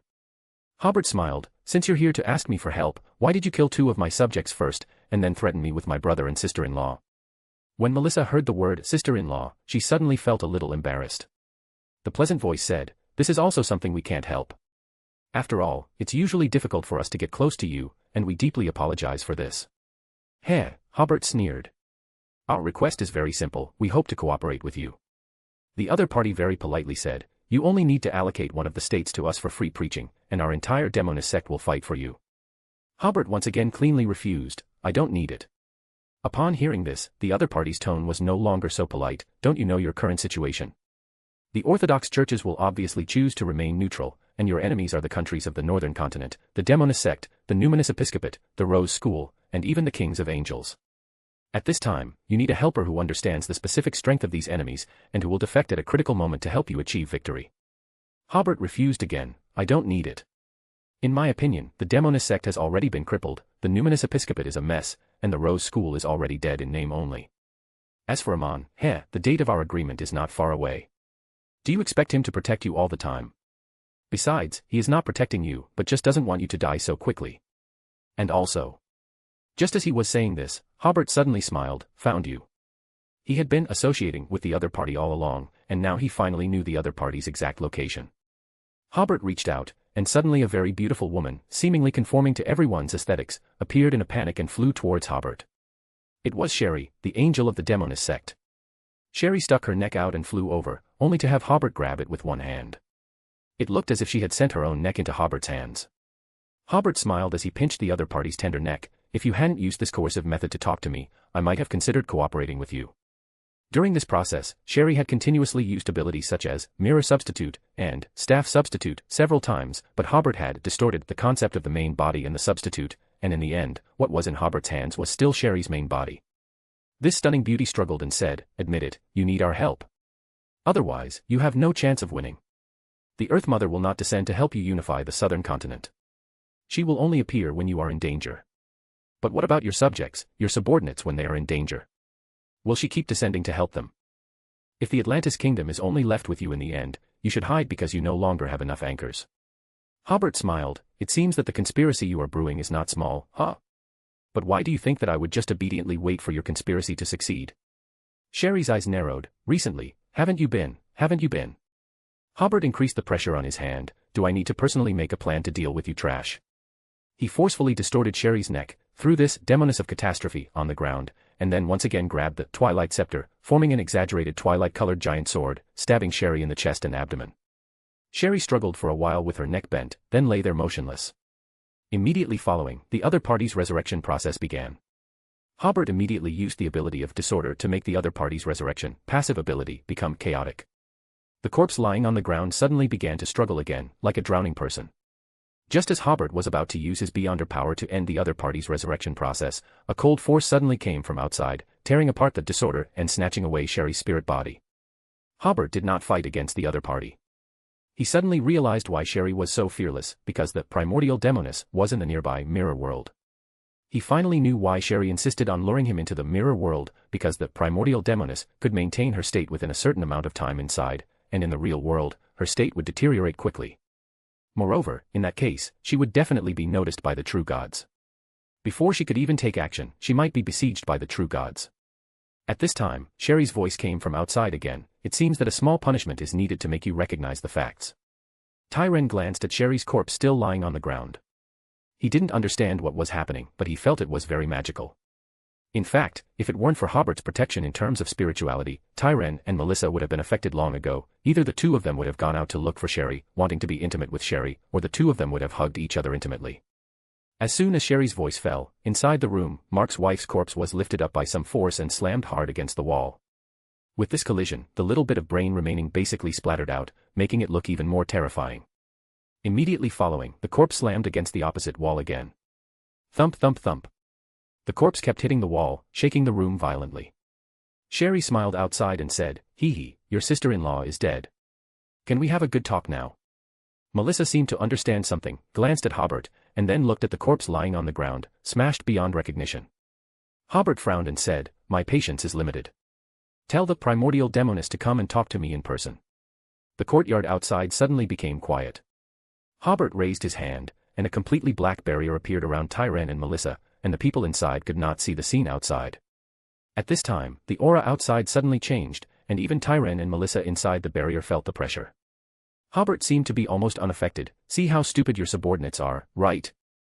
When have I shown a side of bullying the weak and fearing the strong? Why do you have to threaten me if you want to cooperate? That's right, as far as I'm concerned, if the demonist sect has no danger, then I will despise this organization even more." A suddenly loud and gentle voice came from outside. In other words, there is no possibility of cooperation. It sounded like two people's voices were mixed together, but there was no sense of disharmony. Hobert said, "This is a very obvious thing. Our contradiction lies in the fundamental difference, and there will never be a possibility of cooperation. You're wrong. That flickering voice said, this world is based on power, and all cooperation or not depends on the balance of power. Hobert suddenly laughed. I knew it, we will never be on the same channel, and I am too lazy to talk to you about these things. As he spoke, he stretched out his hand and took out a dazzling and colorful wheat from the nation of disorder. This wheat had plump grains, large leaves, and a reassuring beauty. Seeing it was like seeing the miracle of life and feeling the joy of harvest. But at this moment, the primordial demoness had already taken action. Hobert suddenly turned into a mirror, and the primordial demoness sent him into a terrifying and mysterious kingdom in the mirror world.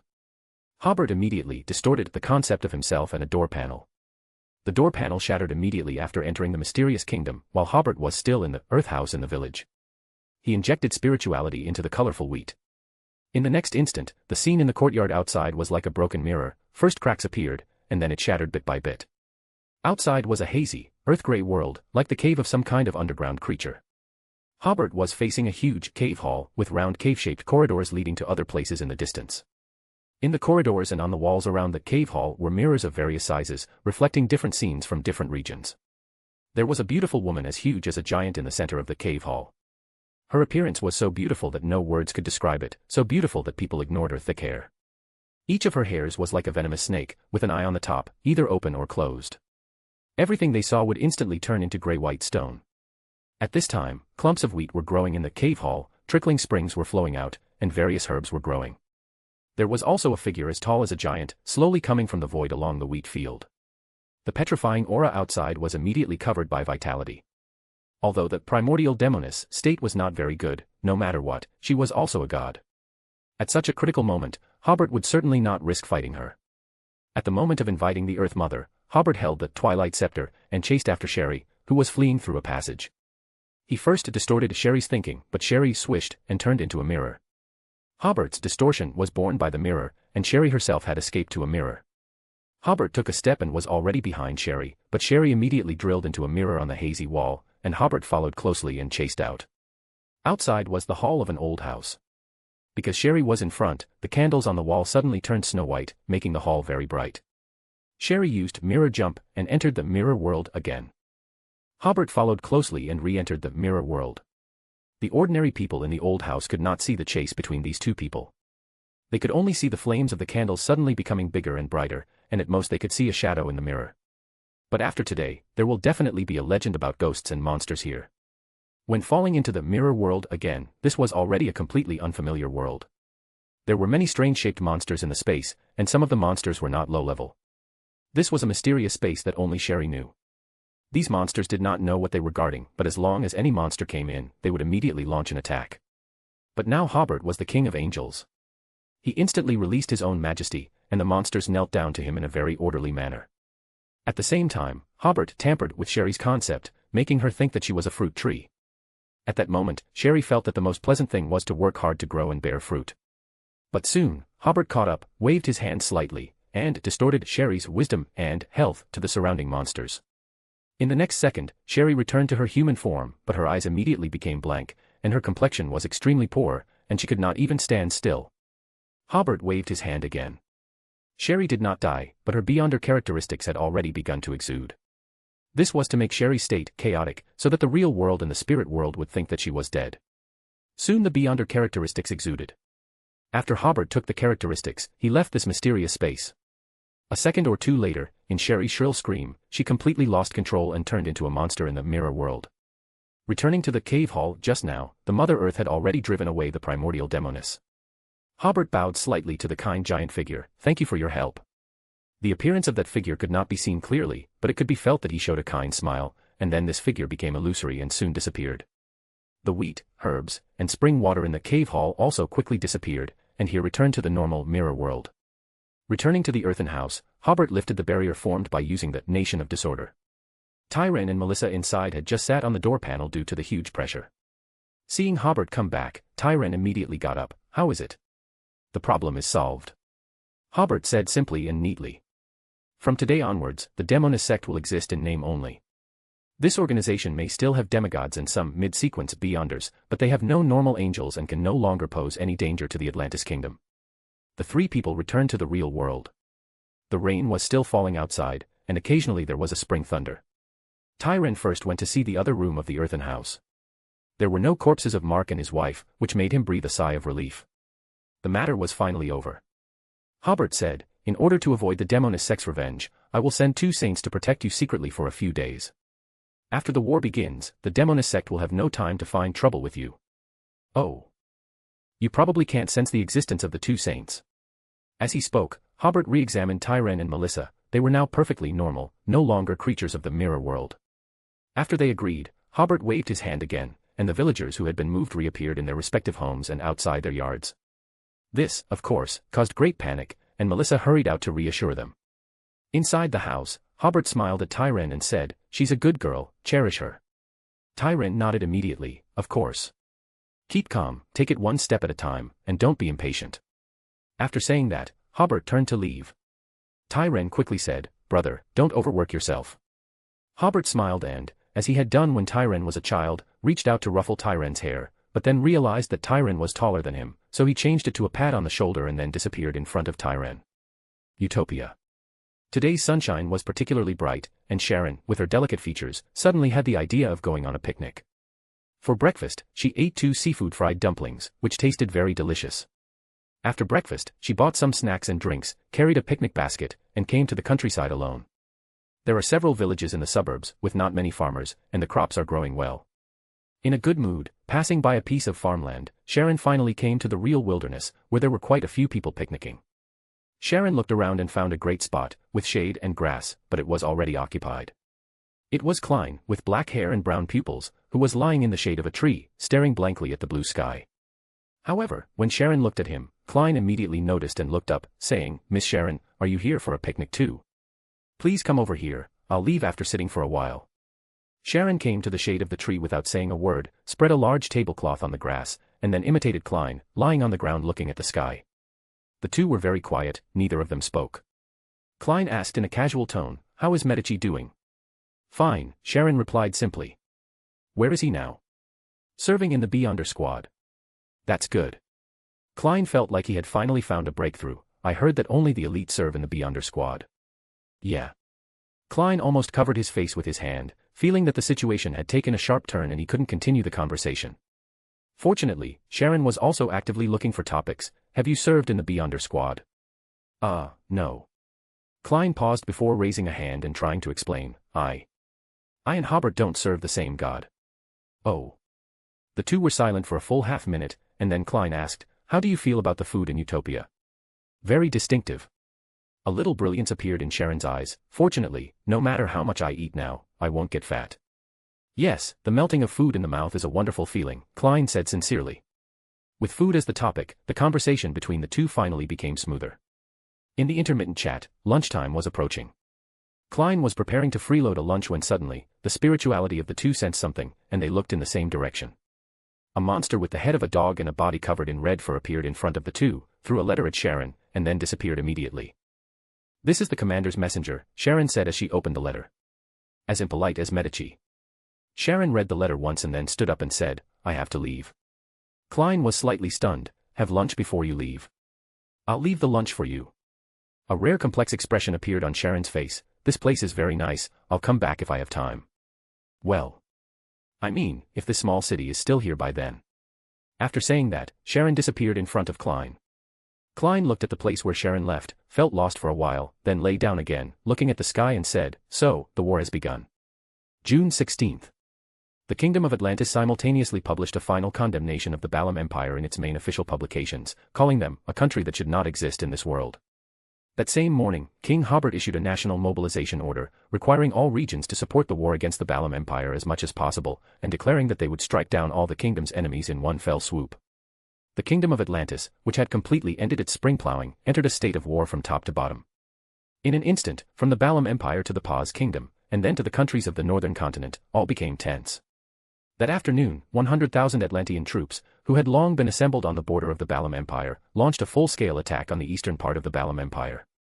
At the same time, the Ministry of Defense of the Kingdom of Atlantis sent an official letter to the nominally existing Hagenti Kingdom, expressing its hope to borrow a road from the Hagenti Kingdom to attack the western part of the Balam Empire. The Hagenti Kingdom did not dare to neglect and quickly handed over this official letter to the governor of Lone in East Balam. After seeing the content of the official letter, the governor of East Balam was so angry that he almost fainted. The Atlantean army had already divided the Balam Empire. If they wanted to attack the east, they would attack the east, and if they wanted to attack the west, they would attack the west. Did they need to borrow a road?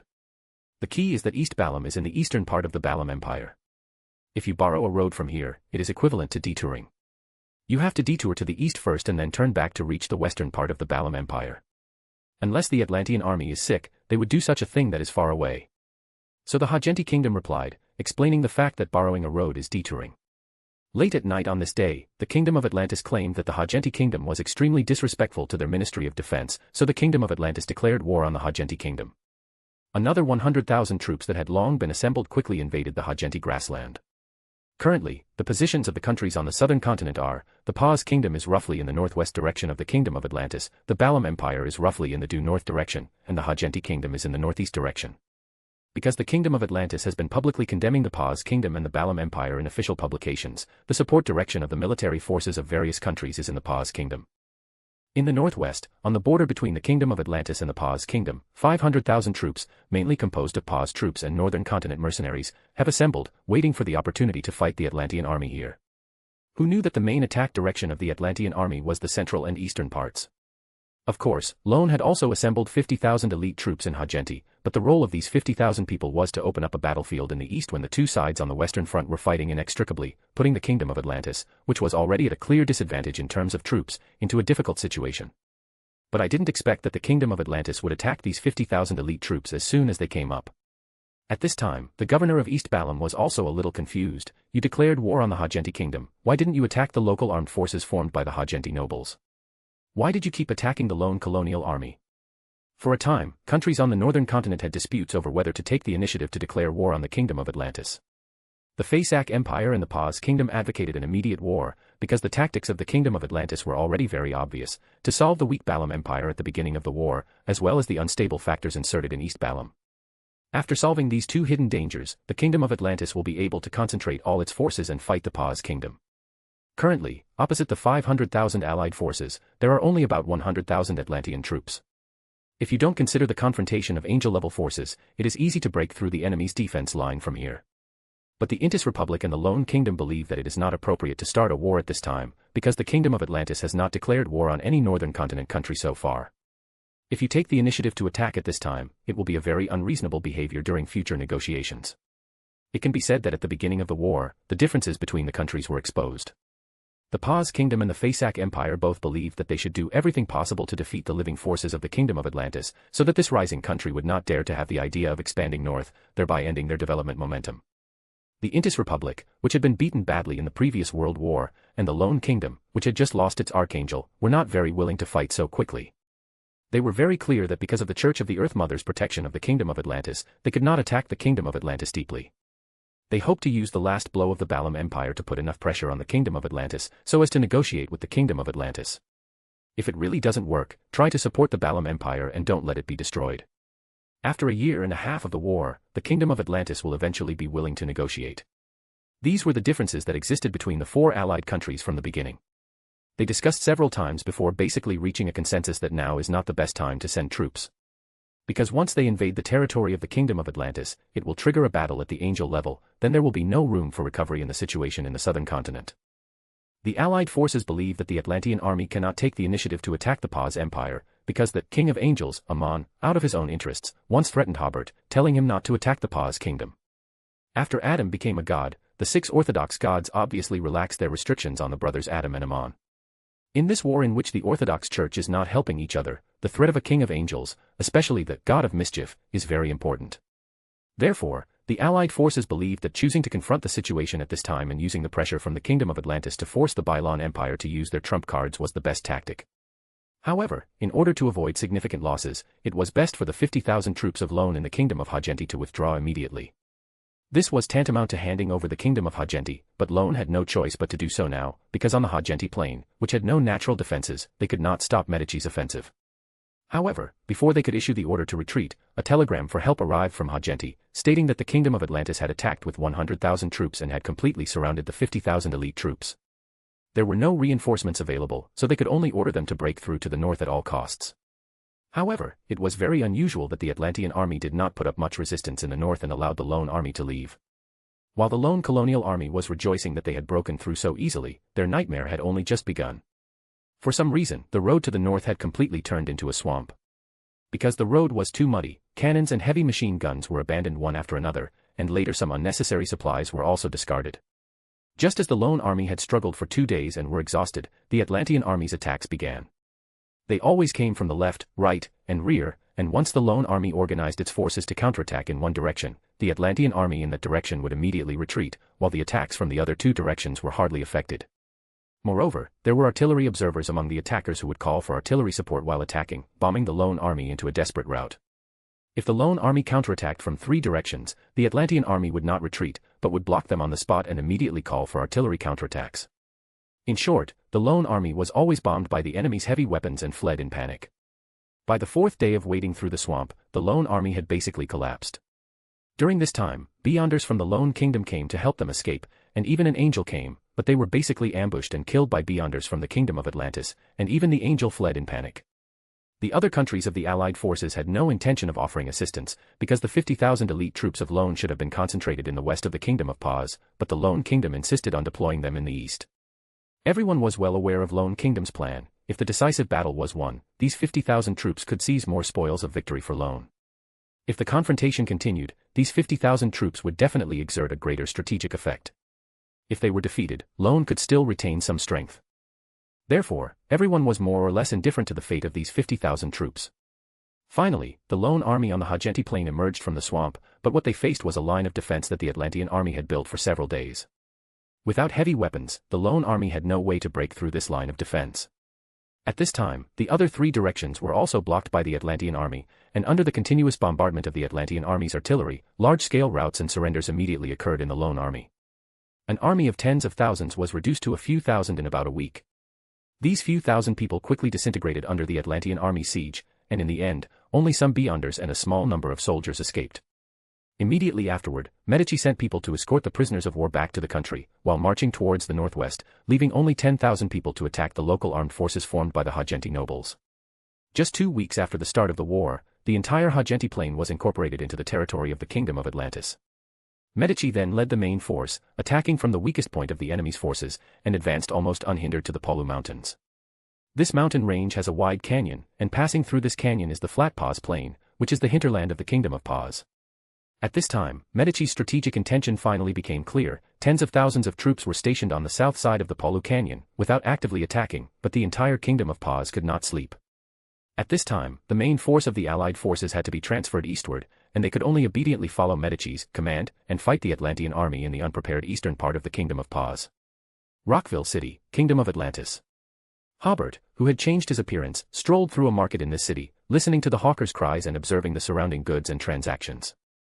For Rockville City, which was considered the residents, in addition to working 2 hours a day without pay to process military supplies, were hardly affected by the war in other aspects. Hobert strolled forward slowly, looking around leisurely, as if he were just wandering around the market. Suddenly, he looked towards the city gate, and a smile appeared on the corner of his mouth. "I've caught you." In an instant, the entire Rockville City was shrouded in the power of disorder, and no one could escape from here. The next second, Hobert had already appeared at the city gate, grabbing a person's shoulder with one hand. This person was wearing Atlantean-style clothing and appeared to have obvious southern continent blood, but the crystal monocle he wore on his right eye exposed his identity. This was an avatar of Amon. Immediately, Hobert prematurely ended his stealing ability, and the face stolen by Amon's avatar disappeared, revealing his original appearance with black curly hair and a broad forehead. Hobert smiled and said, "If you hadn't run, I might not have caught you so quickly." "Nonsense, you came to catch me, how could I not run?" Amon's avatar said helplessly. Hobert ed and said, "You do have the awareness of a thief. Join the Church of Miss Raven and become a Sequence 9, reader patreon.com/keyoffstars for more chapters. Chapter 736, Chapter 733, Joining Forces to Beat Amon's Body. Join the Church of Miss Raven and become a Sequence 9, reader patreon.com/keyoffstars for more chapters. In a few breaths, Hobert arrived at the Giant King's court, forever shrouded in twilight, its architecture magnificent yet dilapidated, filled with the vicissitudes of history. He looked around before grabbing Amon's avatar by the neck and heading towards the Giant King's residence, in front of the towering stone door. As long as Hobert kept Amon's avatar by the neck, this avatar couldn't escape. Passing through the massive stone door, the two entered the side of the forsaken land of the gods. As far as the eye could see, there was boundless darkness, the only light being the streaks of lightning across the sky, creating a sense of immense oppression, as if the depths here were the end of the world. I understand, Amon's avatar suddenly said, you want to use me to find my main body. Hobert smiled, that's right. Why, the avatar asked, puzzled, I mean, are you planning to convert to my main body's faith? Do you think that's possible? He, Amon's avatar chuckled, I just thought the atmosphere was a bit oppressive and wanted to liven things up. Tell me, why are you looking for my main body? Maybe I can give you some ideas. Hobert glanced at Amon's avatar, the guy didn't seem to be joking. So, while escorting Amon's avatar through the hall of the giant king's residence, he said, your main body once threatened me, telling me not to destroy the Paz kingdom. But now I want to unify the southern continent, so I need to get rid of your main body first, so I can launch the war of annihilation without any worries. Hobert said this not really hoping for any brilliant ideas from the avatar, but purely out of boredom, wanting to chat. Of course, he also knew that in the forsaken land of the gods, where no true gods were willing to visit, there was almost no way to kill Amon's main body, so saying this was somewhat of a bluff. Amon's avatar said, I really like your personality, too bad you're an enemy. Yeah, Hobert said, I don't really like your personality, fortunately, we are enemies. At this point, Hobert had already led Amon's avatar out of the hall and to the front of the giant king's residence. Hobert took a deep breath, the air is full of decay and moisture, let's begin. Amon's avatar then said, I think you might be overestimating your abilities. Even if you are a king of angels, with your abilities, you still shouldn't think about using an avatar to find the main body. Also, I want to remind you that my main body's authority is errors, don't use any common sense or logical things to deal with him. Hobert smiled, of course, I know. To make this counterattack more ritualistic, I will explain to you the steps I will take to find your main body. First, I will pray to Mr. Fool. The fool who does not belong to this era. As he spoke, he really prayed to the fool. Feeling the fool's attention, Hobert added, of course, I know that Amon has 100 ways to sever the connection with the avatar, so I need to use the worms of time.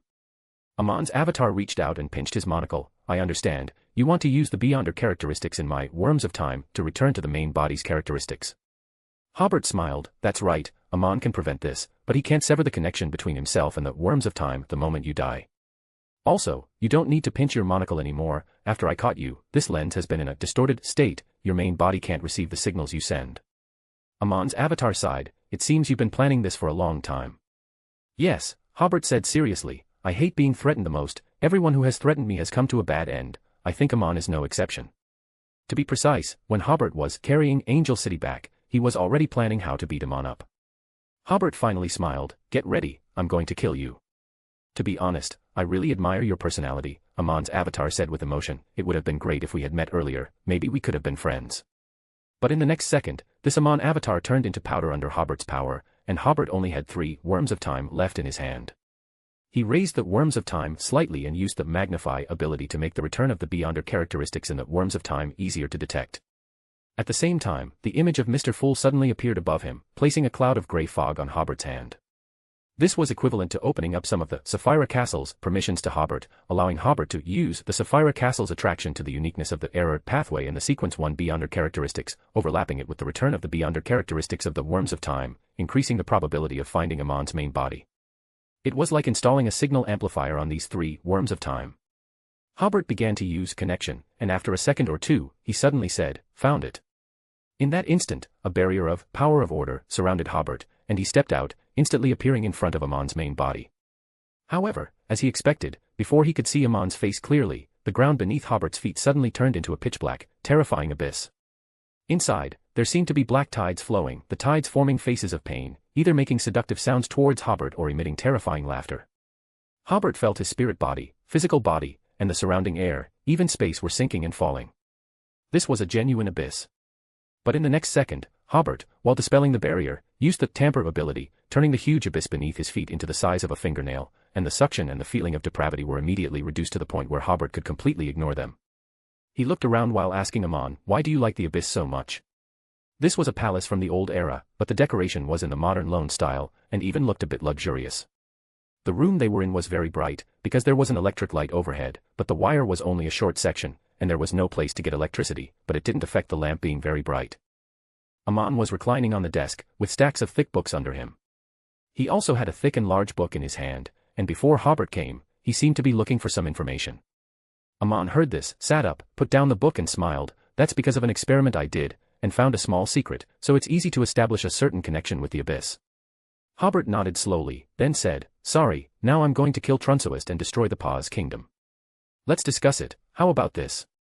Before I become a god, don't interfere in the affairs of the southern continent. After I become a god, hee, you won't have a chance to interfere. Aman habitually pinched his eye socket. What you said sounds very punchable. When I was preparing to drive Trunsoist away in Caesar Harbor, you said the same thing to me, Hobert said seriously. No wonder, Aman took off his monocle and wiped it. To be honest, it's very surprising that you can find this place. Hobert said, I just want you to know that not only can you threaten others, but now someone can threaten you too. Aren't you afraid that I will go to the Atlantis kingdom to cause damage? I couldn't ask for more, Hobert smiled. The more damage you cause, the more reason I have to target you and attack you. As soon as he finished speaking, Hobert suddenly used the distort ability, making Aman and the surrounding space distorted, as if a vortex appeared there, and Aman and the surrounding space were about to be sucked into it. But then, this vortex went wrong and appeared beside Hobert, and Hobert was distorted by his own ability and turned into powder in the space vortex. But in the next second, Aman turned into powder, because Hobert gave his state to Aman. Then, Hobert disconnected Aman from his avatars, making it difficult for his avatars to support him for a while. Although Aman turned into powder, he didn't suffer much damage. He stole his powdered state, so he became normal again. At the same time, what was stolen was also Hobert's destiny, and Hobert's connection with the Fool. Just now, the Fool had been observing the process of their fight and waiting for the opportunity to strike. Without destiny, Hobert suddenly became illusory, and in the next second, he disappeared directly, but at the same time, a solid Hobert figure appeared in the corner of the room. What was stolen was the shadow of Hobert. The real Hobert had been preparing to give Aman a heavy blow. Now, the opportunity finally came. Hobert snapped his fingers, and the space around Aman immediately darkened, which was a barrier formed by the power of the Nation of Disorder. This barrier was the best defense when used by Hobert, but it was also a very high-level seal. Aman pinched his monocle, and the simple and unpretentious blasphemy slate appeared in front of him. Aman waved his hand, and the blasphemy slate smashed a big hole in the barrier. But Aman found that it was difficult for him to get out of this barrier, because the Fool had re-established the connection through Hobert's star, and he grafted Aman and the barrier generated by power of order together. This barrier was like becoming a part of Aman's body, and he had to take it wherever he went. Even if Aman had the blasphemy slate, the power of the Nation of Disorder was also a kind of corruption to him, and if he stayed with the barrier for a long time, he would definitely be affected by the Nation of Disorder. At the same time, Hobert had already taken out the 0 to 80 book of law from the Nation of Disorder, and the brass book immediately opened, and a line of mercury-colored words appeared on the new page. Stealing is prohibited here, violators will be severely punished. Aman grabbed towards the book of law. The book of law was stolen by him, and Aman deceived his stealing behavior, so he was not punished for the time being. But almost at the same time, Hobert distorted the state of the book of law, turning it into a huge order crystal. This order crystal was like it had life, rushing towards Aman's face. Aman quickly dodged, but was pounced on the shoulder by the order crystal, and half of his body was covered by the order crystal. But at this time, Hobert suddenly seemed to be in a surging ocean with all colors, and the colored seawater completely wrapped Hobert. These seawater did not have any rules for Hobert to use. At the same time, a large expanse of turbulent ocean appeared in front of the Fool in the air, which could actually block the gray fog of the Sefirah castle. At this time, the position where Aman was gradually turned into a stone slab that gave people a sense of vicissitudes, and the real Aman had already fallen outside the barrier. It turned out that he had just deceived Hobert and the Fool, allowing the blasphemy slate to suffer those attacks for him. Aman took advantage of the fact that the two enemies could not get rid of the partial power of the Chaos Sea for a while, and he quickly left the room. In the next second, Hobert, wrapped in the power of the Nation of Disorder, swam out of the Chaos Sea, and the seawater around him instantly faded. The seawater in front of the Fool was also dispelled by the gray fog, and the Chaos Sea seawater in the room completely disappeared. At the same time, the blasphemy slate also disappeared. They did not make any stops. The Fool immediately withdrew his gaze, and Hobert also immediately left here after taking back the power of the Book of Law and the Nation of Disorder. At the same time, he also used the distort ability to take away Aman's room. This should be a stronghold of Aman, and Hobert plans to take it back to study it. At this time, Aman, who had escaped from there, was on a dark mountaintop. He looked in the direction he had just escaped, took a deep breath, as if he was saying to the air, "Haven't you already found him? We must speed up the pace of action." The combined moves that the Fool and Hobert used with Sefirah just now made him a little overwhelmed. Fortunately he got the blasphemy slate, and used it to steal a part of the power of the Chaos Sea, otherwise he would have paid a heavy price today. On a deserted island in the Fog Sea, Hobert was afraid that there were still some traps in Amon's room, so he came here to search. There were a lot of books in the room where they were fighting just now. Hobert opened one and looked at it. It was a kind of text that he had never seen before, composed of some strange symbols. Hobert called Klein, who had more research on history and ancient documents, and after discussing it for a long time, the two believed that this was a kind of text invented by Amon himself, and probably only he himself could understand it in the world. For a former cryptologist, it is not difficult to create his own writing system. Using this original text, Amon has recorded so many things, which makes Hobert sigh. It's hard to imagine how idle he is. Klein smiled helplessly, but this also shows that his research is very profound. These texts are basically difficult to decipher, so Hobert and Klein went to another room. It looked more like a laboratory, with experimental instruments and materials, but they vanished the moment Hobert and Klein saw them. Hobert didn't have time to tamper with their state because Amon had clearly made arrangements in advance. The instant they were seen, they were essentially no longer there. For the material world, this was an error, but Amon created this error, so the material world didn't detect it and there was no correction process in the underlying logic. However, Hobert, as a king of angels, saw everything in that room with just one glance. The experimental materials caught Hobert's attention. Among them were several beyonder characteristics that had been corrupted. He also saw the slender-necked glass bottle that once held the uncertain mist, but the mist inside the bottle had disappeared without a trace. There was also a polygonal crystal, seemingly containing illusory stars.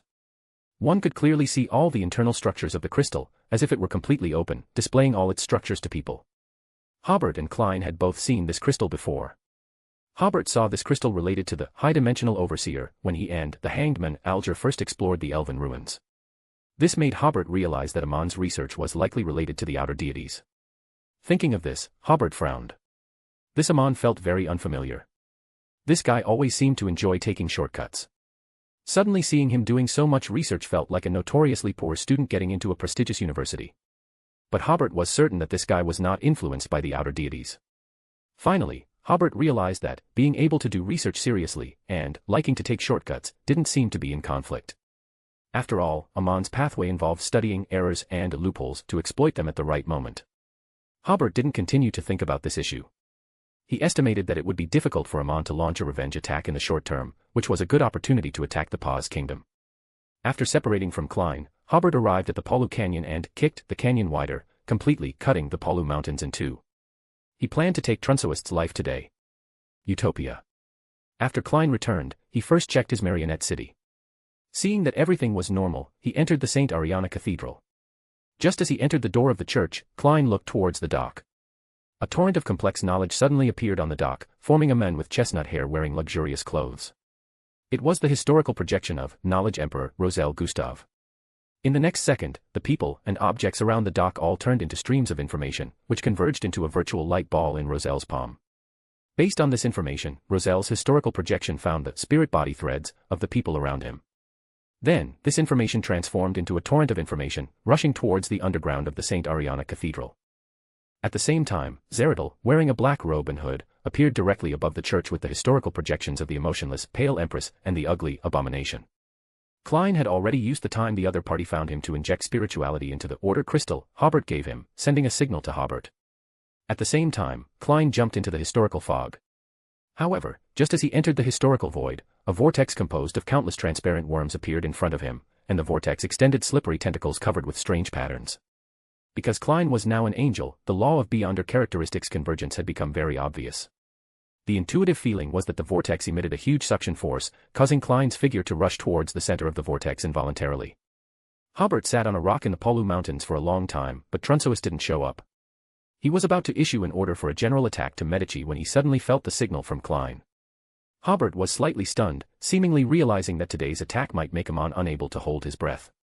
He didn't go to Utopia immediately but returned to Angel City, using the Wall of Spirituality and the Order Crystal to pile himself up, and then entered the Nation of Disorder.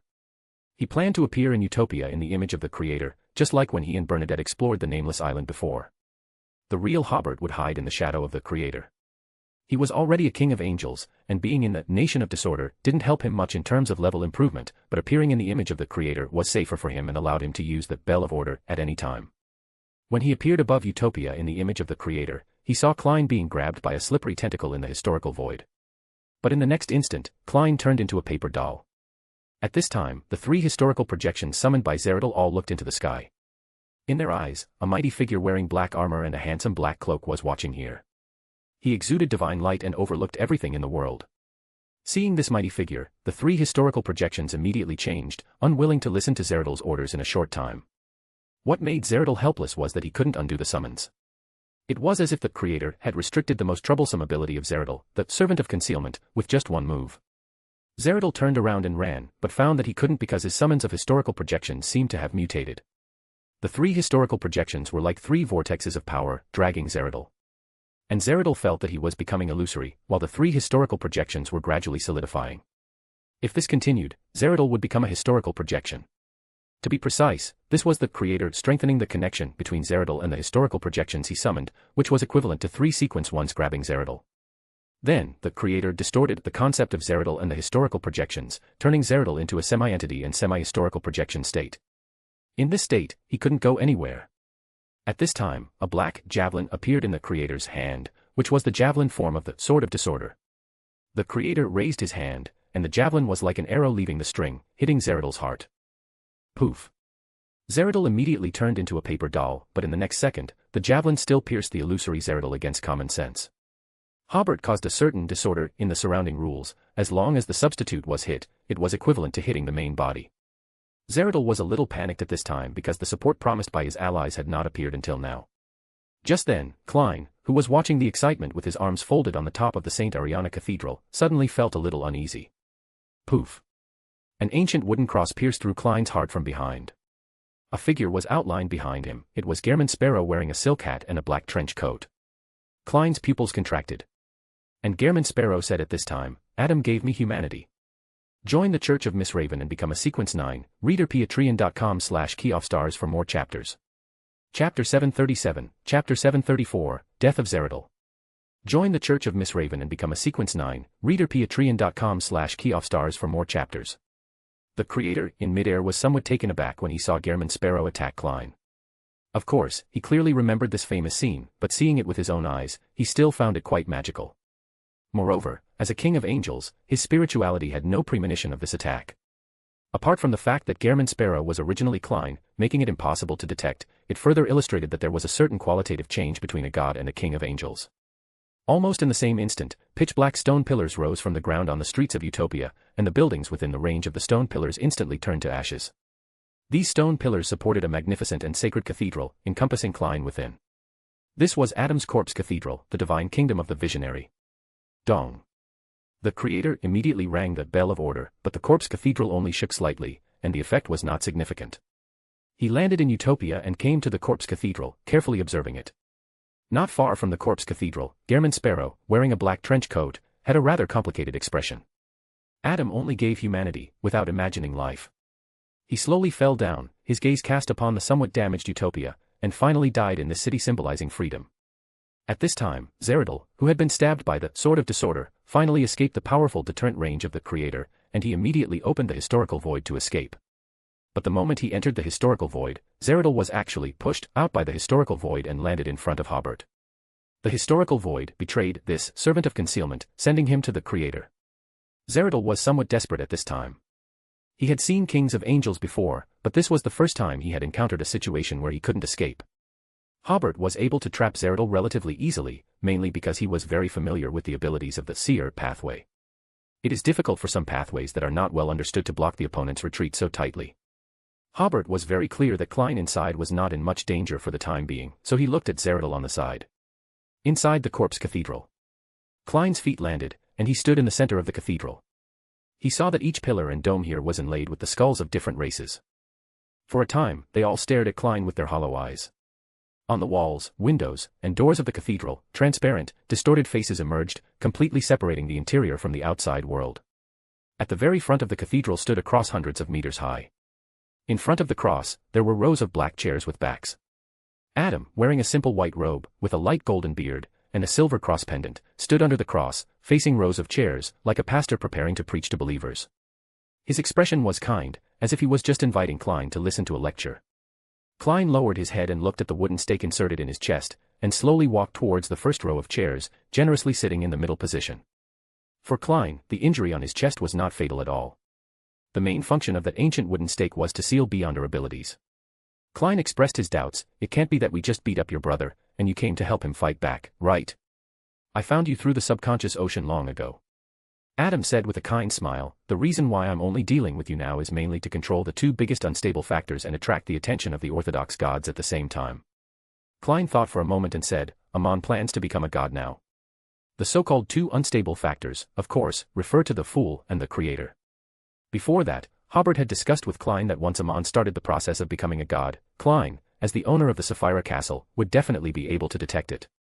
So if there was a chance, he must disrupt Amon's process of becoming a god. Even if he couldn't stop it, at least he had to make his state not so good after becoming a god. As Adam and Amon, the two brothers who existed since the third epoch, have witnessed many processes of becoming gods, of course, they will not take chances at this critical time. So Adam was responsible for controlling all unstable factors and attracting the attention of the gods. And Amon immediately began the ritual of becoming a god. On a ship sailing in the Rorstad archipelago, Verdu Garcia, who had left the Abraham family, pondered some clues he had obtained and prepared to pray for the help of a god to help him unlock the seal on the ancestor. At this time, a young man wearing a pointed soft hat and a classic robe suddenly appeared beside him. The young man straightened the monocle he was wearing on his eye socket. Sorry, the game is going to end early. To be honest, your performance is very poor. You haven't even prayed to the god I fabricated until now. I have to speed up the progress of the game. Verdu Garcia took 2 steps back in horror. You. But in the next second, he was deceived by Amon and became very excited. Great, favored, thank you for your guidance, what should I do now? Amon did not answer immediately, but stole the distance, and the two immediately appeared in a primeval forest on a deserted island. Okay, you can set up the altar, he ordered. Without thinking, Verdu Garcia immediately began to light candles and burn essential oils to set up this altar. Finally, he took out the dagger he carried with him, separated his palm, and let his blood drip on the simple altar. A voice seemed to suddenly appear in his mind, it is very dangerous to leave your blood on the altar. Verdu Garcia was also very strange, why would he do such a dangerous thing? But in the next second, he immediately dispelled his doubts, thinking that the ritual he was going to perform next was very special and should have some special steps. Immediately afterwards, an Amon avatar appeared, and he brought a mass of translucent flesh with slippery tentacles. On the flesh, there were also distorted worms crawling around. Almost at the same time, another Amon avatar appeared, carrying a bird with a deformed head. Each of its feathers flickered with a faint starlight. Verdu Garcia immediately recognized it. This is a monster with the beyonder characteristics of a secret sorcerer. At this moment, he seemed to not notice Amon and Amon's avatars around him at all, nor did he realize that these demigod-level things came too strangely. He was full of joy at this time, feeling that the opportunity to unlock the seal on the ancestor was right in front of him. At this time, next to the flesh and the bird with the deformed head, another comatose crow appeared. Of course, it only looked like a crow. Each feather on its body was close to transparent and had circles of rings. Verdu Garcia was ecstatic and immediately began the ritual. At this time, his hand suddenly shook a few times, feeling a little weak. That was his spirituality's last reminder to him, making him realize that the next behavior would be very dangerous. But he comforted himself, what I am doing is inherently risky, just like the spirituality's reminder before drinking the magic potion. Knowing that there is danger, I still have to continue. So after checking the altar again, Verdu Garcia took a step back and solemnly chanted in Jotun, Great Door of all doors. Guide of endless cosmos. Key to all mysterious worlds. I pray for your response, pray for your descent into this world. As soon as he finished speaking, 3 tight sounds of pang, pang, pang were emitted from the altar. The demigod-level monsters corresponding to Bizarro Sorcerer, Secret Sorcerer, and Parasite seemed to be crushed by an invisible hand, turning into clusters of blood flashing different colors. These flesh and blood seemed to have their own vitality. Under the guidance of some unspeakable power, they gathered in midair, outlining one after another evil and filthy symbol. Countless symbols combined together, slowly forming a door whose flesh and blood were still wriggling. The inside of the door was a darkness, not knowing where it led. On the altar, the candle flame representing Mr. Door suddenly soared high, shining into the darkness. In the darkness, one after another faint rays of starlight appeared. The starlight quickly approached the door on the altar. When the starlight was close enough, a huge arm appeared in Verdu Garcia's vision. That was not an arm belonging to a human. It squeezed out of the door with force, causing the entire forest and the entire island around it to shake. Verdu Garcia watched this scene with joy, but his vision suddenly blurred. Pa! Something fell from his face into the grass. Verdu Garcia lowered his head subconsciously and saw that it was an eyeball with protruding blood vessels. Immediately afterwards, his nose and his ears also fell down. At this time, Verdu Garcia's mind was suddenly very clear, recalling some abnormalities that he had ignored since a few years ago. He unconsciously looked towards Amon's direction with his one eye.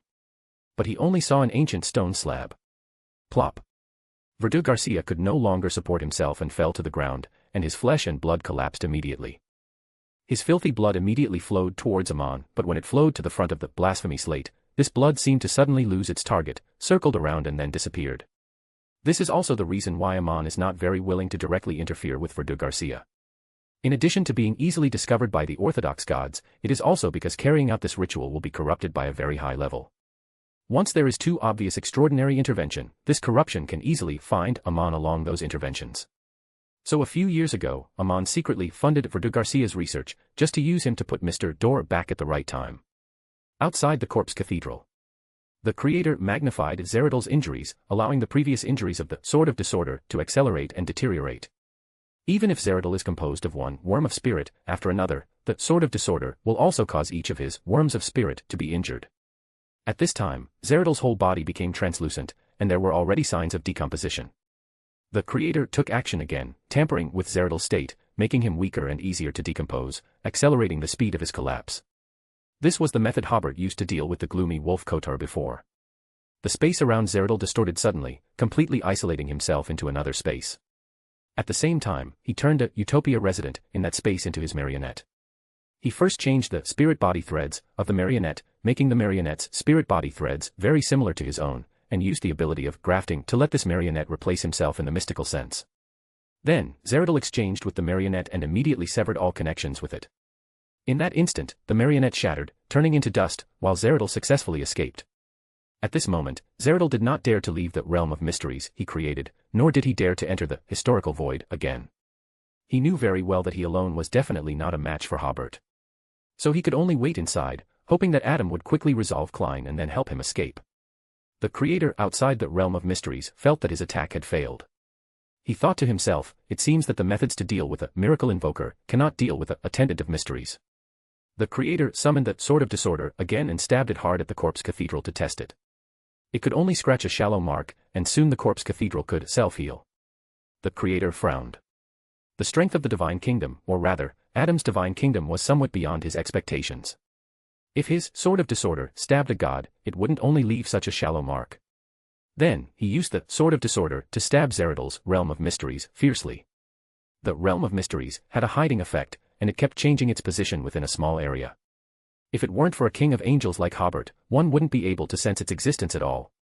With one stab, the Sword of Disorder went straight to the hilt. Hobert smiled slightly. The strength is quite different. This made him once again certain that Adam's divine kingdom should have been fortified by the power from the Chaos Sea. But now is not the time to consider this. Hobert immediately used the hole stabbed by the Sword of Disorder to intensify the damage to the realm of mysteries, and Zeradol reappeared in front of Hobert. At this time, Old Man Zeradol's face was filled with some fear. He deeply regretted letting Hobert and Klein out of Foggy Town back then. But now it was useless to regret.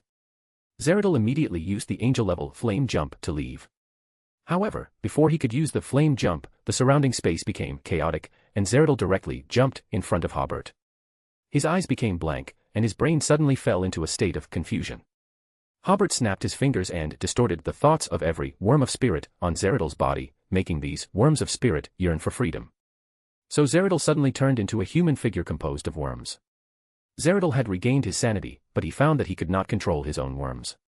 So, under Hobert's influence, each of these worms flattened on the ground.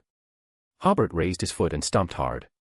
Although he didn't step on those worms, they all seemed to have suffered a heavy blow, and they were crushed and died at the same time.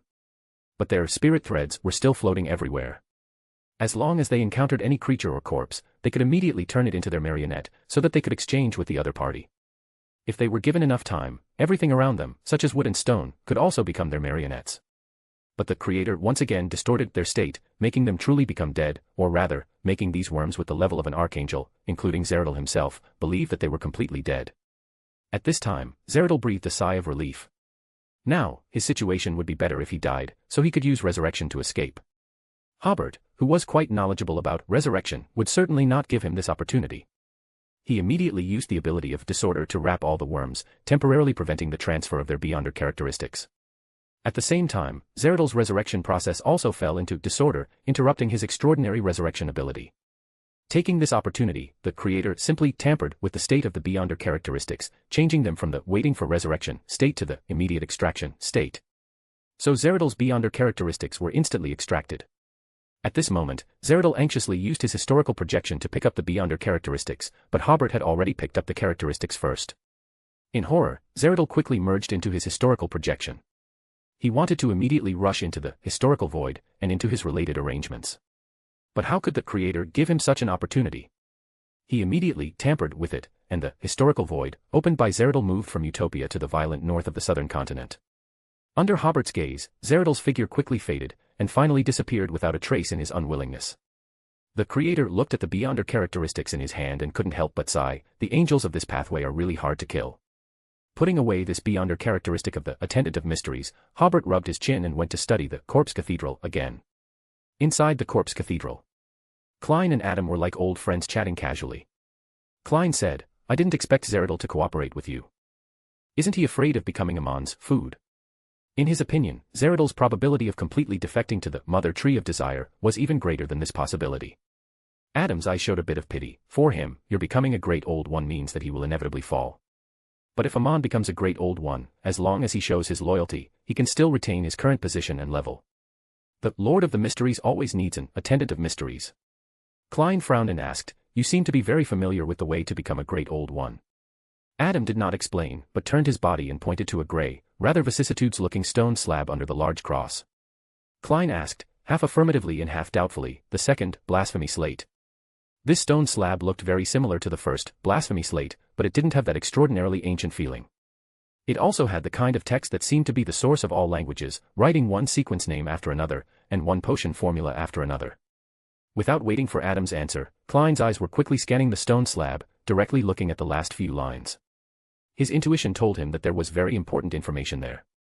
Adam smiled gently, "Don't worry, Amon will have to wait until he completes the ritual and becomes sequence 0 before he comes to steal your destiny. Otherwise, he will not be able to bear the identity of the Sefirah Castle Master."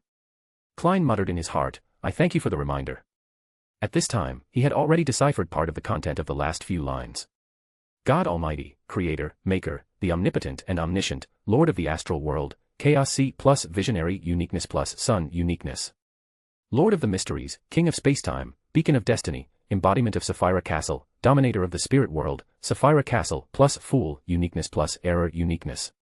Seeing this, Klein turned his head to look at Adam and asked rather puzzledly, "Why are you showing me these? In the eyes of this visionary, he should be a dead man, right?" Adam said gently, "Frankly speaking, if the other side wasn't Amon, I would be more willing to help you become the dominator of the spirit world. We have too many similarities. In a sense, we are still old friends who have met once." Speaking of this, he smiled slightly, "We meet again, mysteries." Klein was slightly stunned. He had only heard this title from the true creator and the ancient sun god in history. And in a sense, these two can be equated. Suddenly hearing Adam say this, he immediately recalled a long-ago guess. When he was caught by Amon and heard Amon complaining about Adam, he noticed Adam's abnormality. Later, after escaping, Klein had many guesses about Adam, one of which was that Adam might be the ancient sun god's backhand for resurrection. So at this time, Klein was not so surprised, but just calmly asked, "Are you the ancient sun god?" Adam maintained a warm smile, "Don't you think that among the 8 kings of angels, I am the most special one?" Klein nodded, "Among the 5 kings of angels related to omniscience and omnipotence, you are the only one with a uniqueness. When Hobert announced the relevant information, Klein felt very strange. Later, after he learned some knowledge about the outer deities, he felt that this point was even stranger. It can be said that from that time on, Klein realized that Adam was somewhat abnormal. Adam patiently explained, "The visionary has a very special characteristic. A normal sequence 0 is composed of uniqueness plus 3 sequence 1 beyonder characteristics. Without any part, it cannot be called a true god. And the visionary can separate 2 sequence 1 beyonder characteristics after becoming sequence 0, and replace them with corresponding characteristics imagined out. The 2 separated real sequence 1 characteristics can be combined with a certain identity of oneself, or a certain creature imagined out, to make them become authors, who act freely at ordinary times, and can be transformed into their main body through certain methods or certain media when necessary. And for the omnipotent and omniscient, they can create a uniqueness between reality and illusion to maintain their state."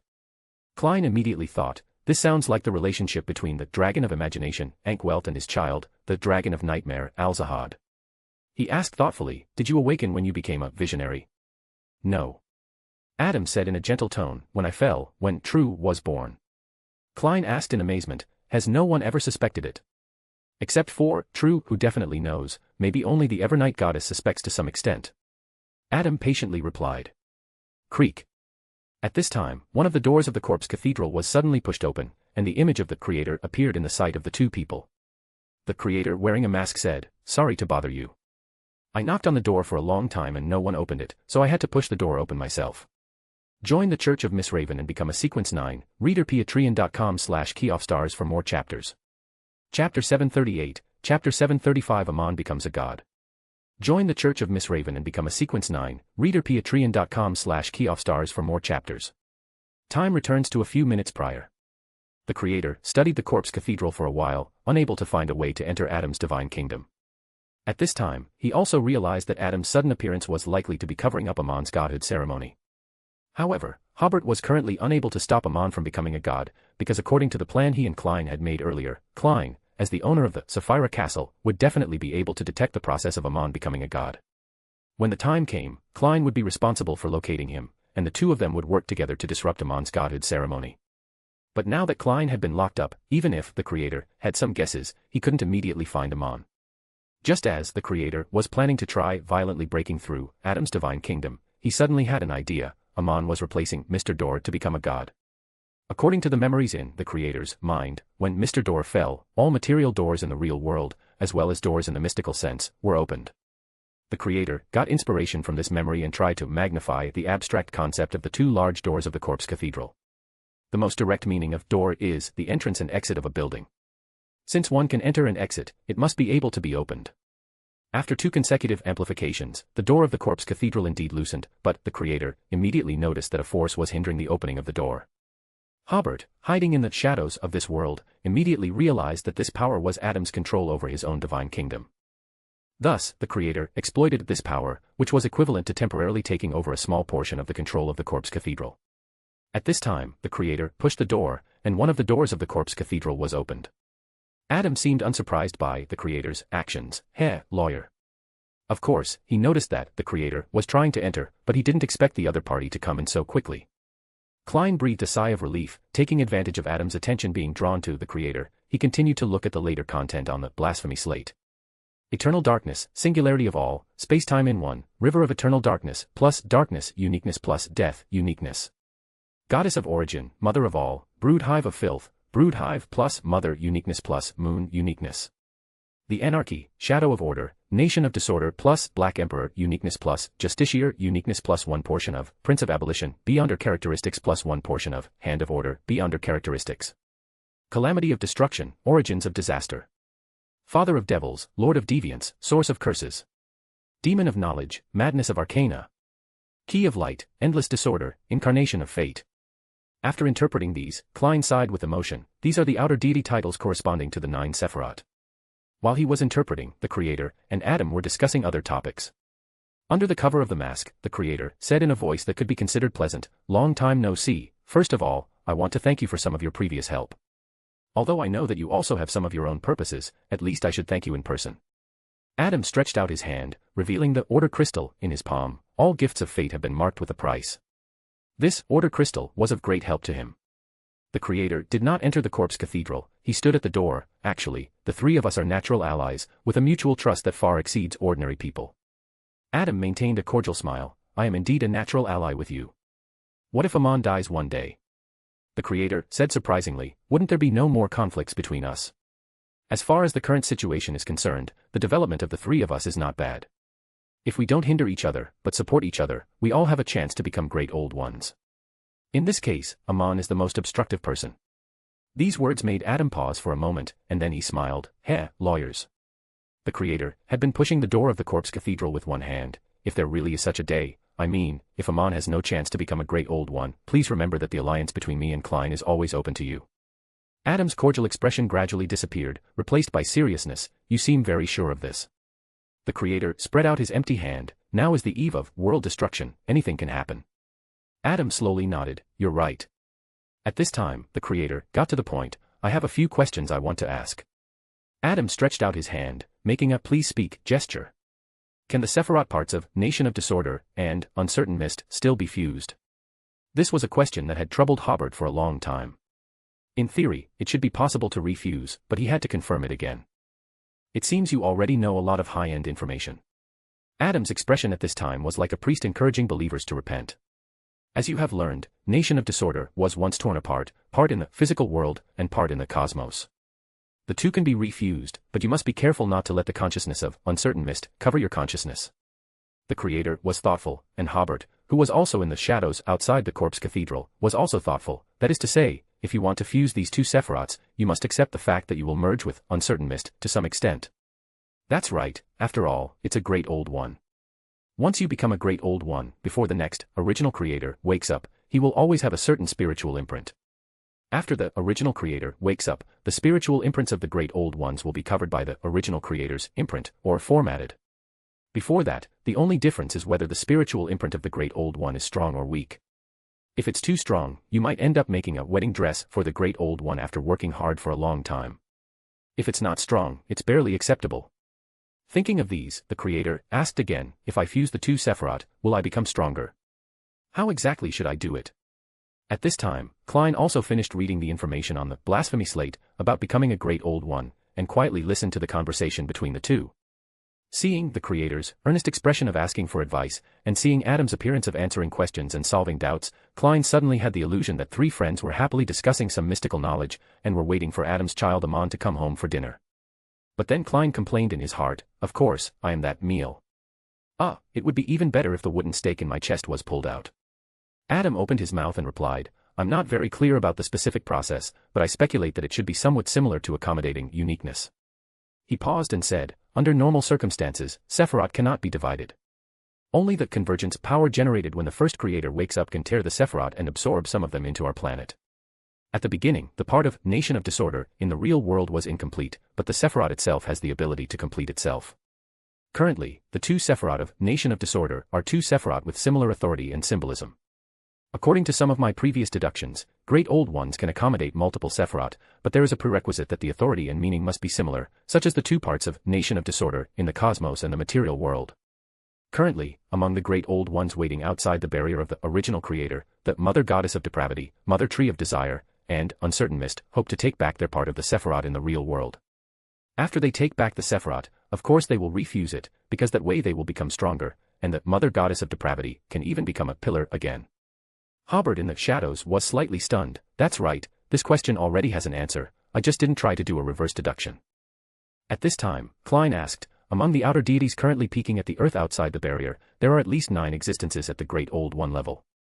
In addition to the Mother Goddess of Depravity, Mother Tree of Desire, and Uncertain Mist, you just mentioned, there are also Primordial Hunger, Circle of Inevitability, Supernova Dominator, High Dimensional Overseer, Monarch of Decay, and Inextinguishable Ravings.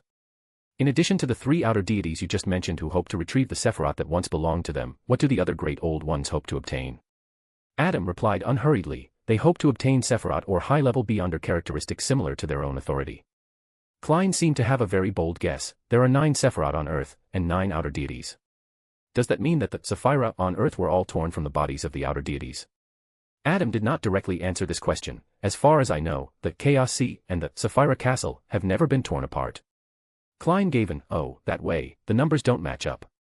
Then he asked, what are pillars? Those are the apex of the outer deities, Adam explained in detail, like a scripture lecture. From the beginning to the present, a total of 3 pillars have been born. One is God Almighty, the Omnipotent and Omniscient, one is the Lord of the Mysteries, the King of Spacetime, and one is the Mother Goddess of Depravity, the origin of evil.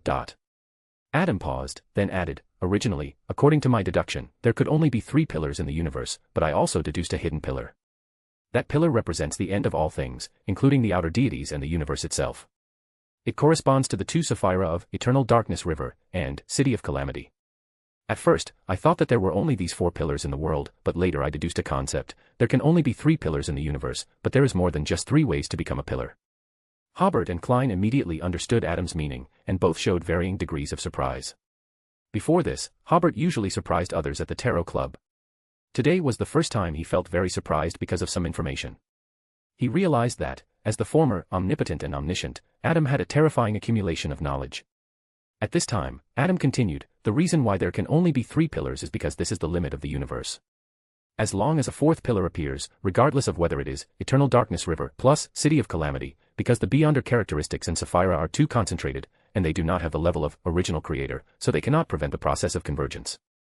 So, once a fourth pillar appears, either it will awaken the original creator, and the real world will be destroyed again, or the universe will usher in its doomsday. Creator fully understood Adam's meaning. In other words, I may also become a pillar. At this time, Hobert in the shadows suddenly thought of a piece of information obtained from the dark side of the universe. When the time is right, the Mother Tree of Desire can replace the Mother Goddess of Depravity. At that time, Hobert thought that it meant that Mother Tree of Desire defeated the Mother Goddess of Depravity, but now it seems that it is likely that the Mother Tree of Desire became a new pillar, thereby replacing the pillar status of the Mother Goddess of Depravity. After all, according to Adam's speculation, the entire universe only has 3 spots, 4 pillars. Adam did not directly answer this question again, but only said, otherwise, why do you think those outer deities in the cosmos hope to accommodate Sefirah with similar authorities and symbolism? In addition to the law of Beyonder characteristics convergence, it is also because they can also achieve a breakthrough in level. Creator smiled, that's good news. At this time, Adam said seriously, you need to pay attention, the original creator is in a special situation. Only he has accommodated 9 Sefirah, and some of these Sefirah do not have similar authorities or similar symbolism. Later, there were also 2 who tried to accommodate multiple Sefirah, namely, God Almighty, in the early first epoch, who can also be called Primordial One, and the Lord of the Mysteries at the same time. As far as I can see, the results of their attempts are not very good. And because 3 pillars have appeared, I can only deduce the 4th pillar, so I have no way to deduce other ways to become a pillar. In other words, if you want to become a pillar, you have to rely on Hobert himself to explore. Thank you for your reminder, Creator sincerely thanked, I will be careful. Then he asked, I heard that the primordial once awakened in your body. How is your current situation? Rorsted Archipelago, on the altar of an uninhabited island. After that huge arm squeezed into the real world, in the darkness of the flesh and blood door, storm-shaped lightning bolts fell one after another, but they were swallowed by the suddenly surging scarlet tide. Finally, a huge figure composed of pure light spheres passed through the flesh and blood door. In the next second, these light spheres began to collapse, seemingly to reorganize, and rifts from the void and darkness appeared in the surrounding forest. Hurricanes of unknown origin blew out from the cracks, sweeping in all directions. Every door in different places and different locations throughout the Rorsted Archipelago opened by itself at this moment. This hurricane swept across the northern and southern continents, and everything in the entire world that could be called a door was also opened. At this time, Medici, who was far away in the main tent of the southern continent military camp, suddenly saw the box containing the sealed artifact open by itself, and the previous seal disappeared without a trace. Medici's eyes narrowed, and while resealing it, he guessed if this was the enemy's counterattack. Fortunately, the level of that sealed artifact was not very high, and he quickly resealed it. At this time, noisy screams and warnings came from outside. Medici immediately came outside the tent and saw that the tent where the sealed artifact was stored was undergoing a mutation. The Beyonders guarding the sealed artifact suddenly lost control and turned into monsters. The entire tent seemed to have come to life, whipping the Beyonders who wanted to approach with its ropes. Many wraiths and zombies crawled out of the ground and were biting the surrounding living people. 2 demigods had already arrived and were trying to reseal the sealed artifact inside. As far as I know, they seem to have successfully descended a part of their power into the real world. For example, the Uncertain Mist has descended 3 times in the 4th epoch. They were well aware that the power within the barrier was no match for the gods of the material world, so the power they sent down was quietly hidden somewhere, ready to do something important for the main body when the time was right. Speaking of which, he suddenly looked at the Creator. More than one outer god has descended power in the southern continent, you must be careful.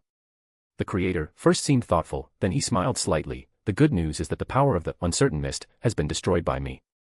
The bad news is that I only know today that the real world has been eroded so badly. Adam suddenly changed his usual behavior and said seriously again, since the end of the previous War of the Gods, the erosion of the outer deities has become more and more serious.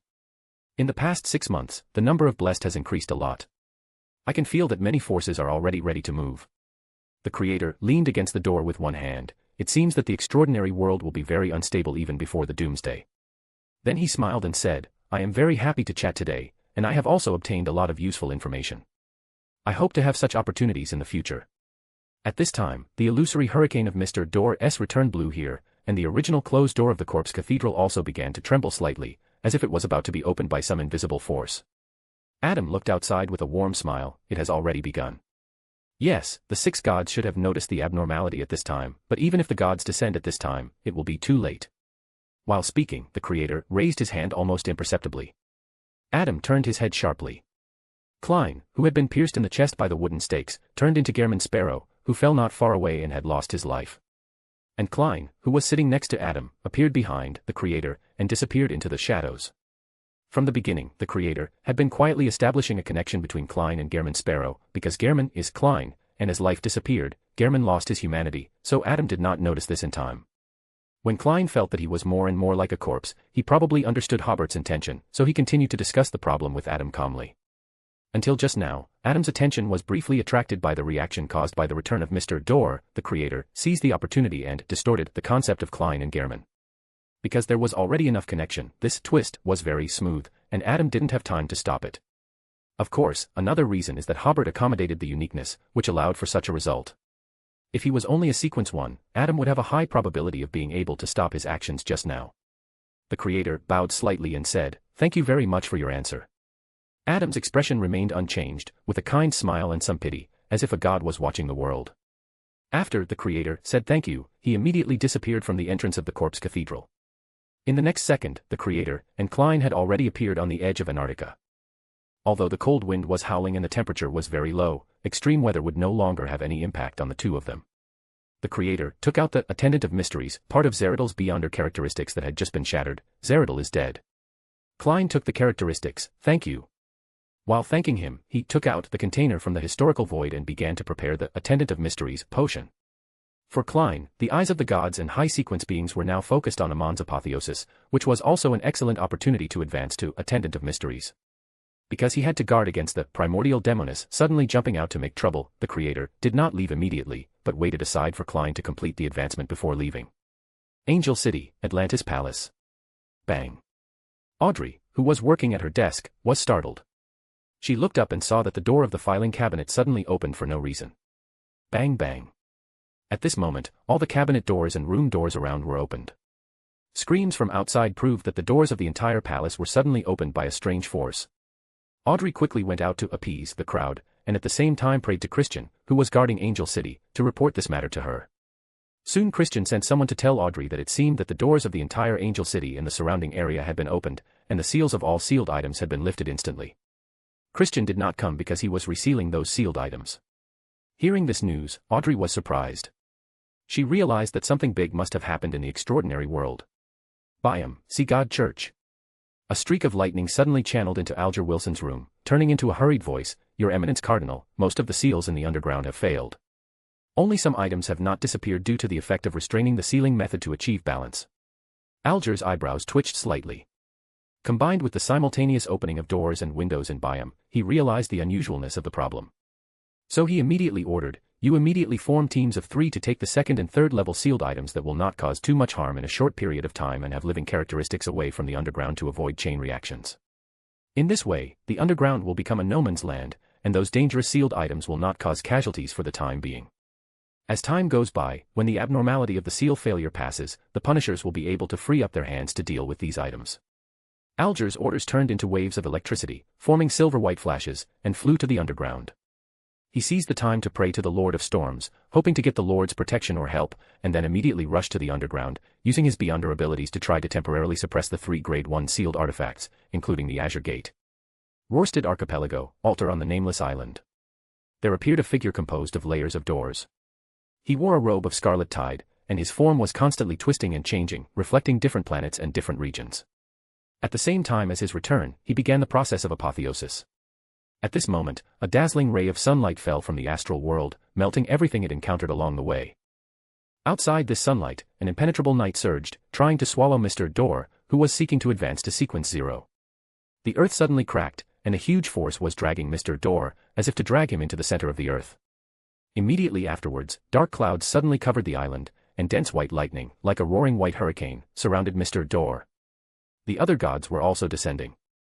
Mr. Dor let out a low roar, causing the scarlet robe he was wearing to rise. This robe was connected to the evil tide surging behind the gate of flesh and blood, spreading a crimson moonlight to the surroundings. As soon as it touched the moonlight, the impenetrable night gathered on its own and turned into a ghostly human female. Without exception, the dazzling sunlight turned into a young man wearing flame armor, a kind figure holding a baby appeared in the huge crack in the earth, the lightning hurricane turned into a middle-aged man wearing black armor and holding a trident. The god's interference and obstruction of Mr. Door fell into chaos at the same time, giving Door a chance to breathe. Seizing this opportunity, he entered the final step of apotheosis. At this moment, the gate of flesh and blood suddenly collapsed on its own, covering the surface of Mr. Door, making him seem to have become another person. Biome, underground of the Sea God Church. Alger stretched out his hands and pressed them against the door in front of him.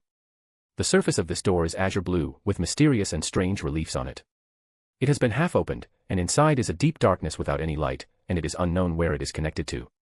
At this time, a surging force was surging outward, and Alger continuously created hurricanes, rainstorms, and thunder disasters to block the force back again and again. If he only faced this one Grade 1 sealed artifact, Alger would have no problem at all, and even have the spare capacity to try to seal it, but at this moment, there were two other equally dangerous items around him. This forced him to sing loudly, using the melody that could be called death to affect the surroundings and interfere with the operation of other sealed items. And he built layers of walls made of azure seawater around him to protect himself. It's just that now this wall is gradually turning gray and white, as if it has turned into stone. This trend cannot be contained and continues to spread towards Alger. Alger, who was trying his best, said in his heart, "I can only hold on for 30 seconds at most, and the Lord of Storms has not responded." He quickly made a decision, the fool who doesn't belong to this era. The edge of Antarctica. Having drunk the potion, Klein instantly lost his connection to his physical body and the worms of spirit, as if he was about to collapse into abstract symbols and information. At that moment, a certain area of the spirit world established contact with his consciousness. That place corresponded to a town where people lived ordinary lives. In that instant, Klein seemed to split into countless individuals, each with their own preferences, personalities, beliefs, and destinies, living in a small town called Utopia. These people lived brief lives, awakening in rays of light of destiny that resembled lightning, realizing their most essential identity. It was Zhou Mingrue, also Klein Moretti, Sherlock Moriarty, Gehrman Sparrow, Dwayne Dantes, and Merlin Hermes. One worm of spirit, after another, bits of beyonder characteristics, and self-awareness flew from the spirit world area corresponding to Utopia, heading towards Klein's somewhat illusory body, gradually giving him substance. After only 2 seconds, the reconstruction was complete. Klein opened his eyes, having advanced to sequence 1, becoming a attendant of mysteries. The creator beside him said, "Find a secluded place yourself to stabilize your state first." His figure immediately disappeared, preparing to see if there was still a chance to disrupt Amon's advancement ritual. Gradually, Alger's body was stained with a layer of grayish-white, on the verge of petrification.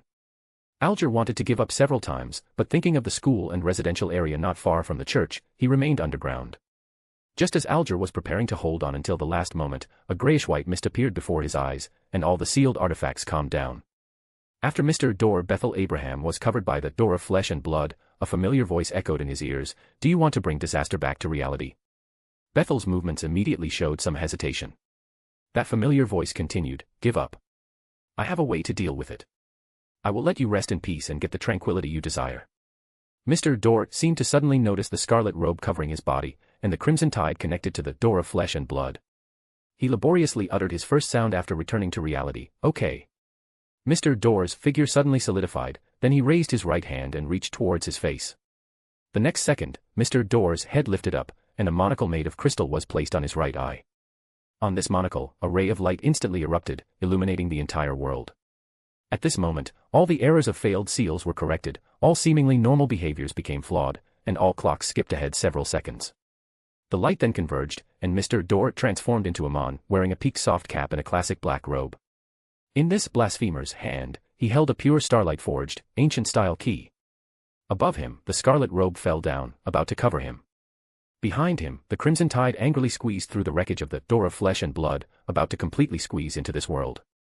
In this short moment, the scarlet moonlight flourished, blocking the sun, the night, the earth, the lightning, as well as the faint azure light and the strange white tower that had just arrived.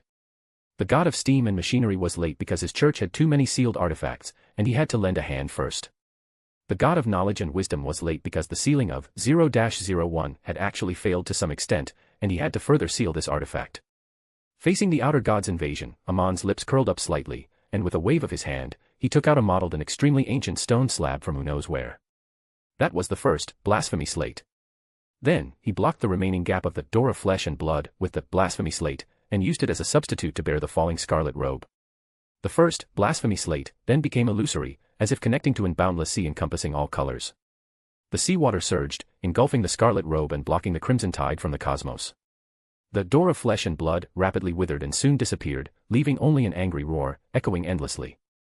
When the Creator arrived, the dark clouds in the sky had disappeared. Although it was daytime, the scarlet moon appeared, its light no less than the distant sun.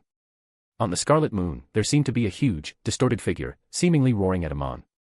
Amon, wearing a peaked soft cap, waved at the scarlet figure watching him, then bowed slightly, paying his respects to the surroundings. After watching Amon leave, the Creator returned to the nation of disorder and returned to the real world. Hobert reappeared in the Palu Canyon of the southern continent. He found Medici in the main tent, who had already restored order to the military camp. Medici had already guessed, Amon has become a god. Hobert nodded, yes. He took a deep breath, the agreement between me and Amon has expired. Medici smiled, so, the final battle can finally begin. Yes. Hobert said, let us end this foolish war as soon as possible. Longtail Island. Furs, who was taking a nap, suddenly had a nightmare, dreaming that her teacher Dorian was affected by the family's sealed artifact and died in front of her. Soon, Furs broke free from the dream and sat up, gasping for breath. As a demigod who was once an astrologer, she knew that such a dream must mean that her teacher was in danger. So, she restrained her emotions and immediately used teleport to go to her teacher to confirm his safety. A few seconds later, Furs appeared at Dorian's residence and saw her teacher sitting there, looking frightened. Furs knew that her teacher's heart was not very good, so she carefully asked, do you need a potion? Dorian took a deep breath and shook his head, no need. Furs immediately breathed a sigh of relief, teacher, I dreamed that you were negatively affected by a sealed artifact. Dorian looked at the open window, your dream is right. I almost died just now, but at the most critical moment, the seal took effect again. Speaking of this, he suddenly got up, quick, take me somewhere else. I'm worried that other members will have accidents. Furs did not hesitate, and immediately grabbed her teacher's arm, asking for the exact location. When they separated from the spirit world again, Furs and Dorian appeared in a study, where several other people were standing. They all had sealed artifacts that could use travel. Dorian blurted out, Velos. Why are you here? Velos and the others shook their heads at the same time, equally at a loss.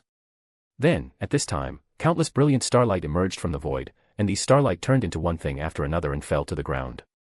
Among them were miniature starlight doors, crystal balls formed by clusters of worms, translucent, strangely shaped keys, and quietly burning, brilliant sparks. For some reason, the name Sequence 3, Wanderer. Sequence 4, Secret Sorcerer. Sequence 1, Key of Stars. Sequence 2, Planeswalker, appeared in the minds of Dorian, Velos, and others. Moreover, these Beyonder characteristics were not single copies. Even the Sequence 1, Key of Stars, Beyonder characteristic actually had 2 copies. There were also 3 copies of Planeswalker, and even more characteristics of the other sequences. Several key members of the Abraham family and Furs opened their mouths, unable to close them for a long time. Furs, the only demigod member here, felt something and looked at the roof, feeling that someone had just concentrated the important members of the Abraham family together and sent these Beyonder characteristics. Join the Church of Miss Raven and become a Sequence 9, readerpatreon.com/keyofstars for more chapters. Chapter 739, Chapter 736, Medici's Epic-Making Battle. Join the Church of Miss Raven and become a Sequence 9, readerpatreon.com/keyofstars for more chapters. Inside the Byam Sea God Church. Alger, wearing a robe embroidered with the storm symbol, walked up from the underground with heavy steps, nodded to the punishers and priests waiting on both sides, and said, the seal has been restored to normal in time. You can put the items you are supervising back. Yes, Your Excellency Wilson. The punishers and priest bishops breathed a sigh of relief and struck their left chests with their right fists. Alger didn't say much, just responded to them with the same etiquette. After returning to his room, he found a seat and sat down, the fool who doesn't belong to this era. Alger prayed to Mr. Fool almost silently, expressing his intention to leave the Church of the Lord of Storms. The statement that the seal was restored to normal in time can only deceive lower-level church members, and cannot be concealed from the senior deacons who will investigate this matter later, let alone the Pope and the Lord of Storms. After a few seconds, Alger saw the familiar boundless grey fog and heard Mr. Fool's response, okay. Go to the Sea God Church. Huff. Alger let out a long breath, stood up, and took off the storm robe. He folded the robe neatly and carefully examined it back and forth for a few seconds. Finally, Alger withdrew his gaze, controlled the wind, and flew out of the church through the open window. Early morning, a mountainous area on the western side of the southern continent. The soldiers of the Paz Kingdom looked at the sun rising little by little with despair, because along with the sunlight, the artillery fire of the Atlantis army also descended on this land. Today was the same, the crisp sound of artillery fire came as expected, and as the grassroots commanders shouted, take cover. Take cover. Everyone burrowed into the artillery shelters, and the shells fell on the position like raindrops. The soldiers hugged their heads one by one, hiding in the narrow caves, praying that the shelling would end soon. They didn't know why, but the battle had suddenly become fierce a few days ago, and the Atlantis Army's 100,000 troops on the Western Front suddenly began to launch an offensive.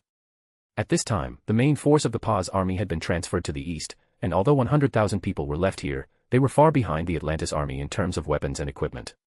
In terms of the number of artillery alone, the Western Front defenders may not have even a third of the Atlantis Army's artillery, and the shells were even less comparable.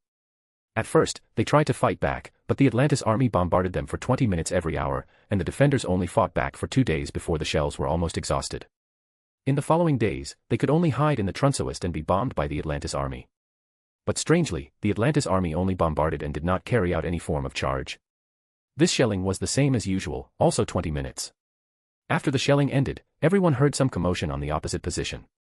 When the soldiers came out of the artillery shelters, they saw that the Atlantis Army was deploying strange, black spots one by one. At this time, Heli, the commander-in-chief of the Western Front garrison in the command post on the top of the mountain, could see clearly with the telescope that those black spots were some equipment covered with black tarpaulins, but he couldn't see what the specific equipment was.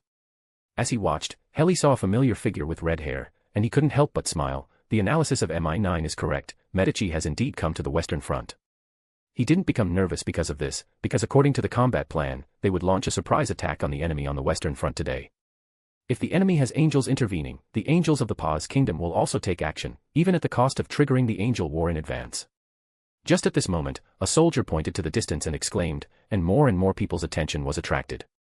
In the northern sky, there were dark, cloud-like things like flocks of birds. Some soldiers with good eyesight had already recognized that they were airships. Thousands of airships.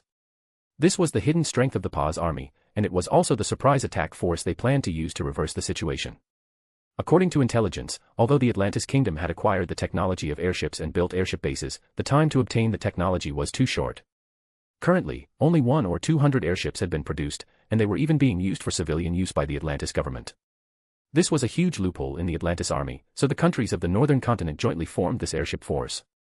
The only thing they needed to guard against was the Atlantis Army's Beyonders attacking the airships, so along with the thousands of airships, there were also corps composed of Beyonders from the Paz Kingdom. These Beyonders were not only Beyonders who served the Paz Kingdom, but most of them were Beyonders transferred from the northern continent. During the previous World War, the Beyonders of the military of various countries suffered considerable losses. It has only been more than half a year, and of course they have not recovered their vitality. But there are still many Beyonders hidden among the nobles in various countries, or the nobles themselves are Beyonders. During the previous World War, these nobles shirked their responsibilities and were unwilling to contribute, but now it is different. The Atlantis Kingdom is obviously going to eliminate the noble class. They have changed from being bystanders to contributing as much as they can. So, unexpectedly, a large number of Beyonders have gathered. And the local Beyonders of the Paz Kingdom are mainly from the Trunsoist family, the Tamara family, and the Demonis sect. Now, this large-scale Beyonder corps is dispatched in full force, and it looks like they are going to fight a decisive battle. Heli saw the sky full of airships, and the corners of his mouth gradually rose, and a smile climbed onto his face. Looking at the Atlantis Army again, his smile slowly disappeared. The ordinary soldiers of the Atlantis Army did not show any panic. This made him seriously suspect that Medici had used his ability to stabilize the situation. As the large number of airships got closer and closer, the expected Beyonder battle did not break out. The Paz Army originally thought that after the Atlantis Army realized their shortcomings, they would launch an attack with Beyonders when the airships were still far away from their positions. At that time, the Beyonders on the Paz Army side could calmly take advantage of the enemy's attack on the airships to attack the Atlantis Army's Beyonders, thereby gaining the upper hand at the beginning of the war.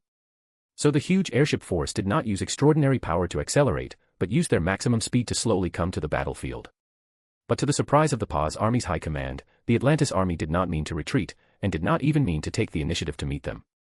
This was completely beyond their expectations, and even felt a bit strange. Some people suggested temporarily retreating and launching an attack after investigating clearly. However, more people felt that the surprise attack effect of the airships would only happen once and could not be abandoned. Before the Paz Army's high command had made a final decision, the sky full of airships had crossed the Paz Army's positions and were making the final preparations for bombing. Their target was the Atlantis Army's artillery positions.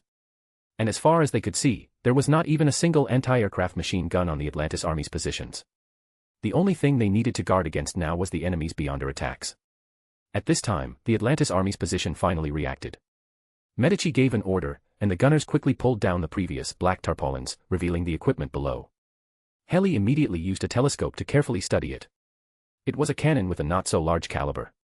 But unlike ordinary cannons, its firing angle was wider and could be adjusted to above 45 degrees.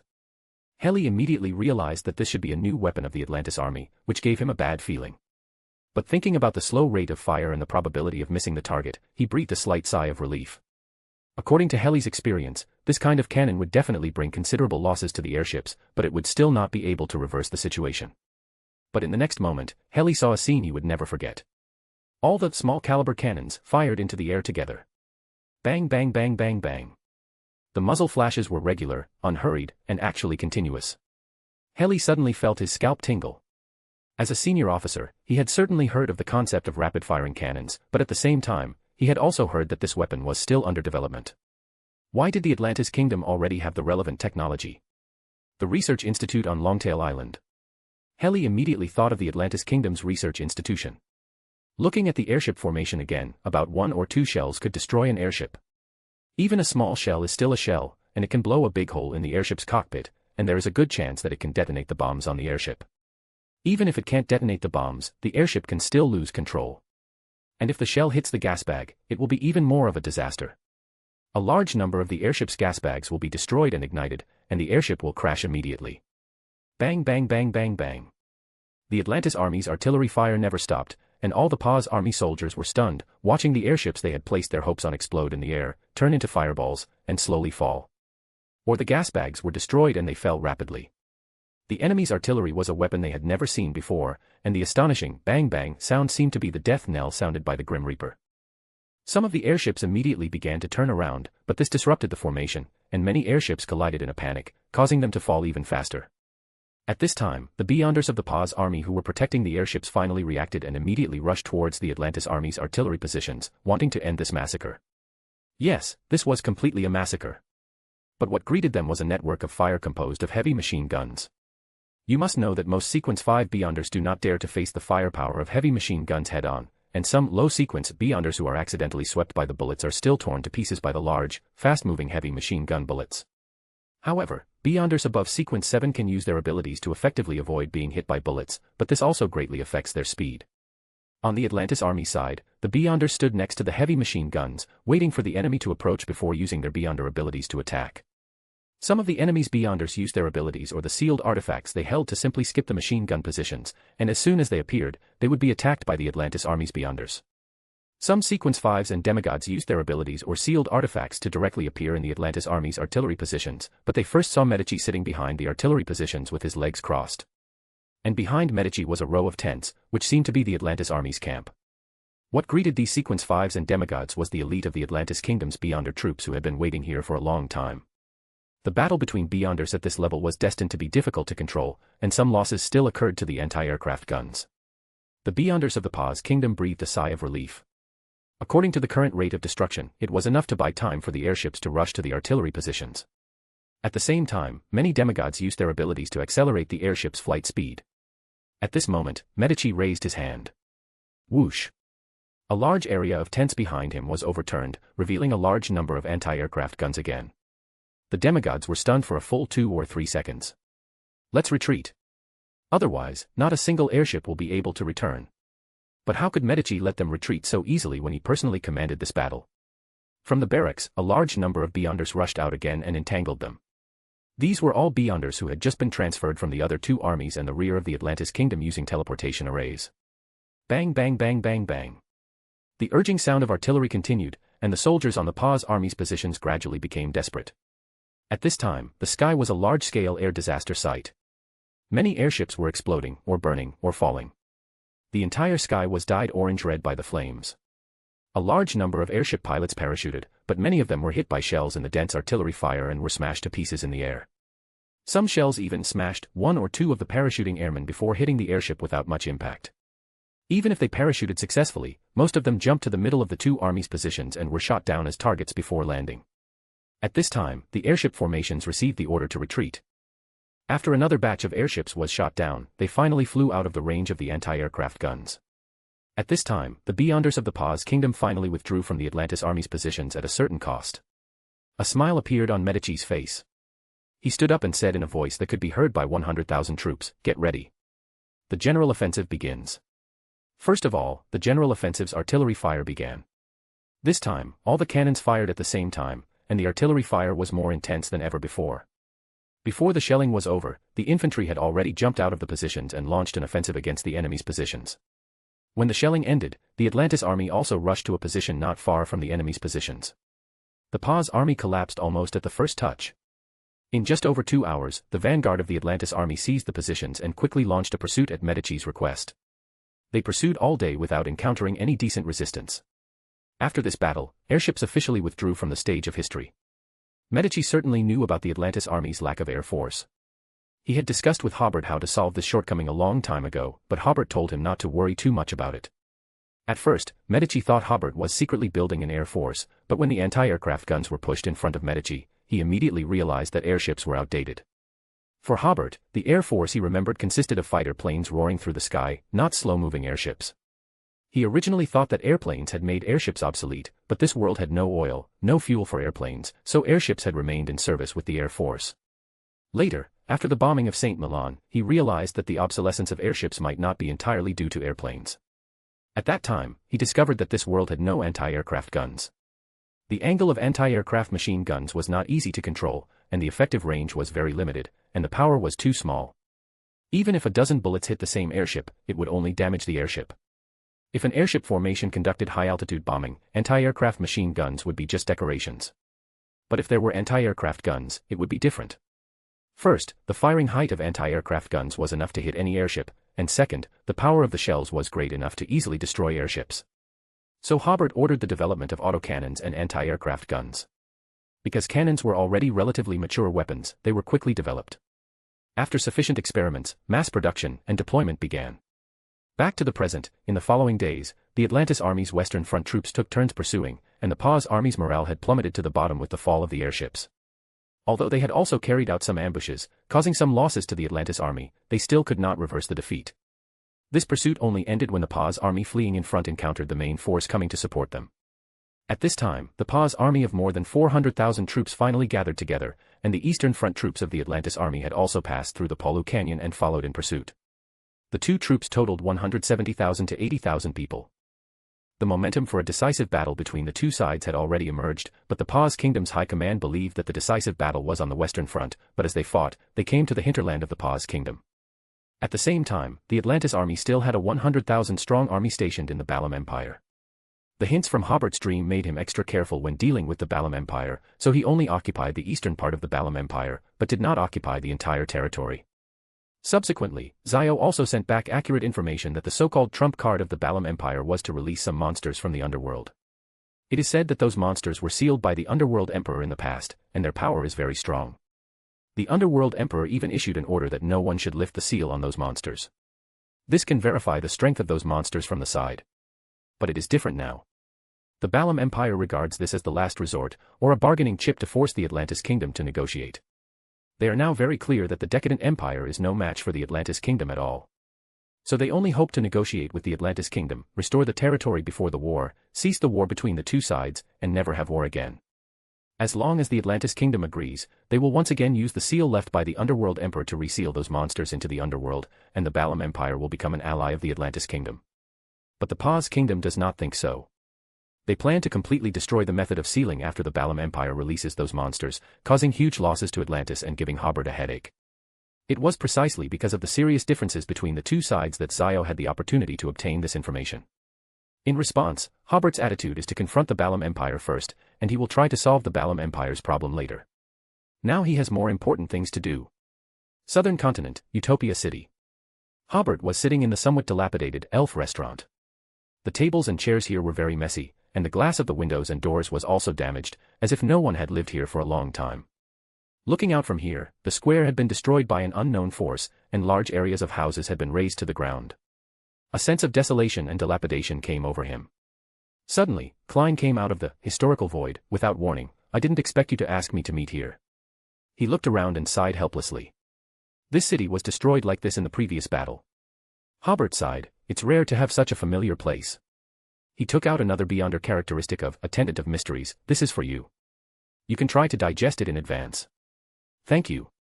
Klein took it. What can I do to help you? Hobert stretched and said, make 2 elf dishes. Let's chat while we eat. No problem.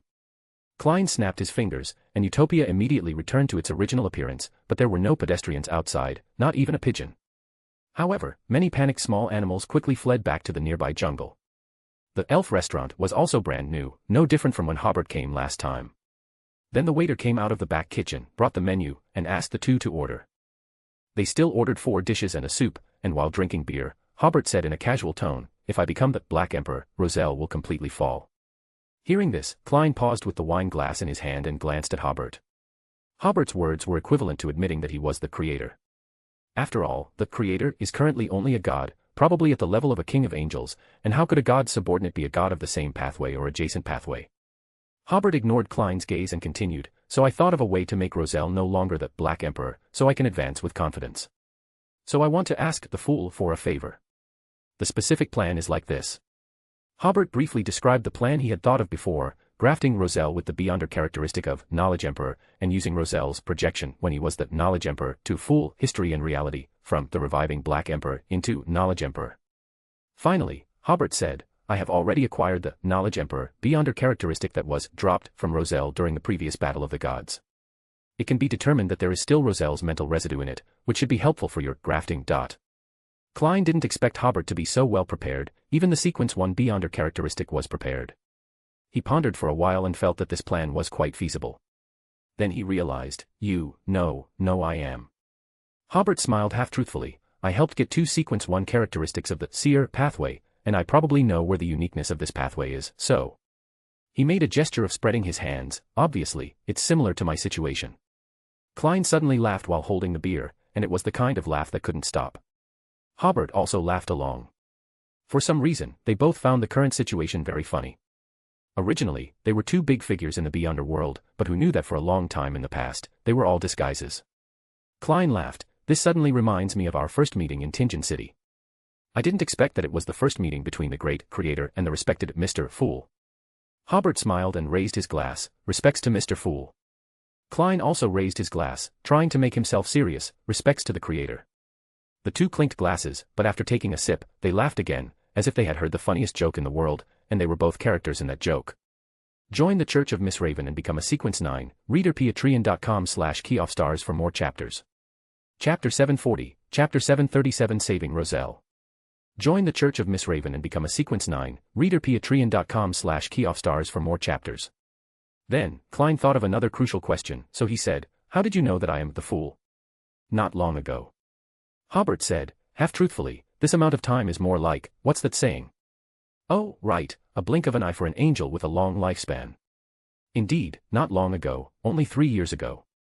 Hobert's answer was very deceptive, sounding as if he had discovered this secret after becoming an angel. Klein breathed a slight sigh of relief because, before, at the tarot gathering, the Fool and the world had more than once engaged in double-act conversations. Even if Hobert guessed that Klein was talking to himself for some purpose after learning that Klein was the Fool, it was still different to guess it later than knowing it at the time. If Hobert had known it at the time, Klein would have felt extremely embarrassed. But if Hobert guessed it later, Klein's embarrassment was still within an acceptable range. Klein then thought, didn't you suspect at the time that the Fool could read simplified Chinese? Hobert vaguely replied, I thought it was just the mystical world. Klein breathed a sigh of relief, not continuing to explore this embarrassing question, but jumping to another topic. I have no objection to the plan you just mentioned, but there is one thing I am not sure about. At this time, the waiter began to serve the dishes, and Hobert picked up his chopsticks. Which part? The fooling part. Klein said, the range I can fool is limited, and fooling involving gods like this may take some time to complete. He also very much wanted to complete Hobert's plan, because it could not only rescue Roselle but also basically complete the advancement ritual. After all, this process would fool fate, history, and reality, which was much more comprehensive than the preparations made by Antigonus when accommodating the uniqueness. Hobert was chewing the dish in his mouth, but thinking about another thing. I only realized today that the creeping hunger is complete, so Klein can use some of the authority of the true god level with the help of creeping hunger when he is in Sequence 1, but I have to be after I become the king of angels. Then he thought, Klein's current fooling ability is a bit like the shadow ability I currently possess, which is a low-profile version of the shadow ability compared to the real Black Emperor. Hobert thought for a moment before saying, theoretically, there should be no problem. I will help you buy time then. Well, let's try it first. If it doesn't work, we'll talk about it after you become a god. Anyway, there is more than one chance. Klein nodded. Okay, when are we going? If there's nothing else, let's go after we finish eating. No problem. The two clinked glasses again and took a few gulps. Then they ate and started talking about new topics. Klein said, I plan to advance as soon as possible. Hobert nodded. Amon has obtained the uniqueness and a sequence 1 characteristic of the door pathway. Before he becomes a dual pathway true god, we had better complete the advancement. Relatively speaking, my situation is a little better. How is your situation?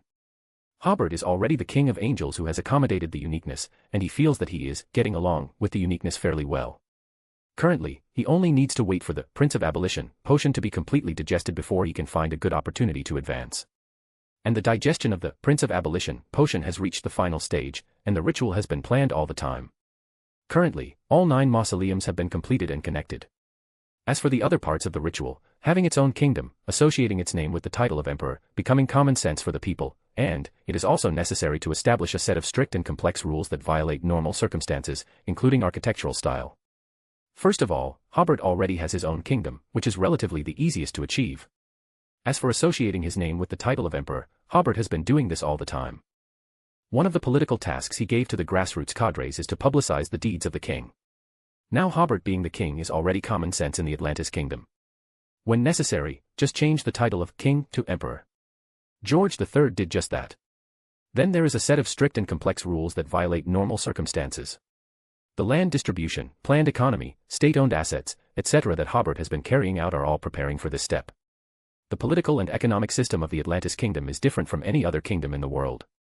This is the abstract meaning of rules that violate normal circumstances. As for the architectural style, needless to say, Hobert has completely given a new architectural culture.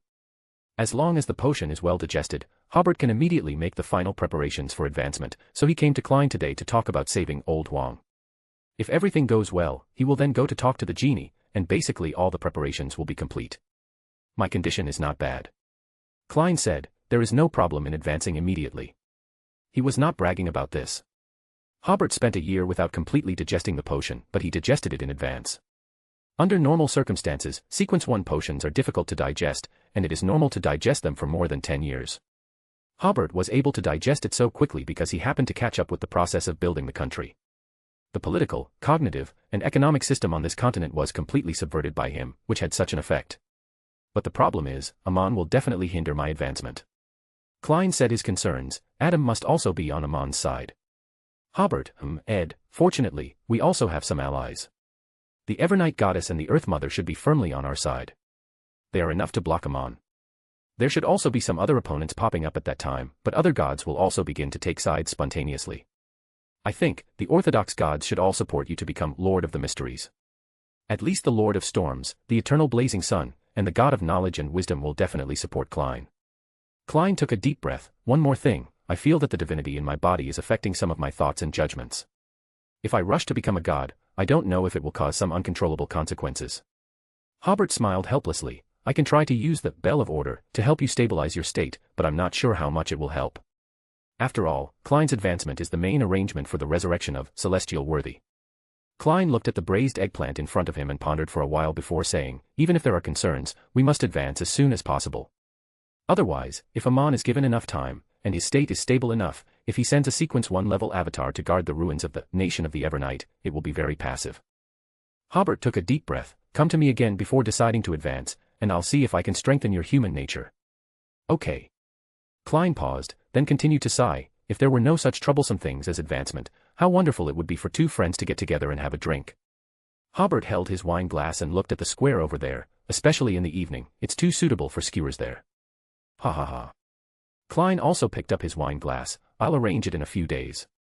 The two first clinked glasses, and Hobert smiled. If our operation is successful, let's have some skewers to welcome Roselle back. No problem. After eating and drinking enough, and making preparations, Hobert first entered the Nation of Disorder, and contacted Bernadette, asking her to take the Pale Death to seal her father's island and wait for further instructions. Then Klein also entered the Creeping Hunger. The Creator and the Fool went online. Bernadette, dressed as a captain, was a little excited after receiving the oracle from the Creator.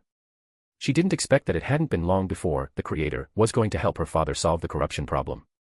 So she immediately took the pale death and went to the island where her father was sealed again. Because she had been there once before, it was very easy to come to the edge of the island this time. Then, Bernadette felt that she was being watched by a certain existence, no, multiple existences. While she was considering who else besides the Creator was paying attention here, she received instructions from the Creator again to lift Roselle's seal. Bernadette respectfully agreed. In her opinion, the Creator must be able to notice the attention of other existences. Since the Creator did not remind her of any danger, then there should be no danger. Immediately afterwards, Bernadette actually felt a little nervous, as if she was performing something she was not very proficient in front of many people. She took a deep breath, stabilized her mind, turned into a stream of information, and flew quickly from midair to the mausoleum. After confirming that this island had not changed like last time, Bernadette drilled into the inner mausoleum. As soon as she entered the mausoleum, Bernadette once again felt a surging new life force rushing towards her, but that force disappeared immediately after it appeared, and should have been resolved by the Creator. On the high platform, a black figure was sleeping. Roselle's sleeping did not mean that the corruption disappeared. The corruption in his body would still cause deep red cracks to appear on his body, but after these cracks expanded to a certain extent, the seal established with the pale death would take effect, and these deep red cracks would gradually close. Bernadette stared at Roselle on the huge iron chair for a few seconds before she seemed to suddenly come back to her senses, and looked at the air again, confirming that those existences were still watching here. She clenched her left hand slightly, and took out the pale metal mask with her other hand and put it on. In an instant, Bernadette no longer had the aura of any living person. Immediately afterwards, a layer of white light appeared around the black figure. This layer of light seemed to absorb all the aura of life in the entire mausoleum, leaving only death. This layer of light, under Bernadette's control, suddenly faded and disappeared within a second or two. The black figure sitting on the tall iron chair woke up, yawned as if, and then saw Bernadette not far away. Bernadette immediately called out, "Dad." The black figure was stunned for a moment before he came back to his senses. "Bernadette, it's great to see you, you are already a big shot in the mystical world. You can come to save your poor old father." Although Bernadette's eyes were a little red, she cautiously did not approach. "Dad, have you forgotten? We just met more than a month ago." Roselle sat there motionless for 3 or 4 seconds before suddenly slapping the armrest. "I remember, your uncle Hobert promised to come and save me." At this time, Hobert in the Nation of Disorder was about to send the Beyonder characteristic of Knowledge Emperor to the real world, and almost dropped the Beyonder characteristic into the pool in front of him after hearing the words, "Uncle Hobert." Klein in the Creeping Hunger was trying hard to hold back his laughter. Cough cough. Hobert cleared his throat and continued to send the Beyonder characteristic to Roselle's mausoleum. Bernadette also smiled awkwardly when she heard this. At this time, a force suddenly sent her from the high platform to the entrance of the mausoleum. Bernadette saw that a small ball of illusory light appeared on the high platform. Her spirituality realized that it was the Beyonder characteristic of Knowledge Emperor. She did not know the specific plan of rescuing Roselle, but when she saw this ball of light, she suddenly felt that the hope of successful rescue seemed not small. After all, even such high-level Beyonder characteristics were used.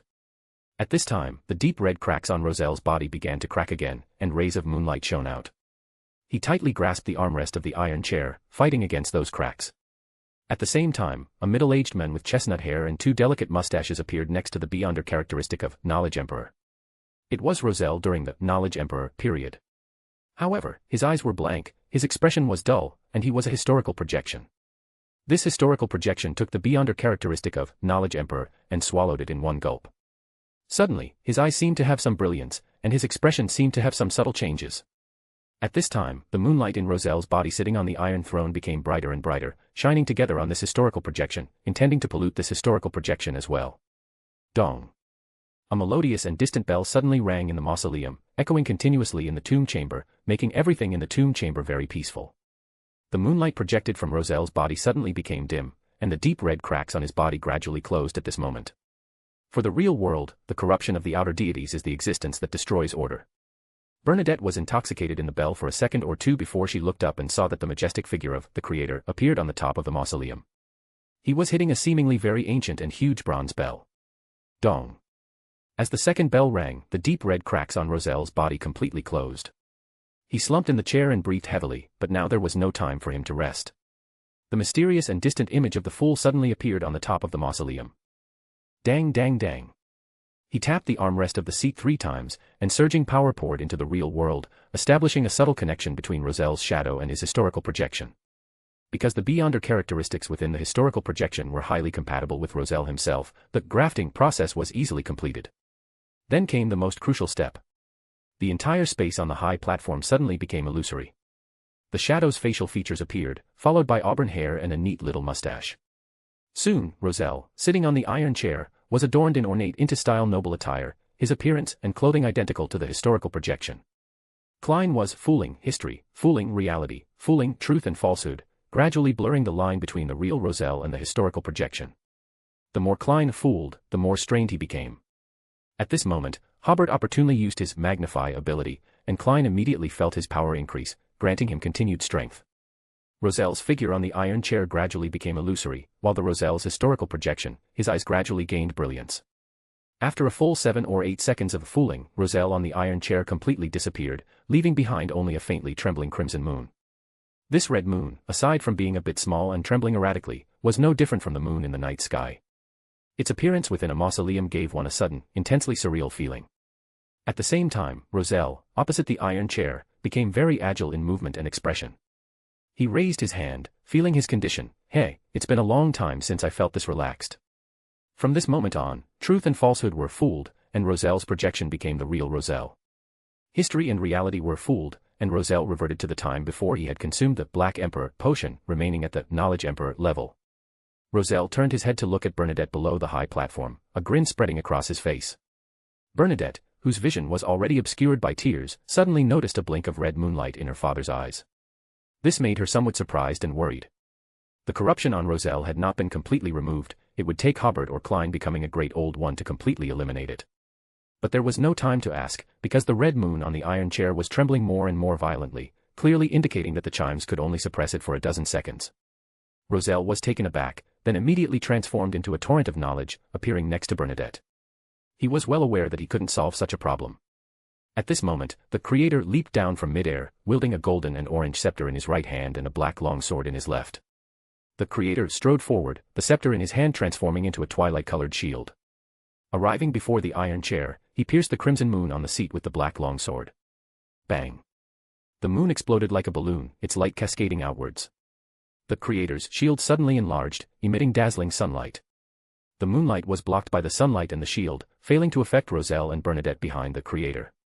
However, the bricks illuminated by the moonlight suddenly grew legs and arms, jumping down from the walls and foolishly attacking Hobert.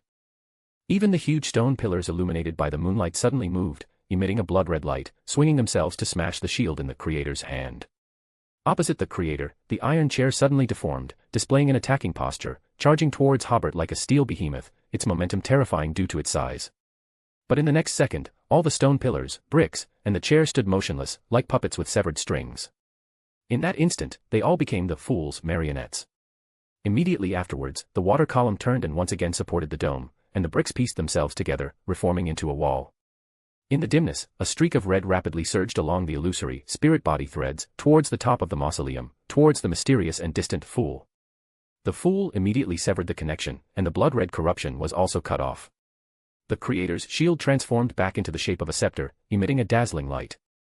The temperature in the mausoleum immediately rose, and the bricks, stone pillars, and iron chair that had been illuminated by the moonlight burned with golden flames. These things regained life, but were quickly burned to ashes by the golden flames. Within their bellies, there was a small ball of crimson moonlight. Under the strong light, they lost their place to reside, and were ultimately scattered by the light, reduced to nothing. Within the barrier, any outer god's power was no match for the combined efforts of the creator and the fool. However, one had to be wary of the outer deity's corruption. The corruption were of very high level, completely mismatched with the power they displayed. Like the moonlight in the mausoleum, although it seemed to have disappeared, the corruption remained, only weaker. Because the Black Emperor in this mausoleum had disappeared, it no longer had any mystical function. Coupled with the fact that most of the walls and stone pillars had been destroyed, and most of the high platform had been burned away, the mausoleum began to collapse. Roselle raised his hand and said, "Thank you both." Then he turned to signal Bernadette to leave immediately, but just as Bernadette was about to transform into a torrent of information, she noticed her father turn back and stride towards the door of the mausoleum. Bernadette seemed to understand something, and didn't rush to leave, quietly following behind her father. Roselle reached out and forcefully pushed open the door. Whoosh! Because the interior of the mausoleum was burning and in a state of severe oxygen deprivation, air rushed in through the door crack, creating a whistling sound like a strong wind. Roselle pushed open a large crack in the door, then stepped out from inside, looking at the tall trees in front of him, as well as the mutated or beyonder creatures in the jungle. He laughed heartily twice. At this moment, 5 figures ran out of the jungle, the elderly Edwards and Benjamin, the young Green, and the middle-aged William and Polly. The 5 knights immediately knelt on one knee, addressing him as, Your Majesty. Seeing them, Roselle was initially excited, but after clearly seeing their condition, he understood what was happening. You are all loyal and brave knights. Reliable companions. He smiled wryly with some helplessness. However, after experiencing some things, I suddenly realized that human power is ultimately limited, and some things always feel powerless. Wait here for a while and help me govern this island.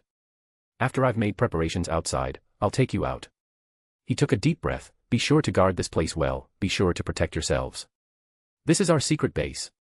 The 5 knights immediately replied, Yes, Your Majesty. Roselle raised both hands high. People of Intis, your emperor has returned. The old era is over, and a new era is about to begin. The mountain behind Roselle collapsed, as if proclaiming his rebirth. Join the Church of Miss Raven and become a Sequence 9, reader patreon.com/keyoffstars for more chapters. Chapter 741, 701.5, Audrey's Degenerate Wedding Night, R18. Join patreon.com/keyoffstars and become a Sequence 9, reader for hundreds of additional chapters and over a dozen stories. Okay, there I wrote one for Audrey LOL. The chapter has been updated, so if you go back to 701, you should see it there too. Audrey turned the lights off, dimming the room. As a noble, she had received a certain degree of education regarding bedroom affairs, but experiencing it was another matter. Audrey shyly removed her clothes, revealing a lacy white brassiere and exquisite panties, courtesy of Emperor Roselle's innovative designs. Hobert, being more experienced, took the lead and pressed his lips against hers. The warmth of his lips sent a rush down Audrey's spine. His hands roamed her body, feeling her breasts and buttocks. Hobert couldn't help but compare them to Furs. Furs had smaller, medium-sized breasts, with slightly darker nipples than Audrey. Audrey's breasts felt soft and springy, like marshmallows. But Hobert wouldn't favor one over the other. He continued to kiss her, pushing his tongue into her mouth. Their tongues fought a fierce yet short battle before Audrey gave way to Hobert, letting him do as he pleased. Hobert played with Audrey's pink nipples, pinching and pulling at them lightly. His other hand pushed aside her underwear and slipped a finger inside her wet hole, feeling the walls of her pussy clench and squirm. Ah! Audrey let out a moan and her knees went weak, nearly collapsing to the ground. Audrey had touched herself before out of curiosity, but had never stuck anything inside. Her face was flushed, embarrassed that she had let out such a sound. Even more embarrassing for her was how quickly she had orgasmed. Clear, viscous fluids ran down Hobert's hand and her legs. She noticed that Hobert's face had been completely buried in her cleavage, his lips pressed against the pale flesh of her breasts, and his slightly heavy breathing made her feel a little itchy. He took in her milky scent, mixed with the lavender and moonflower extract soap she used. Feeling something hard pressed against her leg, Audrey's eyes shifted downward and saw a hard bulge stretching Hobert's pants taut. Her legs rubbed together involuntarily, a bead of cloudy love fluid running down her thigh. Hobert whispered into her ears, "You're curious how it feels in real life, right?" He guided her delicate hand down and placed it on his cock. Even through the fabric, she could feel the shape and size. The heat invaded her palm, traveling up to brain. Biting her lips lightly, Audrey's eyes lit up. The noble young lady knelt in front of him and removed his pants. She carefully grasped the erect penis and jerked it up and down awkwardly. As her hands moved, the shaft became as hard as steel, and a few strands of transparent precum flowed out of the top of the huge tip, and a faint smell of lust filled the room. Unable to suppress her inner desire any longer, the girl opened her mouth slightly, and her small tongue tip poked out, curiously licking the tip. She tried to open her mouth wide, imitating what she had seen while traveling through the dream world, and swallowed the cock as much as possible. MMMMP. Hobert couldn't resist, firmly grasping the sides of her head with his hands and pushing in further. He felt the tip poke the back of her throat, touching her uvula. Audrey looked up at him with an innocent expression, tears forming at the corners of her green eyes. She continued to suck the penis in her mouth while slightly raising her head, her eyes meeting his. Hobert rocked back and forth, slowly fucking the inexperienced Audrey as she learned to use her tongue. Unlike Furs, who had read various detailed stories, Audrey relied on her intuition and the scenes she had witnessed in the dreams of others. Hobert, how is it?" Audrey said, releasing the cock from her mouth temporarily. Hobert stroked her head, his fingers running through her well-groomed, blonde hair. "I love it." Audrey beamed and continued with a bright smile, as if she weren't taking a cock into a mouth. She continued with enthusiasm, finding Hobert's weak points. As a spectator, she only needed to observe Hobert's expressions and adjust. "Ah, that's good, use your tongue more. Don't be afraid of making noises, your voice is beautiful." Her tongue ran over the tip, lapping up the precum that was flowing out. The thick cock swelled in her mouth as she sucked, and she was almost unable to keep it in. Audrey, I'm coming. Hobert warned right as he came, giving no time for her to pull away, even if she wanted to. Audrey relaxed her mouth and diligently sucked, swallowing as much of the thick cum as she could. Her cheeks ballooned as cum overflowed, spilling from her mouth. Pearly white drops of thick semen dripped from her chin onto her collarbone and chest, running down the gap between her breasts. She opened her mouth, letting the viscous fluid pool around her tongue. She swallowed it all, savoring the unfamiliar taste of her husband. Audrey hugged Hobert close and whispered into his ear, "Mr. Emperor, would you like for me to wrap my breasts around your penis?" Hobert wrapped his arm around her waist, squeezing her soft ass. "Of course, my dear Audrey." He laid down on the bed, letting his hard cock stand up like a pillar. Audrey clamped her soft tits around the hot shaft and stroked it. To provide extra lubrication, Audrey used her own saliva, letting it flow from her mouth and pool around the tip of his cock. Her pink nipples seemed to become harder and more swollen as she pressed her breasts together. Hobert groaned and reached his hand to pinch her nipples. "Ma!" Audrey cried out. She was extremely sensitive right now and couldn't help herself. Even the lightest stimulation was enough to make her come. Hobert was getting impatient, as her breasts alone were not enough for him. A titfuck was merely foreplay. He picked her up by the waist and threw her onto the bed, large enough to fit 3 people side by side. Regardless of the girl's shyness, Hobert spread her pale and slender legs apart. The translucent wet mark in the center of her crotch and the faint pink under her underwear revealed the owner's desire, instantly attracting all his attention. The noble and demure Audrey, at this moment, was in heat, begging to be fucked. The exquisite panties were slowly taken off, pulling out a long, transparent, erotic thread of fluid.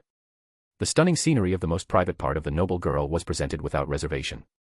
Hobert ran his finger across her pubic mound, feeling only sparse wisps of golden hair. Her slit was tightly closed, forming a pink line. There was a sheen of wetness all around her pussy that coated her inner thighs. Hobert ran his tongue down her inviting slit, before prying open her virgin hole. He tasted the most private place of Backlund's most dazzling jewel, lapping up the love juice that gushed out like a fountain. Audrey climaxed several times in the span of just a few minutes. "Hobert, please. I am ready." Hobert didn't waste any time teasing her anymore, thrusting into her.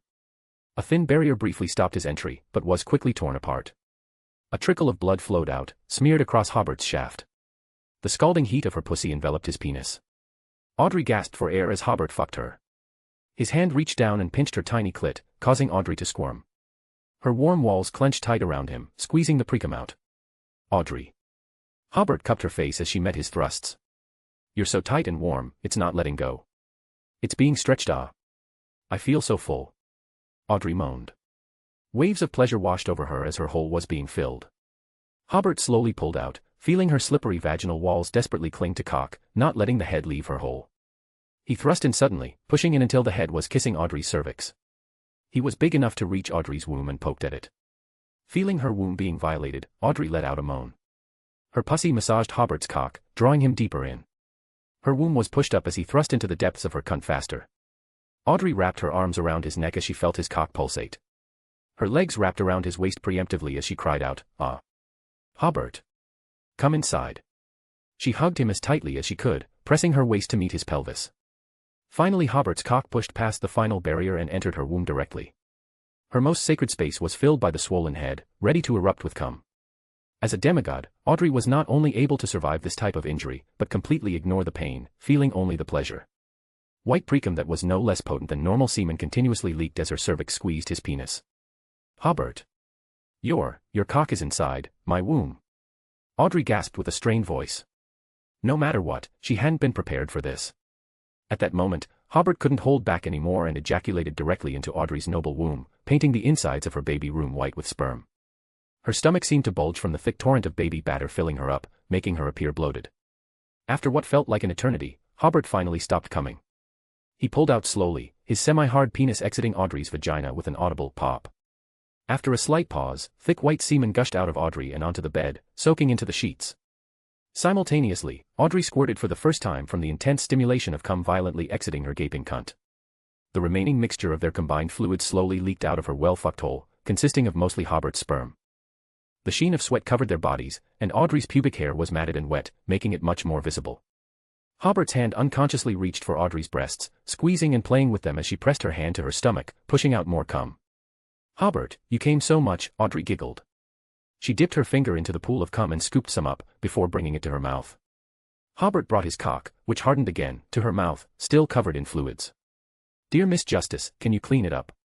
He pressed the tip to her lips and she took it in without blushing at all. This time, her head bobbed, cleaning up every nook and cranny of their fluids. She bathed the tip with her saliva and cleaned off any residue of cum and her love juices with her tongue. Soon, Audrey felt a couple more spurts hit the back of her throat. She coughed, struggling to swallow such thick fluids. After finally swallowing everything and cleaning her husband's cock completely, it was time for round 2. Join patreon.com/keyoffstars and become a Sequence 9 reader for hundreds of additional chapters and over a dozen stories. Chapter 742, Chapter 738, A Normal Tarot Meeting. Join the Church of Miss Raven and become a Sequence 9 reader. patreon.com/keyoffstars for more chapters. Roselle glanced at his 5 nights again, then waved his hand abruptly, turning into a torrent of information with Bernadette and leaving.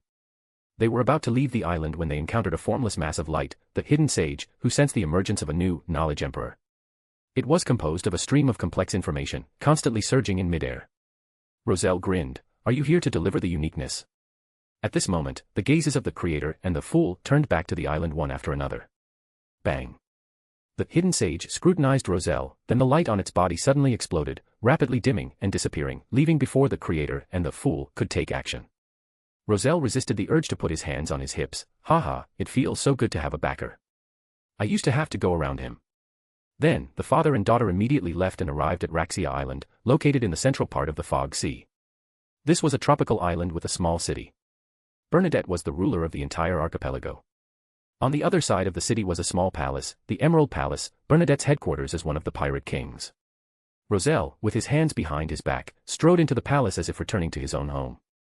Because Roselle's portrait hung in the Emerald Palace, Bernadette's subordinates and servants immediately recognized who it was, and they rushed to kneel. "Your Majesty." Roselle nodded grandly and walked all the way to the main hall, discovering that the structure here was a miniature version of White Maple Palace. This made him sigh for a long time. After pausing in the main hall for a while, he smiled and said to Bernadette, "Child, at that time I knew I was a huge source of danger, so I had to let you leave. I hope you don't." "I know," Bernadette smiled. "I understand everything." Roselle looked at his daughter and smiled. "What a beautiful and considerate princess. I wonder what lucky dog will be favored by you." Bernadette's smile became more sincere, as if she had returned to the days in White Maple Palace, when the father and daughter had casual conversations. Her father only said some crude but very reasonable words in front of her. Thinking of this, Bernadette could no longer restrain herself, took 2 quick steps and embraced her father. She had waited too long for this hug, so long that she had forgotten whether it had been decades or centuries. Roselle was immediately a little flustered, but soon he calmed down. I'm back. After embracing for a long time, the father and daughter sat down and continued talking. Roselle said seriously first, "The corruption on me is still very serious. Give me a separate courtyard and try not to come." But after seeing his daughter's expression, he immediately changed his words. "I mean, we can have dinner together every half-month." Seeing his daughter nod, the old father secretly breathed a sigh of relief and quickly changed the subject. "What is the situation in various countries now?" I knew it, these idiots will definitely change back to the Republic." "What? Intis was defeated in the World War. What about the hegemony of the past? Are they really capable? The southern continent can also have a powerful country." "A what?" "Atlantis." "Heh. Ah, nothing, I'm just sighing that the name is very, very novel. If I'm not mistaken, this should be the country established by Hobert, right? Don't ask why, I just know. Well, if I haven't guessed wrong, the creator should have a powerful ally. Yes, it's the fool." After roughly learning about the current international situation, Roselle said, "Get ready." Bernadette was stunned. "Prepare for what?" "Of course, prepare to return to White Maple Palace," Roselle smiled. "Intis will definitely be defeated miserably in this war in the southern continent. The capital of the Balam Empire, Sivas." A middle-aged man dressed in Balam civilian clothes was walking quickly on an empty street in the eastern part of the city. After looking around and seeing no one, he quickly opened a door on the side of the road, flashed in, and then quickly closed the door. It was daytime, but the inside of the door was pitch black, and nothing could be seen. Only a blurry figure could be seen near the wall on the inside. "Has the location been confirmed?" the figure asked. "Confirmed," the middle-aged man said. "It's at the death altar outside the city." That was a huge altar, specially used to worship the underworld emperor. The reason it was so large was because a large number of slaves were slaughtered every year to please the underworld emperor, so a huge venue was needed. The middle-aged man asked again, "When will we act?" "Tomorrow afternoon, at 3 o'clock. "Why at this time?" The blurry figure said, according to our continuous tracking of the King of Atlantis and the two queens, we have found that they rarely show up or handle affairs at 3 o'clock on Monday afternoons. After further observation and investigation, we have determined that they are unlikely to appear during this time period, which is an opportunity for us. The middle-aged man asked, where did they go? I don't know, the blurry figure said. We have used many methods of divination, but we have not divined any clues. Then the figure suddenly smiled, you ask too many questions. You should have already betrayed us, right? The middle-aged man's eyes narrowed, and just as he was about to escape, he found that his vitality was rapidly draining away. The originally pitch-black room was being corroded by a pale white, receding little by little. The angel of the Balaam Empire has arrived. At this time, the blurry figure instantly became illusory and disappeared before the pale white completely occupied the room. The middle-aged man seemed to realize something, turned around and ran outside, shouting something. But soon he was surprised to find that his voice was hoarse and unpleasant, more like the cry of a monster. The next second he fell to the ground and lost his life. At this time, a cold figure entered the room, and after just looking at the corpse on the ground, completed the process of spirit mediumship, Monday afternoon. After Hobert rescued Roselle, he returned to the southern continent and learned about the battle situation. That afternoon, he went to Longtail Island again to participate in the tarot gathering with Furs. The two of them lay on the bed as usual, chatting while waiting for the start of the tarot gathering. Furs said, the Abraham family suddenly obtained a large number of Beyonder characteristics. According to my observation, there are 2, Key of Stars, 3, Traveler, and many demigod level and middle sequence Beyonder characteristics. Teacher Dorian prayed to Mr. Fool, asking where these Beyonder characteristics came from. Mr. Fool responded that it was the relics of Mr. Dor. Hobert smiled, I roughly know about this matter. So he told Furs about the process of Amon becoming a god, picking out the parts that could be said. For Furs, Amon was the enemy, and his becoming a god was definitely not a good thing. Finally, Hobert said, those characteristics should have been sent by Amon and shattered by him. This surprised Furs a little, I mean, why did he do this? Maybe he also admires Mr. Dor, Hobert said seriously. Being sealed for 1 or 2,000 years, fighting against corruption and madness day and night. Finally returned to the real world, but when he realized that he had brought the danger back to his hometown, he resolutely gave up everything. Furs looked at the ceiling for a long time without speaking, it's very tragic. Yes, Hobert said meaningfully. This is the Beyonder world. Then he asked, Dorian didn't say he wanted to give you 1 or 2 Key of Stars Beyonder characteristics. Furs shook her head with a smile, that's the Abraham family's, not his own. He promised that after I digest the potion, he will help me advance to Wanderer. Hobert sneered, TCH, who cares? I have to tell Dorian sometime, if you can't become a king of angels, then the Abraham family shouldn't even think about having an angel. Furs opened her mouth, this is not very good. Hobert said again, this is the Beyonder world. However, immediately afterwards he was wondering how to get 2 sequence 1 writer Beyonder characteristics from Adam. It can't be that between the 2 queens, one is a king of angels, and the other is an ordinary angel, right? Fortunately, he also thought that after Adam became a god, he could imagine 2 sequence 1 characteristics and separate 2 author characteristics from his body. This was an opportunity. When the time was right, he could kill the 2 authors, or find something suitable to trade with Adam. Just as he was thinking about this, the vision of the 2 people was covered by gray fog. This week's tarot gathering began. Good afternoon, Mr. Fool. Justice Audrey's greeting has become a symbol of the tarot gathering. After the greeting session, the Fool, Klein slowly said, let's begin.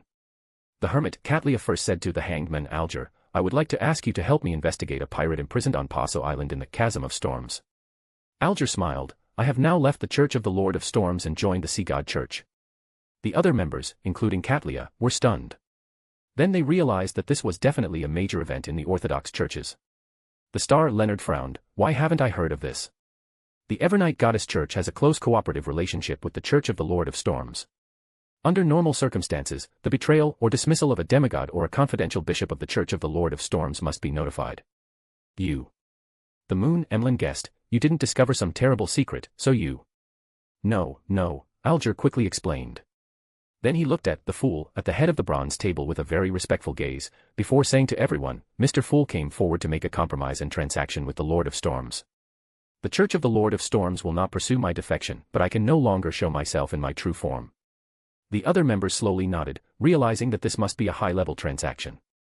Only the Fool behind the gray fog was a little confused. I just asked you to wear a mask to become the Pope of the Sea God Church. When did I make a transaction with the Lord of Storms?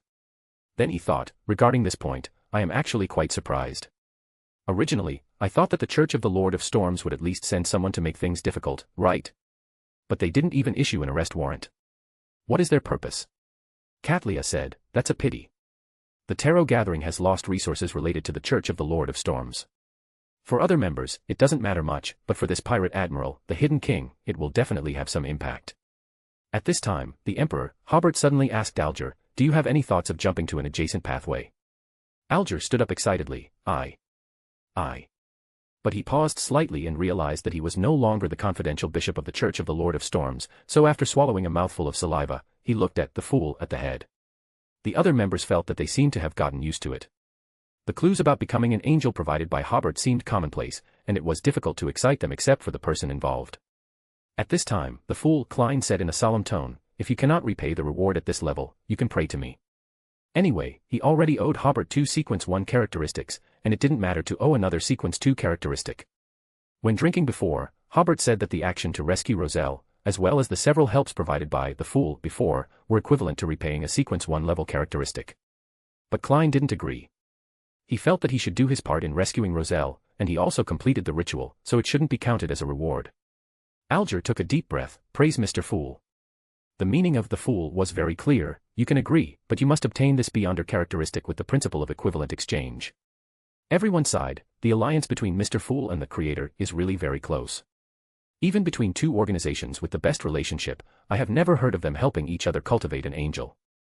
Alger said to the Emperor, again, I am willing to jump to other pathways. May I ask what pathway will I jump to? And what price should I pay? Hobert smiled, the Hanged Man pathway. What he was talking about was the Grade 0 sealed artifact, 0 to 74, Fallen Mask currently in his possession. This sealed artifact was a Grade 0 sealed artifact seized from the Fasak Empire during the South Balam Civil War. Because of the considerable negative effects, the Creator rarely bestowed it on his believers. Giving it to Alger can be considered making the best use of it. Currently, Hobert has already transferred 4 Grade 0 sealed artifacts, namely 0 to 73 Death Domain, which may be traded with the Evernight Goddess Church, 0 to 70 Creation Bracelet, which was traded with the Sanguine, 0 to 82 Crystal Light Screen, which was traded with the Hermit Katlia, and 0 to 74 Fallen Mask, which was traded with the Hanged Man Alger today. Audrey, sitting opposite Alger, smiled, congratulations, Mr. Hangman, this pathway is your code name.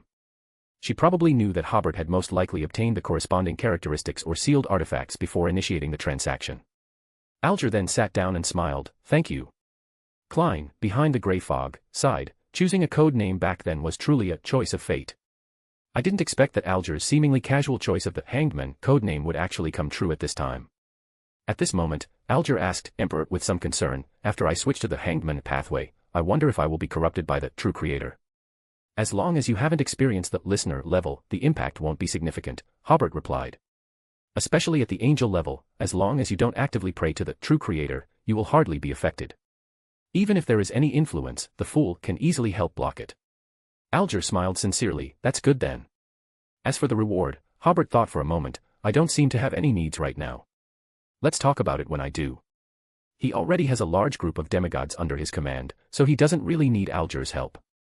Alger immediately said, okay, if you have any needs, you can always come to me. After this transaction ended, Audrey and Magician Furs both looked at son Derek. Derek felt a little uncomfortable being stared at. Wah, what's wrong? Furs smiled and said, I look forward to the day when Mr. Emperor can suddenly ask you, do you have any thoughts of jumping to an adjacent pathway? That way, the Tarot Club could have all members as angels in the future. The other members didn't quite understand what magician meant, but Klein behind the grey fog immediately understood. Hobert's 2 queens also have hope of advancing to angels. When did angels become so worthless? At this time, Leonard asked Emperor, I heard that in the southern continent battlefield, the air forces of the northern continent countries were almost completely wiped out, and only 1/10 of the more than 4,000 airships returned. Yes, Hobert gave a definite answer. Leonard asked again, how did you do it? How else could we do it? Emlyn smiled. Of course, angels took action. It's already very good that 1/10 could fly back. Leonard said seriously, as far as I know, there was no confrontation at the angel level at that time. Both sides seem to be very cautious about confrontations at the angel level. At most, angels just meet each other and won't immediately clash. Both sides are very clear that in this angel level confrontation, it is impossible to end without the death of 2 or 3 angels. So, before they have a certain degree of certainty, both sides are relatively restrained. Overall, Atlantis' strength is dominant, but Hobert's main concern is still with the Balam Empire. He will launch a decisive battle at ease after he solves the hidden dangers of the Balam Empire. The Paz Kingdom is seeking allies everywhere, striving to hold back Atlantis' angels in the decisive battle, and then get a chance to negotiate. Emlyn heard this and said, "Then, how did you do it?" "We invented a new type of weapon," Hobert explained with a smile. "In front of that new weapon, airships are completely like slow-moving targets. From now on, airships will withdraw from the army's ranks, and this type of soldier will decline as a result." The other members were all stunned and realized the unusual nature of this matter. Leonard asked again, "Is it convenient to reveal what kind of weapon it is?" "Anti-aircraft guns," Hobert replied. "There's nothing to hide. Because after the airships are gone, the anti-aircraft guns will temporarily have no use." Klein behind the grey fog pondered for a moment and sighed, as Hobert said, "In front of anti-aircraft guns, airships are really like moving targets." Well, this is an advantage that only transmigrators have. Seeing that the other members couldn't imagine the scene, Hobert, after consulting Mr. Fool, manifested the situation on the battlefield at that time. The sound of bang bang bang bang bang resounded in the giant palace, and everyone gradually opened their mouths wide, seeing the vulnerability of airships in front of anti-aircraft guns. At that time, Hobert watched the entire war from beginning to end from a distance. He only showed everyone a few wonderful scenes of anti-aircraft guns wreaking havoc. After watching it, Emlyn sighed, "All the air forces can be cut." "No," Hobert said seriously. "A new type of air force is about to appear. We have already developed an electric airplane." The most surprised was Klein, but at this time he could very smoothly transfer his surprise to world airplane. Hobert explained, "It's a remote-controlled airplane, not a manned airplane. With the current motor power, it is not enough to drive a manned airplane." World nodded, "In other words, you directly jump to the drone stage." "Not that advanced," Hobert explained again. "Without signal transmission relay, the airplane's combat radius is not large, and it relies on visual observation to strike the enemy. So, it is also necessary to specially develop telescopes for airplane pilots to use." World said, "Oh," and Klein could roughly imagine the scene. Standing at the highest point, the Air Force wearing special telescopes, manipulating remote-controlled airplanes to do suicide attacks, blowing up the enemy's headquarters or difficult-to-capture bunkers. Or, the current Air Force can act together with the ground forces. It is not clear whether they are still considered the Air Force or Special Road Combat personnel. Except for Furs, the other members were all in a state of confusion. This was the first time they had heard the word airplane, and of course, they had no corresponding concept in their minds. Furs, who is often on Longtail Island, occasionally goes to visit airplane test flights, so she basically understands what it is all about.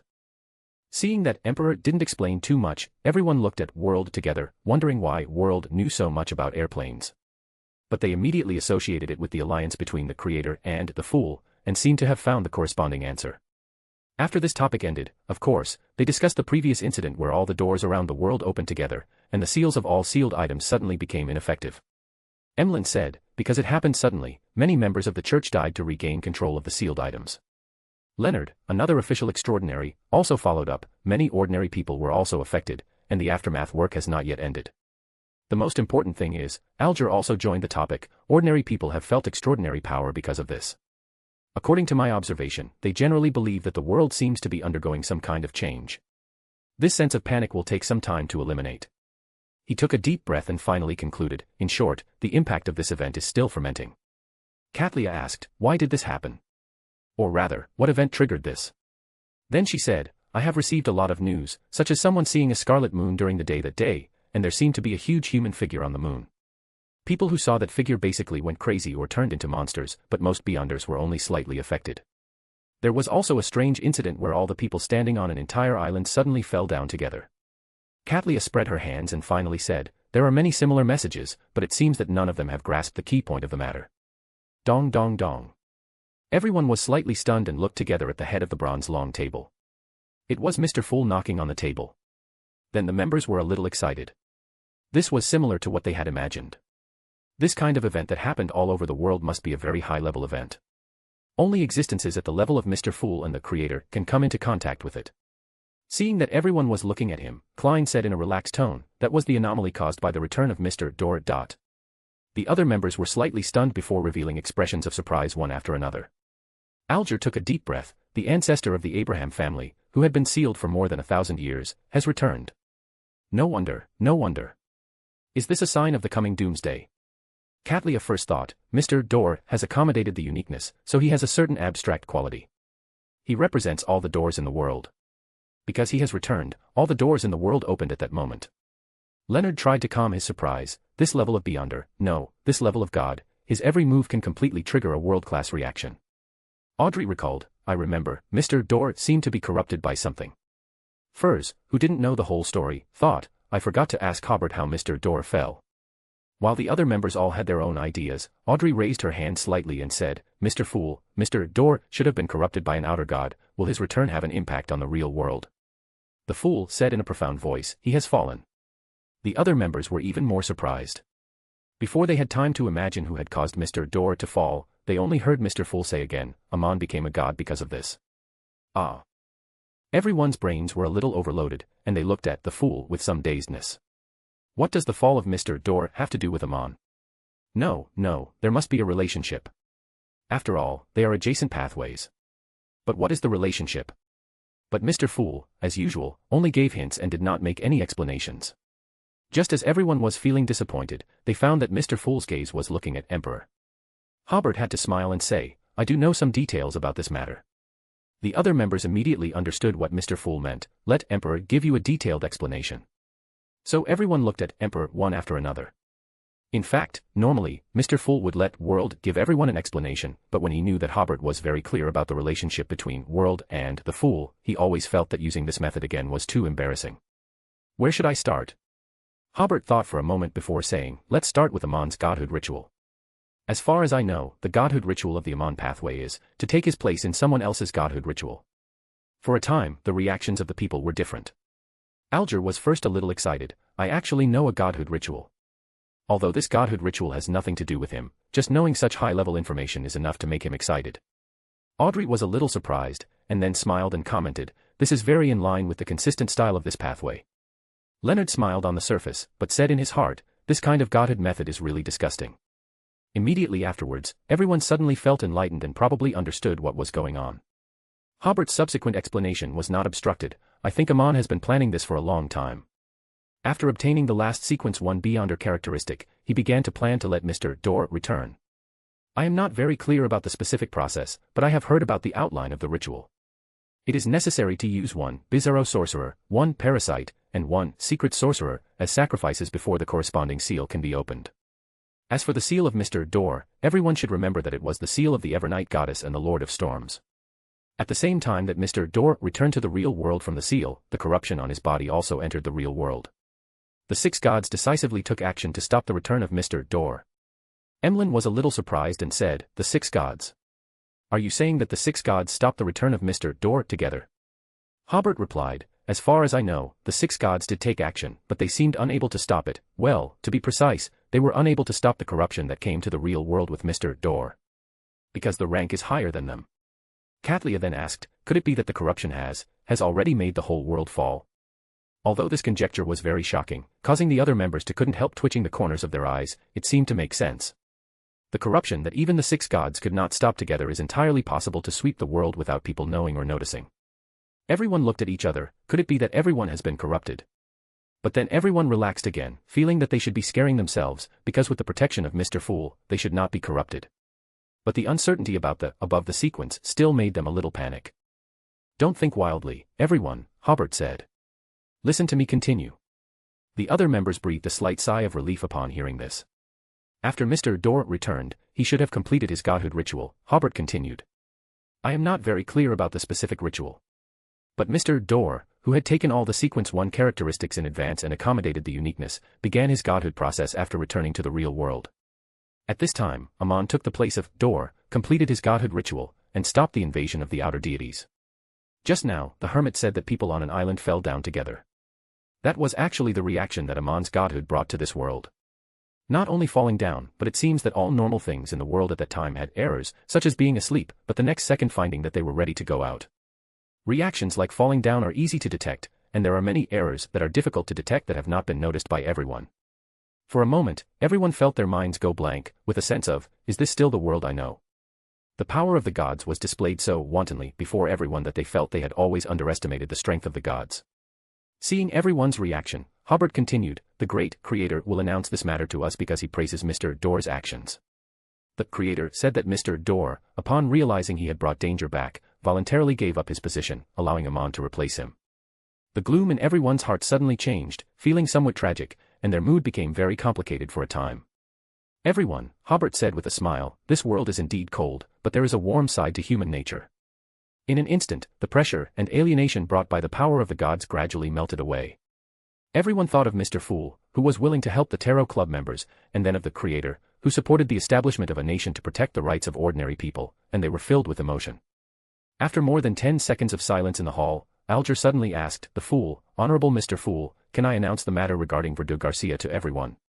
The Fool slowly nodded. Only then did Alger say, regarding Amon's plan, I do have some guesses.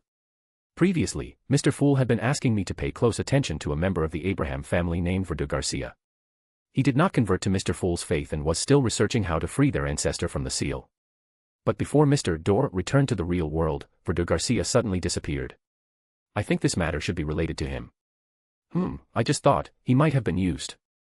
After all, he is only a sequence 7, and it is impossible for him to hunt down 3 demigods. Katlia, who had rich mystical knowledge, nodded, that's possible. Amon is likely hoping to use him to avoid some penalties for breaking the seal or something like that. The information provided by Alger made the context of the matter clearer. Amon used Verdu Garcia, a member of the Abraham family, to rescue Mr. Dor from the seal, and then replaced Mr. Dor to become a god. At the same time, everyone realized that Mr. Fool seemed to have been paying attention to this matter for a long time. Of course, he had to pay attention. That was Amon, Mr. Fool's enemy. In other words, Mr. Fool had already noticed Amon's plan through Verdu Garcia, but why didn't Mr. Fool disrupt Amon's plan? Moreover, judging from Emperor's tone, the Creator was also just watching at the time and did not seem to stop it. Or did Amon use some means to deceive the 2 gods? By the time they realized something was wrong, it was too late. But everyone only dared to think about such questions in their hearts and did not dare to ask. After a few seconds of silence in the hall, Leonard asked, Hermit Katlia, someone witnessed Emperor Roselle in the fog sea. Is this true? Leonard put it very euphemistically. In fact, the spies that Intis had placed on Raxia Island heard that someone in the Emerald Palace had witnessed Emperor Roselle. Katlia took a deep breath, it's true. Her expression was a little complicated, I just received confirmation. Moreover, Queen Mystic Bernadette specifically instructed in the letter, this matter does not need to be kept secret. The meaning was to let her spread the news as reasonably as possible. Katlia had very complicated feelings about Emperor Roselle. Influenced by the Queen Mystic, Emperor Roselle had always been her spiritual leader. She also hoped that the Emperor would be resurrected so that the Queen Mystic could be in a better state. However, after Emperor Roselle was really resurrected, Katlia felt a sense of loss somewhere in her heart, as if she would no longer be able to receive the Queen Mystic's attention in the future. Audrey also joined the conversation, the Emperor is resurrected. Oh my God, another ancient figure is resurrected. Then she seemed to think of something, has the Emperor become the Black Emperor again? But according to her observation and speculation, the Creator is the god of the Black Emperor pathway and now seems to be seeking to become the corresponding Great Old One. Not really, Katlia rubbed her forehead and said, I don't know the specific situation, but the Emperor is not the Black Emperor now. Everyone knew the characteristic of the Black Emperor being able to resurrect. Alger asked curiously, can the Black Emperor resurrect as a god of another pathway or a high sequence beyonder? The world suddenly said, no. He said in his usual hoarse voice, it was the Fool and the Creator who helped Roselle temporarily get rid of the outer god's corruption. Some reports from the Church of the Sea God made Klein realize that Roselle did not intend to hide his resurrection. There should be some plans in this. His resurrection process should soon no longer be a secret. Klein believed that if this guy had any plans, he would definitely borrow the names of the Fool and the Creator to boost his own momentum. After hearing this, the other members fell silent again. Emlyn almost immediately thought, that makes sense. The members who were each thinking were slightly stunned. Katlia was the first to react, what makes sense? Emlyn said, when Amon became a god, Mr. Fool and the Creator were rescuing Roselle. Everyone suddenly understood, that's right, no wonder they couldn't stop Amon from becoming a god. The world then exchanged a glance with, the Emperor, should we explain? At this time, Alger suddenly discovered, I remember that the one who corrupted Mr. Dor and corrupted the Emperor was the same outer god, right? The other members also recalled this matter and all looked like, so that's how it is, this must be the plan of Mr. Fool and the Creator. They used Mr. Dor to return to the real world, and the outer god's attention was all on Mr. Dor and Amon, taking the opportunity to rescue Emperor Roselle. After saving Emperor Roselle, Mr. Fool and the creator arrived at the location where Amon became a god, but it was too late to stop him, so they just watched for a while. After seeing everyone's expressions, Hobert roughly guessed what they were thinking. He was a little dumbfounded and glanced at the world. Forget it. Sometimes the truth is not important. After this topic ended, everyone discussed the current international situation for a few more sentences, and the Fool Klein announced the end of this tarot gathering. Join the Church of Miss Raven and become a Sequence 9, reader patreon.com/keyoffstars for more chapters.